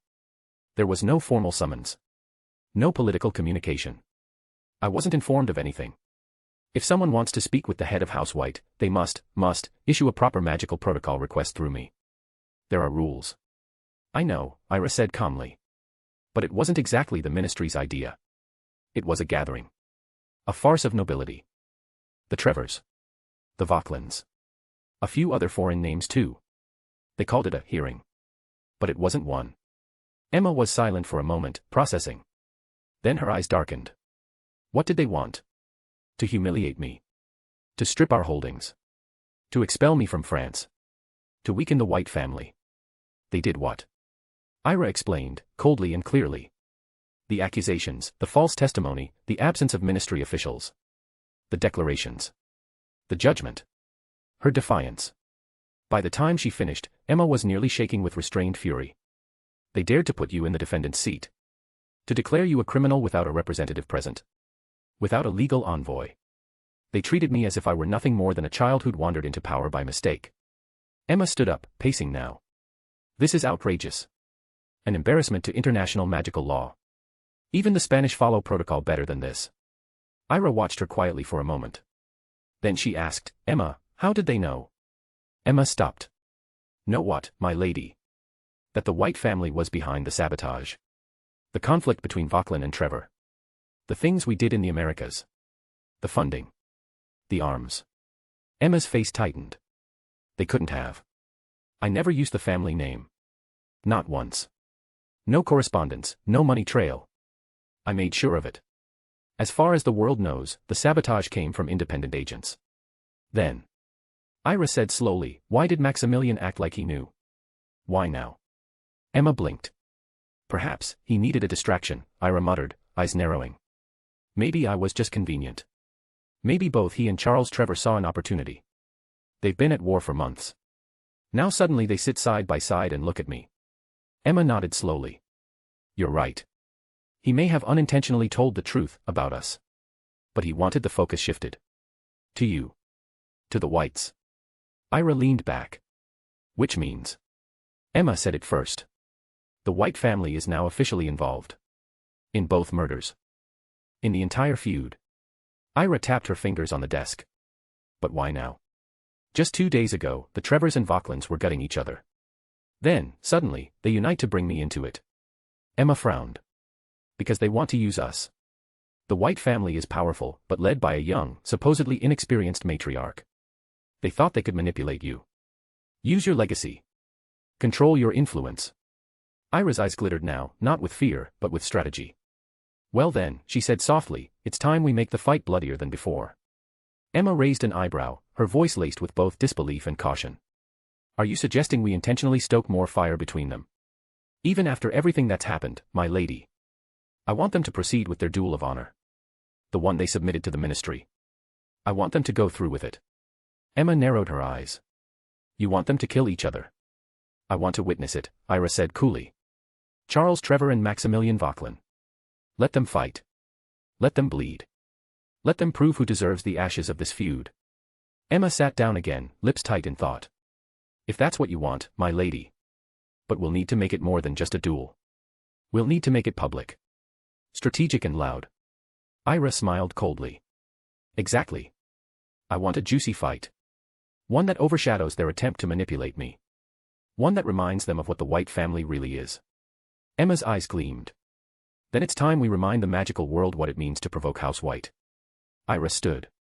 Walked to the wide enchanted window. Outside, clouds were gathering over the Paris skyline. I am very excited, she murmured. To see them in a duel arena, wands at each other's throats. Chapter 163, Fractures. The sound of the oak door slamming against the wall shattered the silence inside Isabella Vauquelin's office. Maximilian stormed in, his footsteps echoing like gunfire across the polished marble floor. The fury on his face was palpable, unrestrained. You've gone too far, Isabella, he roared, his voice shaking with rage. How dare you undermine my authority in front of them? How dare you sever all your ties with the Vauquelin family? Are you seriously going to betray your blood for a stranger? Isabella didn't flinch. She stood calmly by the tall window, hands clasped behind her back as she looked out over the courtyard of the French ministry. When she turned, her eyes were cold. She's not a stranger, Isabella said slowly. She's my niece. Maximilian's jaw tensed, but Isabella didn't let him speak. I warned you. I told you, Maximilian, do not drag Ira into this idiotic war between the Vauquelins and the Trevors. She had nothing to do with it. Maximilian's face contorted with rage. I don't care what she had to do with it. I wanted destruction. I wanted to make a statement. What good is having family if they're not useful to us? If she couldn't be a shield or a sword, then what's the point? Crack.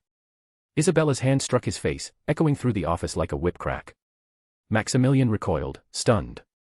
You're just like him, Isabella spat. Just like father. Her voice shook, not with fear, but fury, old and bitter. You stood there and lied in front of everyone. Denied the truth, denied his betrayal. Do you really think your denial changes anything? That pretending our father didn't betray our mother will make it disappear? That the rest of us will just believe your version of the past? Maximilian's face was flushed, but he said nothing. You think mother would have smiled and nodded at your little courtroom performance? That she would have clapped and congratulated you? You're wrong. You've disappointed me, Maximilian. Day by day, year by year. And today, you crossed a line I can't forgive. Her voice dropped, trembling with restrained disgust. You dragged your own niece, a child, into that mockery of justice. You used her. Humiliated her. Intimidated her in front of every pure-blood family in Europe. For what? Southwest, you could parade your power. So you could puff your chest and play politics with an innocent girl's life. I did it for family. Maximilian bellowed. To protect our name, our legacy. Family. Isabella's laugh was cold and joyless. Don't talk to me about family. If you cared about family, Ira would have been protected. Not paraded like a prisoner in front of wolves. She took a step closer, voice low and cutting. One day, you'll turn on me too. The moment I stop being useful to you, the moment I dare to disagree, you'll try to shame me the same way. But not anymore. I've withdrawn all support. I've severed every tie. Her words hit harder than the slap. You're alone, Maximilian. And now that I've removed the ministry's protection, you'll face the Trevors yourself. Let's see how long you last without me shielding you. Maximilian stepped back, pale with rage. You can't do that. You're a Vauquelin. You belong to this family until you get married. You have a duty. I have a conscience, Isabella hissed. And I refuse to be part of a family that uses children as political pawns. Her tone turned to steel. She stepped closer, voice low with fury. You falsified evidence. Bribed witnesses. You made people lie to falsely accuse Ira. That was the most disturbing and disgraceful thing I've ever seen. Now leave. Don't embarrass yourself or this country any further. Maximilian's hands clenched into fists. They weren't lies, he snarled. Those witnesses were telling the truth. The White family did bribe them, threaten them. Isabella looked at him with pure disgust. I personally reviewed the testimonies. I contacted the witnesses myself. Yes, money exchanged hands. But no link to the White family was ever confirmed. Not even a whisper. No documents. No trail. Not a single thread connecting them. And yet you stood there and smeared them. She turned away in shame. You brought falsified statements into the ministry. You bribed people to speak. You dragged the name of France through the dirt today, for what?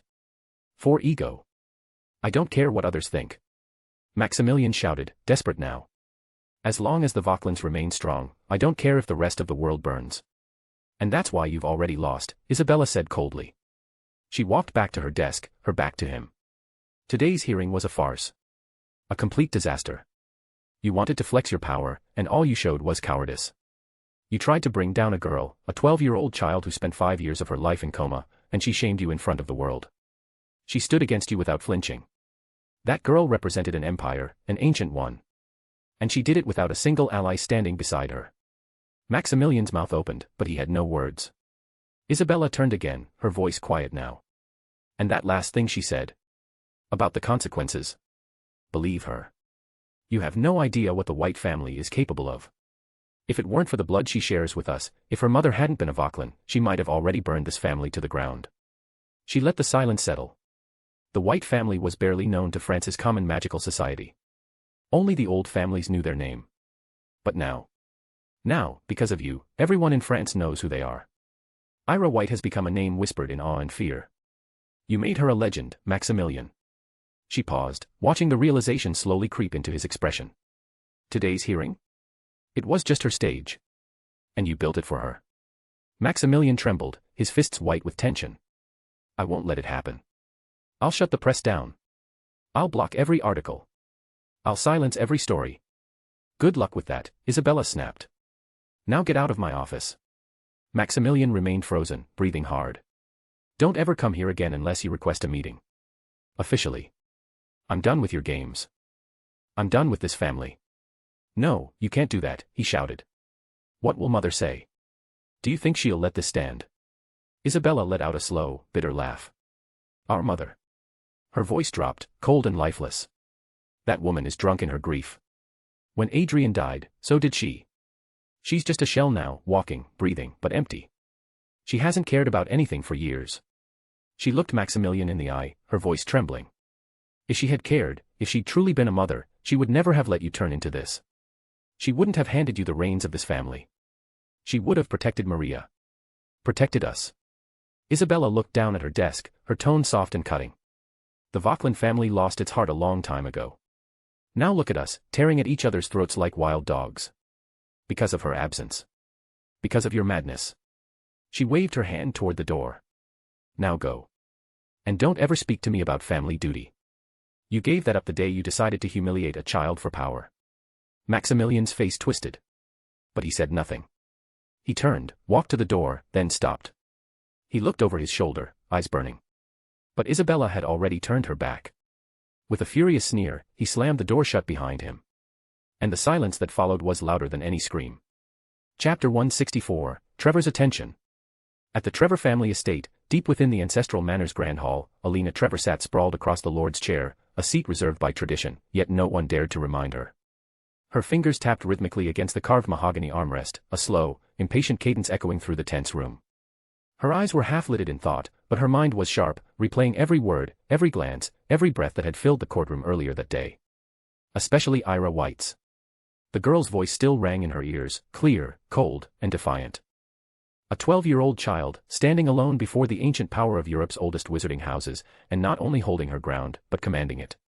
Alina's gaze swept across the room where her family had gathered, uncles, cousins, aging grandparents, her own children, all seated in uneasy silence. Charles Trevor, her husband, sat stiffly at the far end, saying nothing. She let her eyes rest on her daughter, Sophie, who sat quietly, head bowed, clutching her robes in trembling hands. Alina sneered.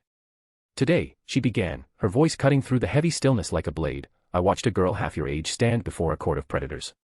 Men and women with decades of blood and magic behind them. She stood tall, unafraid, and carved her name into their memory with a speech and the show of power that none of us will forget. Sophie flinched but said nothing. If you were even a fraction as capable as her, Alina went on coldly, you might have been worthy to inherit this family. I would have named you heir. I might have even felt pride. But no. You waste your life gallivanting across Austria and the continent, drowning in champagne, clinging to shallow friendships, and squandering time with Merlin know-who. You're useless. Every single one of you, she looked around the room now, voice rising, leeches. feeding off this family's power and name without offering a damn thing in return. Gasps and murmurs rippled around the chamber. I named Julian as heir, she snapped, hoping he might show promise. But what did he do? Let himself be dragged into the dueling arena at Bosbaden's and humiliated, by that same girl.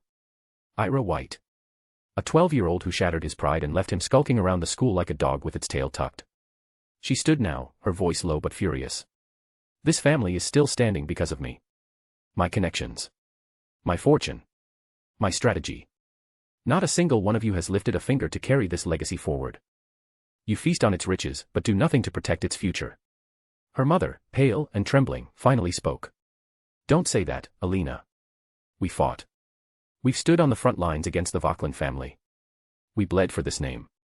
Her father chimed in, nodding. Yes, don't dismiss everything we've done. I gave my youth fighting against the Vauquelins. Alina laughed bitterly. Oh, come off it, father.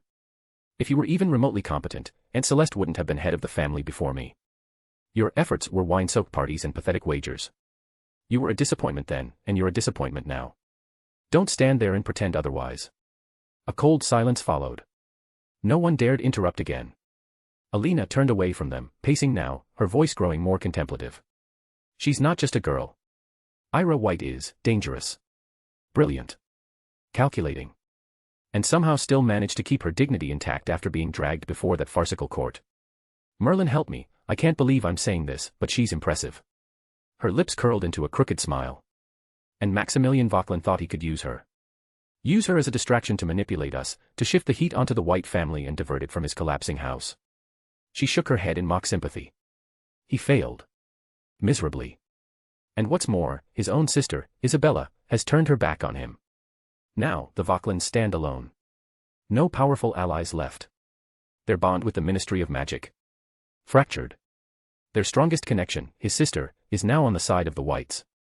She turned back to face her family. This is the moment we've waited for. The Vauquelin name is crumbling, and their most strategic ally has abandoned them. Now, when their walls are weakest, we strike. For our ancestors. For justice. For the blood they spilled and the power they stole from us. The air in the room was sharp with tension. Even Charles, usually reserved, found his voice, though it trembled. Then, what of your plan for the White family? You said you wanted to use them. That Ira was our key to entering the British pureblood circles. What now? Alina's smile deepened, cold, predatory, gleaming like a blade unsheathed. Oh, Ira White, she purred. I underestimated her. She's no pawn.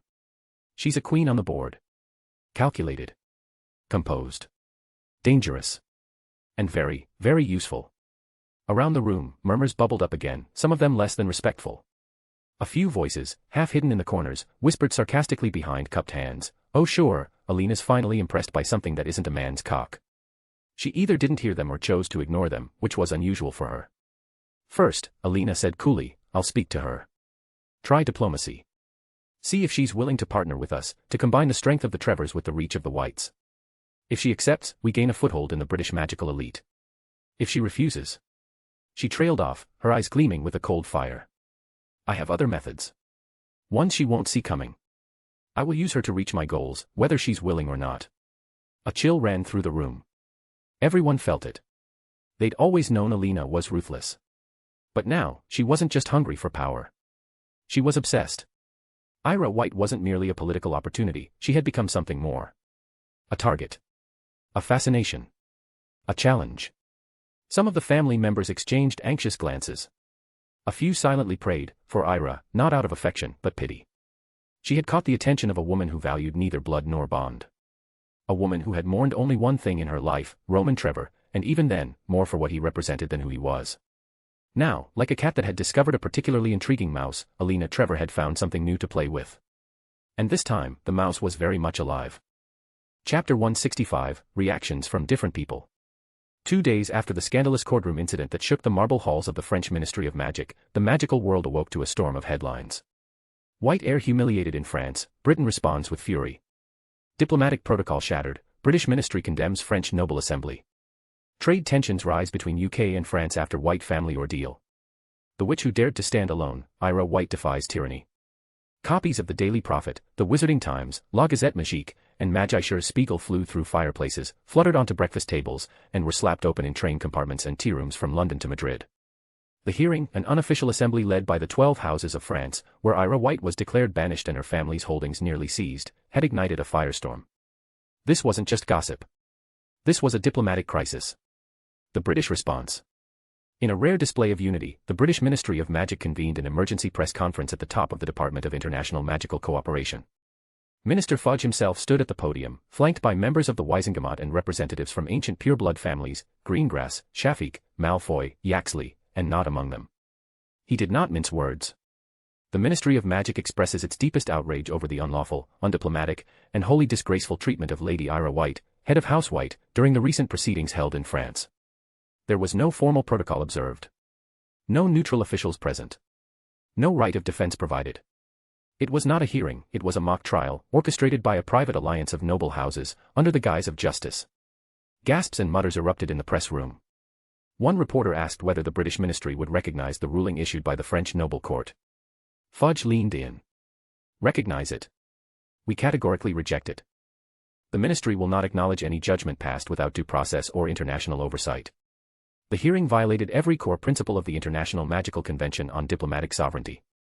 The minister raised a folded document for the cameras, an official statement addressed to the French ministry. Furthermore, the British Ministry of Magic formally demands a public apology to the White family and the magical community of Great Britain. Should France's noble class continue to act outside governmental authority, we will have no choice but to suspend all magical trade agreements and cross-border initiatives between the two nations. The room erupted into chaos. Will that include portkey access and joint school exchanges? What of existing joint ventures in potion research? Is the British ministry willing to escalate this to the ICW? Fudge's answers were swift, unapologetic. Every agreement is now under review. The White family, one of our oldest and most prestigious bloodlines, was targeted in an unlawful attempt at financial seizure and public shaming. We will not tolerate such disrespect. Public and pureblood support. By noon, dozens of British pureblood families had issued official letters of solidarity. The Folly family denounced the French court as a farce wrapped in aristocratic arrogance. The Rosiers, despite their French roots, declared their utter disgust at the treatment of a fellow househead and called on the French ministry to disempower the 12 before the entire nation becomes a laughingstock. Even Lord Montague of the old Scottish Montagues, rarely known for public comment, sent a message directly to Ira White's estate.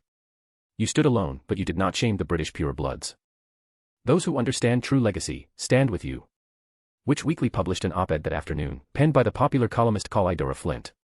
Ira White is not merely a young witch in fancy robes, she is a symbol of sovereignty, of bloodline duty, and of modern resistance to archaic tyranny. France tried to make a spectacle out of her. Instead, she lit a match under their whole system. By nightfall, a majority of British wizarding houses had signed a declaration of protest, which was then sent directly to the French Minister of Magic, Isabella Vauquelin. And although Isabella had already spoken out in Ira's defense during the hearing, shocking many, her continued silence after the international backlash only fanned the flames. The ICW weighs in. A brief but pointed statement came from the International Confederation of Wizards, ICW. We are currently reviewing evidence regarding the recent proceedings in France to determine if violations of international legal standards have occurred. If so, disciplinary action may be taken. This was diplomatic language, but the meaning behind it was clear. France was under scrutiny. A rogue faction of noble houses had tried to act as judge, jury, and executioner on an international figure, and now they risked dragging the entire French magical community into political isolation. Meanwhile, in France, the magical cafés of Paris, which once whispered with gossip about the Vauquelin-Trevor feud, now buzzed with a different tone. Madame Maxime, headmistress of Beauxbatons, was reportedly furious over the damage done to the school's reputation. Parents threatened to withdraw their children. Professors quietly passed around foreign papers in the staff room, noting how other countries were now referring to Beauxbatons as a school run by nobles, not educators. Even within France, voices rose. An anonymous member of the Department of Magical Trade told La Gazette Magique. This wasn't justice, it was political revenge. And now our economy is at risk. If Britain pulls out, France loses over half of its magical trade partners overnight. In the noble circles of Lyon and Marseille, a new kind of fear had begun to settle in, not of Ira White, but of consequences. And among the nobility, blame began to shift. Some accused Maximilien Vauquelin of overreaching. Others whispered that the Trevor family had orchestrated the entire spectacle for their own gain. What had once been a united push to shame the White family was now devolving into internal fractures.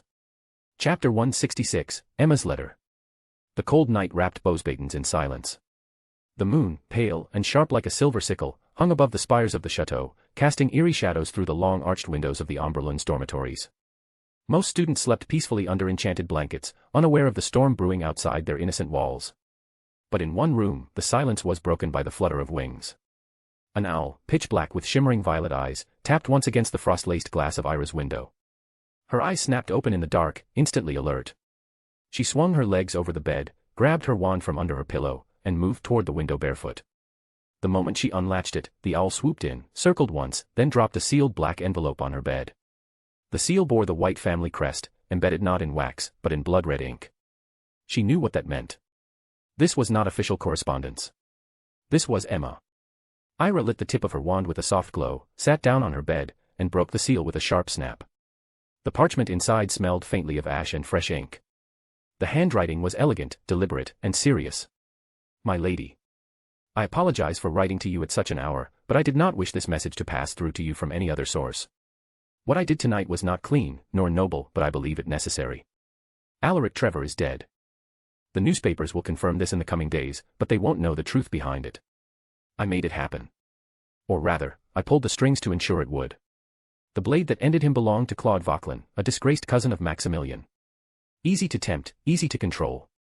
Angry at the Trevors for humiliating his father years ago, Claude believed he was acting of his own will. I simply gave him direction and opportunity. The corpse was found tonight in the Trevor estate vineyards. Carved into his chest with a dagger. The Trevor line will end. That message will set fire to every heart in their house. Alina will scream for vengeance. Charles will rally. And the Vauquelin name is now written in blood across the body of a Trevor. You might ask me why. Alaric was not an innocent. He was Roman Trevor's confidant, his political fixer, his blackmailer. He trafficked in dark spells and illegal contracts. He threatened witnesses who could have exposed Roman's dealings with the American black market. His hands were soaked in filth. He deserved it. As you gave the order, and I made sure no innocents were harmed or entangled. You asked for blood, my lady. Now it's begun. You must prepare yourself. The next days will be quite interesting. Emma. Ira lowered the letter slowly, her expression unreadable in the half-light. Her wan light flickered as her grip tightened. For several long minutes, she said nothing.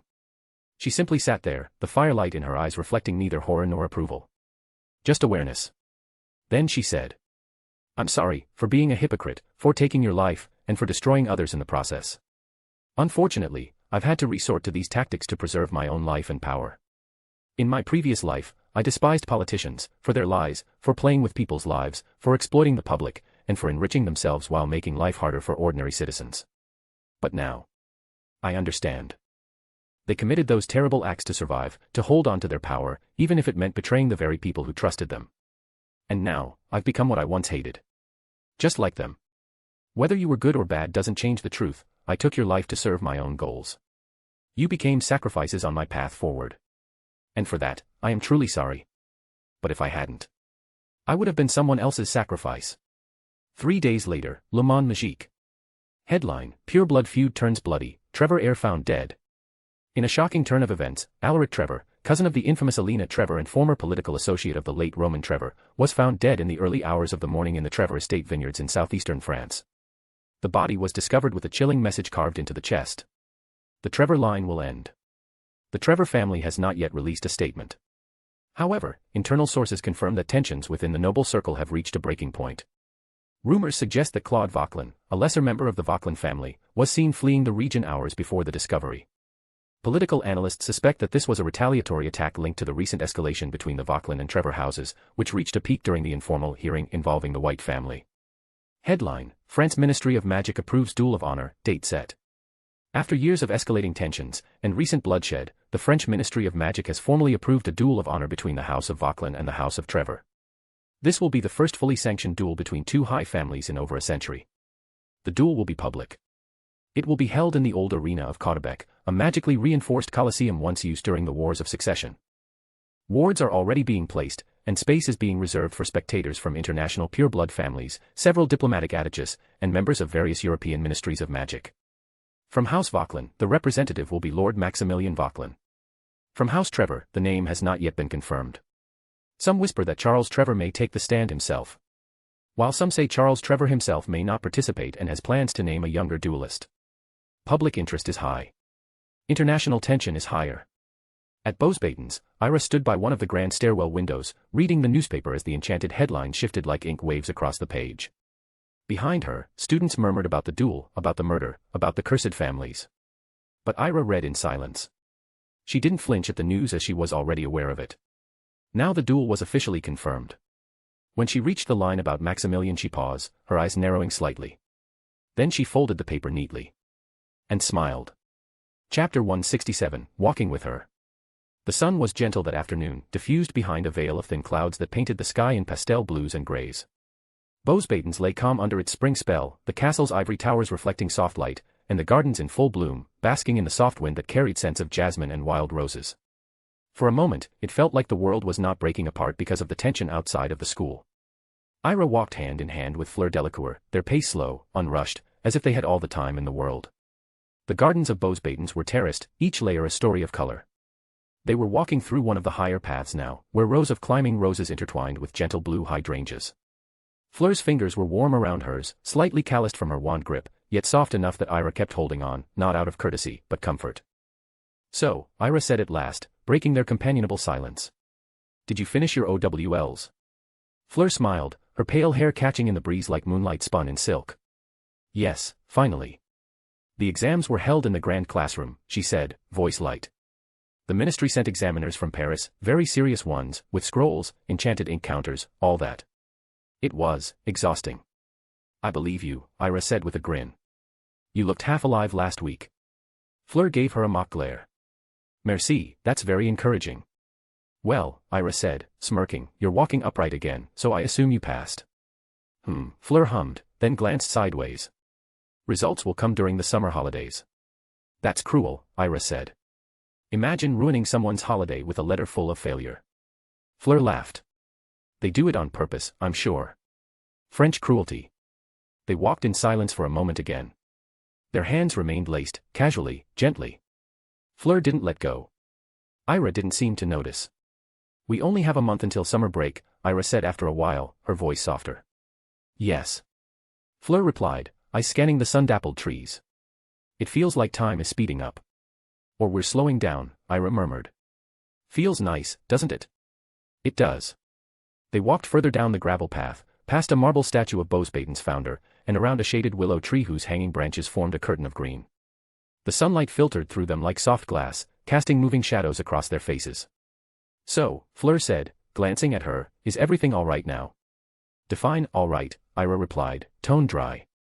Fleur frowned. I mean, after all that happened. My father filed a formal complaint with the ministry about your hearing. Ira blinked. He did. Yes. He wasn't happy. Said it was disgraceful. That France would be shamed in front of Britain and other magical nations. He rarely gets that upset. But I think he genuinely likes you. I don't know whether to be flattered or worried, Ira said, giving a short laugh. Both, Fleur said brightly. You scare people, you know. I'm 12. You're a 12-year-old matriarch who made a room full of aristocrats afraid to breathe too loudly, Fleur said, raising a brow. Even I was a little scared. Ira turned her head, eyes wide. You were. Fleur grinned. Maybe. A little. In a good way. Ira chuckled and looked away, clearly unsure how to take that. But really, Fleur continued, is it over? The threats? The trial? Ira grew quiet for a moment before speaking again. Well, partially, she said. Everything is, partially resolved. The noble families won't try anything now. Not openly. They know they can't afford to provoke House White anymore. Fleur looked relieved. I'm glad. Ira tilted her head toward her. You were worried. Of course I was, Fleur said softly, eyes on the path. I always worry when you go to war alone. Ira didn't reply to that. Instead, she gently squeezed Fleur's hand. They continued walking, now heading toward the edge of the gardens where a small, crescent-shaped pond shimmered under the shifting sky. The water was quiet, broken only by the occasional ripple from drifting petals or frogs that stirred beneath lily pads. Ira sat first, on the stone bench by the pond. Fleur joined her, closer than before. A comfortable silence settled between them again. The kind that doesn't beg to be filled. Did you know, Fleur said suddenly, that these gardens are older than the school itself? No, Ira said, turning to her. How do you know that? My grandmother used to study here, Fleur replied. She said the founder chose this location because of the gardens. Said magic grew strongest where the land was already beautiful. Ira looked out over the pond. Maybe that's true for people too. Fleur tilted her head. What do you mean? Maybe we grow stronger when we're near beautiful things. When we're not fighting all the time. Fleur watched her for a long moment. You shouldn't always have to be strong, you know. I don't have a choice. I think you do, Fleur said softly. Ira didn't answer that. Instead, she leaned forward slightly, resting her elbows on her knees, watching the pond reflect the sky. And while she was speaking about politics, or trade routes, or how Emma was sending her updates again, Fleur wasn't listening to the words. She was watching Ira's lips. Her pale fingers were resting lightly on the stone bench. And then, gently, Fleur reached out and brushed her pinky against Ira's. Ira glanced down, then smiled and returned the contact. Still talking, still unaware. Fleur leaned in slightly, just enough to be near her. Her hand slowly moved from Ira's to her wrist, then higher, resting lightly against her cheek. Ira blinked. You have something, Fleur whispered. Ira looked confused. On your cheek, Fleur said, brushing nothing away. Her fingers lingered there, soft, tracing. And then, her thumb moved just slightly. To the corner of Ira's lips. Ira tilted her head, lips parting as if to speak, but stopped. Fleur's eyes were fixed now, unwavering. And Ira, sweet, bright, and oblivious, only smiled gently. You okay? She asked. Fleur blinked once. Then withdrew her hand as though waking from a trance. Yes. Sorry. I zoned out. Thinking about your exam results. Fleur laughed, breathless. Something like that. Ira returned to watching the pond, unaware of the flush in Fleur's cheeks or the way her fingers curled in her lap to keep from reaching out again. And Fleur, still beside her, just watched. Not speaking. Not touching. Just watching the girl she admired more than anyone else in the world. The girl who had taken on pureblood dynasties with steel in her spine and softness in her smile. The girl who had no idea what she was doing to her, and maybe that was what made it so impossible not to fall further. She leaned back slightly, allowing the moment to pass. Chapter 168, The Day. The wind howled across the cliffs of Caudebec, where the sea crashed violently against the rocks below. High atop the jagged coast stood the arena of Caudebec, a half-ruined coliseum older than most countries, resurrected by layers of enchantment for the occasion. Its towering arches were reinforced with gleaming spells.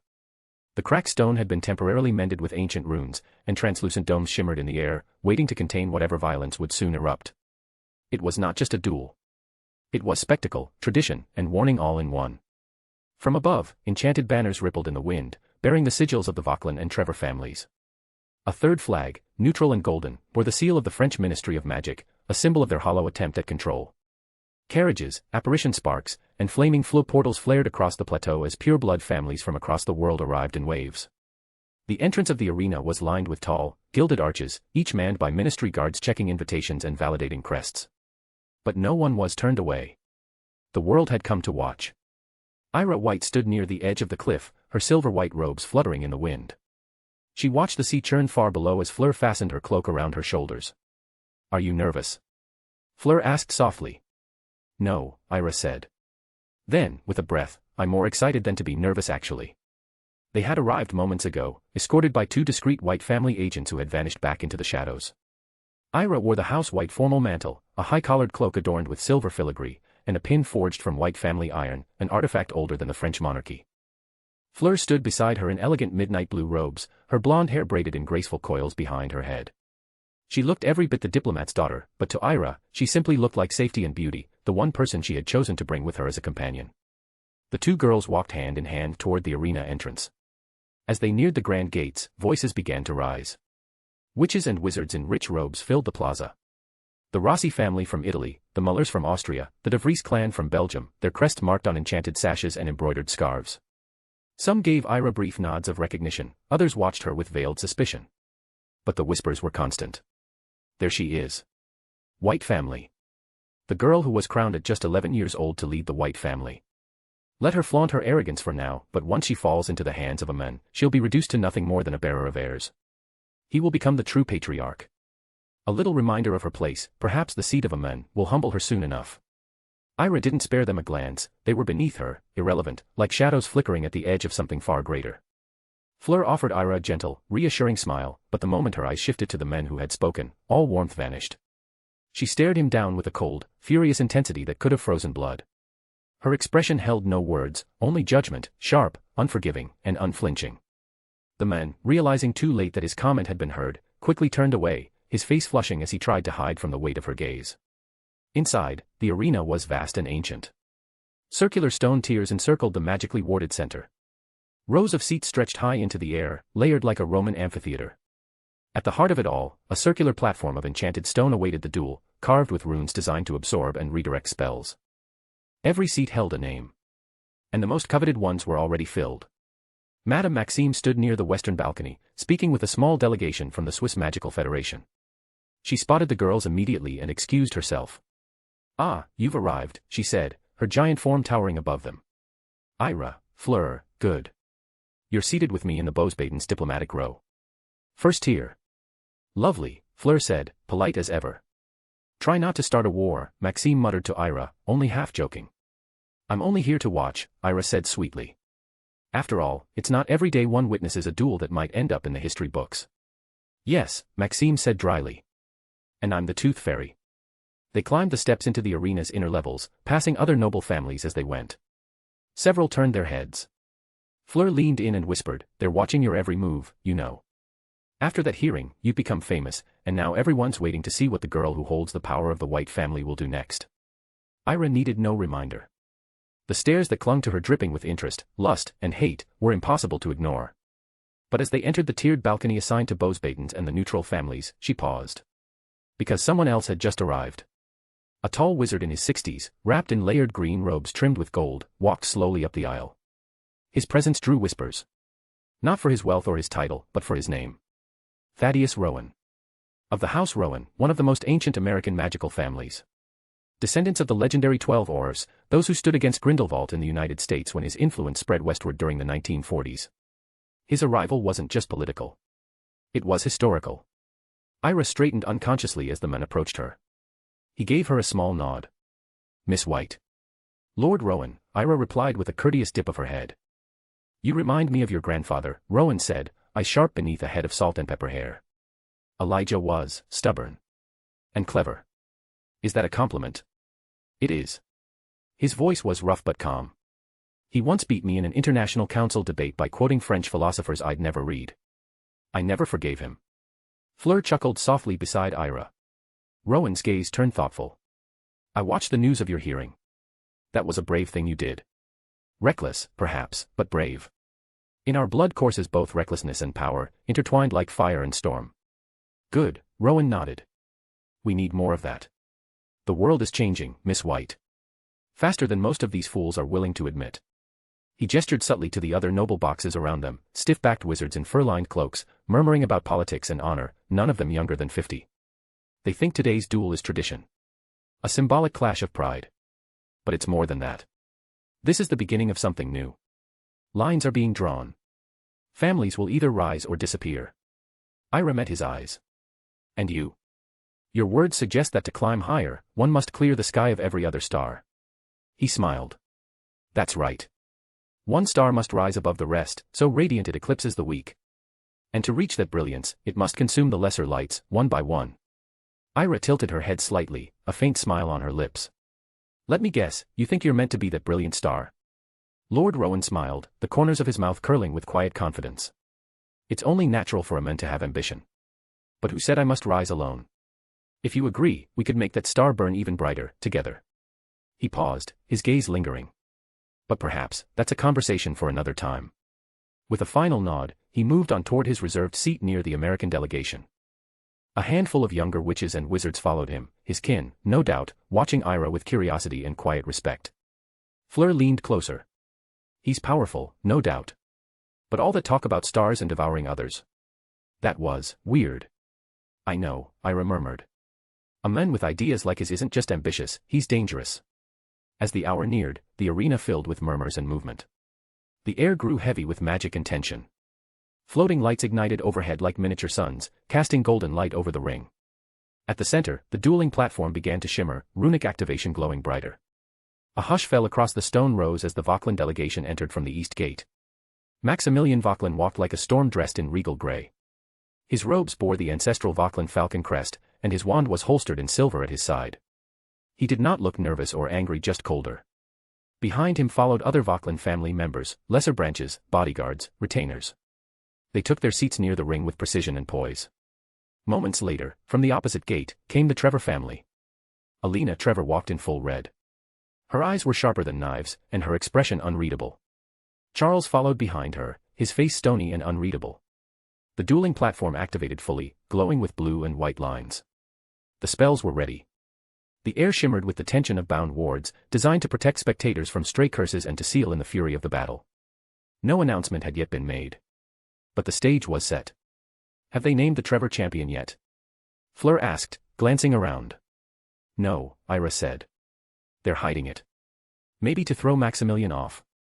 Or because they're arguing, Maxime added from behind them. I wouldn't be surprised.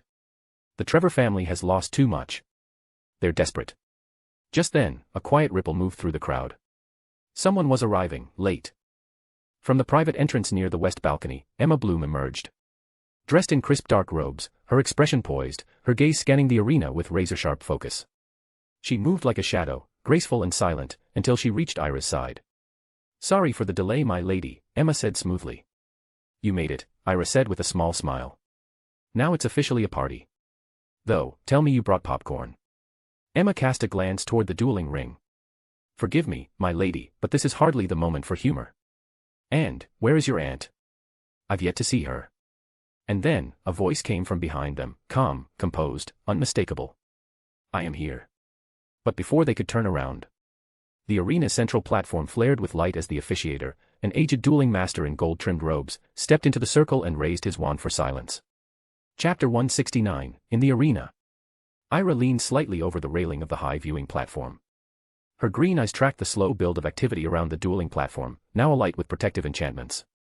Fleur stood beside her, arms crossed gently, and Emma stood calmly just behind, hands clasped behind her back. Then, they turned to the voice broke through the hum of murmuring nobles. Ira. Ira turned to the familiar voice. At the edge of the marble steps leading to their box stood Isabella Vauquelin, dressed in formal ministry robes layered with the insignia of her office. Regal, composed, and yet her posture carried the weight of recent days. Her cool gaze met Ira's with something softer than pride. Something maternal. You came, Aunt. I was under the impression you didn't wish to be involved, Ira said, her lips tugging at the edge of a smile. Of course I came, even if it wasn't by choice. Isabella replied, ascending the final steps. Though not as a member of the Vauquelin family, but as the minister of the French magical government. Isabella's gaze flicked to Fleur with a small nod of recognition, and then to the poised woman standing behind Ira. Is this her? She asked. Ira stepped to the side. Yes. Aunt Isabella, this is Emma Bloom. My assistant, and the reason the White family didn't collapse last few months. Emma bowed slightly. It's an honor, Minister Vauquelin. Isabella appraised her silently for a breath, then extended her hand. And my personal thanks, Miss Bloom. You've done more for Ira than most blood relatives could have. Emma accepted the handshake with quiet poise. She's not just an heir, she's a legacy. And I'm proud to stand at her side. Isabella offered a rare smile, small and fleeting, the kind she reserved only for Ira. Yes, I've heard quite a bit about you, she said, turning to Emma. Particularly your work with the British Magical Ministry over the past few months, especially in managing trade agreements involving White family products. It's impressive. Emma met her gaze, holding it for a moment before smiling. Thank you for the compliment, Miss Isabella. I appreciate it. Isabella's smile deepened, just slightly. Oh, don't call me Miss, that makes me sound like some 15-year-old schoolgirl, I am old. Emma tilted her head, her voice light with a teasing edge. Then you shouldn't look like you're barely out of your 20s. It's misleading. Isabella let out a quiet laugh, soft, rare, and real. Flattery already. We've only just met. Ira blinked, momentarily thrown off by the scene unfolding before her. Two of the most serious, composed women she knew, her usually solemn aunt and her ever-efficient assistant, were suddenly smiling and laughing like old friends at a garden party. It was strange. Just minutes ago, Isabella had worn the weight of the world on her shoulders, her expression drawn and distant. Now, with Emma standing before her, she looked lighter, almost amused. Ira narrowed her eyes slightly, trying to make sense of it. That's weird, she muttered under her breath. They all turned toward the arena again. The murmurs had quieted. A lone figure descended into the dueling ring, an old wizard in golden robes, his long white beard tied in 3 knots. He raised his wand, magnifying his voice across the massive Colosseum. "Wizards and witches of Europe and beyond," the officiator announced, "by decree of the French Ministry of Magic and by the laws of ancient magical houses, this is a recognized and binding duel of honor." He waited a beat, letting the words settle like a fog over the audience. "There shall be no use of the 3 unforgivable curses. No dark rituals. No soul binding. All other forms of magical combat are permitted." A pause. "If a duelist falls unconscious or yields, the duel is over. If a duelist dies..." He paused. "It will be considered honorable. No blood debt may be claimed." Fleur leaned closer to Ira. "That's practically permission for murder." "It is," Emma whispered. "Draped in ceremony, but at its heart, nothing's changed. Historically, these duels often ended in death, so believe me, everyone here is hoping to witness one." The officiator lowered his wand and stepped back. A sudden flourish of silver magic burst from the east tunnel. Maximilian Vauquelin entered the arena, flanked by a pair of Vauquelin retainers. He walked tall, his expression carved from granite. His robes were darker today, storm gray, near black, stitched with the Vauquelin crest and lined in silver thread. His wand, old and rigid, was held in his right hand as he marched to the dueling platform's center. From the crowd came polite applause, mostly from the French noble bloc. Others simply watched in silence. Then came the west gate. The Trevor crest shone crimson as a new figure stepped out, tall, broad-shouldered, dressed in formal dueling robes dyed deep scarlet. Charles Trevor. Not Alina. Charles. Maximilian's face changed immediately. He stepped forward, raising his wand, not to attack, but to signal protest. "I object," he called, his voice magically amplified. "This is a duel between houses. I expected to face the real head of the Trevor family, Alina Trevor, not her husband." Charles laughed as he strode forward, not even bothering to acknowledge Maximilian's insult. His wand was casually spinning in his fingers. His dueling robe was loose at the collar, a subtle show of disdain. "You expected to duel my wife?" Charles said, smirking. "How charming. You always did prefer picking fights with women." A ripple of laughter passed through the audience, quiet, uncomfortable. Maximilian's jaw tightened. "Your wife is the true head of the Trevor family, you're nothing more than a commodity. Everyone here knows the truth, the real power behind the name is Alina Trevor, not you." He took a slow step forward, voice colder. "You may play the public figure, but those who hold real power, they see it clearly. You're a puppet. And we all know who truly issued the challenge." Charles stopped a few paces from him. "And you were foolish enough to think she would get her hands dirty for you. This is between men, Maximilian. Face me. Or flee." The officiator raised his wand again. "So long as the representative bears the family name and was named by the house, the duel is valid. Your protest is denied, Lord Vauquelin." Maximilian stared at Charles, fury brimming beneath the surface. Back in the stands, Isabella exhaled softly. "Alina is clever, dangerously cunning. She'd never risk her life unless the outcome was certain. And more than that, she has no interest in the spotlight. She moves best from the shadows." Emma added quietly, "He knows." Maximilian expected to humiliate Alina, but this flips the narrative. It also removes a dangerous variable. Killing a husband in a duel is distasteful, yes, but killing a wife? Especially when she's the true power behind the family. That would have been catastrophic. Ira nodded, eyes still locked on the arena. But Charles wasn't done. He stepped forward again, a gleam in his eye. "Tell me, Maximilian," he said loud enough for all to hear, "do you plan to dedicate this duel to your father?" Maximilian froze. Charles grinned, the smile sharp and merciless. "Ah, I almost forgot, remind me, which one was your father again? The Vauquelin patriarch, or that charming traveling alchemist your mother discovered on her little tour of magical potion near the Swiss border?" He let out a low, mocking laugh. "Your whole family's a mess, truly. A mother who couldn't keep her legs closed, a father who spread himself across every noble bed from France to England. And the bastards? Scattered across the continent like seeds in spring. Some noble legacy, indeed." The entire arena stirred. Maximilian's eyes narrowed into slits. Charles tilted his head with mock concern, his voice dripping with pity. "I suppose that's why you and your dear sister never married, too much family baggage, or perhaps no one wanted to risk the bloodline. But tell me, Maximilian, how do you keep your little Maxie in check these days? Nearing 40, no wife, no heirs, do you tire of your own hand, or have the house elves learned to keep quiet?" Ira turned slightly and glanced at Isabella. But Isabella's face didn't change. Her expression was eerily calm, stone-like. Fleur leaned in slightly, her voice low and uneasy. How can a lord, one who calls himself noble, speak like that? It's vulgar, disturbing. Or maybe, she added, eyes narrowing toward the arena, he's playing with Maximilian's mind. Trying to unnerve him before the duel even begins. Isabella said nothing. Her face was still, detached, she looked utterly unbothered, as though the insults and theatrics held no weight in her world. Charles began to circle slowly in the dueling ring, his voice carrying with practiced sharpness. You strutted into that ministry hearing like a king, Maximilian. Denied your own niece. Lied to your people. Tried to seize what was never yours. He paused, eyes narrowing. And for what? For this moment. For this stage. Is this what your pride bought you? He tilted his head. It's a shame your father's ghost won't be here to watch your disgrace. Maximilian raised his wand just slightly, like a wolf baring its fangs. The officiator stepped between them. This duel is to begin at my signal, not before. Final words before combat may be spoken, but no casting until the ring is declared active. The arena buzzed with electricity. Back in the stands, Ira folded her arms, her gaze never leaving the arena floor. This is going to be brutal, she said quietly. After all that trash talk, one of them won't be walking out alive. They're trying to destroy each other's reputations before the spells even fly, Emma said. Isabella nodded grimly. This isn't about honor. It never was. This is about erasure. The winner won't just claim victory, they'll bury the other name. Fleur watched the arena, her fingers gently brushing against Ira's.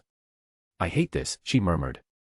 It feels less like a duel and more like some brutal Muggle war, both sides trying to erase the other completely. Ira glanced at her, then spoke softly, I doubt it. The Trevors didn't send their true head, so it's hard to believe this duel will leave any lasting damage on their side. Her gaze shifted back to the ring. But the Vauquelins. I'm not so sure they'll walk away unscathed.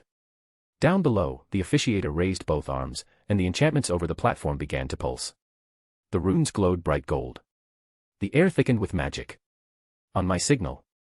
The officiator said. Maximilian raised his wand. Charles raised his. The crowd leaned forward. Chapter 170, The Duel of Honor.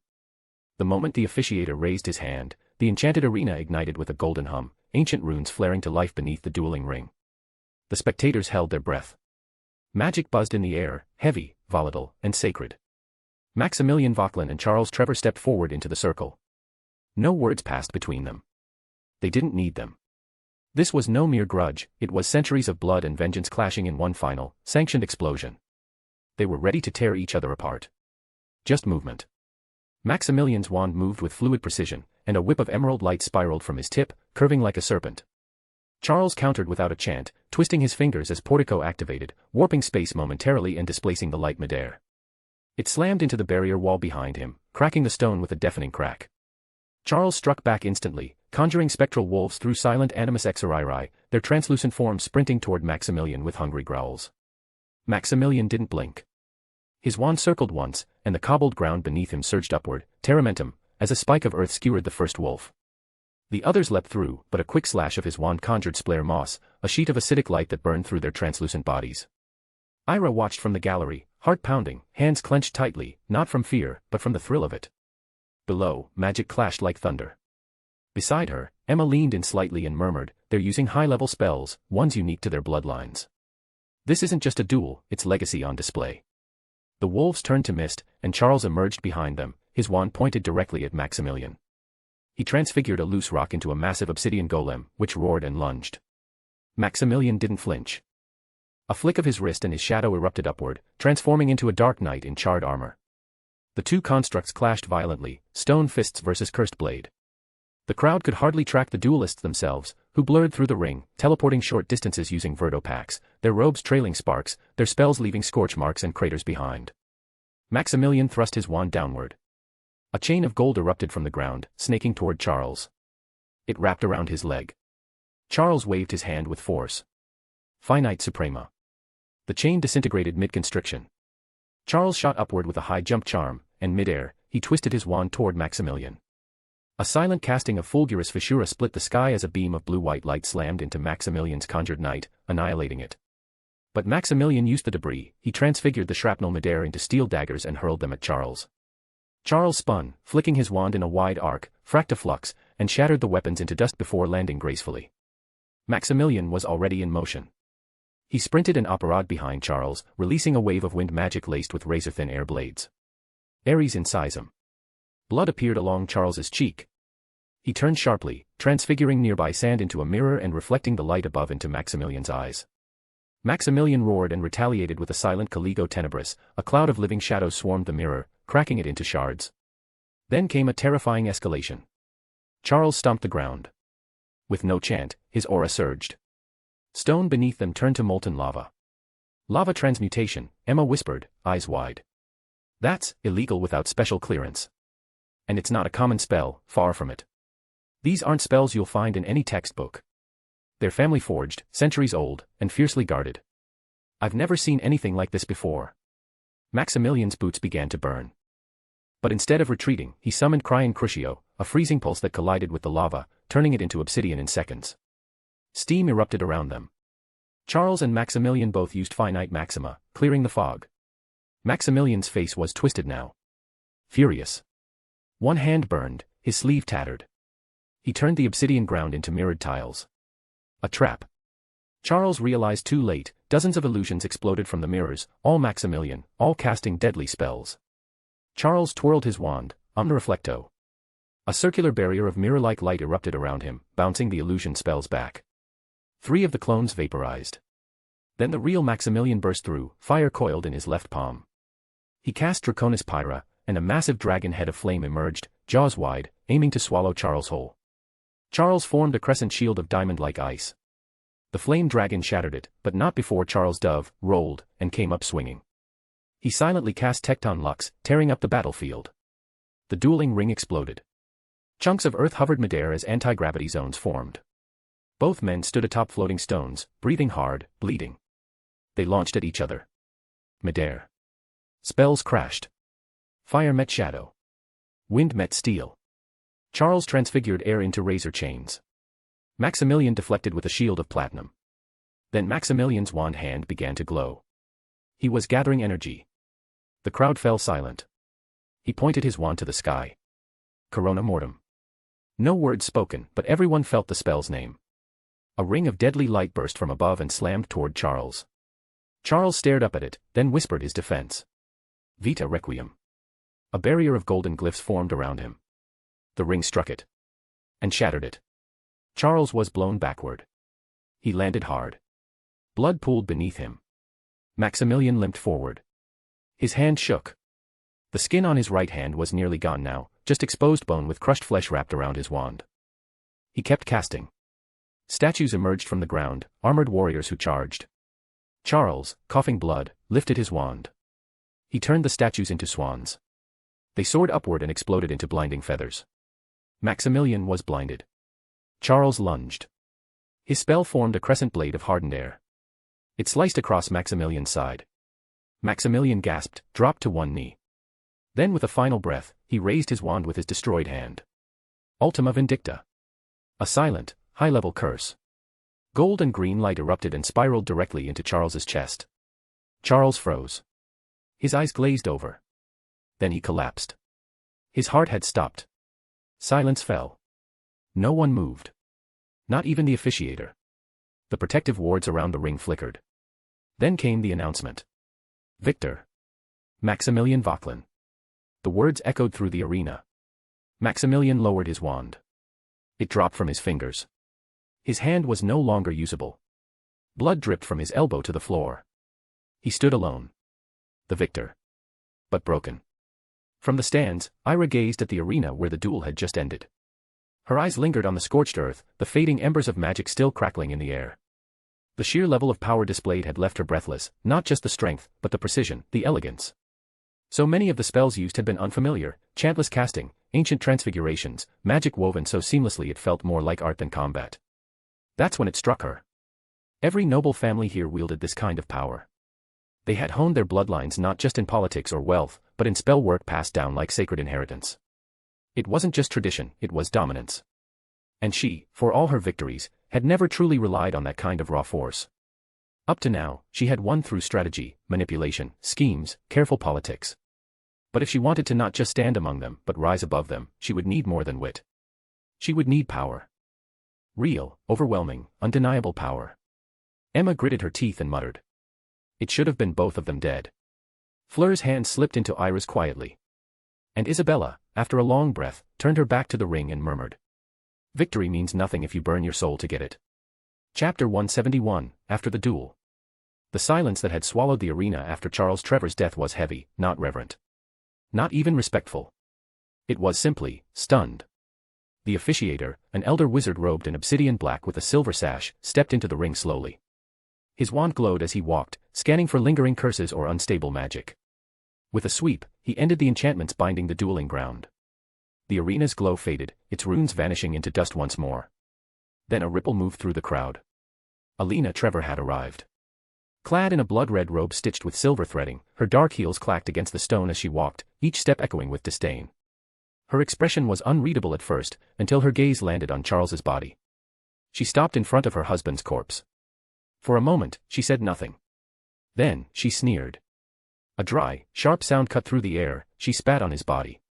Gasps erupted throughout the noble stands. The gathered purebloods leaned forward in shock, many of them whispering in disbelief.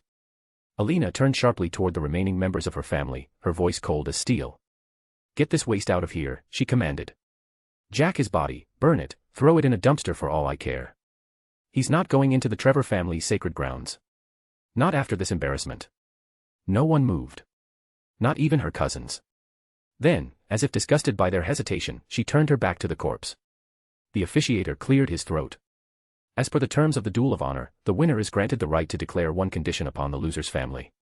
This has been our way since the 14th century. We go by tradition. Maximilian, leaning against a support column with a blood-soaked bandage wrapped around what remained of his hand, was barely conscious, but his voice cut through the arena like a whip. I claim my prize, he rasped. I want the Trevor family stripped of its noble status. I want every parchment, every vault, every magical privilege they possess removed. Let them be exiled and remembered only as traitors. I want the execution of their legacy. He raised his wand high with his good hand, blood still dripping from his elbow. Chaos. Dozens of voices erupted at once, some in agreement, others shouting in protest. Emma, beside Ira in the stands, narrowed her eyes. He's going for blood now. That wasn't a demand, that was annihilation. Fleur held Ira's hand tighter. They won't accept that. No sane person would accept this kind of outrageous demand. And indeed, Alina Trevor was already moving. She strode toward the officiator and hissed through clenched teeth, I reject the victor's request. The officiator stiffened. You cannot reject tradition. That is the rule of this duel, Madam Trevor. You must comply or offer counter-resolution. Alina's eyes flared. You want a counter-resolution? She raised her chin, turned toward the entire assembly of pureblood families, and declared. Then hear me now. I, Alina Trevor, head of House Trevor, reject this charade of tradition. The duel may be over, but my family's blood is still on the stone. I will not kneel. I will not surrender. I will pursue vengeance, not compensation. I hereby declare war against the Vauquelin family. Total war. I've had enough of this game of hide and seek, she said coldly, her voice sharp as glass. Her words boomed through the magically enhanced acoustics of the arena. The crowd erupted into cries. Gasps.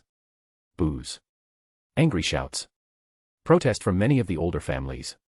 One elderly witch from the Belgian line stood and shouted, Stop this madness. You dishonor the tradition. Another wizard from the Scandinavian circle cried, Enough. France cannot afford a civil war among the noble houses.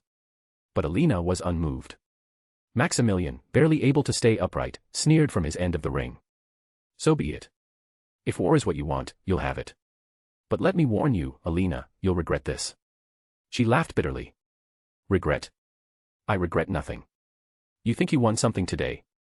All you did was make this personal. The officiator tried to intervene. Perhaps a council can be formed to mediate the outcome. No. Both heads spoke in unison. On one side, Maximilian. On the other, Alina. The officiator sighed. Then so it is recorded. No resolution. No restoration. No surrender. He turned, wand glowing, and tapped the runes beneath the dueling ring. Let it be written that the Duel of Honor has failed to produce peace. War has been declared by House Trevor. At that, silence fell again. Not even the audience had words. And then Maximilian collapsed, the blood loss finally taking hold. A squad of white-robed medi-wizards rushed to him. Alina turned her back and began to walk away. Back in the stands, Isabella Vauquelin stood beside Ira, arms folded, watching everything unfold with stormy eyes. Emma whispered to Ira, "It seems this duel did nothing but make the war official, and far more justifiable in the eyes of the public." "So now, even the law can't stop this," Ira said, her voice eerily calm. "The ministry won't be able to enforce anything now. For years, duels and honor duels were dismissed as barbaric. But today, even the International Confederation of Wizards may find itself powerless to intervene in a feud like this." Fleur squeezed her hand again. "Well, it doesn't concern us. This is between them, the two families. It has nothing to do with the rest of the French community. They can destroy each other all they want, as long as they don't drag innocent people into it." Ira didn't respond. She didn't nod, didn't offer Fleur any agreement. Because deep down, she was furious. This wasn't the outcome she wanted. The Trevor family hadn't been destroyed, far from it. They had only lost a man said to be powerless, a figure with no true authority. But the real threat, the real force behind it all, was still standing. Alina Trevor, unshaken, untouched, and stronger than ever. Chapter 172, Aftermath and International Reactions. Within hours of the Duel of Honor, news spread like fiend fire across the wizarding world. The death of Charles Trevor at the hands of Maximilian Vauquelin dominated headlines in every magical publication from Paris to Prague, London to New York. Le Prophète Magique broke the story first. Duel ends in blood, Vauquelin slays Trevor, Alina declares war. The article recounted the brutal death of Charles, the chaos that followed, and Alina Trevor's public declaration of all-out war against the Vauquelin family. Within the day, magical newspapers from every corner of Europe followed suit. The Daily Prophet issued a special midnight edition. Trevor Vauquelin conflict erupts, blood war declared in France. The shocking death of Charles Trevor has ignited a formal blood feud between two of France's oldest and most powerful noble families. With the duel's outcome rejected by House Trevor, both sides have declared a state of magical war. Sources suggest a rise in covert attacks, international concern, and the potential for pure-blood destabilization across Europe. The British magical community reacted swiftly. The Wiesengemot held an emergency midnight session, condemning the public failure of the Duel of Honor system. Several respected British pure-blood families released statements supporting neither side, but voicing their deep concern over the unchecked aggression in France. "When ancient tradition devolves into slaughter, all families suffer," stated Lord Percival Burke of House Burke. "If they cannot contain the fire, it may burn across borders," warned Duke Greengrass, patriarch of the Greengrass family. In the United States, the New Salem Sentinel published an editorial column titled, "France on the Brink, Blood Feud Threatens Magical Stability." The Trevor Vauquelin feud, once a quiet power struggle within France's elite, has now become a full-scale magical war. Already, underground reports suggest skirmishes in southern France and violent retaliations. The ICW, International Confederation of Wizards, has not yet intervened, but prominent American families such as the Claymores and Hemlocks have expressed unease. The Claymore family, one of the 12 Auror houses of the New World, even issued a public warning. "We do not tolerate unchecked magical aggression. If innocent lives are harmed, the consequences will be swift." A few days later, reports of killings began flooding in. Ambush in Marseille, a Trevor-aligned manor was destroyed by magical fire, with 3 confirmed dead and 2 missing. Attack in Lyon, a Vauquelin outpost suffered a curse bombing, injuring 5. Missing in Bordeaux, a minor cousin of the Trevor family disappeared on the way to a diplomatic envoy meeting. Violence was no longer contained to duels or family strongholds. It had spilled into the streets, affecting the periphery of magical society. Then came the formal address from the French Ministry of Magic. In a rare public statement, Minister Isabella Vauquelin appeared at the grand podium beneath the ministry's enchanted ceiling. Witches and wizards from across France, and the world read about it in the various newspapers. Her statement was clear, but firm. Her gaze steely in the magical pictures. "Today, I stand not as a Vauquelin, but as the Minister of Magic of France. What transpired between House Vauquelin and House Trevor has now escalated into open blood feud. As minister, I declare this conflict as internal and ancient, a remnant of old traditions we no longer condone. However, I also make it clear, this ministry will not intervene in this war." Gasps followed, but she raised her hand. "We will not interfere, unless civilians are harmed. If any magical civilian, any child, student, traveler, or unrelated person is killed or wounded due to this feud, both houses shall be stripped of their noble status by ministerial decree. Their lands and vaults will be seized and redistributed to the magical state. This is not a threat. It is a promise." The room exploded into discussion. Furthermore, Isabella continued, "No foreign nation is to intervene without formal request. But I invite all diplomatic observers to witness that France's magical government has drawn a line. You may destroy each other, but the French magical community will not be collateral." It was a declaration that shocked many, but also set boundaries. And still, rumors of further attacks continued. In the days following, Le Monde Sorcier reported over 6 magical deaths linked directly to the feud.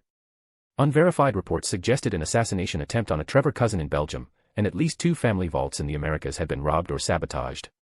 The ICW released a cautious statement. We do not condone the escalation of magical violence between ancient houses. We urge all international wizards to remain neutral and vigilant. France must settle its conflict, but without endangering the global community. The magical world wasn't just whispering. It was holding its breath. From the great halls of Vienna to the hidden courts of Cairo, from the icy fjords of Scandinavia to the glass towers of New York, witches and wizards watched the fires of France rise.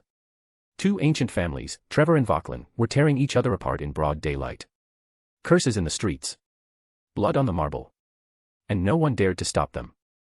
What began as a property dispute over an old hotel in the Allée de Merveilles had spiraled into an international reckoning. The Trevors wanted to buy it, forcefully, quietly, without consequence. But they didn't count on her. Because it belonged to House White. And Ira White does not surrender what is hers. She took the cracks that already split the Vauquelins and Trevors, and turned them into fault lines. She weaponized old blood, wounded pride, and ancestral shame. And with a whisper, she set it all ablaze. Now, France was burning. And no one even saw who lit the match. Behind the spectacle, behind the violence, was a girl who once stood silent in a courtroom, cold, dismissed, and underestimated. Now she stood at the center of a storm she had crafted with her own hands. This wasn't politics. It wasn't vengeance. It was power. The kind of power you don't see until it's too late. The kind of power that wears a calm smile and a school uniform. The kind of power that doesn't shout, because it never has to. Ira White didn't just survive the war. She wrote it. Chapter 173, A New Opportunity. It was a bright, calm morning at Beauxbatons, only a week before the beginning of the end-of-year exams for the second years. The spring blossoms had begun to blanket the gardens with soft colors, and students strolled around with books in hand, anxiety quietly simmering beneath the peaceful surface. Ira sat alone in the reading alcove of the library, sunlight streaking through the enchanted stained-glass windows. She had barely finished reading through an arithmancy scroll when a sharp sound interrupted her thoughts. With a soft whoosh, a deep violet envelope fluttered through the open glass window and landed beside her. The White family seal. Ira opened it immediately, her brow furrowing in anticipation. It was from Emma. My lady. I hope this letter finds you well and in strength before your coming examinations. I am writing to inform you that the conflict at Hogwarts has been resolved at last. The petrification incidents that plagued the school year have ceased. The culprit, as it turned out, was not a singular person, but a cursed magical artifact with a fragment of dark magic, and it possessed a student to open the legendary Chamber of Secrets. The monster within, the basilisk, was responsible for the petrifications. And the one who resolved all of this was Harry Potter. Yes, once again, the boy who lived, emerged victorious. He ventured into the chamber and defeated the beast. His actions have made him the hero of the British magical world, again. His fame is growing, almost uncontrollably. There is, however, a darker truth beneath this. According to reports from internal contacts in the Ministry of Magic, it was Lucius Malfoy who was responsible for placing the cursed artifact into Hogwarts.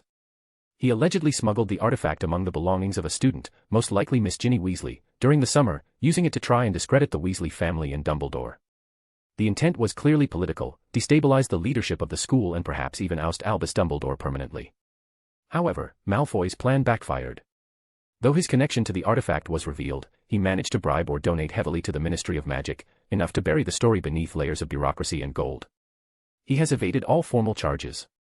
But Dumbledore retaliated subtly. He convinced the full board of Hogwarts governors to vote against Malfoy's continued position. Lucius Malfoy has now lost his seat as a Hogwarts governor. He is reportedly furious. The position is currently vacant. I would advise considering this politically, my lady. Ira lowered the letter for a moment, her expression unreadable as she stared through the glass. The governor's seat. Her fingers curled slightly. The White family had once held a governor's seat at Hogwarts. She remembered the family records that she read about this issue. The last White family headmistress, Lady Cordelia White, had served Hogwarts with distinction. But during her final years, severe disagreements arose with the Board of Governors, especially over blood purity reforms. When Cordelia left Hogwarts, the White family withdrew its support and relinquished its governing seat as a protest. It had remained vacant by choice, until now. Ira thought quietly for a moment, then reached for parchment and ink. Emma. Thank you for your report. The developments at Hogwarts are telling. It seems Lucius Malfoy has once again shown what kind of man he is. And Harry Potter continues to rise. More importantly, this vacant seat. I believe it's time the White family reclaimed its place on the Board of Governors. Our absence was a statement, once. Now, it's an opportunity. Begin discreet efforts to re-enter the board. Reach out to the current governors. We will need at least 7 votes to claim the seat. Remind them of our past service and how the White family can restore stability and balance in light of the Malfoy scandal. Also, prepare the legal groundwork to ensure that the seat, once reclaimed, cannot be easily revoked or removed by hostile actors. I will send a formal letter of intent in a few days. Yours. Ira White. Matriarch of House White. She sealed the letter and watched as the enchanted hawk that carried their correspondence whisked it away. The White family had once stepped back from Hogwarts out of principle. Now, they would return, for power, for balance, and for legacy. Ira had a feeling, an instinct she trusted more than most, that Hogwarts would soon become the epicenter of chaos. And where there's chaos, there's opportunity. But that wasn't all. Her mind wandered back to her first visit to the French Ministry of Magic, accompanying her grandfather to a summit with the British delegation. She remembered Minister Fudge speaking in passing about the possibility of reviving the Triwizard Tournament. At the time it was passed to be talked about it between schools. She had seen the opportunity. If such a tournament were to return, Hogwarts would naturally become the stage, or at least a major player. And if Hogwarts was about to find itself at the center of the international magical spotlight, then Ira wanted in. No, she needed in. But she knew Dumbledore. Knew his type. He wouldn't welcome interference, especially not from someone like her. Someone with a last name like White. To influence anything at Hogwarts, she would need more than charm or strategy, she would need authority. A seat on the Board of Governors could give her exactly that. It would offer her a voice Dumbledore couldn't silence. A foothold inside the school that shaped the British magical world. And in a game of power, that foothold could be everything. Because at the heart of Britain's magical society stood Hogwarts. And at the heart of Hogwarts stood Albus Dumbledore. Which meant the very pulse of the British magical world was held in his hands. Chapter 174, Start of the Exams Week. The air around Bosbaden's academy was thick with tension. Exam week had begun. For most students, it was a time of sleepless nights, frantic note-taking, and silent prayers to Merlin. The once serene halls of the chateau were now brimming with anxious energy. The gardens were no longer places of peace and leisure but transformed into impromptu study zones. Students sat on benches, lay sprawled beneath cherry trees, or clustered in corners whispering facts and theories to one another. Even the usually elegant girls from the East Wing had dark circles under their eyes and ink smudges on their robes. In the grand library, silence reigned, broken only by the flutter of turning pages and the occasional muttered curse. Students from every year filled every table. Books hovered and rotated midair, enchanted to offer visual aids. The professors had doubled their patrols, offering last-minute guidance, and in some cases, calming drafts for the more emotionally volatile students. Ira sat with her closest friend, Marin, at their usual spot beneath a pergola in the eastern gardens. Marin was chewing the end of his quill, eyes flicking nervously over a study scroll. First exam, potions, he groaned. Why does it always have to be potions first? Why not something cheerful? Like magical music. Or magical creatures, at least. Ira chuckled softly. You say that like we actually have those classes. Marin groaned dramatically. Merlin, please, just lend me a sliver of your wisdom. No, actually, your entire brain. You are already dead, so after this exam week. I swear, once it's over, I'm going to start worshipping you like those muggles worship their god or whatever. He flopped onto the bench beside Ira. The board of exams is full of sadists. Ira leaned back, her notes already closed and neatly stacked. Unlike the frenzied students around her, she was calm. Focused. If she was nervous, it didn't show. The clock tower chimed 9. Time. Ira and Marin picked up their things and made their way toward the stone steps leading into the potions hall. Inside, rows of cauldrons were already set up, polished to a mirrored shine. Tables held neatly organized ingredients, and brass nameplates marked each student's station. Standing at the front of the hall, watching everything with cold precision, was Renee Vauquelin. The wife of the former patriarch of the Vauquelin family, mother of the current one, and Ira's grandmother, Renee Vauquelin, now served as Bosbaden's most respected and feared potions mistress. Once a commanding figure in French magical society, she had retreated into academic seclusion after her husband's death. But since the political debacle at the French ministry, a sham of a hearing orchestrated by her son Maximilian to cast Ira as a scapegoat, Renee had kept her distance. Not a word. Not a glance. As though loyalty to family politics now outweighed blood. In classes, she passed her by without a glance. No correction. No praise. No criticism.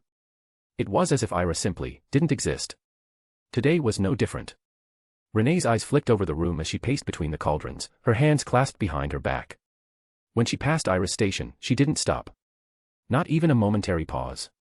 Ira raised an eyebrow, mildly amused by her grandmother's behavior. Perhaps it was guilt. Or maybe shame, for the actions of her son, and the role she hadn't played to stop them. Begin, Renee Vauquelin said flatly. Quills scratched across parchment as students began their written portion. The exam covered the effects and counteragents of various sleeping drafts, brewing theory on draft of living death, and the differences between dreamless sleep and nightshade drowse. It was dense, but familiar. Ira's quill moved with confident grace, each answer structured, cited, and precise. When the brewing section began, students were required to make a tranquil rest elixir, a middle-tier sleeping potion that required precision temperature control and an exact cutting of saprophyros beans. Ira's potion shimmered a soft silvery blue by the end. Textbook perfect. She set it beside her parchment and walked calmly to the front, depositing them both into the enchanted submission box. Renee Vauquelin didn't look at her. Outside, Marin flopped dramatically onto a bench. Dead. I am a corpse. You say that after every exam, Ira replied, smirking. And every time, I mean it. Marin grinned. You, though, I saw your potion from across the room. Perfection as always. Meanwhile, mine looked like curdled milk.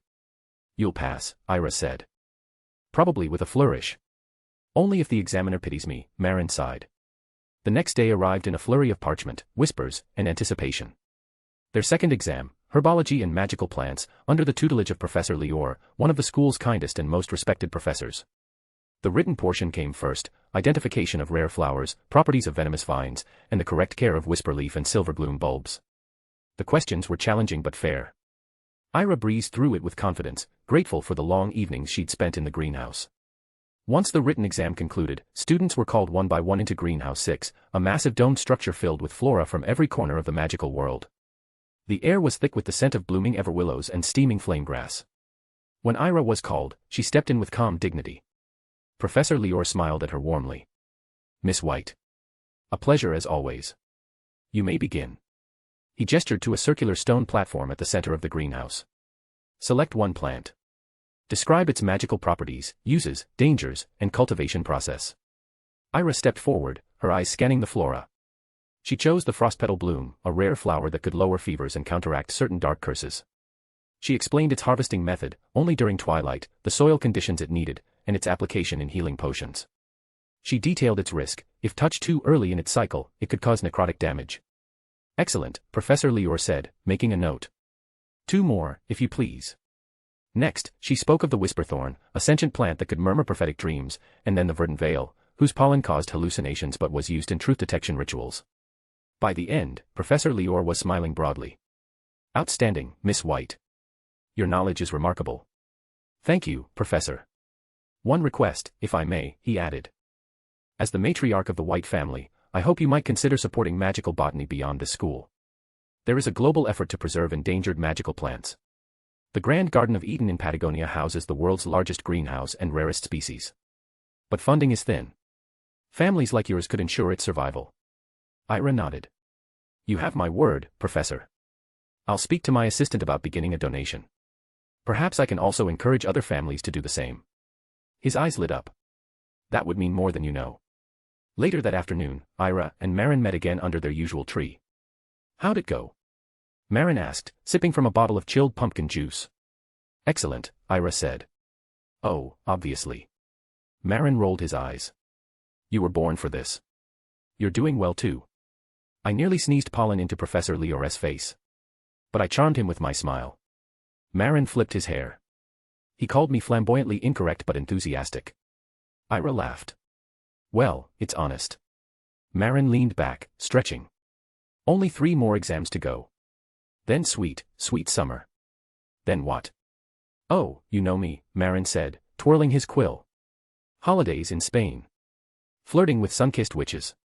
Avoiding marriage proposals from 3 different cousins. 3. Minimum. Ira shook her head, amused. Don't you have summer plans, Ira? Marin asked. Ira paused.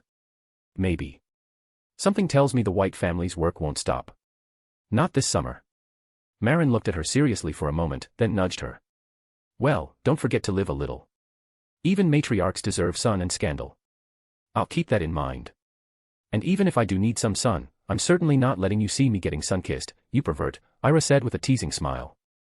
As the afternoon sun dipped behind the chateau, and the sounds of birdsong blended with the rustle of turning pages and whispered facts, Bosbaden settled into the rhythm of exam season. A week of stress and brilliance had begun for students. Chapter 175, Another Day Another Exam. The third day of exams dawned with the same thick, anxious energy that had become the atmosphere of Bosbaden's during exam week. Students flitted nervously across the courtyards and corridors, clinging to their notes and whispering incantations under their breath. The next subject on the schedule was charms, and it was Professor Eric Chamberlain's domain. Professor Chamberlain, with his ever-spirited nature and cheerful smile, was one of the more beloved instructors in Bosbaden's. His enthusiasm for charms was contagious, and many students, despite their nerves, looked forward to performing in front of him. The written portion of the exam was held in the main lecture hall. The parchment laid out before the students bore the elegant handwriting of Chamberlain himself. The questions focused heavily on the tickling charm, Rictusempra, and the laughing charm, Rhysis, delving into their origins, early uses, and their place in magical dueling and entertainment. One question read: explain the historical creation of the Rictusempra charm, including its inventor, the year it was first documented, and its use in both practical defense and non-combative magical performance. Another asked: compare the effects of Rhysis and Rictusempra. How do their magical properties differ despite sharing similar laughter-inducing outcomes? Ira wrote her answers with care, her handwriting sharp and clear. She had studied the origins of these charms thoroughly and knew how Rictusempra had been first developed by Silvius Pruitt in the 15th century as a means to disarm duelists by throwing off their composure, while Rhysis was created a century later in theatrical circles to create laughter during plays. Her answers included citations and footnotes that even some sixth-year students wouldn't have thought to add. Once the written portion ended, students were ushered into the practical testing hall. The high-vaulted chamber shimmered with magical wards to prevent spell damage. Each student had to perform a series of second-year level charms. Ira stepped forward confidently when her name was called. She began with Rictusempra, casting it silently and with flawless wand movement. The volunteer assistant giggled uncontrollably under the effect, just as the spell required. Then, without pause, she moved to Rhysis, which caused gentle laughter to erupt with a soft golden glow. Her charm sparkled with finesse, showing a unique control of magical energy. Next, she performed a floating charm on a stack of books and a precise color-changing charm that turned a flag from blue to gold without a flicker. All cast silently. Professor Chamberlain clapped softly, clearly impressed. Miss White, your wand movement, silent casting, and spell strength are truly commendable. It is rare to see such elegance and control at your level. You show great promise. Ira nodded with a polite smile and returned to her seat beside Marin, who leaned over and whispered, show off. You're just mad because your color-changing spell turned that flag pink, Ira whispered back. Marin smirked. Pink's a powerful color. You should try it sometime, and also a very feminine color, and then he winked at her. The next day brought the dreaded history of French magical civilization exam. Few students looked forward to this one. The instructor, Madame Duval, was notoriously stern, known for her razor-sharp eyes and no-nonsense tone. She had taught magical history for over 30 years and had a reputation for being one of the toughest graders in the school. The exam was held in the solemn Hall of Archives, an old wing of the chateau lined with dusty portraits and ancient tomes. Students entered in silence, met by Duval's piercing gaze as she handed out the written test without a word. The central essay question focused on the Goblin rebellions, specifically, how they had affected France, even though they had largely taken place in Britain. The prompt read: though the Goblin rebellions of the 17th century were centered in England, discuss their economic, political, and societal implications on French magical society. Provide examples of specific legislation, trade disruption, and any notable French figures who responded to the crisis. Ira read the question carefully, her mind already working. She knew this well. Her answer included the ways the rebellions had caused fear across European magical governments, forcing France to enforce stricter trade protections and increase aura deployment along its borders. She wrote about Madame Laurette Villaine, a famous French legislator who had worked with the Wisingamot to prevent cross-border goblin uprisings. Once the written part ended, Madame Duval conducted brief oral assessments, calling each student forward to ask them about key historical figures. Ira stood calmly when called. Mademoiselle White, Duval said coldly. Tell me of Augustin Flamel. His influence during the Enlightenment era. Augustin Flamel, younger brother of Nicolas Flamel, served as a prominent magical philosopher during the French Enlightenment, Ira replied. He advocated for the expansion of magical education beyond the noble classes and was instrumental in the creation of Bosbaden's open scholarship system. Duval gave a small nod. Very well. One more. The Treaty of Versailles, magical counterpart, what was its primary condition? The Magical Treaty of Versailles, signed in 1919 alongside the Muggle version, required magical nations involved in Muggle World War I to establish non-aggression pacts, particularly between France and the newly formed Magical German Council. Acceptable. Ira returned to her seat as Professor Duval turned to call the next student. Marin leaned over and whispered, "Are you secretly, like, 100 years old in disguise?" That was scary good. I mean, who even remembers stuff about Muggle history or those greedy, smelly goblins? Ugh, I hate them. He huffed under his breath. You know, my mother borrowed money from them to expand our bookstore. Just a month later, those greedy bastards started harassing us, day and night, for repayment. They'd show up at our home, at the store, constantly. It got so bad they even threatened to seize everything. The house. The shop. All of it. Ira tilted her head, intrigued. Oh. So what did you do to save yourselves from the greedy hands of those goblins? Marin let out a weary sigh. Nothing, really. After weeks of harassment, my mum was forced to sell the house just to repay the debt.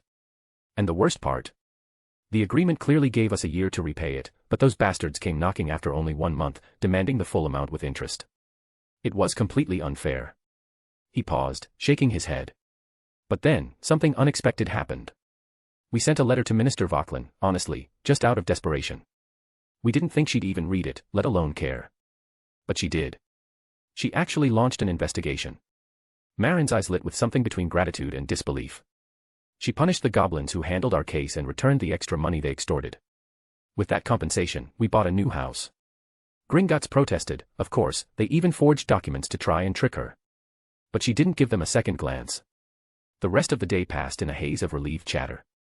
The third and fourth exams had gone well, and students slowly began to smile again, seeing the end of exam week in sight. As the both of them left the Hall of Archives, Marin stretched and said, 2 more days of this and then it's pastries and sun for the rest of summer. You ready for that?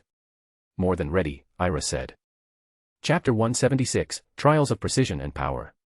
The exam week at Beauxbatons continued its relentless march. With potions, herbology, charms, and history behind them, the next set of challenges brought with them equal amounts of anxiety and adrenaline. The 5th day began early, the chateau still half-draped in morning mist as students quietly shuffled through the halls, textbooks in hand, incantations murmured under breath, and eyes wide with determination or dread. The first exam of the day was magical defense. A subject both revered and feared by students, especially because of the men who taught it, Professor Gabriel Valiant. Valiant was a former duelist, tall and broad-shouldered with an ever-immaculate black cloak, always buttoned up to his chin. His hair was dark gray despite his youth, and his eyes were like frozen mirrors, cold and unreadable. Though he rarely smiled, he had the reputation of being one of the most effective professors at Beauxbatons. His expectations were high, his methods exact, and his feedback brutal. The defense against the dark arts classroom had been completely transformed for the exam. The usual desks were replaced with a stone-paved dueling platform, and around it, a circular row of stands where professors and observers sat to monitor performance. The exam was divided into 2 parts, a written portion and a practical one. The written exam. The written section was a comprehensive essay on the laws and etiquette of magical dueling.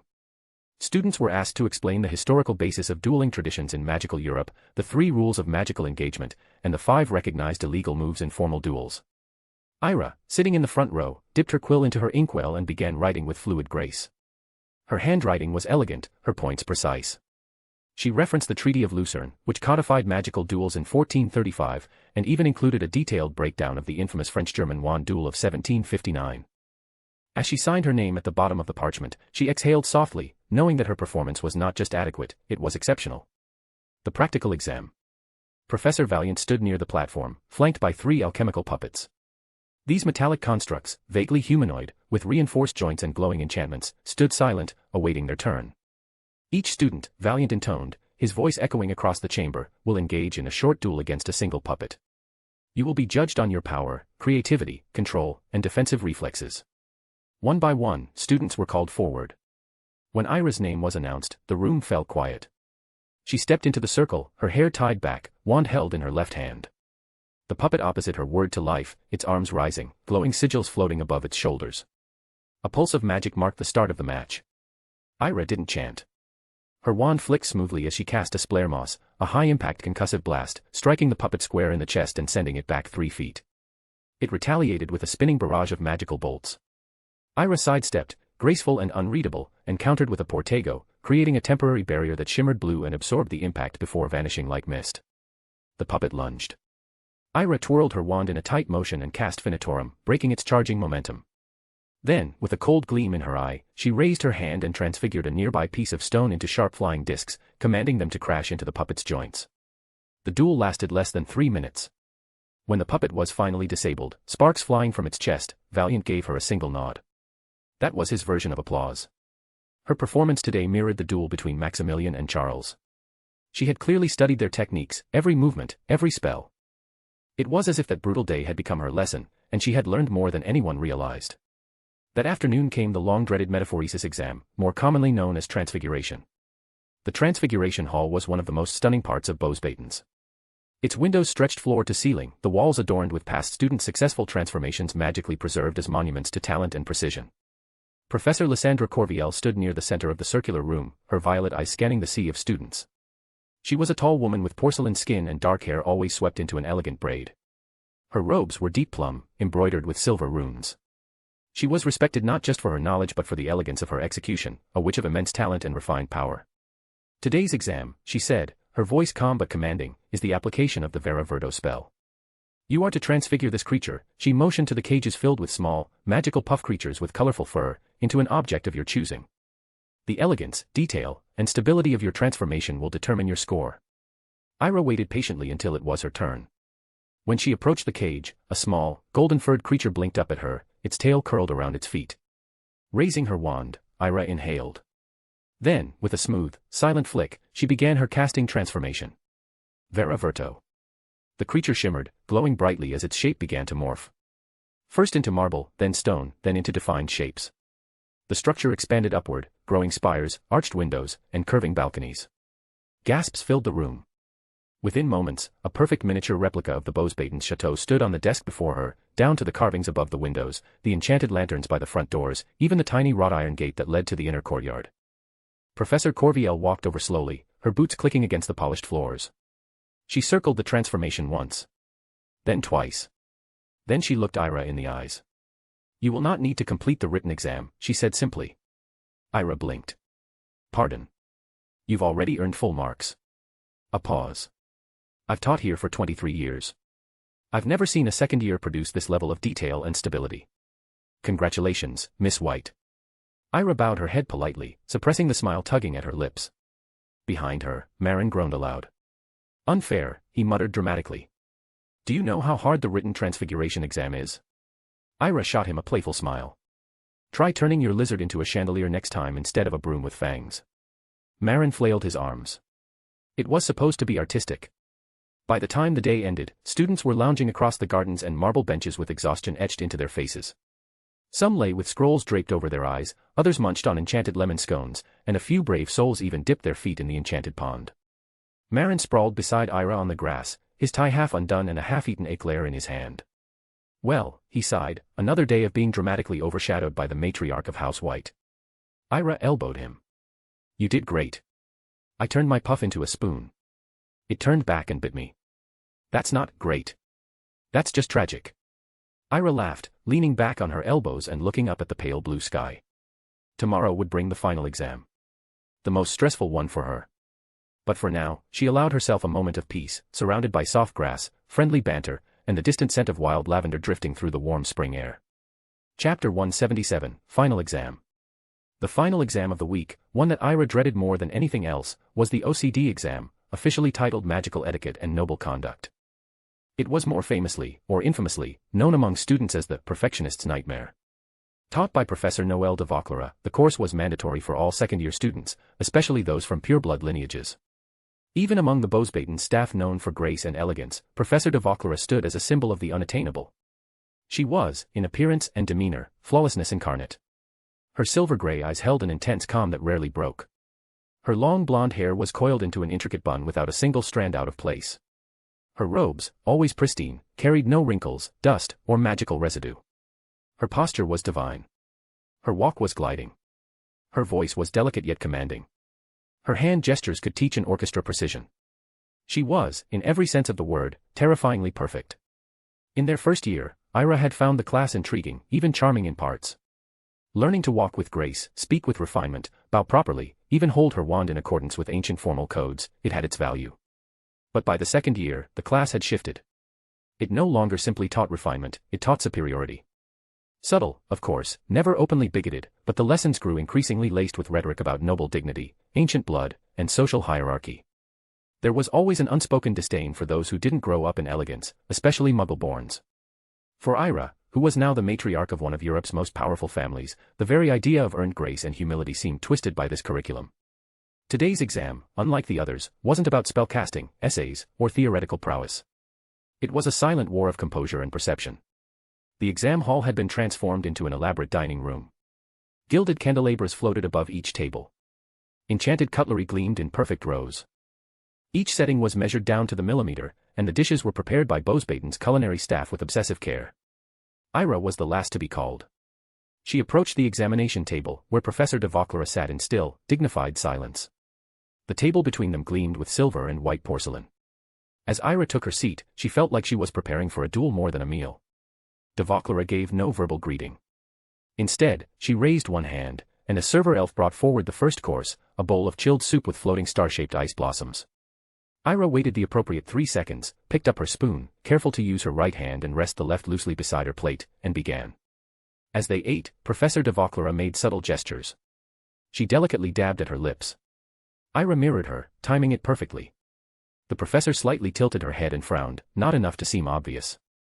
Ira immediately caught the cue and adjusted her posture straighter, in case that was the intent. Then the professor began to eat slightly louder than was acceptable, chewing with the faintest of sound.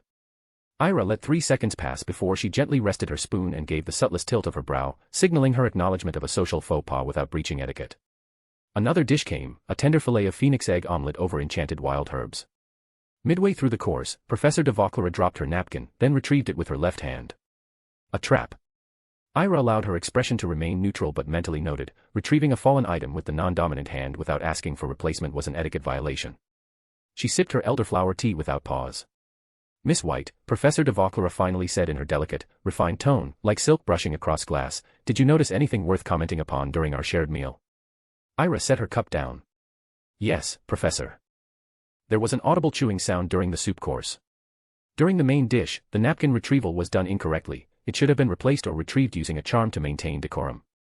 And early on, there was a slight posture cue suggesting I adjust mine, which I corrected. The professor did not smile. Instead, she blinked once, slowly. A sign of acknowledgement. And what did you notice about my reactions to your manners? That I passed, Professor. You didn't correct me. Professor de Vauclair gave a single nod. You may rise. Ira stood, gave a formal curtsy perfected over 2 years of suffering through this class, and turned away. As she walked back to the hallway, she didn't look back. She didn't need a score or a comment. A nod from Noël de Vauclair was rarer than a unicorn's tear. It was the equivalent of top marks. Still, the relief that flushed over her was real. Of all the exams, this was the one she had mentally prepared for most, ironically, by doing everything she could to pretend she didn't care. Outside, Marin was waiting with an apple in hand and a crooked smirk on his face. Well. Did she stab you with a salad fork? Ira rolled her eyes. She nodded. Oh. Oh ho ho. A nod from the Queen of Silver Spoons. You'll be knighted next. They both laughed, walking together toward the corridor that led back to their dormitories. I hate that class, Ira muttered. Same, Marin replied. But it builds character. Like trauma. Despite her exhaustion, Ira felt a small sense of victory.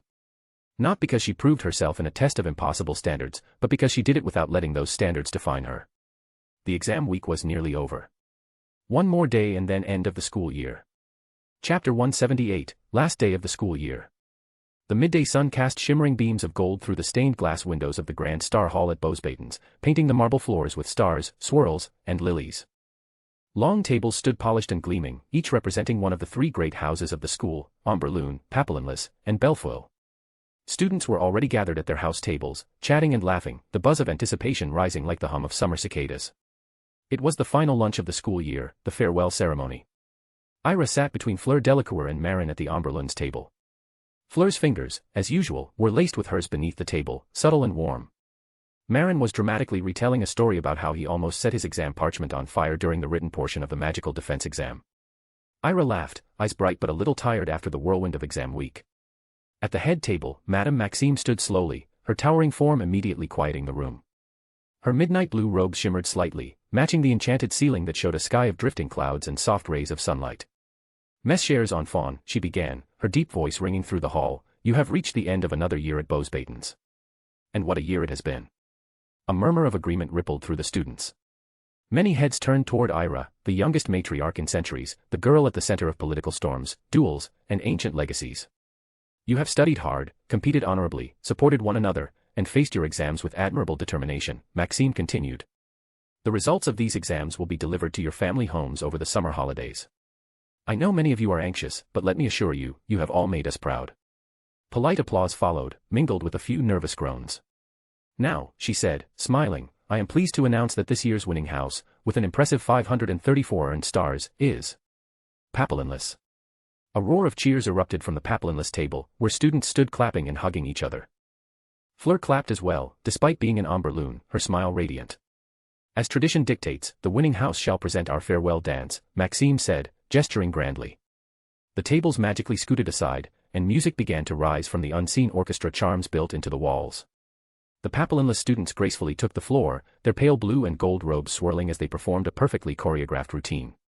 The dance was a blend of floating, twirling, and light conjuring steps, at times resembling spellwork in motion. Glowing petals and tiny orbs of golden light floated in the air above them, drawing gasps and applause. Ira watched with wide, thoughtful eyes. The elegance of the dance was extraordinarily stunning. You're staring again, Fleur whispered with a smile, leaning closer. I'm allowed to be impressed, Ira whispered back, lips twitching. Marin huffed beside them. Humph. Next year it'll be Amber Loon. I'll personally duel every Papillonless student if I have to. Fleur laughed.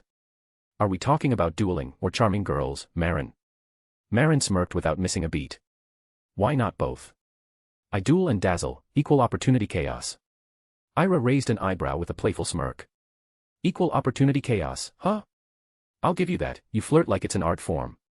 Honestly, it's a little unfair how well it works. Fleur rolled her eyes but couldn't suppress a smirk. Ugh, Marin, your flirting is unbearable, but somehow, you make it work. It's almost impressive, in a totally annoying way. Marin feigned shock, clutching his chest dramatically. Unbearable. I prefer irresistible. But don't worry, I'll keep dazzling you all, whether you like it or not. As the final note of the dance echoed and the dancers bowed to thunderous applause, Madame Maxime rose once more. The room fell quiet again. Thank you, Papillonless, she said with genuine warmth. That was a truly beautiful performance. Now, mes enfants, enjoy your final lunch of the year. Afterward, the Abraxan carriages will be prepared to escort you through your journey. With a wave of her wand, the enchanted doors to the kitchens opened, and food began gliding into the hall, dishes steaming and sweet, savory and fresh. Platters floated down to every table, gently setting themselves before the students. Ira reached for a roasted pear tart as Fleur passed her a pitcher of chilled apple nectar. They ate in comfortable silence for a few moments before Fleur leaned closer again. So, Fleur said, brushing a lock of hair behind her ear, did you survive the etiquette exam? Or are you emotionally scarred forever? Ira groaned theatrically. Emotionally, spiritually, and physically. I still think Noël de Vauclair is secretly an inferius possessed by the spirit of a porcelain doll. Fleur giggled so hard she nearly spilled her drink. Oh, mon Dieu, Ira. She made me eat a pear with 7 different spoons. 7. And each one had its own function. Yes, Marin cut in. One to threaten your enemies with the sharp edge, one to stir existential dread, and the rest for the pear. Ira and Fleur both laughed. I got a nod from her, though, Ira added more quietly. Fleur looked at her, head tilted. That means you aced it. I know. But I hated every second of it. That class, it doesn't teach etiquette. It teaches superiority. It makes me sick sometimes. Fleur placed her hand gently over Ira's beneath the table again, squeezing it. You survived. And you did perfectly. Ira glanced around at the other students. Laughter filled the hall now. Plates clinked. Dancers were being congratulated. For a moment, it was almost like everything was normal. Marin leaned back in his chair. So. Summer plans. Chaos, Ira answered flatly. Flirting, Fleur added, smirking. Hopefully not from you, she said quickly. Marin just winked. As the lunch neared its end, the hall slowly began to quiet again. Students finished their desserts, drank their final sips of chilled lemonade and elderflower cordial. Madame Maxime rose one last time. It is time, she said gently. Please return to your dormitories to collect your belongings. Your carriages await. I wish you all a peaceful, restful summer. And remember, magic begins not only in books, but in the kindness you show each other. The applause this time was quieter, more reflective. Students stood, chairs scraping gently, conversations becoming soft and nostalgic. Ira stood slowly, glancing at Fleur and Marin. Well, she said, brushing invisible dust from her uniform, we made it. Fleur beamed at her. Yes. And we made it together. As they left the Star Hall behind, the bright sunlight bathed them in warmth, the grass outside whispering in the breeze, and the grand white wings of the waiting Aubersans shimmered beyond the hills. Chapter 179, The Summer Departure. The afternoon sun bathed the Beauxbatons campus in a soft golden light, and the gentle hum of farewell filled the air. Laughter echoed through the marble halls, and suitcases charmed to float behind their owners bobbed gently in the breeze. From the cool shadows of the Amberloon dormitory hall, Ira stepped into the light, her bag securely tucked into her travel pouch. Her blue robes shimmered faintly in the sun, the crest of Amberloon embroidered at her shoulder. The soft crunch of footsteps beside her signaled Fleur's approach. You're really leaving it all behind now, Fleur said lightly, brushing her silvery blonde hair back as she joined Ira outside. Ira glanced back at the doorway one last time before nodding. Maybe until next year. The two girls walked side by side through the quiet stone corridors of the castle, passing other students also making their way out. Most had already said their goodbyes over the farewell lunch. Hugs had been exchanged, stars tallied, and dances danced. Now only the practical business of travel remained. As they stepped into the Amberloon courtyard, the scene was alive with motion. The summer breeze carried the scent of roses from the garden hedges, and the warmth of the day shimmered above the stones. Laughter rang out across the open spaces as students moved toward the front fields where the Abraxan-pulled carriages waited, already lined up in a neat row with their winged horses stamping impatiently. Fleur looped her arm through Ira's as they made their way across the lawn. You're always so quiet when we leave. You don't even pout a little. Ira smiled faintly. I suppose I'm not very good at endings.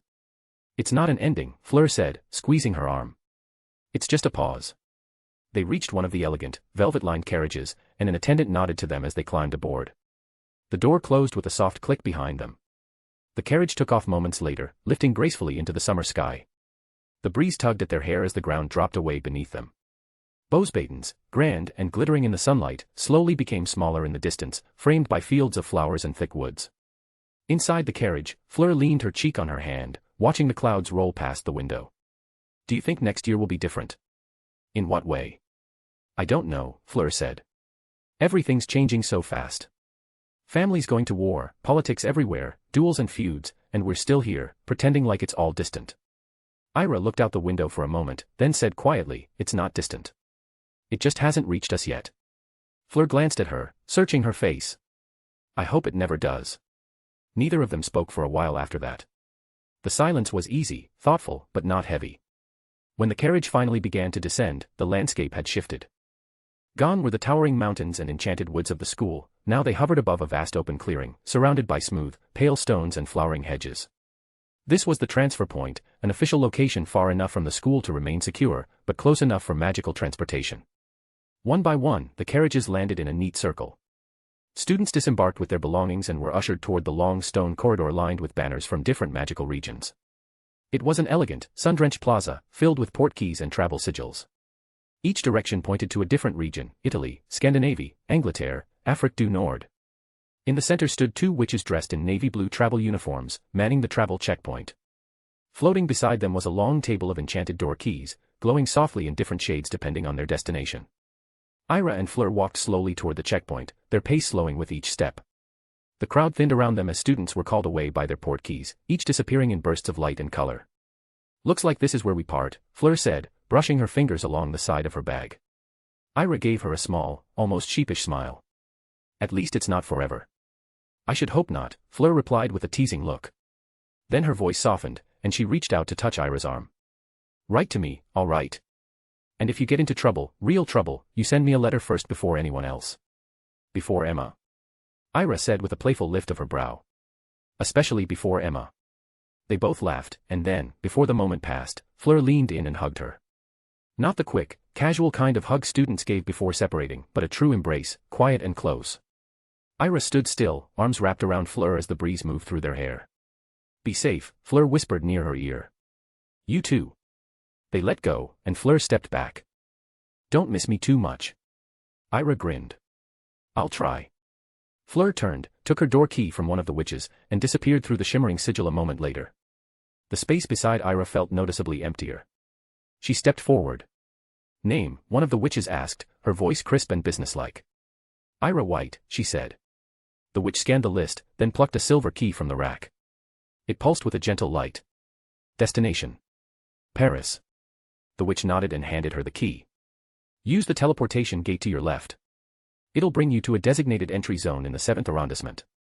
From there, we recommend magical transport. The Muggle side's full of tourists this time of year. Ira took the key, thanked her, and turned toward the glowing archway marked Isle de France. The magic shimmered like liquid glass. She closed her hand tightly around the key and took a breath. One step forward, and the world folded. In an instant, the summer wind was replaced with the still, warm air of an old stone cottage tucked deep in the alleys of Paris. Ivy crept along the outside wall, and the smell of fresh bread wafted in from a nearby Muggle cafe. From the window, she could see the Seine sparkling under the afternoon sun. Muggles passed by without even glancing at the building, thanks to the protective wards that shimmered faintly at the edges of the door. Ira stepped outside, blinking in the warm light of the city. Paris pulsed with life. There were voices, footsteps, the distant chime of bicycle bells, the sporadic flutter of pigeon wings vanishing around the corners of the city. Down the lane, hidden from the sights of Muggles, a small magical kiosk stood, decorated in violet and gold, where a sign floated overhead. Ligne Magique 3, vers les résidences sorcières, Prochaine Arrêt, Quartier Blanc. A sleek magical bus hovered beside the sign, its doors already open. She approached, stepped inside, and gave the conductor her travel sigil. The interior was cool, cushioned, and surprisingly empty. The magical route wasn't one most witches and wizards used unless they lived among the old French families. As the vehicle lifted from the cobblestone street and began its quiet journey toward the outskirts of Paris, Ira leaned her head against the window, watching the city unfold around her. Familiar bridges and towers drifted past. She traced a lazy circle on the glass with one finger and let her thoughts drift, towards her summer holidays, and the quiet silence of home. The White Manor. This signals the beginning of the summer holidays following her 2nd grade. Chapter 180, A Strategic Gift. The warm light of the Parisian summer streamed through the tall windows of the White Manor's west wing. Even with the season in full bloom outside, the interior of the office carried the restrained elegance of a place built for decisions, not leisure. The high shelves were lined with immaculate rows of books, politics, magical law, histories of European wizarding houses, while the polished mahogany desk bore only a few neatly stacked parchments and an inkstand. Ira sat behind the desk, quill in hand, scanning a document she had been annotating earlier. It was her first full week back from Beauxbatons, and though the summer holidays had technically just begun, the White family's Paris estate was rarely without business. A soft knock preceded the gentle opening of the door. Emma stepped in, her composure as precise as ever.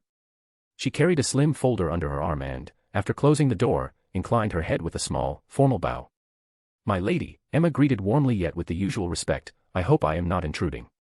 "You're not," Ira replied, setting down her quill. "I assume you have news." Emma moved to the chair opposite Ira's desk and sat, placing the folder before her. "Indeed. I am pleased to inform you that the matter of Hogwarts governance has been settled in our favor.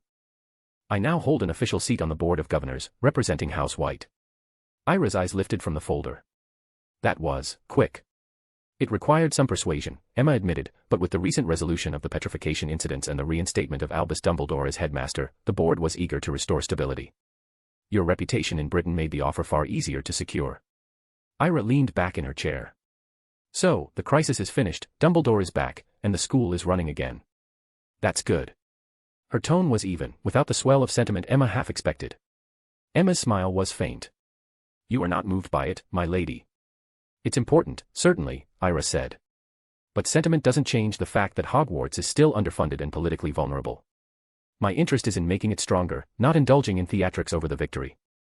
Emma's expression brightened slightly as she opened the folder and slid a parchment forward. "In that case, I may have anticipated your next thought. The board will soon review the annual donations from its members. Collectively, the other governors contribute about 15,000 galleons each year."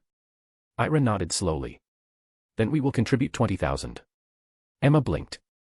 "Yes, my lady, that is what I had intended to suggest. But may I ask, why so much more?" Ira's voice was calm but in decisive tone. "Because it sends a message. They will understand that our holding the governor's seat brings tangible benefits to the school. And it is a clear gesture of goodwill to Britain's younger generations. We are not merely occupying the position, we are strengthening the institution." Emma considered her words for a moment before speaking. A generous gift of that scale will draw attention. Not all of it will be favorable, some will view it as buying influence. They're free to think that, Ira said with a faint shrug. Perception matters less than results. If the school improves under our watch, the opinion of a few jealous governors is irrelevant. Emma's lips curved in quiet approval. I cannot deny the wisdom of that. She closed the folder gently. The truth is, Hogwarts does require far more care than it currently receives. Its traditions are strong, but its facilities, its resources, many are in decline. I believe your approach will make an undeniable difference. I expect it to, Ira replied. And I expect you to see that the funds are used effectively. Make certain they cannot be wasted or redirected into some meaningless prestige project. Of course, my lady, Emma said, her tone firm. I will personally oversee every galleon. Emma nodded slowly. So it is a gesture of goodwill, but also of dominance. Precisely, Ira said. We will be positioned as the benefactor they cannot afford to offend. Every decision taken by the board will have to pass under our shadow. Emma's eyes glinted with approval. It will also earn you a measure of affection among the school's faculty and alumni. That could prove useful in ways we cannot yet predict. Ira waved one hand lightly, as though affection were an afterthought. If it comes, so be it. My concern is stability. We have had enough distraction from France this year. Emma cleared her throat. My lady, the British ministry has already taken note of your involvement. While they have not issued any public statement, my contacts confirm that your name carries a new weight in their internal discussions, particularly in matters involving Hogwarts and the younger generation of witches and wizards. Ira leaned back in her chair. That may be so. But we will not act as though it matters. Let them form their own conclusions. We will act only when the moment benefits us. The conversation turned to other practical matters, the timetable for the next board meeting, the list of proposed improvements to Hogwarts curriculum and grounds, and the upcoming inspection visits Emma would attend on Ira's behalf. They spoke not as friends trading idle thoughts, but as two strategists aligning their moves for the coming months. When Emma finally rose to leave, she paused at the door. Britain is watching you more closely than you realize, my lady. But they are watching with respect. That is no small thing. Ira's gaze dropped back to her desk, a faint, knowing smile playing on her lips. Good. Let them watch, there will be much for them to see in the years to come. Chapter 181, Summer Headlines. The summer morning light spilled into the breakfast room of the Paris White Manor, bathing the long table in soft gold. From the open balcony doors drifted the scent of roses, lavender, and the faint hum of the city in the distance. The crystal water pitcher on the table caught the light and refracted it into tiny rainbows across the white linen cloth. Ira sat at the head of the table, the same seat her late grandfather had once claimed, and reached for a warm croissant from the silver basket. Its crisp shell flaked under her fingers, revealing a buttery, steaming center. A small plate already held slices of soft brie and a delicate heap of ripe strawberries. Beside her cup, the steam from freshly brewed coffee curled upward in lazy spirals, its aroma cutting through the sweetness of the preserves on her plate. Near the door, a sleek black hawk perched on the back of an upholstered chair. Its eyes were sharp, its posture regal. It had arrived not 10 minutes earlier, the Daily Prophet rolled and bound to its leg with a white silk ribbon. Ordinary owls could never have flown from Britain to France so quickly, but the House of White had bred and trained hawks in past few months to deliver messages across borders, even in poor weather or through minor magical wards. This one had landed without so much as a sound, save the flutter of its powerful wings. Ira untied the ribbon, set it neatly aside, and spread the folded paper open across the table. The headline took up nearly half the front page in bold enchanted ink. White family acquires Hogwarts governor seat. Lucius Malfoy steps down, extending goodwill to old ally. She read in silence, idly breaking off another piece of croissant. In a surprising yet harmonious development for Hogwarts Board of Governors, Lord Lucius Malfoy has stepped down from his position, passing the seat to the White family in what has been described as a gesture of goodwill between two of Britain's most respected pureblood houses. The Malfoy family has long valued its alliance with House White, a ministry insider commented, and the handover reflects mutual respect and the understanding that Hogwarts benefits most when its leadership is strong and united. No official reason has been given for Lord Malfoy's resignation, though both families have publicly praised each other's dedication to the school's legacy. Malfoy, in his statement, called the transfer a deliberate and thoughtful choice made for the good of Hogwarts' future. Ira paused to sip her coffee. The paper was careful, too careful. Not a single whisper of political pressure, no hint of Lucius Malfoy's troubles earlier that year. Just a polished, almost theatrical version of events.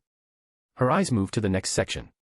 Lady Ira White, current head of the House of White, will hold the title of Governor of Hogwarts, though day-to-day duties will be represented in Britain by her appointed delegate, Miss Emma Bloom. The role is one of responsibility, not ceremony, Miss Bloom told our correspondent. The board's decisions affect the entire educational future of British wizarding youth, and the White family intends to contribute to that future with seriousness and purpose. Ira allowed herself a small smile.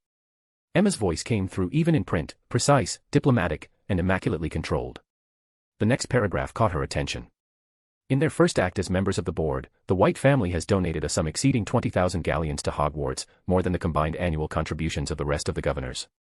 The funds are to be directed toward a newly established scholarship program for orphaned young witches and wizards, with a particular emphasis on Muggle-born students who lack financial support. Talent and magic should never be wasted for lack of means, Miss Bloom stated. House White will see to it that deserving children, regardless of heritage, receive their education and the opportunities it provides. Her fingers lingered on that line for a moment. The donation had been her idea, not out of pure sentiment, but as a calculated investment. Orphans, especially Muggle-borns, grew up without the influence of old pure-blood families. Help them early, guide them subtly, and they would remember who had given them their start. Gratitude was a form of loyalty, and loyalty, when cultivated carefully, could last a lifetime. The article concluded with the expected praise. The move has been met with approval from the Ministry of Magic, with several senior officials citing the White family's forward-thinking vision and dedication to Hogwarts excellence. Public reception, particularly among younger families and half-blood communities, has been overwhelmingly positive. As the summer holidays begin, anticipation grows for the board's first full meeting with its newest and most influential member. Ira set the paper down, folding it neatly. She picked up her knife and spread a thin layer of strawberry preserve across the last piece of her croissant, her thoughts cool and deliberate. The Board of Governors was more than a school oversight committee, it was a table where influence was traded like currency. And now the Whites had a permanent seat. Emma would navigate the politics well enough, she had a talent for smiling while setting pieces into place. From the balcony came the soft rustle of leaves. The hawk shifted its weight and let out a quiet, low cry, as if reminding her it was still there. Ira rose from her chair, walked to it, and with a small motion of her hand sent it back into the bright Parisian sky. It wheeled once above the gardens before disappearing over the rooftops. She returned to her seat, took another sip of her coffee, and allowed herself one last thought before turning to the stack of correspondence waiting in her study. Hogwarts, even without ever setting foot there in this life, she knew its image as if it were etched into her very soul. Memories from another lifetime drifted back, fleeting, fragile things. The castle rising against a grey winter sky, the crisp air carrying the scent of snow over the forbidden forest, the golden glow spilling from the great hall on cold nights. She remembered the echo of footsteps in endless corridors, the quiet sanctuary of the library, and the way magic seemed to hum through the stones themselves. Bowsbatons might outshine it in grace and beauty, but Hogwarts held something rarer, the weight of history, the feeling of belonging to a story greater than oneself. It had not known true peace in decades, yet in her heart, it would always remain a school, a place where young witches and wizards first learned to dream. Chapter 182, The Invitation from the Enemy. The summer air drifted lazily through the tall windows of the White family's Paris manor, carrying with it the faint scent of blooming lavender from the gardens. Ira sat behind her wide mahogany desk, the deep green leather surface polished to a mirror-like sheen. A few folders and sealed letters lay stacked neatly at her elbow, a testament to Emma's relentless efficiency in running the affairs of House White. She had been reading over an estate report when she heard the soft, measured knock on her office door. "Enter," she called. The door opened, and Emma stepped in, calm, poised, and as always perfectly respectful. Her dark skirts whispered against the carpet as she crossed the room, carrying a cream-colored envelope in one gloved hand. "My lady," Emma said, placing the letter gently before her. "You have been sent an invitation. It arrived this morning by private courier, not by our owls or any known source. Except for a very unusual sigil." Ira arched an eyebrow. "From whom?" Emma clasped her hands lightly in front of her. "Alina Trevor." For a moment, Ira didn't answer. Her eyes flicked down to the letter, its heavy wax seal unbroken. The sigil pressed into the wax was unmistakable, a stylized hawthorn tree, the ancient emblem of the Trevor family. She leaned back in her chair, the faintest shadow of surprise crossing her face. "Alina Trevor, inviting me," she said at last, her tone edged with disbelief. "Out of the blue." Emma inclined her head. "It would seem so, my lady. I thought it best to bring it to you immediately." Ira tapped her fingers lightly against the desk. In the middle of a blood feud with the Vauquelin family, she decides to extend a friendly invitation to someone who is, at best, a neutral observer. "I find that curious." "Not merely curious," Emma said, her voice even. "Suspicious." Ira gave a wry smile. "I was trying to be polite." Emma pulled out the chair opposite Ira and sat, smoothing the front of her skirt. "If I may offer my speculation, it is possible the Trevors are seeking allies, and perhaps they see you as a candidate. Your relationship with the Vauquelin family has been strained, to say the least." Aside from Isabella Vauquelin, you have little cordial connection with them, and she has already severed her ties to the family entirely. From the outside, one could assume you might be willing to lend assistance against them. Ira's eyes narrowed faintly. If that were true, she said slowly, then Alina's memory is short. They burned my hotel in the Allée de Merveilles, Emma. Does that sound like someone extending the olive branch? Emma's lips curved in the smallest of wry smiles. Indeed not, my lady. Unless the olive branch is dipped in poison. Ira gave a quiet laugh, shaking her head. No, this smells of something else. Something less obvious. She reached for the envelope, turning it between her fingers but not yet breaking the seal. They sat in silence for a moment, the only sound the faint ticking of the brass clock on the mantel. Emma tilted her head slightly. Another possibility is that this invitation is meant not for diplomacy, but for misdirection. A performance, perhaps, intended to be seen by certain eyes. If others know she has extended a hand to House White, it could alter perceptions of the Trevors in ways that suit her. Ira considered that. A gesture for the sake of appearances. To suggest she is open to dialogue. But then, why choose me, rather than some minor French noble who might be easier to manipulate? Emma's answer was immediate. Because you are not minor, my lady. House White commands respect internationally. And your recent elevation to the Hogwarts Board of Governors has made you more visible than ever. Associating with you would signal influence, connections, and, whether you desire it or not, legitimacy. Ira smirked faintly. So, in other words, I'm a prop for her political theater. In blunt terms, Emma agreed. Ira set the envelope down without opening it. Then perhaps the question isn't why she sent it, but what she expects me to do with it. Decline, and I appear cold or disinterested in peace. Accept, and I walk into whatever game she's prepared. Emma's eyes met hers steadily. I think, my lady, that she expects you to accept. And I also think we should. Ira gave her a sharp look. Oh. Because, Emma said calmly, whether this is a genuine offer or a trap, we will learn more by walking into it than by staying away. And we will go prepared. Ira studied her for a long moment before leaning back in her chair. You always did enjoy a calculated risk, Emma. It is in my nature, Emma said, her tone carrying the faintest thread of amusement. They fell into a quieter rhythm then, trading more theories as the light shifted in the room. Emma suggested Alina might wish to broker some temporary arrangement, something not quite an alliance but perhaps a non-interference pact, if she feared the Vauquelins were gaining too much ground. Ira countered that such a proposal made little sense given Alina's recent scorched earth tactics. After a while, Ira rose and crossed to the window, gazing out at the garden. No matter her reason, we go in wary. She'll be expecting curiosity, maybe even flattery. She will not find either. Emma rose as well. Agreed, my lady. And, there is one final detail I must tell you. I returned, one eyebrow raised. Which is? The meeting place, Emma said, her voice even. She has invited us to the Normandy coast. A beach, in the evening. Ira blinked. A beach. She let out a quiet laugh, more incredulous than amused. That is, an unusual choice. Dramatic, even. Almost theatrical. Emma inclined her head. Exactly.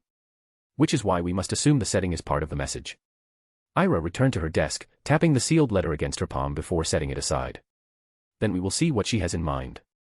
But until then, we proceed as though every grain of sand on that beach will be listening. Emma's lips curved faintly. As you wish, my lady. The envelope sat untouched between them, its red wax seal gleaming faintly in the afternoon light, a silent promise that whatever came next, it would be anything but simple. Chapter 183, The Woman at Normandy. The wind coming off the channel was cool, carrying the faint tang of salt and seaweed. Normandy's beaches stretched out in both directions, pale sand glimmering under the fading evening light. The tide was on its way in, rolling in gentle swells that hissed and foamed against the shore. Ira stepped off the wooden walkway and onto the sand, her boots sinking slightly.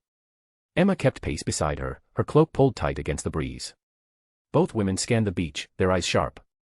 There, a figure stood not far from the waterline, her long dark coat fluttering faintly in the wind. Alina Trevor, Emma murmured, her voice low. No entourage. No guards. No ostentatious display of Trevor wealth or power. Just the woman herself, standing like she owned the tide and the horizon. That's unusual, Ira said flatly. Which makes me twice as cautious. In a war, being alone without guards means one of two things, either she's powerful enough to defend herself, or reckless enough to wander about while Maximilian threatens her life.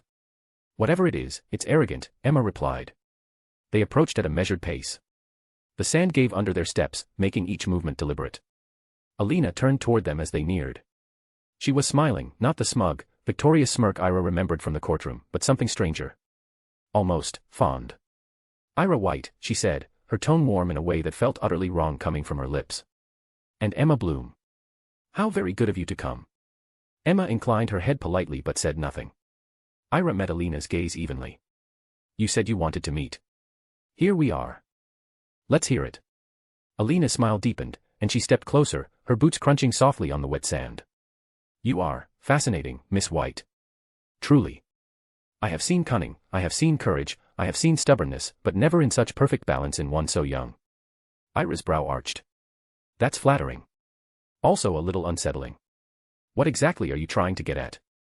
In that hearing, Alina continued as if Ira hadn't spoken, you stood alone against a room full of wolves, and not only did you survive, you made them look like the fools they are. Not many could do that at 12. Not many could do that at 60. Ira folded her arms. So what's the reason for this sudden admiration? People like you don't get fascinated without an angle. And frankly, it's creepy when an older woman starts fixating on a teenager. The smile didn't fade, but it sharpened. Careful, child. My fascination is not tawdry. It is beautiful. Sacred. Spiritual. Magical. That, Ira said dryly, doesn't make it sound less creepy. Alina's eyes glinted, her voice dropping low. If you were not the head of House White, I would have taken you away. Kept you. Like one keeps a priceless relic or a rare jewel. You are a trophy to me, but one I would never hide. I would keep you beside me always, to look at, to study, to marvel at. Emma's hand twitched near the edge of her cloak, where her wand would be. Ira glanced at her briefly, a silent signal to hold. From the day I first saw you at that hearing, Alina went on, I have not been able to stop thinking about you. The way you spoke. The way you did not yield. The way you smiled when others would have cried. Ira tilted her head. You know, when you say things like that, it really does sound like you're in love with me. Sorry, I don't do older women. Alina's lips curled into something between a smirk and a sneer. Love? Do not cheapen this. Love is fragile. Common. This is something else, something older, deeper. Beyond sentiment. Beyond flesh and lust. Something that binds. Binds. Ira repeated, her voice edged with suspicion. Yes, Alina whispered, as if savoring the word. You call it creepy. I call it destiny. The waves hissed louder for a moment, as if the sea itself was leaning in to hear. Ira stood her ground, her gaze unwavering. You're not making a lot of sense. And the more you talk, the more I think you've lost something in that head of yours. Maybe it's common sense. Maybe it's morals. Hard to tell. Alina chuckled, a low, rich sound that didn't match the chill in her eyes. You will understand one day. For now, I will be content with the knowledge that I was right about you. And what exactly am I, then, that makes you so certain you're right? Ira asked, her voice cool. Alina's smile returned, slow and deliberate. A storm. A beautiful, rare storm. One that cannot be tamed, only witnessed. They stood in silence for a long moment, the only sounds the wind and the crash of the tide. Emma shifted slightly, her gaze flicking between the two women, reading every subtle change in tone and posture. Chapter 184, A Light Struggle. The sea stretched out endlessly beneath the pale, shifting moonlight of the evening. A cold wind whispered over the sands of Normandy, carrying with it the salt of distant storms and the heavy weight of countless souls long gone. The tide lapped softly, a steady pulse beneath the cries of seagulls circling overhead. For a long while, the only sounds were those of nature, the gentle rustle of dune grass, the far-off crash of waves against jagged rocks, and the faint footsteps of three figures standing apart on the cold shore. Ira and Emma stood side by side, their eyes fixed on the horizon where sky met sea, while Alina Trevor remained silent, her figure outlined sharply against the fading light, her gaze distant but unyielding. After a moment that stretched like the endless ocean, Alina finally spoke, her voice low and resonant, carrying the cadence of ancient truths. You know, she began, this very beach is stained with the blood of those muggles who came before us, Mattel soldiers, countless and forgotten, their sacrifice etched deep into the stones beneath our feet. War, death, sacrifice, the raw elements of history. And yet, from that blood, from that ruin, rose a new order. A world reborn from the ashes of chaos. Her eyes met Ira's then, sharp and piercing. We stand here, at the edge of that same transformation. The past is never truly past. It waits beneath the surface, shaping the tides of power and destiny. You, Ira White, are more than a witness to this moment. You are part of its unfolding. Like those tides, you are inevitable. Ira listened, her breath visible in the chill air, the weight of Alina's words settling around her like the mist rolling off the sea. There was a strange poetry to the way Alina spoke, a hypnotic blend of reverence and ambition, as if she were reciting a sacred litany. Alina took a step closer, her voice lowering almost to a whisper. I invited you here because this place is sacred. Not merely because of its history of blood and battle, but because it is a crossroads, a place where the old world meets the new. Here, the boundaries blur between what was, what is, and what could be. Her hands gestured toward the horizon, as if to draw a circle around the entire world. I see a future where the magical realms are reshaped, not by random chance, but by the will of those bold enough to seize it. Together, with your family's legacy and my mind's vision, we could forge an empire untouchable, unchallenged. Two forces intertwined, ruling not with cruelty alone, but with the calculated strength that bends fate to our design. Ira's eyes narrowed, a flicker of impatience crossing her face. You make it sound like a fairy tale. But history is littered with those who dreamt too grand, only to be crushed.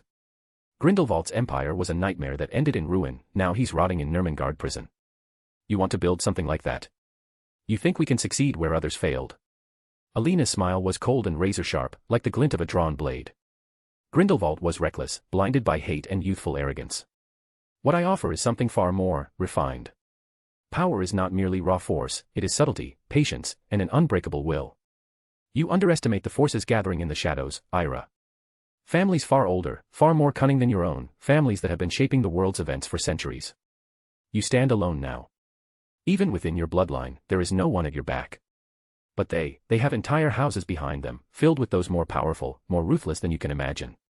You're drunk on the power of the White family, but you have no idea what truly lurks out there. Her gaze hardened. Only together can we hope to withstand the coming storm. Take my hand, and we will redraw the map of this world. France will be yours, England mine.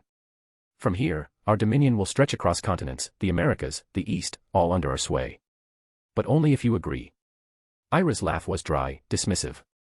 Delusions dressed up as prophecy. I don't need an empire, I have my own family's legacy to protect.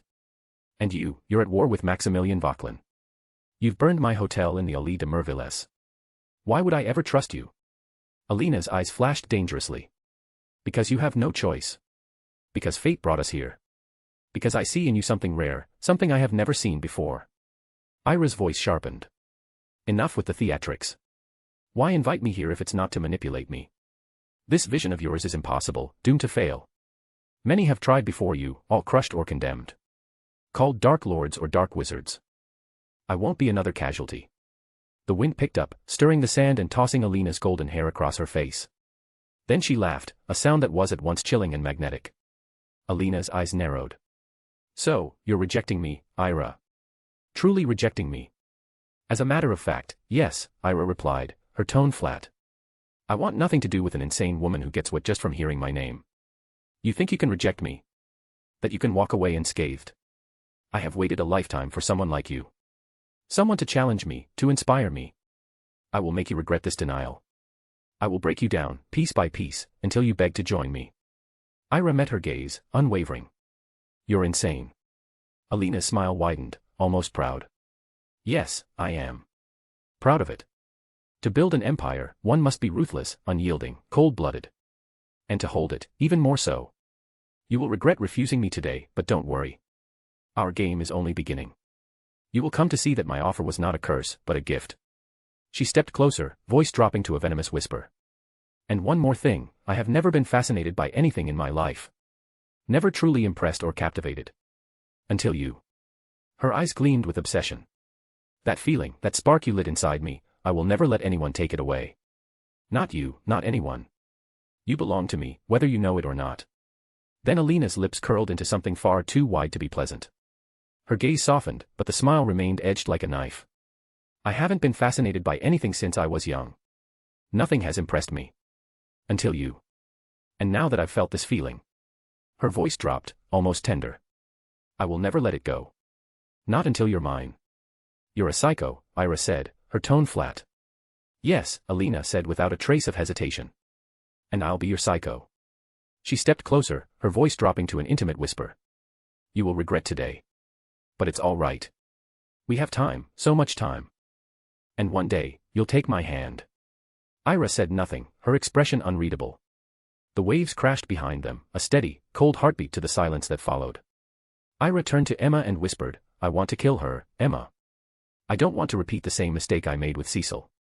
Without hesitation, Emma drew her wand, pointing it at Alina, and unleashed a lethal spell.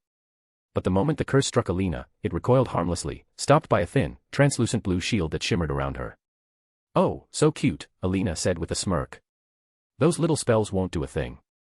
Come on, Ira, you're smarter than this. Do you really think you can simply kill me here? Don't be absurd. I am the head of the Trevor family. Since the day I took the title, my life has been in danger, so I've had plenty of time to prepare. I'm very experienced at protecting myself." Ira's lips tightened. "Well, trying wasn't bad. At least we tried." Without missing a beat, Emma fired again, this time the green curse, Avada Kedavra. Alina's expression darkened instantly. With a swift movement, she vanished, escaping the deadly curse. Now, she called out as she disappeared, "that wasn't a good idea. I see you're a little emotional, but that's okay. I'll give you some time to think." From inside her robes, she produced a ring and pressed it. As she began to fade away, her final words echoed. "I will make you mine. Ira, you will be mine, that I promise you." When Alina was gone, Emma bowed her head in apology. "I'm sorry, my lady, I failed you." Ira shook her head. "It's not your fault. Killing a lord of a house, especially someone with her intellect, is no easy task. Don't worry about it. Let's go." Chapter 185, Return to the Manor. Return to the Manor. The Normandy beach vanished in a swirl of sand and sea as the familiar tug of apparition pulled at Ira's core. Colors bled into a vortex, and with a soft pop, the cool air of the Paris white manor enveloped them. Ira's boots landed on the polished marble floor of the entrance hall, where the grand chandelier cast a warm glow, its crystals scattering light across the intricate frescoes on the walls. Emma stood beside her, steady as ever, her wand already tucked back into her cloak. Ira brushed a grain of sand from her sleeve, her lips twisting in irritation. "That woman's nerve," she muttered, her mind still on Alina Trevor's unsettling words. Emma's quick decision to apparate them back had been wise, given the encounter's abrupt end. Emma's lips twitched, a rare hint of amusement breaking her composure. "Indeed, my lady. I thought it best to return swiftly after that display." Ira shot her a sidelong glance as they walked toward the west wing. "You mean after you tried to kill Alina Trevor and she vanished like a smug ghost?" "Yes, swift was probably wise." Emma's expression remained steady, but her voice carried a trace of self-reproach. "I acted impulsively. I should have anticipated her defenses." "You acted on my word," Ira said firmly, not unkindly. "And I don't regret it. She's unhinged, Emma." The way she spoke. She trailed off, her jaw tightening as they reached the heavy oak doors of her office. Alina's words, "You belong to me, whether you know it or not," lingered like a chill she couldn't shake. Emma pushed the door open, and they stepped into the familiar sanctuary of Ira's office. High shelves lined with books on politics, magical law, and wizarding histories loomed around them, the mahogany desk gleaming under the soft light from tall windows. The faint hum of Parisian summer drifted in from the gardens, but the air inside felt heavier, charged with the weight of what had transpired. Ira sank into the high-backed chair behind her desk, gesturing for Emma to sit opposite. "Close the door," she said, her voice low.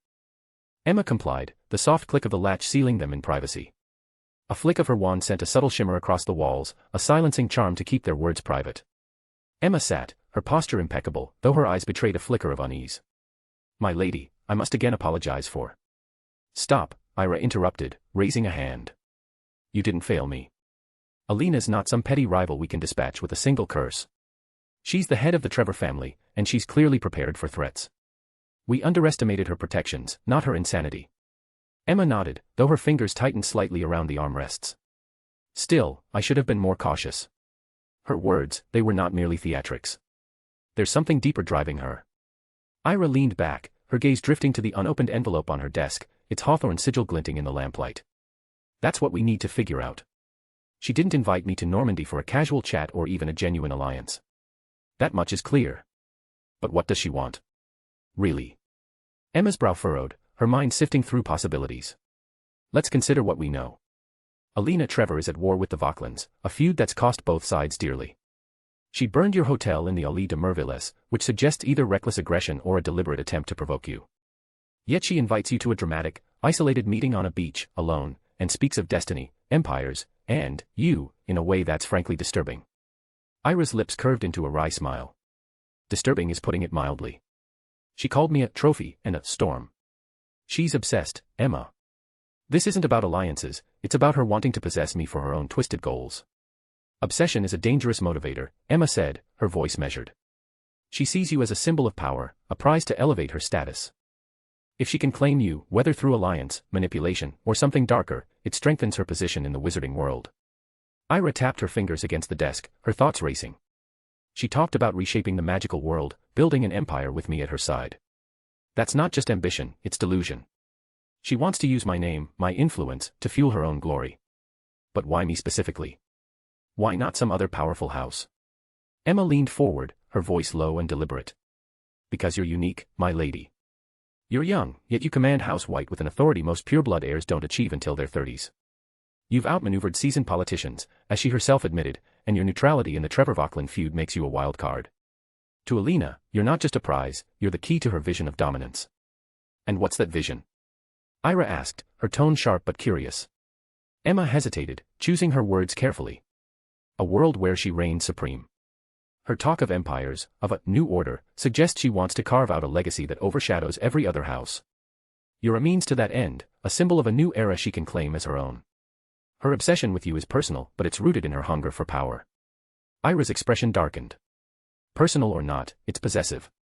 She wants to own me, Emma. That talk about keeping me like a relic or a jewel, it's not flattery. It's a warning.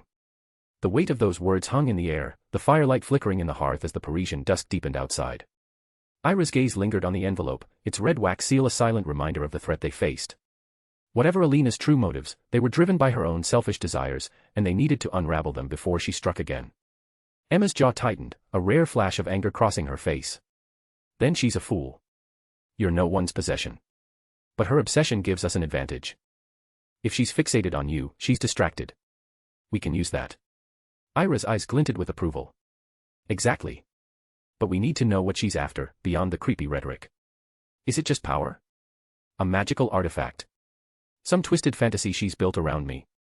She mentioned destiny and binding. That's not casual language. Emma nodded, her mind working through the implications. The reference to binding is troubling. It could imply a magical contract, a ritual, or something darker. The Trevors have a history of dabbling in obscure magic, blood oaths, soul-binding spells, things most houses abandoned centuries ago. If she sees you as part of her grand design, she might believe she can tie you to her through magic or manipulation. Ira's fingers stilled on the desk. You think she's delusional enough to believe I'm, what, her destined partner in her quest for power? It's possible, Emma said carefully. Or she's using that narrative to control you. Either way, her protections, the shield, the ring she used to vanish, show she's prepared for resistance. She's not just dreaming of empires, she's taking steps to make it happen. Ira's gaze flicked to the envelope again. Then we start there. That ring, she didn't pull it out until after you tried to kill her. It's not just a portkey.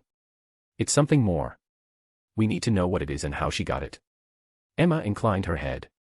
I'll reach out to my contacts in the French Ministry and the International Confederation of Wizards. Discreetly, of course. If she's using artifacts like that, there'll be records or rumors, something we can trace. Good, Ira said, her voice firm. And look into her recent movements. Where she's been, who she's met. If she's planning something this big, she's left a trail. The Vauclins might know something, too, but I'd rather not tip our hand by asking them directly. Emma's lips curved faintly. You're thinking of Isabella Vauclin, aren't you? She's distanced herself from her family, but she might still have insights. Ira's expression softened briefly at the mention of Isabella, a rare flicker of warmth. Maybe. But she's out of that world now, and I won't drag her back in unless I have to. For now, we focus on Alina. They fell into a brief silence, the weight of the conversation settling around them. Outside, the Parisian dusk deepened, the sky turning a soft indigo beyond the windows. Ira rose and crossed to the fireplace, where a low flame crackled. She stared into it, her mind turning over Alina's words, the intensity in her eyes, the way she'd vanished with that ring. There's something else, Ira said, her voice quieter now. When she talked about the beach, the blood of Muggle soldiers, the new order, it felt like she was trying to sell me on her own glory. Like she sees herself as the architect of some grand new world, with me as her trophy. Emma stood, joining her by the fireplace. You're right. Her rhetoric about reshaping the magical world, it's all about her own ambition. She wants to be remembered as the one who changed everything, and she thinks you're the key to making that happen. I returned, her gaze sharp. She thinks I'm a storm. A force to be harnessed. But she's wrong. If I'm a storm, I'm not hers to control. And I'll make sure she learns that. Emma's eyes glinted with quiet pride. She will, my lady. But we must be cautious. Her obsession makes her unpredictable, and her protections make her dangerous. Ira nodded, her resolve hardening. Then we build our own strength. The Hogwarts seat is a start. The donation will buy us goodwill, but we need allies, reliable ones. Not just in Britain, but here in France. And we need to know what Alina's planning before she makes her next move. Emma inclined her head. As you wish, my lady. I'll begin inquiries tomorrow. For now, I suggest you rest. Today was taxing. Ira gave a dry laugh. Taxing is one word for it. But I'm not tired yet. There's too much to do. She returned to her desk, picking up the envelope with the hawthorn sigil. This stays unopened for now. I don't trust it not to be charmed or cursed. Have it checked by a ward breaker tomorrow. Emma nodded, making a mental note. I'll see to it. And I'll ensure the manor's defenses are strengthened. If Alina is as obsessive as she seems, she might not wait long to act. Ira's lips curved into a faint, determined smile. Let her try. She thinks she's playing a game with me, but I'm not her pawn. And I'll make sure she knows it. The fire crackled softly, casting long shadows across the room. The envelope sat on the desk, its seal gleaming like a warning. Outside, the Parisian night settled over the manor, the city's lights a distant glow against the darkness. Ira and Emma exchanged a final glance, a silent agreement that whatever Alina Trevor was planning, they would face it together, and they would be ready. Chapter 186, A Parisian Summer. The late afternoon sun filtered softly through the tall windows of the Paris White Manor's study, casting golden light across the polished wooden desk. Ira sat poised, her quill gliding smoothly over creamy parchment as she carefully composed a letter. It had been 3 weeks since the end of her second year at Beauxbatons. The manor was calm, with only the gentle rustling of the garden outside and the faint murmur of the city beyond the walls. Ira paused for a moment. After days of continuous work on the family's affairs, she needed a moment of rest. She reflected on the memories of last summer, the quiet strolls along the Seine, the effortless laughter, and Flur's mischievous smile that had stayed with her through the school year. So, she decided to invite Flur again, just like she had done last year. She dipped her quill in ink once more, finishing the letter. Dearest Flur. The summer has been slow to bloom, and I was reminded of last year's summer holiday as we both had an eventful journey here in Paris. Would you honor me once again with your company? Like last year, I wish to explore the city in quiet rebellion, dressed as muggles, lost among the streets, discovering new delights and old charms alike. There is so much to see, so many small pleasures to share, and I cannot imagine a better companion than you. Yours. Ira. Sealing the letter with a delicate blossom-shaped wax stamp, she summoned a small, enchanted bird that fluttered from her hand, disappearing out the window toward Flur's home. 3 days later, just as the morning light warmed the garden terraces of the White Manor, Flur arrived with her usual radiant smile.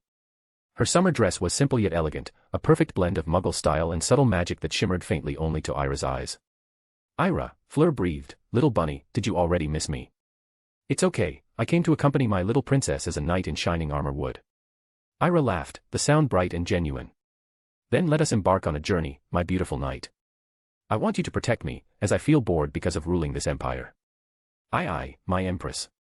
This knight is ready to serve. As they giggled at this moment of little joy and jokes, they set out hand in hand, slipping into their chosen Muggle clothes, soft linens and casual shoes that allowed them to walk freely without drawing undue attention. The city greeted them with the scent of fresh bread and blooming flowers, the air alive with promise. Their first stop was a small ice cream shop nestled near the Seine, where the vibrant flavors of strawberry and pistachio awaited. Sitting on a weathered bench overlooking the river, they savored each bite, exchanging teasing smiles and gentle touches. You remember last year, Ira said, when you insisted pistachio was the only true ice cream. Flur grinned. And I stand by that claim. But you've softened my heart to mango's charm. Well, of course, the ice cream is beautiful. With rich flavor and sweetness. I love it. And then Flur said mischievously, you are a mango freak, ha ha ha ha. And now I see why sometimes you smell of mango, it's because of your obsession with it. To this, Ira smiled and said, oh, it's mango supremacy. Anything with the flavor of mango is delicious, and I will eat it. And to this, Flur said with eyes full of lust. Anything. To Ira, who was licking her ice cream, the answer was, anything. Unaware of the expression that Flur was making. Then, after eating the ice cream, they walked away as their laughter mingled with the gentle lapping of the river water, a sound as timeless as the city itself. Wandering through the Marais district, they explored hidden courtyards and quaint shops, Flur guiding Ira with practiced ease. You know, spending time with you is quite enjoyable, especially when we are in the Muggle world, Flur said softly, her eyes glinting with affection. Muggle Paris suits you, makes you approachable, without thinking of politics or being the head of the White family. Ira raised an eyebrow. approachable. I am always approachable for you, you know. Besides, when I am with you, I am just Ira, nothing more, just Ira. Yes, you are right, just Ira. My Ira, Fleur whispered, stepping closer. Ira nudged her playfully. You make it hard to take you seriously. But I am serious, Fleur said, voice low and sincere. Ira smiled, brushing a lock of hair behind her ear. Well, I'm serious about enjoying today. Lunch was a sumptuous affair at a luxury Muggle restaurant tucked away on a quiet square. The rich flavors of coq au vin and boeuf bourguignon delighted their palates, while soft candlelight and quiet music wrapped them in intimacy. Fleur reached across the table, her fingers lightly touching Ira's hand. My favorite part of days like this. Ira smiled. What is it? Sharing them with you.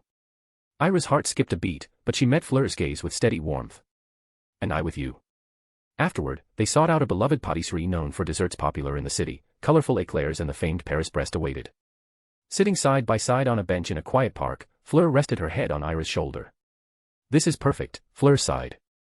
Ira whispered, maybe we'll have many more perfect days.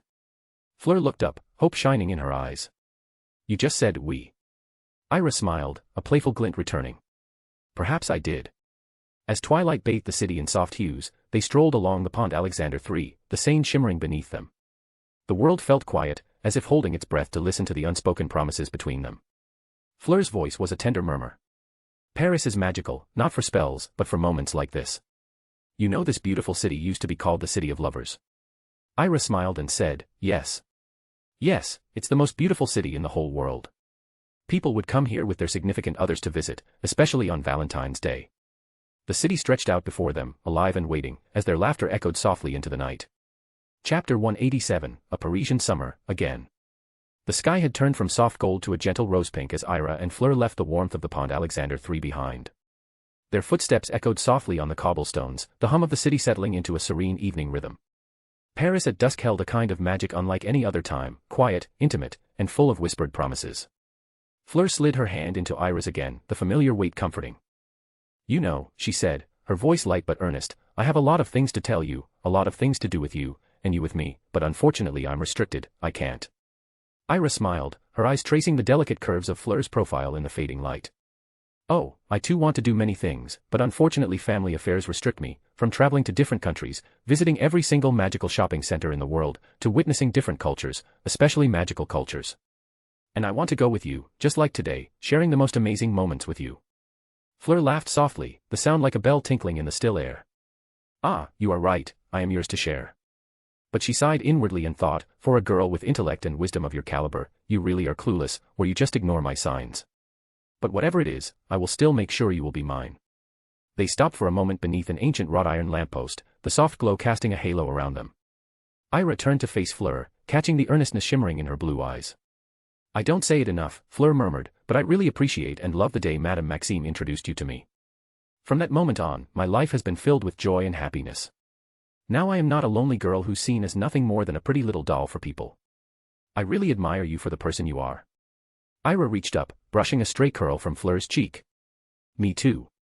Most of my life I was all alone, but now I know why. It was fate wanting to introduce me to one of the most beautiful people, and that was you.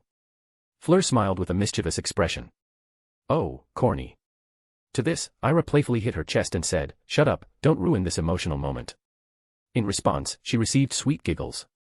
They continued their stroll toward the Jardin des Tuileries, the vast garden sprawling out like a secret waiting to be discovered. The air smelled faintly of jasmine and wet earth from a recent summer rain, the pathways glittering with tiny droplets reflecting the city's lights. As they wandered past fountains and sculpted hedges, Ira found herself stealing glances at Fleur, how the soft breeze teased her hair, how her laughter mingled with the gentle splashes of water. Do you remember, Fleur asked suddenly, the first time we walked here? We were out of our muggle money, then you tried to pickpocket some rich muggle for his money. Oh Merlin, that was so cute, how you walked like a little mouse and swiftly snatched his wallet and took his money. Ha ha ha, that was so funny. Ira chuckled. I was terrified. You know, first we were lazy enough not to go get more money, but fortunately for us, we got to see an asshole rich guy, so we just took a little bit of money since I'm sure that amount was nothing in his bank. Fleur's eyes twinkled mischievously. Who would have thought that the esteemed head of the White family would steal money from muggles? If those newspaper guys knew about this, they would write things that would be hilarious. Ira laughed, shaking her head. Stop it, or I'll start thinking you're serious. Fleur's smile was sly. Am I? Ira leaned in, whispering, I don't know, but I like the idea of us both being criminalized. Ha ha ha ha ha ha, what a sight to witness. Their laughter drifted through the garden, weaving around the ancient statues and blooming roses. For a time, they simply walked, hands intertwined, letting the world fall away. They stopped at a small, hidden cafe nestled among plane trees, a place Ira had stumbled upon during her one day of walking on Muggle roads. The cafe was warm and inviting, with wooden tables, wrought iron chairs, and the soft murmur of other patrons enjoying their evening. The waiter, a kindly older man with twinkling eyes, recognized Fleur from last summer and greeted her warmly. Ah, mademoiselle. Back again. And with the same company, I see. Fleur blushed slightly but smiled. Oui, monsieur. Paris calls us back. They settled into a corner table, the dim light and cozy atmosphere wrapping around them like a soft shawl. Over steaming cups of rich café au lait and delicate pastries, they shared stories of their families, their dreams, and the small hopes that clung to their hearts. You never told me about your favorite childhood memory, Ira said softly, her eyes locked on Fleur's. Fleur's gaze softened, her fingers tracing invisible patterns on the table. It was a summer like this, by the river Loire. My grandmother taught me to fish, to watch the stars, and to believe that every moment holds magic if you look for it. Ira nodded, touched by the tenderness in Fleur's voice. That's beautiful. I want to believe that too. You do, Fleur said quietly. You just need to see it through the right eyes. Their conversation drifted seamlessly into comfortable silence, broken only by the clink of china and the soft hum of Parisian nightlife. Leaving the cafe, they wandered into the Latin Quarter, where narrow streets buzzed with life, artists sketching on corners, street musicians strumming gentle melodies, and the scent of fresh bread mingling with roasted chestnuts. Fleur paused before a tiny bookshop, its windows glowing softly. Shall we? She asked, eyes shining. Inside, the air was thick with the scent of old paper and secrets. They browsed the shelves side by side, pulling out volumes of poetry and tales of adventure. Ira found a slim volume of Baudelaire's poems and read aloud softly, the words weaving a spell around them. Fleur smiled, leaning closer. Your voice makes even the darkest verses feel like a love song. Ira caught Fleur's hand, giving it a gentle squeeze. Only for you. As the night deepened, they found themselves beside the Seine again, watching the lights from the boats twinkle like stars on the water. A gentle breeze ruffled their clothes and carried the faint strains of music from a distant cafe. Fleur rested her head on Ira's shoulder, sighing contentedly. I wish this night could last forever. Ira's fingers traced lazy patterns on Fleur's hand. Maybe it will. In moments like these, time seems to stretch, holding us safe. Fleur lifted her gaze to meet Ira's, her eyes bright and serious. Ira, do you know how much you mean to me? Ira smiled softly, her heart full. More than words can say. Eventually, the hour grew late, and the city quieted around them. They walked slowly toward the end of the city's main square, savoring the final moments of their shared day. At the gates of the city center, Fleur stopped and turned to Ira, her expression tender but resolute. I must go now, she said softly, producing a small, enchanted object, the portkey, glimmering faintly in her hand. Ira nodded, understanding but reluctant. Until we meet again. Fleur smiled warmly, stepping into the circle of magic. In a blink, she was gone, transported away on the shimmering thread of the portkey. Ira stood alone beneath the starry sky, the night wrapping around her like a velvet cloak. She lifted her gaze to where Fleur had vanished, a small, wistful smile touching her lips. Chapter 188, The Unexpected Arrival. The cobblestone streets of Paris had long since emptied of the evening's wanderers, leaving Ira alone beneath the pale glow of gas lamps. The memories of her day with Fleur lingered in her mind like a delicate perfume, sweet and intoxicating, but now a quiet determination settled over her. She needed to return to the White Manor. The idea of navigating the labyrinth of Muggle buses and carriages filled her with a reluctant impatience. No, she would walk to the nearest Fleur network station, an inconspicuous little storefront that served as a magical portal hidden in plain sight. Her footsteps echoed softly as she moved briskly through the narrow alleys, her linen blouse and jeans blending seamlessly into the city's nighttime shadows. The cool air kissed her cheeks, refreshing after the warm day.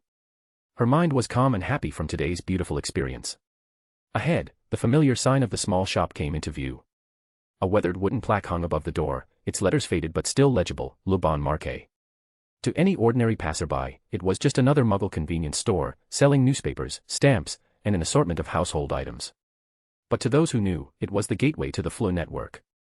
The shopkeeper stood behind the counter, a middle-aged man with a neat beard and quiet eyes, dressed in the plain clothes of a Muggle. But to Ira's trained eyes, there was a subtle aura about him, an old and powerful magic, carefully concealed beneath layers of mundane disguise. She entered the shop with the practiced ease of someone who had done this many times before. The bell above the door tinkled softly. Good evening, she said, her voice calm yet respectful. The shopkeeper looked up, his eyes meeting hers with a flicker of recognition. Bonsoir, Mrs. White. I didn't expect to see you tonight. Ira smiled politely. I prefer to avoid the muggle traffic. The walk is refreshing, but I'm ready to return. The men nodded knowingly. Of course. The network is stable this evening. She moved toward the counter, retrieving her small leather pouch. Inside, coins clinked softly, but as always, she carried mostly galleons, too large and too conspicuous for everyday purchases here. The usual fare for a Flur network ride was far less than a full galleon, but Ira withdrew a single gold coin and placed it on the counter. The shopkeeper's eyebrows rose in surprise. Mrs. White, that's more than enough. Ira's expression was firm but gentle. I have no sickles or nuts on me. Besides, consider it a token of gratitude for your service. His lips curved into a slow, warm smile, the kind that lingered like the glow of a candle in a darkened room, hinting at a hidden truth he wasn't ready to share. Your generosity hasn't gone unnoticed, he said, his voice smooth and deliberate, each word chosen with care. Perhaps the newspapers have found you again. Whispers have a way of spreading in this city. Ira's eyes sharpened, her gaze tightening like a bowstring pulled taut, though her expression remained composed. The world is smaller than people think, she replied, her tone cool but edged with a quiet intensity. A single face can cross borders faster than a ship, carried on the breath of gossip and ink.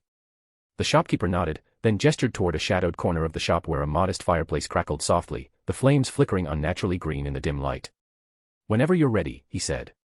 Ira moved to the hearth, stepping into the green flames without hesitation.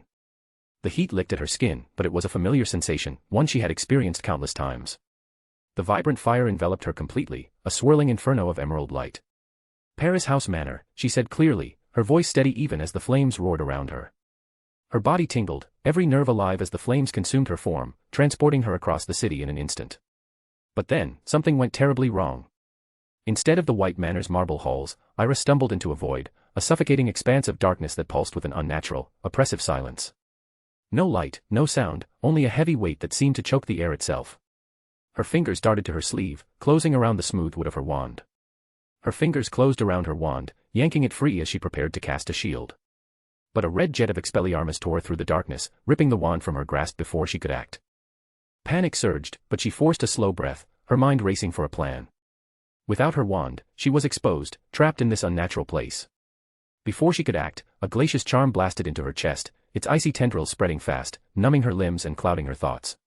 She thrust out a hand, willing a spark of wandless magic to shield her, but her body stiffened as the cold consumed her.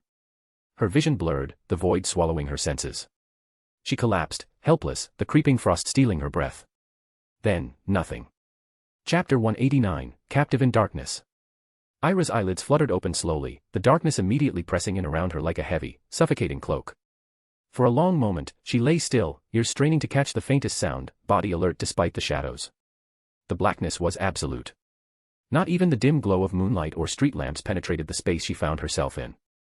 Outside, she sensed, the world must be bathed in daylight, the muffled chorus of distant city life was faint but unmistakable, but within this prison, it was as if night had fallen eternally. She flexed her fingers, testing the limits of sensation. Cold metal shackles bit into her wrists, tight and unyielding, binding her hands before her. The weight of the chains was real and cruel. She shifted her head slightly and noticed a presence nearby, another captive. In the utter darkness, she could just make out the trembling form of a girl huddled close, shoulders shaking with silent tension. Bound as tightly as Ira herself, the girl was clearly terrified, but unlike the sharp, raw panic Ira once knew, this fear was quieter, more resigned.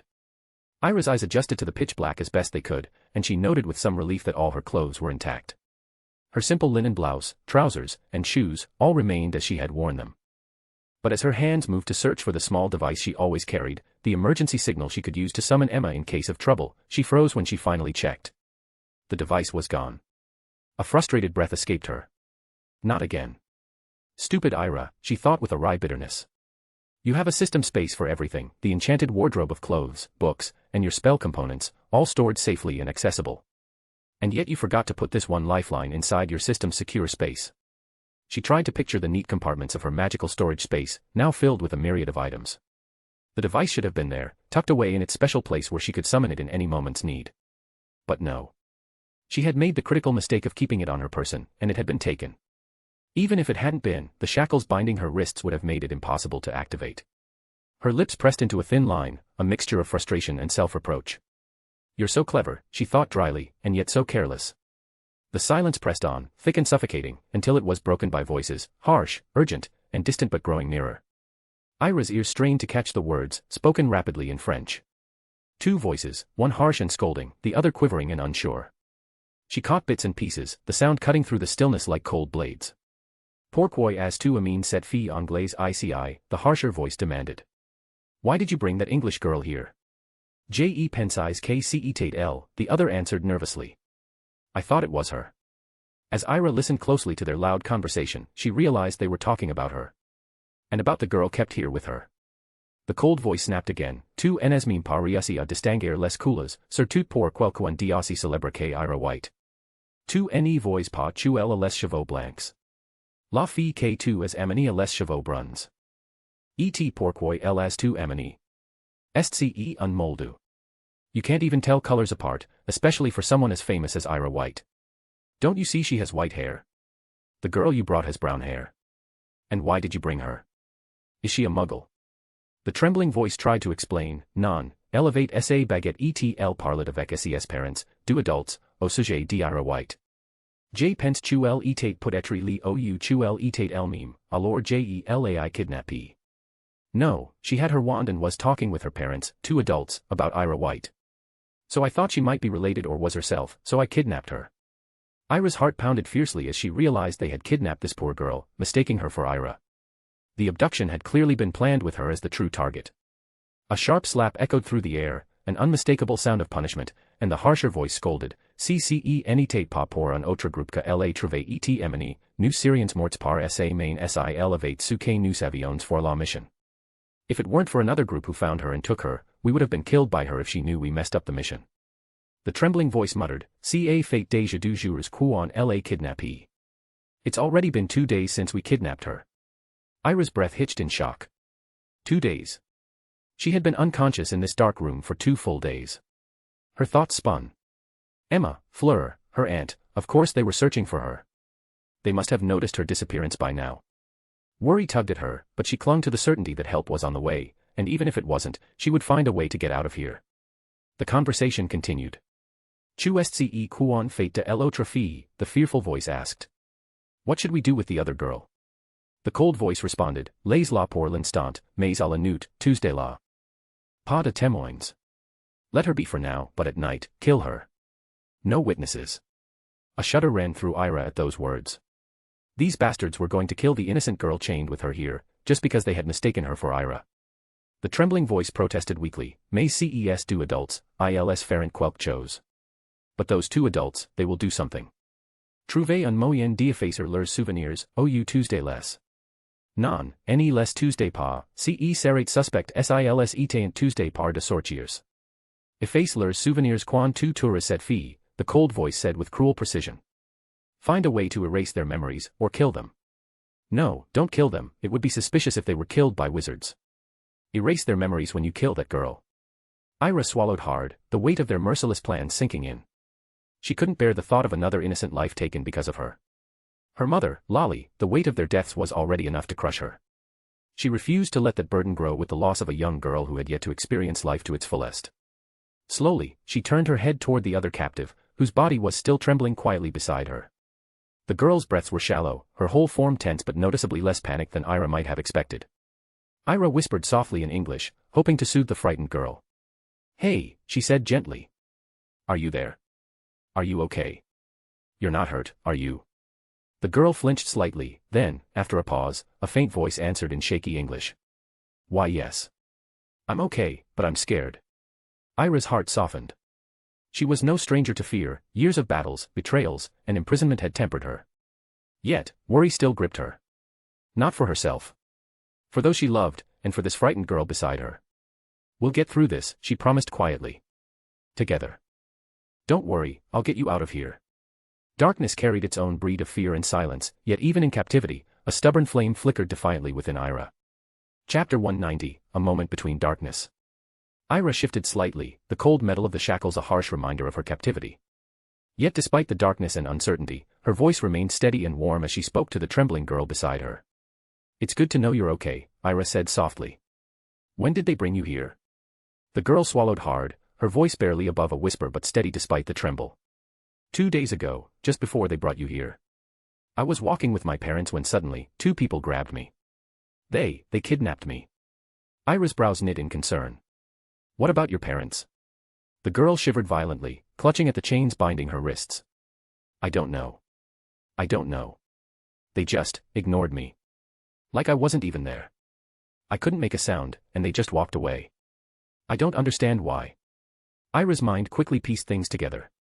Maybe they were under a curse, she suggested carefully. The girl's voice shook with terror. What kind of curse was it? Did they hurt her? Or, oh, please, not worse. I just don't want to see them hurt her. Ira took a deep breath, trying to steady both their nerves. It's probably a curse that makes people ignore someone, like a blindness spell, but for the mind. Since they didn't react or try to help, they should be safe. You don't need to worry about them. The girl exhaled slowly, the tension in her body easing just a fraction. Yes, you are right. I read about something like this. Yes, certainly it's like that, the girl murmured shakily, steadying her voice. A few minutes ago, they were talking in French. I didn't understand what they were saying. From what I gathered, they were certainly talking loudly and angrily. Ira's eyes darkened with resolve. They were talking about me, actually. Their mission was to kidnap me. Unfortunately, they grabbed you by mistake. The girl let out a shaky sigh. Ira's voice softened. I'm sorry, because of me, you're stuck in this. For a long moment, the girl was silent, then asked quietly, why did they kidnap you? Ira replied with a calm voice. Because I have enemies. People who want to use me as a pawn, who believe that capturing me will give them power over others. The girl's voice quivered as she tried to grasp the situation. So what now? Are they going to do something to us? And why did you? I heard the name, a familiar name, Ira White, a lot during their conversation. Are you perhaps Ira White? Ira let out a weary sigh. Yes. I am. The girl let out a surprised breath. Oh. I didn't think I'd get kidnapped by someone mistaken for Ira White. A small, soft giggle escaped Ira's lips. The girl's voice was tinged with disbelief and a hint of irritation. You can even laugh at this situation. Ira's smile warmed the cold space. Oh, don't worry about that. I won't let them do anything to us. You have to believe in me. I'll get us out of here, okay? The girl's voice held a trace of doubt as she replied, oh yeah. I hope so. I'm sure you will, but have you seen yourself? Your whole body is locked up. Chains everywhere. Ira laughed softly, the sound of her laughter was like a small flame of light in the darkness. At least now, she thought to herself, she's not trembling in fear anymore. The mood has lightened. And for a brief moment, the cold shadows around them seemed just a little less heavy. Chapter 191, 2 Women Worried. The towering windows of the French Ministry of Magic office offered a panoramic view of Paris under a pale, overcast sky. Gray clouds hung heavy, muting the city's colors, as if the weather itself mourned the uncertainty that had settled over the magical community. Inside, the air was thick with tension. Isabella Vauquelin paced restlessly across the vast marble floor of her office. The sound of her polished heels echoed sharply beneath the vaulted ceilings, a staccato beat marking the rhythm of her turmoil. Her blue eyes, normally sharp and commanding, flickered with a storm of emotions, worry, frustration, and a simmering anger barely contained. Her fingers clenched and unclenched at her sides, betraying the effort she put into maintaining composure. Since Ira's disappearance, a shadow had fallen over her, and every second she spent here in the ministry felt like a betrayal of the promise she made to her only daughter figure, the one she felt was the last remaining piece of her beloved sister.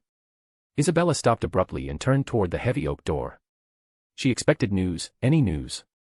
The door swung open with a soft creak, and Emma Bloom stepped into the room. Emma's face was drawn, but her expression was composed, professional, yet burdened. She carried the weight of 1,000 sleepless nights, but no hint of defeat. Her keen eyes met Isabella's without hesitation. Have you found her? Isabella's voice was sharp, urgent. Have you found anything? Anything at all? Emma shook her head slowly, a flicker of pain crossing her features. No. I haven't found her yet.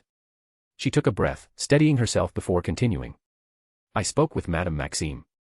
She's been searching as well, following every lead. And I spoke with Fleur Delacour, she was with Ira the last time anyone saw her, 2 nights ago in Paris.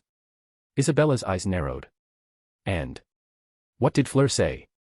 Emma hesitated, then said, Fleur told me that after they parted ways, she didn't hear from Ira. She's worried and insists on joining the search herself. Her father also said they will discreetly look for her whereabouts. A thick silence fell between them. Isabella's gaze hardened, and her tone dropped to a near whisper. What about the emergency artifact she carries with her? The device she was to use if anything went wrong. Emma's lips pressed into a thin line. It hasn't been activated. She reached inside her robe and pulled out a small enchanted crystal, its surface dull and lifeless. I traced the artifact's last known magic signature, Emma said, her voice tinged with frustration. The last trace was when Ira was teleported using the Flur network at that small shop in Paris. That's the last location I can confirm her presence. Isabella's knees wobbled as if the floor might give way beneath her. A sharp breath escaped, and her body trembled uncontrollably. Emma caught her swiftly before she could collapse. Holding her tightly, Emma whispered, "We'll find her, I promise." Tears began to spill from Isabella's eyes as she rested her head against Emma's shoulder. I only recently came to know her," Isabella said, voice cracking with emotion. "After all the pain between our families, after the hatred. Ira was the last piece of light left. I cannot lose her. Not now." Emma gently stroked Isabella's hair, grounding her. "Don't worry," she murmured soothingly. "I believe in Ira. She's the strongest person I've ever known. Nothing will happen to her." The sobs subsided into quiet breaths as Isabella's body relaxed, if only a little. After a pause, Isabella lifted her head, her eyes fierce with determination.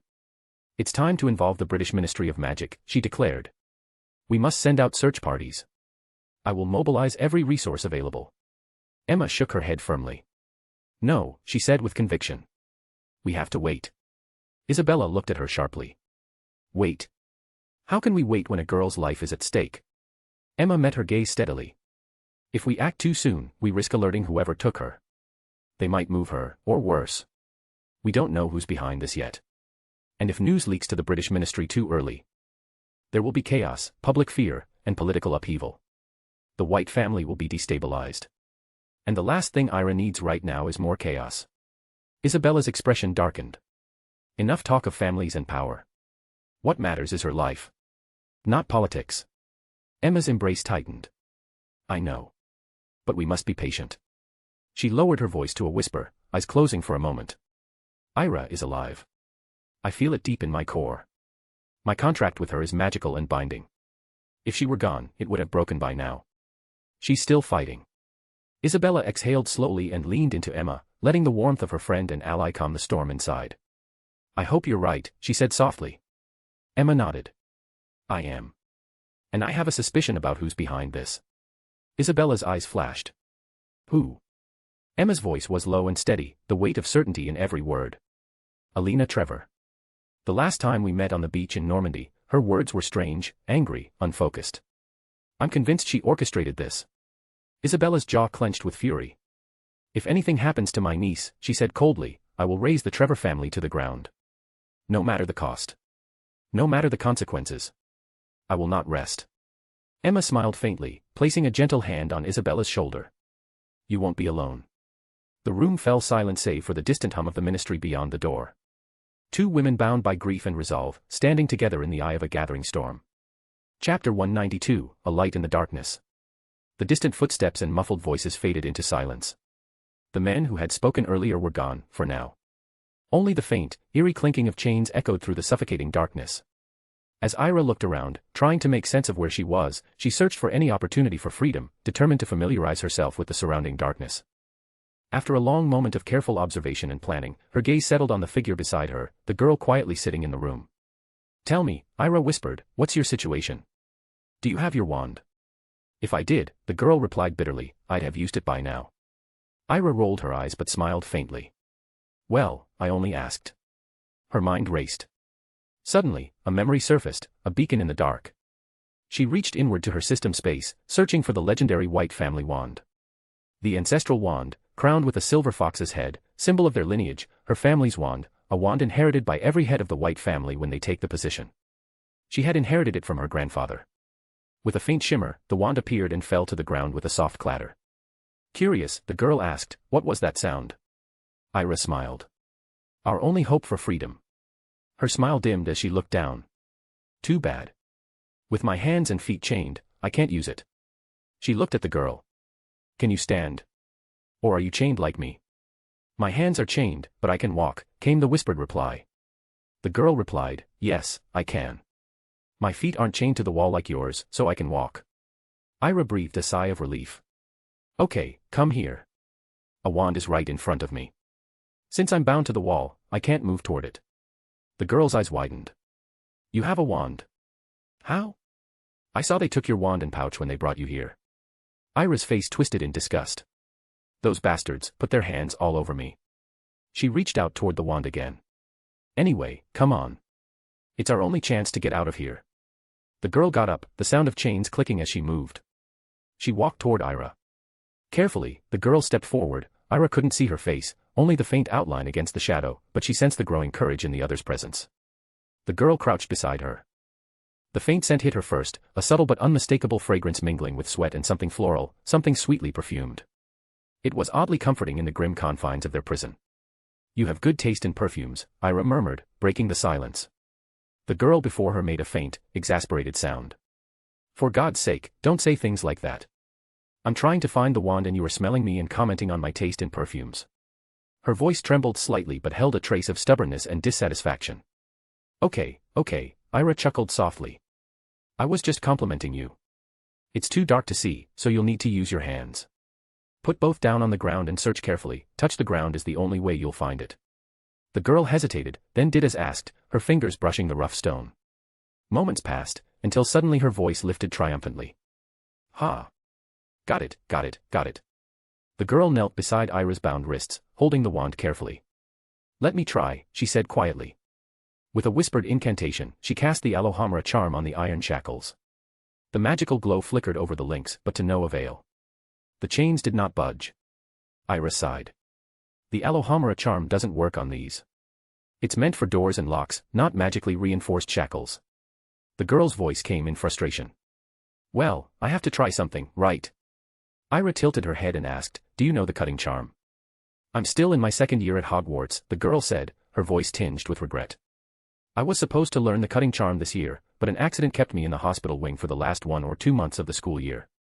I didn't have much chance to study, so unfortunately, I still don't know the charm. Okay, it's all right if you don't know it yet, Ira said gently. It doesn't matter now. I'll teach you, I'll explain it carefully, and you just focus on learning it step by step. It's a fairly simple spell, not too hard, and I'll guide you through it. The girl interrupted, let me try the Lumos charm, so I can see you. Ira shook her head firmly. No. Don't. If you light up the room, whoever is outside will know. We have to be quiet. She took a breath and began explaining. The cutting charm is a simple but precise spell. You wave your wand in a slicing motion and say, Diffindo.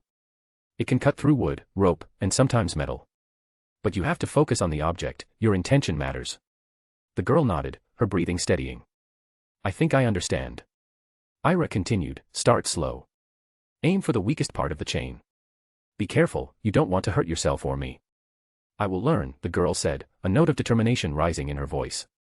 Good, Ira smiled faintly. Confidence is important. Gently, Ira lifted her bound hands a little higher, careful to keep them safe. Now, focus on the chains around my wrists. Use the Diffindo charm. Suddenly, the girl spoke up, her voice trembling. I can't. What if I hurt you? What if the spell hurts your hand? I just can't do it. Ira smiled gently. It's okay. It's not a big deal. You just have to be precise and focus your intention on the chains. What matters most is your intent. The girl nodded, still shaky. Okay. I'll try. I promise I'll try not to hurt you. The girl's hand trembled as she held the invisible wand, her voice barely audible, Diffindo. There was a brief shimmer of magical energy, then a faint snap, the chains fell open. Ira gasped sharply, a sharp pain flaring in her wrist. Ow, she cried softly. Did I hurt you? Are you okay? I'm so sorry. The girl's voice cracked with panic. Ira forced a tired smile. It's okay. It's just a small cut. Nothing more. But what if I cut you more? Or your hand, the girl whispered, tears slipping down her cheeks. Ira shook her head. Don't worry. I'm fine. The girl's sobs began to rise. Ira hushed her quickly. Quiet. If you make noise, they'll know. The girl nodded quickly, wiping her tears away. Give me the wand, Ira said firmly, and the girl passed it over. Ira carefully waved the wand, muttering spells to unlock the other chains binding her ankles and arms. Then, using a complex transfiguration charm, she cloaked the room in magical darkness that would appear to anyone outside as empty and untouched. Finally, she whispered the Lumos charm, bathing the small cell in soft, white light. Ira glanced down at her bleeding hand. Blood trickled freely, but she quickly withdrew a vial of emergency healing potion from her system space. The girl who had witnessed Ira's injury gasped as she saw the white bones of Ira's hand, blood still smeared around it. Tears streamed down her face as she whispered, "I'm sorry. I'm so sorry for hurting you. I didn't see it, I truly am sorry." Ira smiled gently. "It's okay. What matters is that we're free now. No more fear, no more chains. This is just a small price to pay for freedom, so don't worry about it. Though I will say, your spell was quite powerful for a second grader." The warm liquid glowed faintly as she poured it over the wound, the skin knitting itself back together beneath her careful watch. She looked around the small, dimly lit room, and finally saw the girl's face. The sight struck her with surprise. Chapter 193, Blood and Tears. The soft glow of Lumos cast a pale light on the girl crouched before Ira, illuminating delicate features streaked with tears and fear. As Ira's eyes adjusted to the dimness, something stirred in her memory. Without thinking, she whispered a name. Hermione. The word slipped from her lips before she could stop it. Her own voice startled her, and a sudden chill spread through her as she realized what she'd said. Why had she uttered that name? It felt like a fragment of a dream, or a distant echo from another life. The girl's eyes were red from crying, her trembling body shifting closer as her gaze locked on Ira with raw vulnerability. Ira's mind raced, memories flickering like broken fragments of stained glass. A boy with round glasses. A ginger-haired boy, brash yet loyal. A girl, herself, wielding a wand, standing between them. These images were hazy, as if glimpsed through a veil of fog, but the name, Hermione, brought sudden clarity. The girl before her was more than a stranger, she was part of a story Ira faintly remembered from her previous life. A story etched in books and movies she had long forgotten, memories that the world's will had taken from her. Ira knew the world she had been reincarnated into was from those famous tales, though she couldn't fully recall them. Seeing Hermione here stirred fragmented memories, reminding her that this girl was a key figure in those stories. And yet, Hermione, lost in her own fear and confusion, seemed unaware that Ira knew her name, a name she shouldn't know since this was their first meeting. Without hesitation, Ira reached out, gripping Hermione's arm gently but firmly, pulling her to her feet. "Come on," Ira urged softly, "you don't have to cry." Hermione's tears spilled freely, but Ira's steady voice soothed her. "There's nothing to be afraid of here." With a quick flick of her wand, Ira cast a cleansing charm, Scour Jiffy, sweeping the floor to remove the dried blood and wiping her own hand until not a trace remained. "See?" Ira said with a faint smile, "Clean as new." Hermione looked up, her eyes wide. "Really? You don't feel any pain?" Ira shrugged, flexing her fingers gingerly. "No. What matters now is getting out safely." She took Hermione's chained hands in hers, murmuring another spell. The chains fell away silently, dropping to the floor with a faint clatter. "We're free." Hermione rubbed her wrists, then nodded, a fragile hope rekindling in her eyes.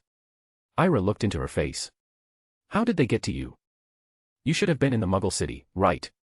2 days ago," Hermione whispered, her voice trembling, "just a few hours before you.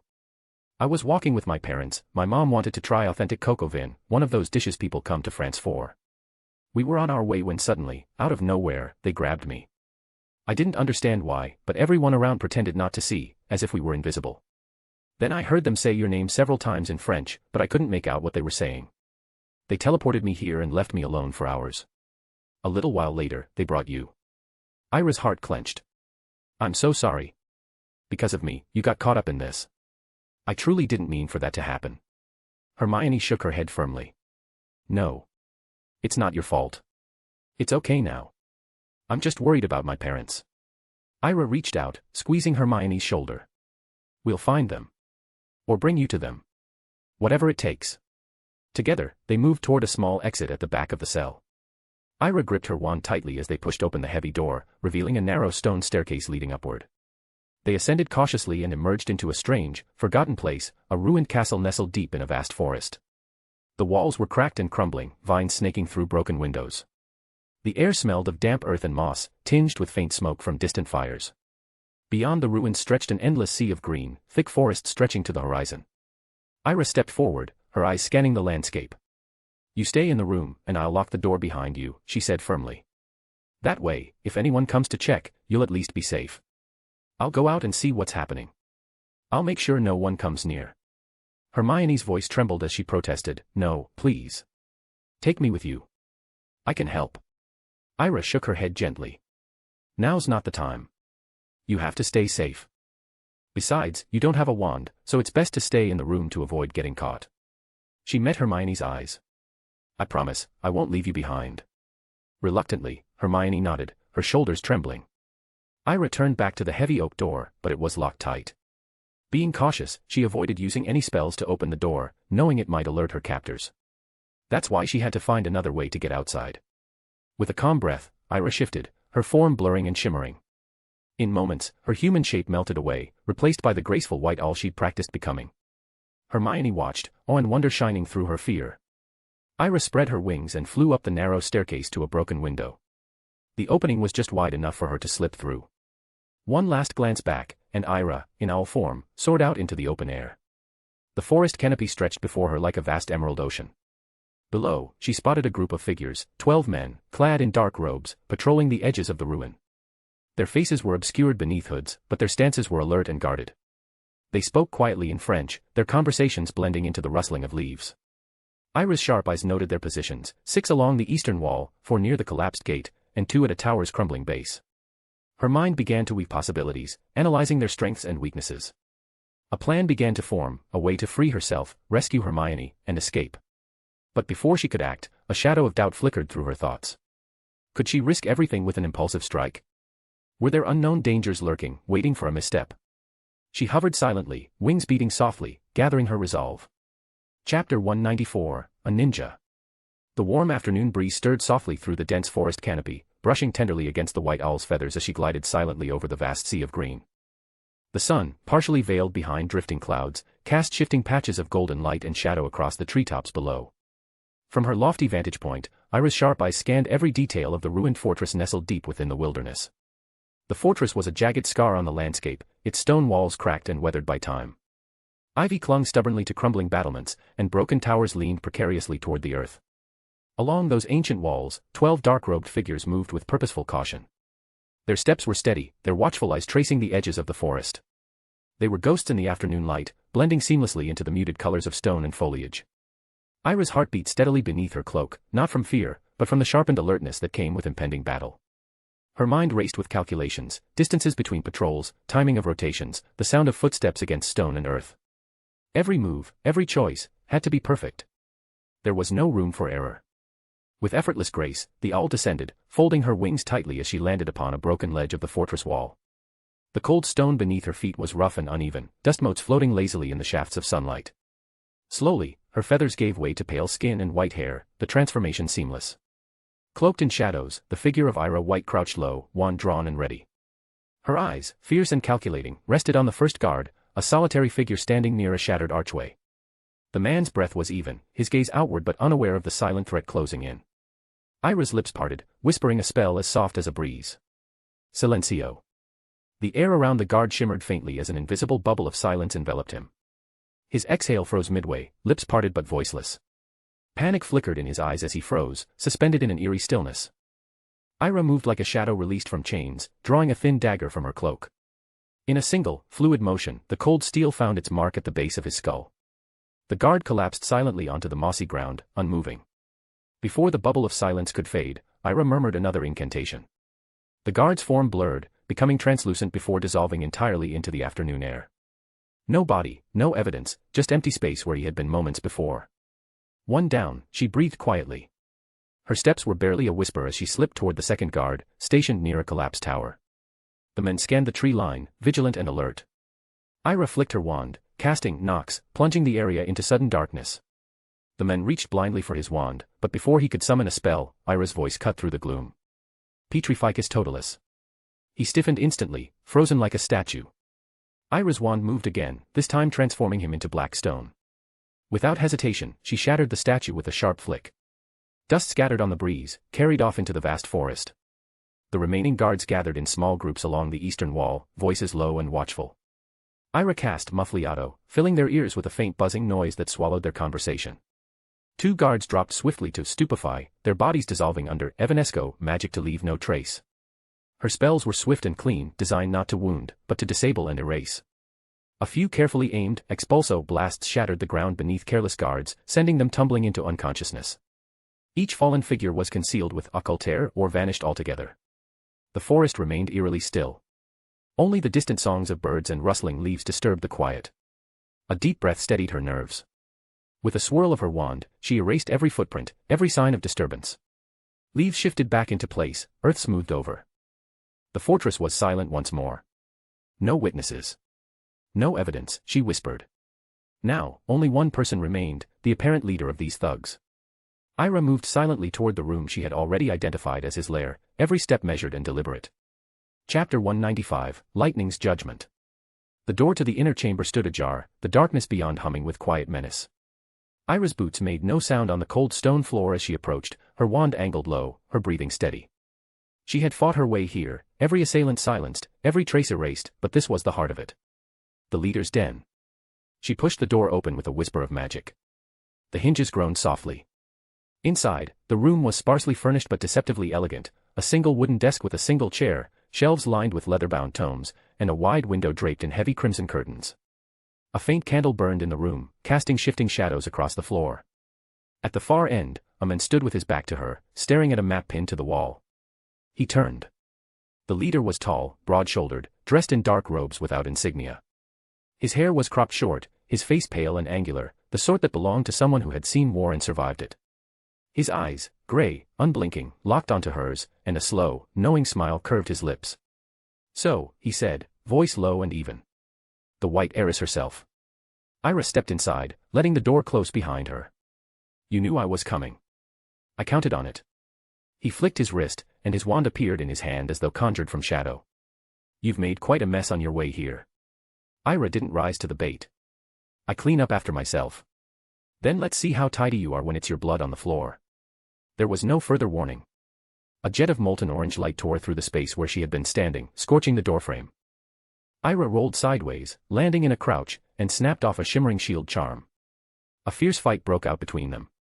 He moved like a predator, his spells precise and vicious, slashing arcs of green, whiplashes of violet flame, razor-edged wind blades that sliced the air with audible shrieks. Ira countered each in turn, her own wand work an intricate dance, deflect, sidestep, riposte. She never wasted motion. A streak of silver lightning lanced past her shoulder, non-lethal but designed to blind. She ducked, sending a wave of concussive force toward him. He absorbed it with a curved barrier, the shock rippling around him harmlessly. "You're surprisingly talented for someone your age," he sneered between volleys. "Every so-called noble blood I've faced ended up crawling on the ground, crying and begging for mercy. Pathetic. You're worse than I expected." His eyes narrowed, and the pace doubled. Books exploded off shelves as a twisting jet of black energy struck her barrier, the floor cracked under the weight of a transfigured stone spike. Ira's wand became a blur, each spell flowing into the next. Petrificus totalis. A snap of his wrist shattered it. Expulso. He redirected the blast into the wall, stone dust raining down. Conf Ringo. The desk splintered, flames licking across the floor. The room became a storm of heat, light, and sound. Ira felt the dual shift, a subtle change in rhythm. He was testing her reactions, measuring the moment to strike decisively. She gave him nothing but precision. A coil of fire lashed toward her, she twisted it into a harmless spiral of sparks. He hurled a dagger of raw force, she bled its momentum into the floor with a grounding charm. "Who trained you?" he asked suddenly, almost conversationally. Ira didn't answer. Instead, she flicked her wand in a sharp half-arc, summoning a barrage of crystalline shards from thin air. They hissed toward him like frozen rain, each one humming with kinetic energy. He dissolved them into mist. The air between them grew heavy, charged, not with fear, but anticipation. "You can't win," he said almost gently. "You're at a disadvantage. You don't have the magical strength to sustain a long fight. I'm an adult, I can keep going, but you're just a child." Ira's eyes narrowed. "Then I'll just have to finish this before you get the chance." The final exchange came without warning. He unleashed a chain of transfigured weapons, spears, chains, and spinning blades, each flowing into the next with deadly speed. Ira bent under them, pivoting in a controlled arc, the motion carrying her wand up high. "Enough," she murmured. Her wand came down in a sharp, deliberate strike. Tony Truss percussions. The lightning came instantly, pure, searing, white gold. It tore down from nowhere, cracking the air with a sound like the sky splitting in two. The bolt struck him squarely in the chest, and for an instant, the room was pure light. When it faded, the leader stood motionless. Smoke curled from the blackened edges of his robes. His eyes, still open, held a moment's disbelief, then he collapsed, the smell of ozone lingering in the air. Ira exhaled slowly, lowering her wand.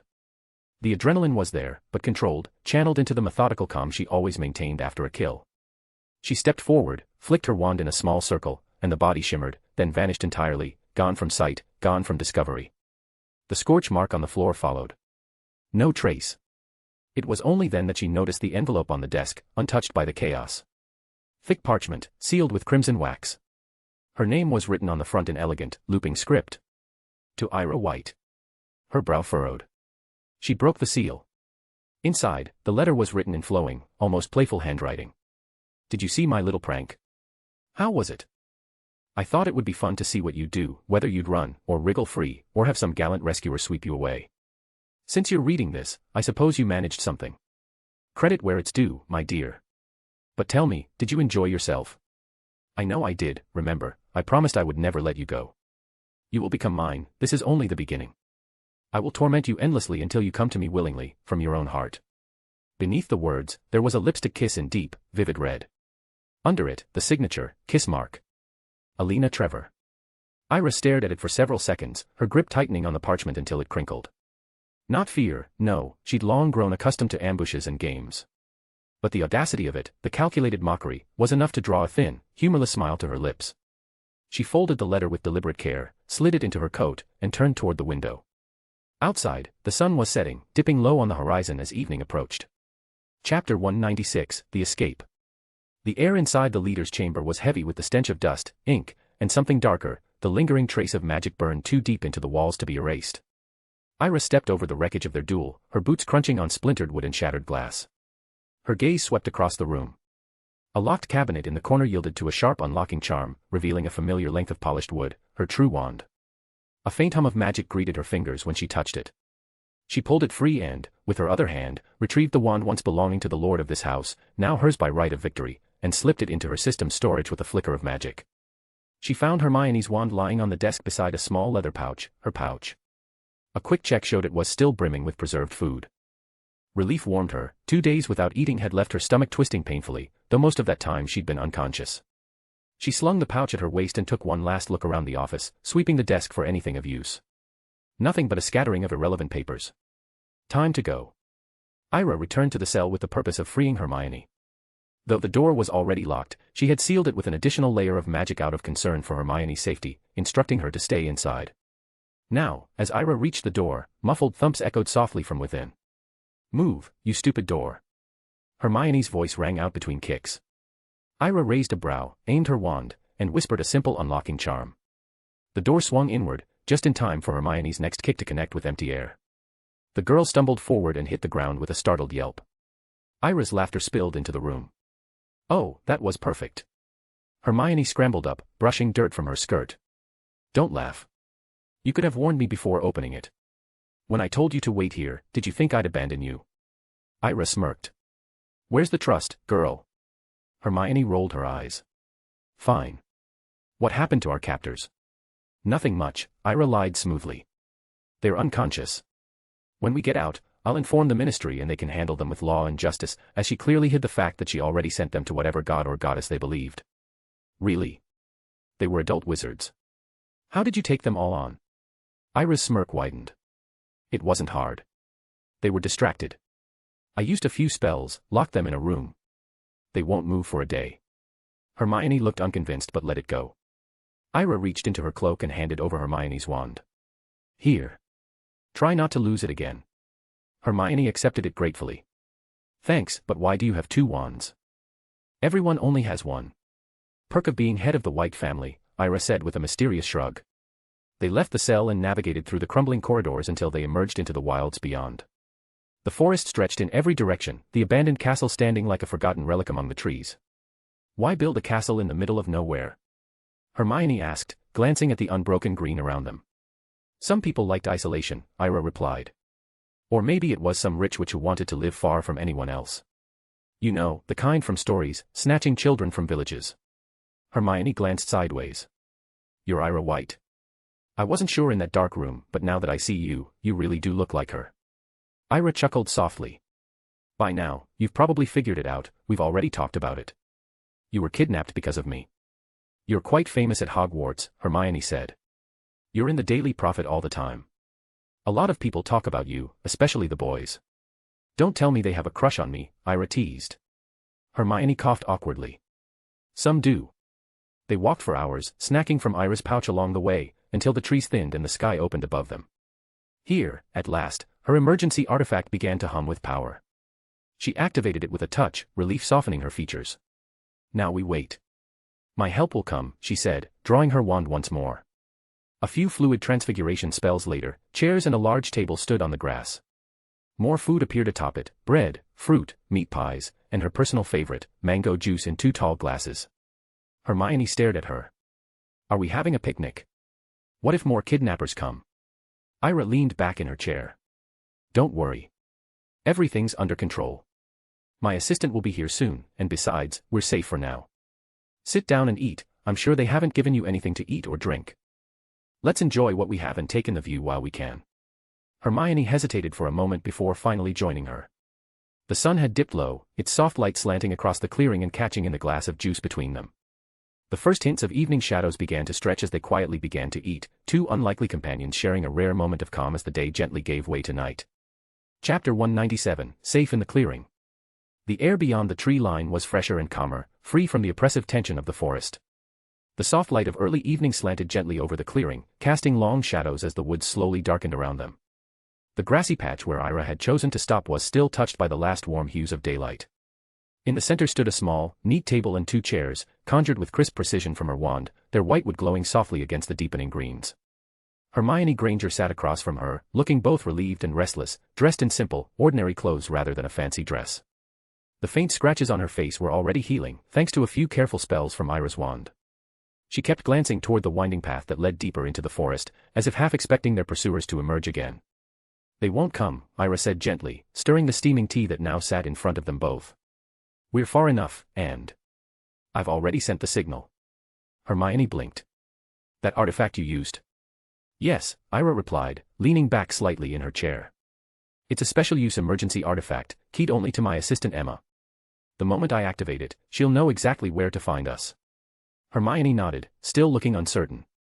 You make it sound like it's just a routine thing for you. Ira's lips curved faintly. It is. When you're born into my family, precautions aren't optional. They're instinct. She paused, then looked up toward the horizon, her eyes narrowing as if she could already sense the magic of an incoming arrival. They'll be here soon. For a few minutes, they simply sat there, the table between them, the jungle behind them, and the distant rolling fields ahead. The tension that had gripped Hermione's shoulders slowly unwound. She reached for her tea, inhaling the faint scent of herbs. Thank you, she said quietly. For everything. Ira glanced at her.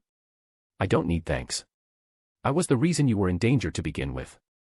Hermione hesitated. You mean, they weren't after me? No, Ira said, her tone soft but firm. They mistook you for me. She didn't elaborate, not here, not with the sound of approaching magic in the air. The faint pop of apparition broke the quiet. A ripple of warm, familiar energy swept through the clearing as 2 figures appeared at the edge, Isabella Vauquelin, tall and commanding in her elegant deep green robes, and Emma Bloom, composed yet fierce, her sharp eyes scanning the scene before settling on Ira. Ira. Isabella's voice, usually so measured in political chambers, carried genuine relief. She crossed the grass in long, swift strides. Ira rose from her chair just in time for her aunt to wrap her arms around her in a warm but fierce embrace. Thank Merlin, Isabella murmured against her hair. I was so afraid, when the signal came.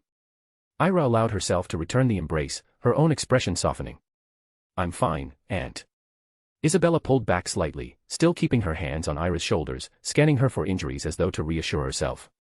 Emma stepped forward next, and without hesitation, pulled Ira into a second hug, lighter, but no less sincere. You scared us, she said, her voice low but laced with warmth. When that artifact triggered, I thought. I'm here, Ira cut in gently. And in one piece. It was only then that Isabella's eyes shifted to the girl still sitting at the conjured table, watching the reunion with a mixture of awkwardness and curiosity. And who, Isabella asked in a measured tone, is this? Ira glanced at Hermione, then gestured for her to stand. This is Hermione Granger. She's from Britain, a Hogwarts student. She was here in France with her parents on vacation, but she was mistaken for me and kidnapped. At that, both Isabella and Emma looked at Hermione in silence for a moment, then turned back to Ira. In the quiet that followed, Ira caught the brief flicker of thought that passed between them, not spoken, but written clearly in their eyes. My niece, how could they mistake her for you? You're far more beautiful. Ira only gave the smallest hint of a smile, pretending not to notice. Isabella's gaze softened as she addressed Hermione. You must have gone through a terrible ordeal. I'm glad Ira was with you. Hermione swallowed and nodded, still looking slightly intimidated by the French Minister of Magic's regal presence. What happened? Isabella began, her voice taking on its usual authoritative cadence. Ira raised a hand slightly. We'll speak of it later. Right now, the most important thing is finding Mrs. Granger's parents and letting them know their daughter is safe. It's been nearly 2 days. Isabella studied her for a moment, then inclined her head in agreement. Very well. Emma, catching the unspoken urgency, moved to Ira's side and took her arm. Isabella did the same for Hermione. Let's get you both out of here, Emma said. A soft twist of apparition magic enveloped them, and the clearing vanished in a swirl of air and pressure. When Ira opened her eyes, they stood before the gleaming gates of the White Manor in Paris. The sprawling estate rose behind them, its grand architecture bathed in warm evening light, marble and ivy blending in timeless elegance. Hermione's eyes widened as they passed through the gates. This is your home. One of them, Ira replied lightly. Inside, the entrance hall was all polished stone floors and floating chandeliers. The magic here was palpable, an old, dignified sort of enchantment that seemed woven into every wall. Hermione turned in a slow circle, taking it all in. I've never. She began, then stopped, looking slightly embarrassed. I've never been inside a pureblood family's home before. Not like this. It's just a house, Ira said with a faint shrug, though her tone was amused. They settled Hermione in one of the manor's comfortable sitting rooms, and for a time, Ira stayed with her, answering questions about the manor's history and the old portraits lining the walls. A couple of hours later, Emma returned, her arrival quiet but deliberate.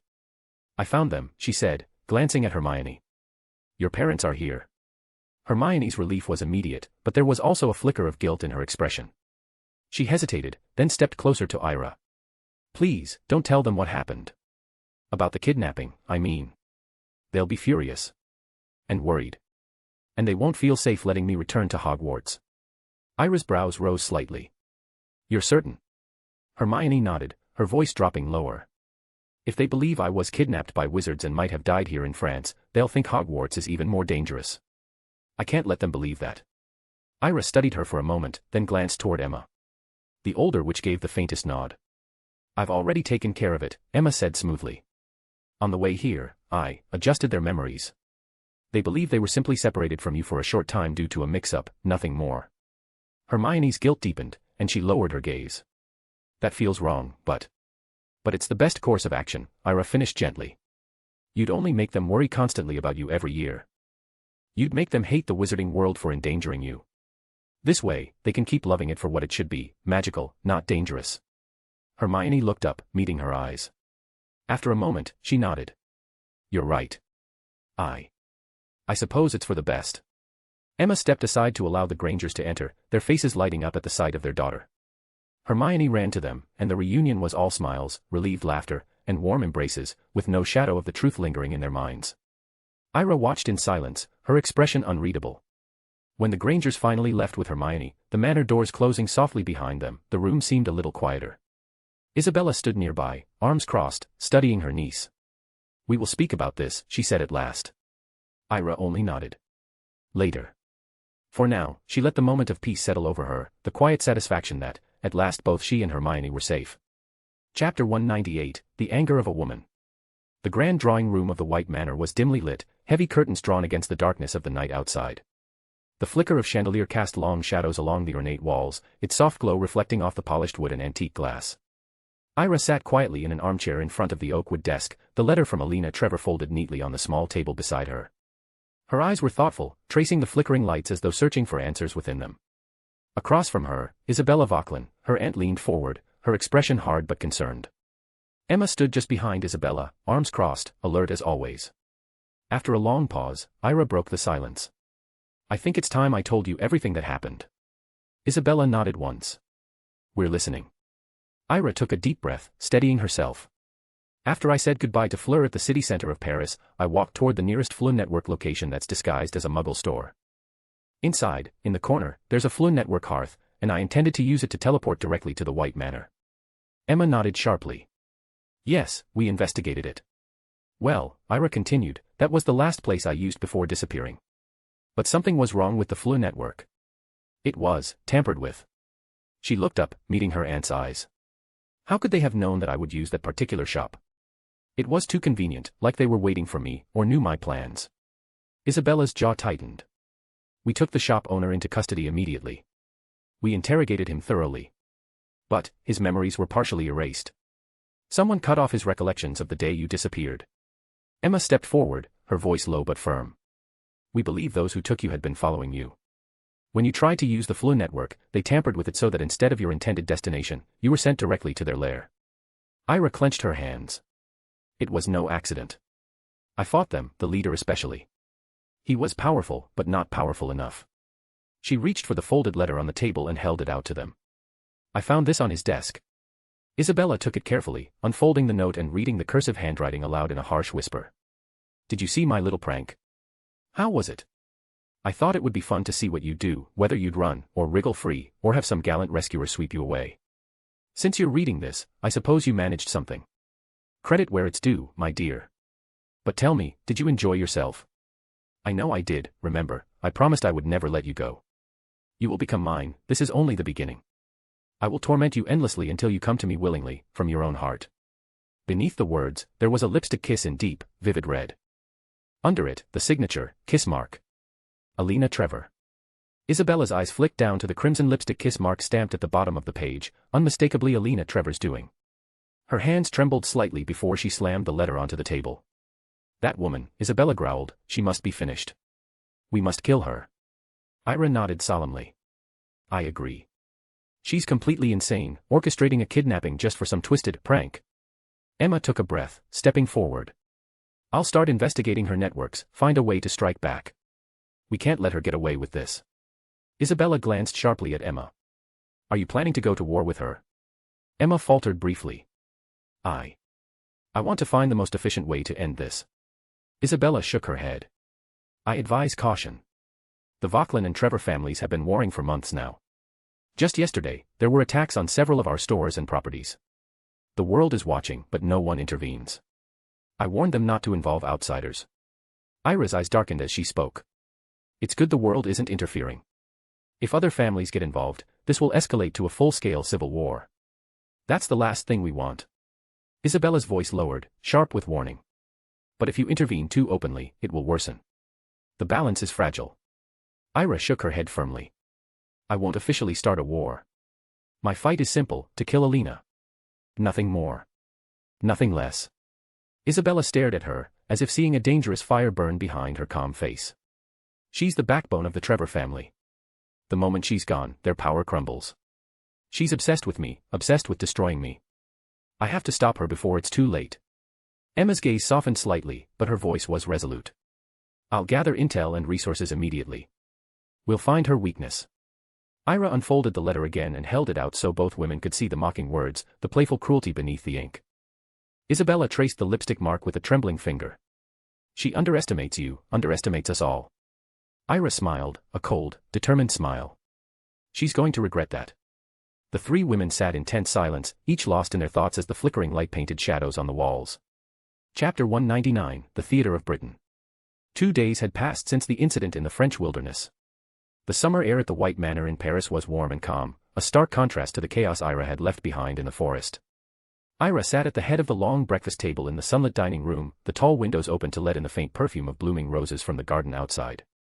The morning light spilled across the polished mahogany, glinting off the silver cutlery. A porcelain teacup rested beside her plate, its delicate rim painted in white and gold. She was dressed in a light silk morning robe, hair loosely tied back, her expression one of perfect composure as she cut into a croissant. A few minutes into her quiet breakfast, the door to the dining room opened without a knock. Emma stepped in, dressed impeccably as always, though her brisk pace and slightly narrowed eyes betrayed that she was carrying news. Ira glanced up, a brow lifting. You're early. That means either someone's dead or someone's made a very large mistake. Emma didn't smile. She came to stand a respectful distance away before speaking. My lady, there's been an incident in Britain. A rather significant one.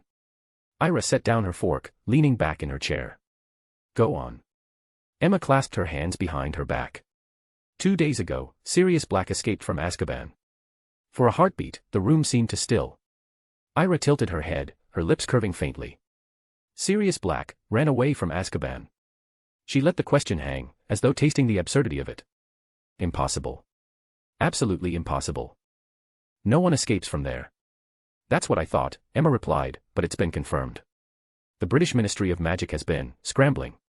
Minister Fudge in particular is doing everything in his power to keep the matter quiet. The news has not yet reached the general public. Ira's eyebrow arched higher. Keeping it quiet? She took a slow sip of her tea, eyes fixed on Emma over the rim of the cup. So, the great Cornelius Fudge is afraid of a little embarrassment. Emma's tone was crisp, though her gaze flickered with mild irritation toward the British minister.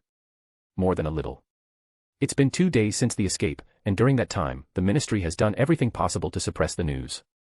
Fudge believes that admitting to such a breach would be a public humiliation, especially given Black's reputation.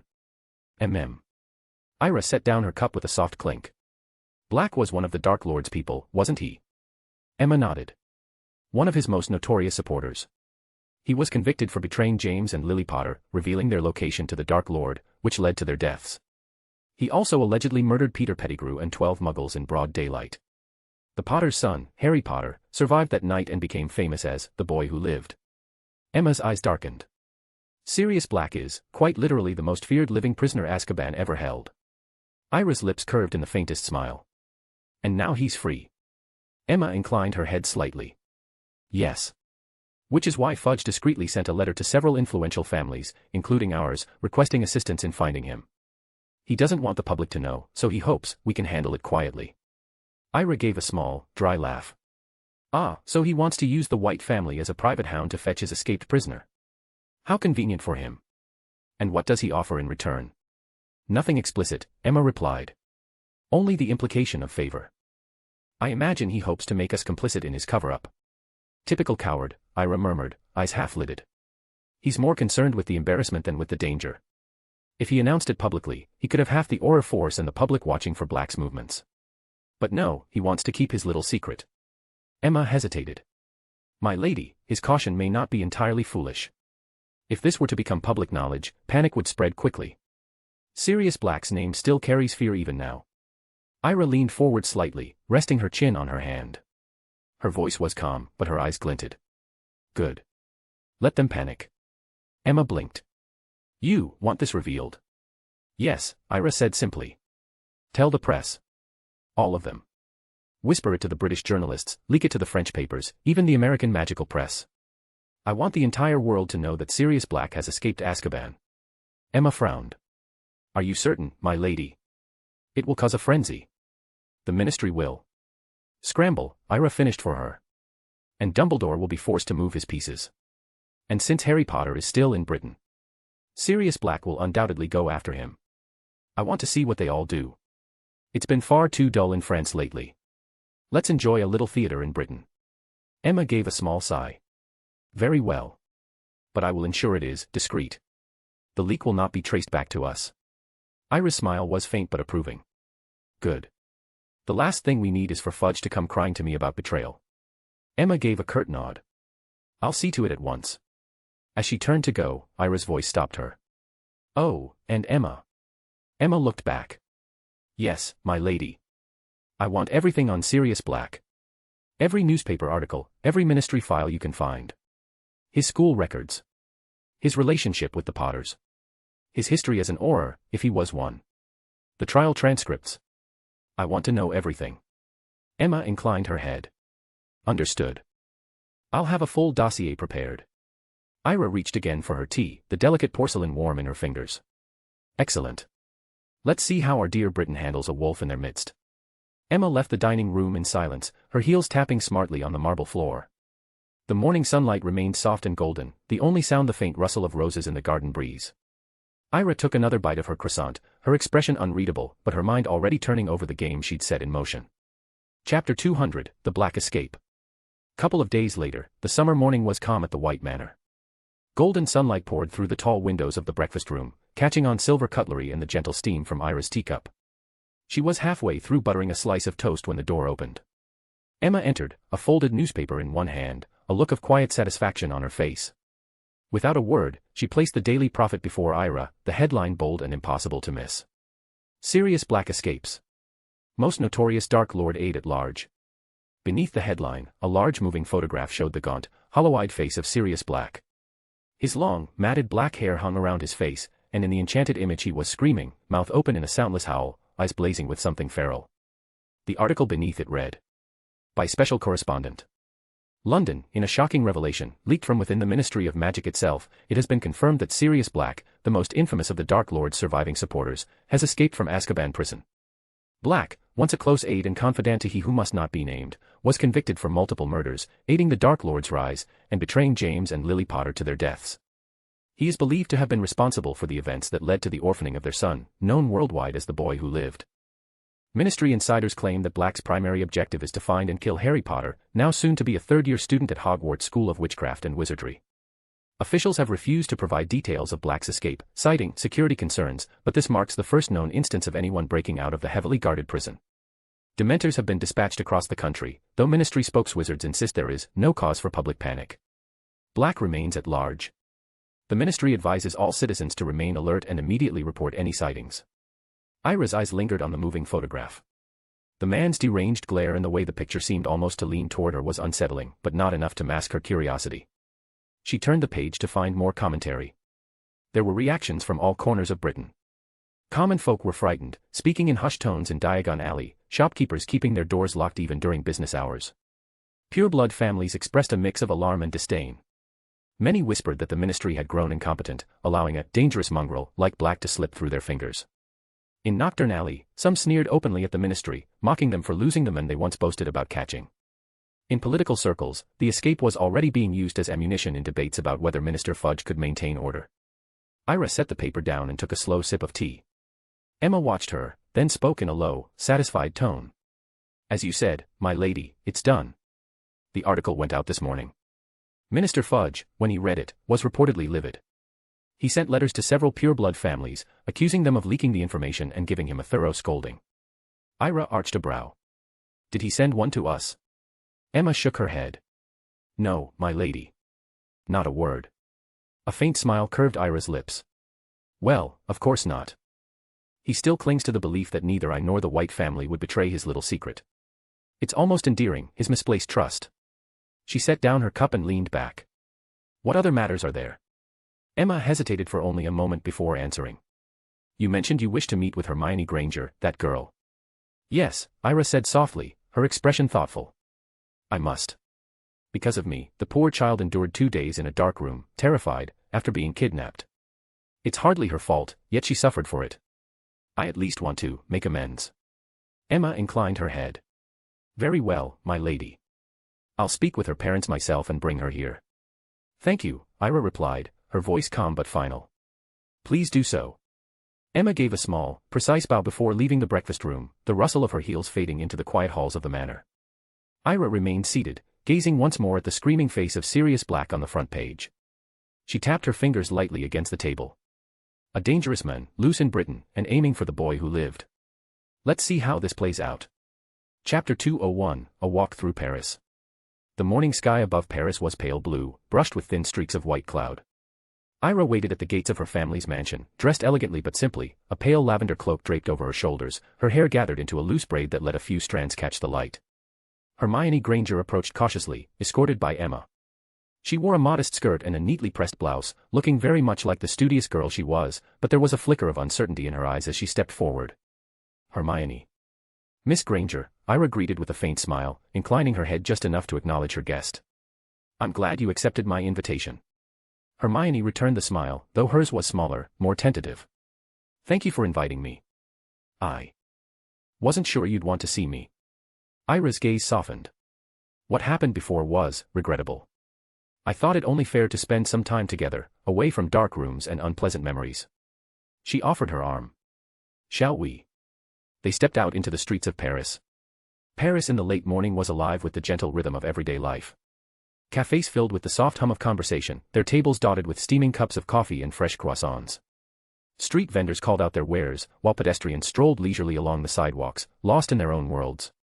The city's architecture stood timeless and elegant, bathed in warm sunlight, as horse-drawn carriages and cars slowly navigated the cobblestone streets, weaving through the calm before the afternoon rush. The scent of fresh bread from a nearby boulangerie mingled with the faint perfume of flowers spilling from a florist's stall. Sunlight bounced off cafe windows, where patrons lingered over cups of coffee and the rustle of newspapers. Hermione took it all in, her eyes darting from shopfront to shopfront. "It's so different here," she said at last. "How so?" Ira asked, slowing her pace to match Hermione's. "It's quieter," Hermione said thoughtfully. "In London, the city often feels rushed and compartmentalized, like you have to know exactly where to go to find something different. But here." She nodded toward a nearby side street where a woman in a stylish hat leisurely stirred her coffee while chatting with a passerby. "It feels more alive. More woven into the everyday life of the city itself." "That's France for you," Ira replied, a small smile playing on her lips. "They've never been so obsessed with strict boundaries. People respect tradition, of course, but it's about blending culture and daily life, not keeping things apart. Their way is less guarded than ours." Hermione gave a thoughtful nod. "And Beauxbatons?" "I've read a little, but the books are vague. What's it really like?" Ira's eyes warmed at the mention of her school. "It's magnificent. The chateau sits high in the Pyrenees, surrounded by gardens and fountains that never freeze, even in winter. The air there is crisp, the mountains sharp against the horizon. You can see the stars more clearly than anywhere else I've been." Hermione's face lit up. "And the lessons?" "Rigorous," Ira said, a small smile tugging at her lips. "We are taught to value precision in magic, elegance as much as power. Spells are as much an art as a science. Our headmistress, Madame Maxime, insists that we master form before force." "That sounds wonderful," Hermione admitted. "I suppose Hogwarts is a bit more eclectic. Professors with wildly different teaching styles, a castle that's almost alive, staircases that move when you least expect it." Ira chuckled softly. "It's charming in its own way, but I have to admit, every magical school in the world was modeled after Hogwarts. Schools like Beauxbatons in France, Demstrang in Northern Europe, Ilvermorny in North America, and Mahutokoro in Japan all took Hogwarts as their blueprint. Without Hogwarts, none of these schools would exist as they do today. They turned down a narrower street lined with bookshops, both ordinary and specialized. One display caught Hermione's eye, thick, leather-bound tomes written entirely in French. "I wish I could read those," she said wistfully. "You could," Ira replied with a smile. "I actually learned French the first time I came to France, when I was 11, right after I received my admission letter to Beauxbatons. I spent a lot of time learning the language, well actually learning the accent, and now I speak it fluently." Hermione blinked, pleasantly surprised. "Really? You'd teach me?" "Of course. Languages only become barriers if you let them. I could teach you enough to read by the end of the year." Hermione returned the smile. "I've always wanted to learn another language. I suppose it's just time." "Time is a matter of choice," Ira said lightly. "And it's never wasted when it's spent on knowledge." Hermione hesitated, then said regretfully, "But I can't. I have to go back to Hogwarts after the summer holidays and start school again, so I can't. I can't really learn right now. Maybe some other time." Ira smiled warmly. "Yes, but if you don't start, you'll never learn. It's never too late to try, Hermione. Even a little effort now will take you far." They stepped into one of the shops, the air thick with the smell of parchment and old leather. Ira ran her fingers along a shelf, selecting a slim volume with gilt edges. "A gift," she said, handing it to Hermione. Hermione turned it over. It was a children's book, simple phrases in French with English translations beneath. "Thank you. I'll take good care of it." "I know you will," Ira said simply, "since you seem like someone who truly loves reading and books." As they walked on, the conversation grew easier. Hermione asked about the subjects taught at Beauxbatons, charms under Professor Chamberlain, potions with the meticulous Professor René Vauquelin, and a rather fierce magical defense professor who insisted on students performing with flair. In turn, Hermione told Ira stories of Hogwarts, Peeves the Poltergeist's latest mischief, Professor McGonagall's stern kindness, and the endless feasts in the Great Hall. Ira listened without interruption, occasionally smiling at Hermione's animated gestures. At one point, they passed a street performer, a magician pretending to juggle flaming torches, though the flames hovered and spun in impossible patterns thanks to subtle enchantments. Hermione laughed aloud, and Ira found herself smiling more freely than she had in recent days, especially with someone she had only recently come to know. "You don't laugh much, do you?" Hermione asked, almost without thinking. Ira glanced at her, amused. "I do laugh, actually, but only with those I'm close to. Outside of that, everyone knows me as the head of the White family, so I tend to come across as serious." "Well, it's nice," Hermione said with a smile. "You should do it more." They reached the banks of the Seine, the water glinting in the midday light. Ira leaned on the stone balustrade, looking out at the slow-moving current. Boats drifted past, their wakes breaking the reflection of the sky. It's beautiful, Hermione said softly. It is, Ira agreed. Paris is, more than its streets. It has a rhythm. You have to walk it to understand. For a while, they stood in companionable silence, the noise of the city muted by the water's steady whisper. Eventually, Ira straightened. Come, she said. I promised you more than Paris today. Hermione tilted her head. More. I'm taking you to the French version of Diagon Alley, Ira said, her tone light but her eyes sparkling with mischief. It's called Allée de Merveilles, newer than London's, but twice as grand. Hermione's eyes widened in excitement. Really? Really, Ira said, offering her arm once more. And if you're very good, I might even show you the patisserie that sells éclairs enchanted to sing before you eat them. Hermione laughed, linking her arm with Ira's. Lead the way. They stepped away from the river, the streets folding around them as they moved toward the hidden heart of magical Paris, the city's hum rising like an overture before the curtain lifts.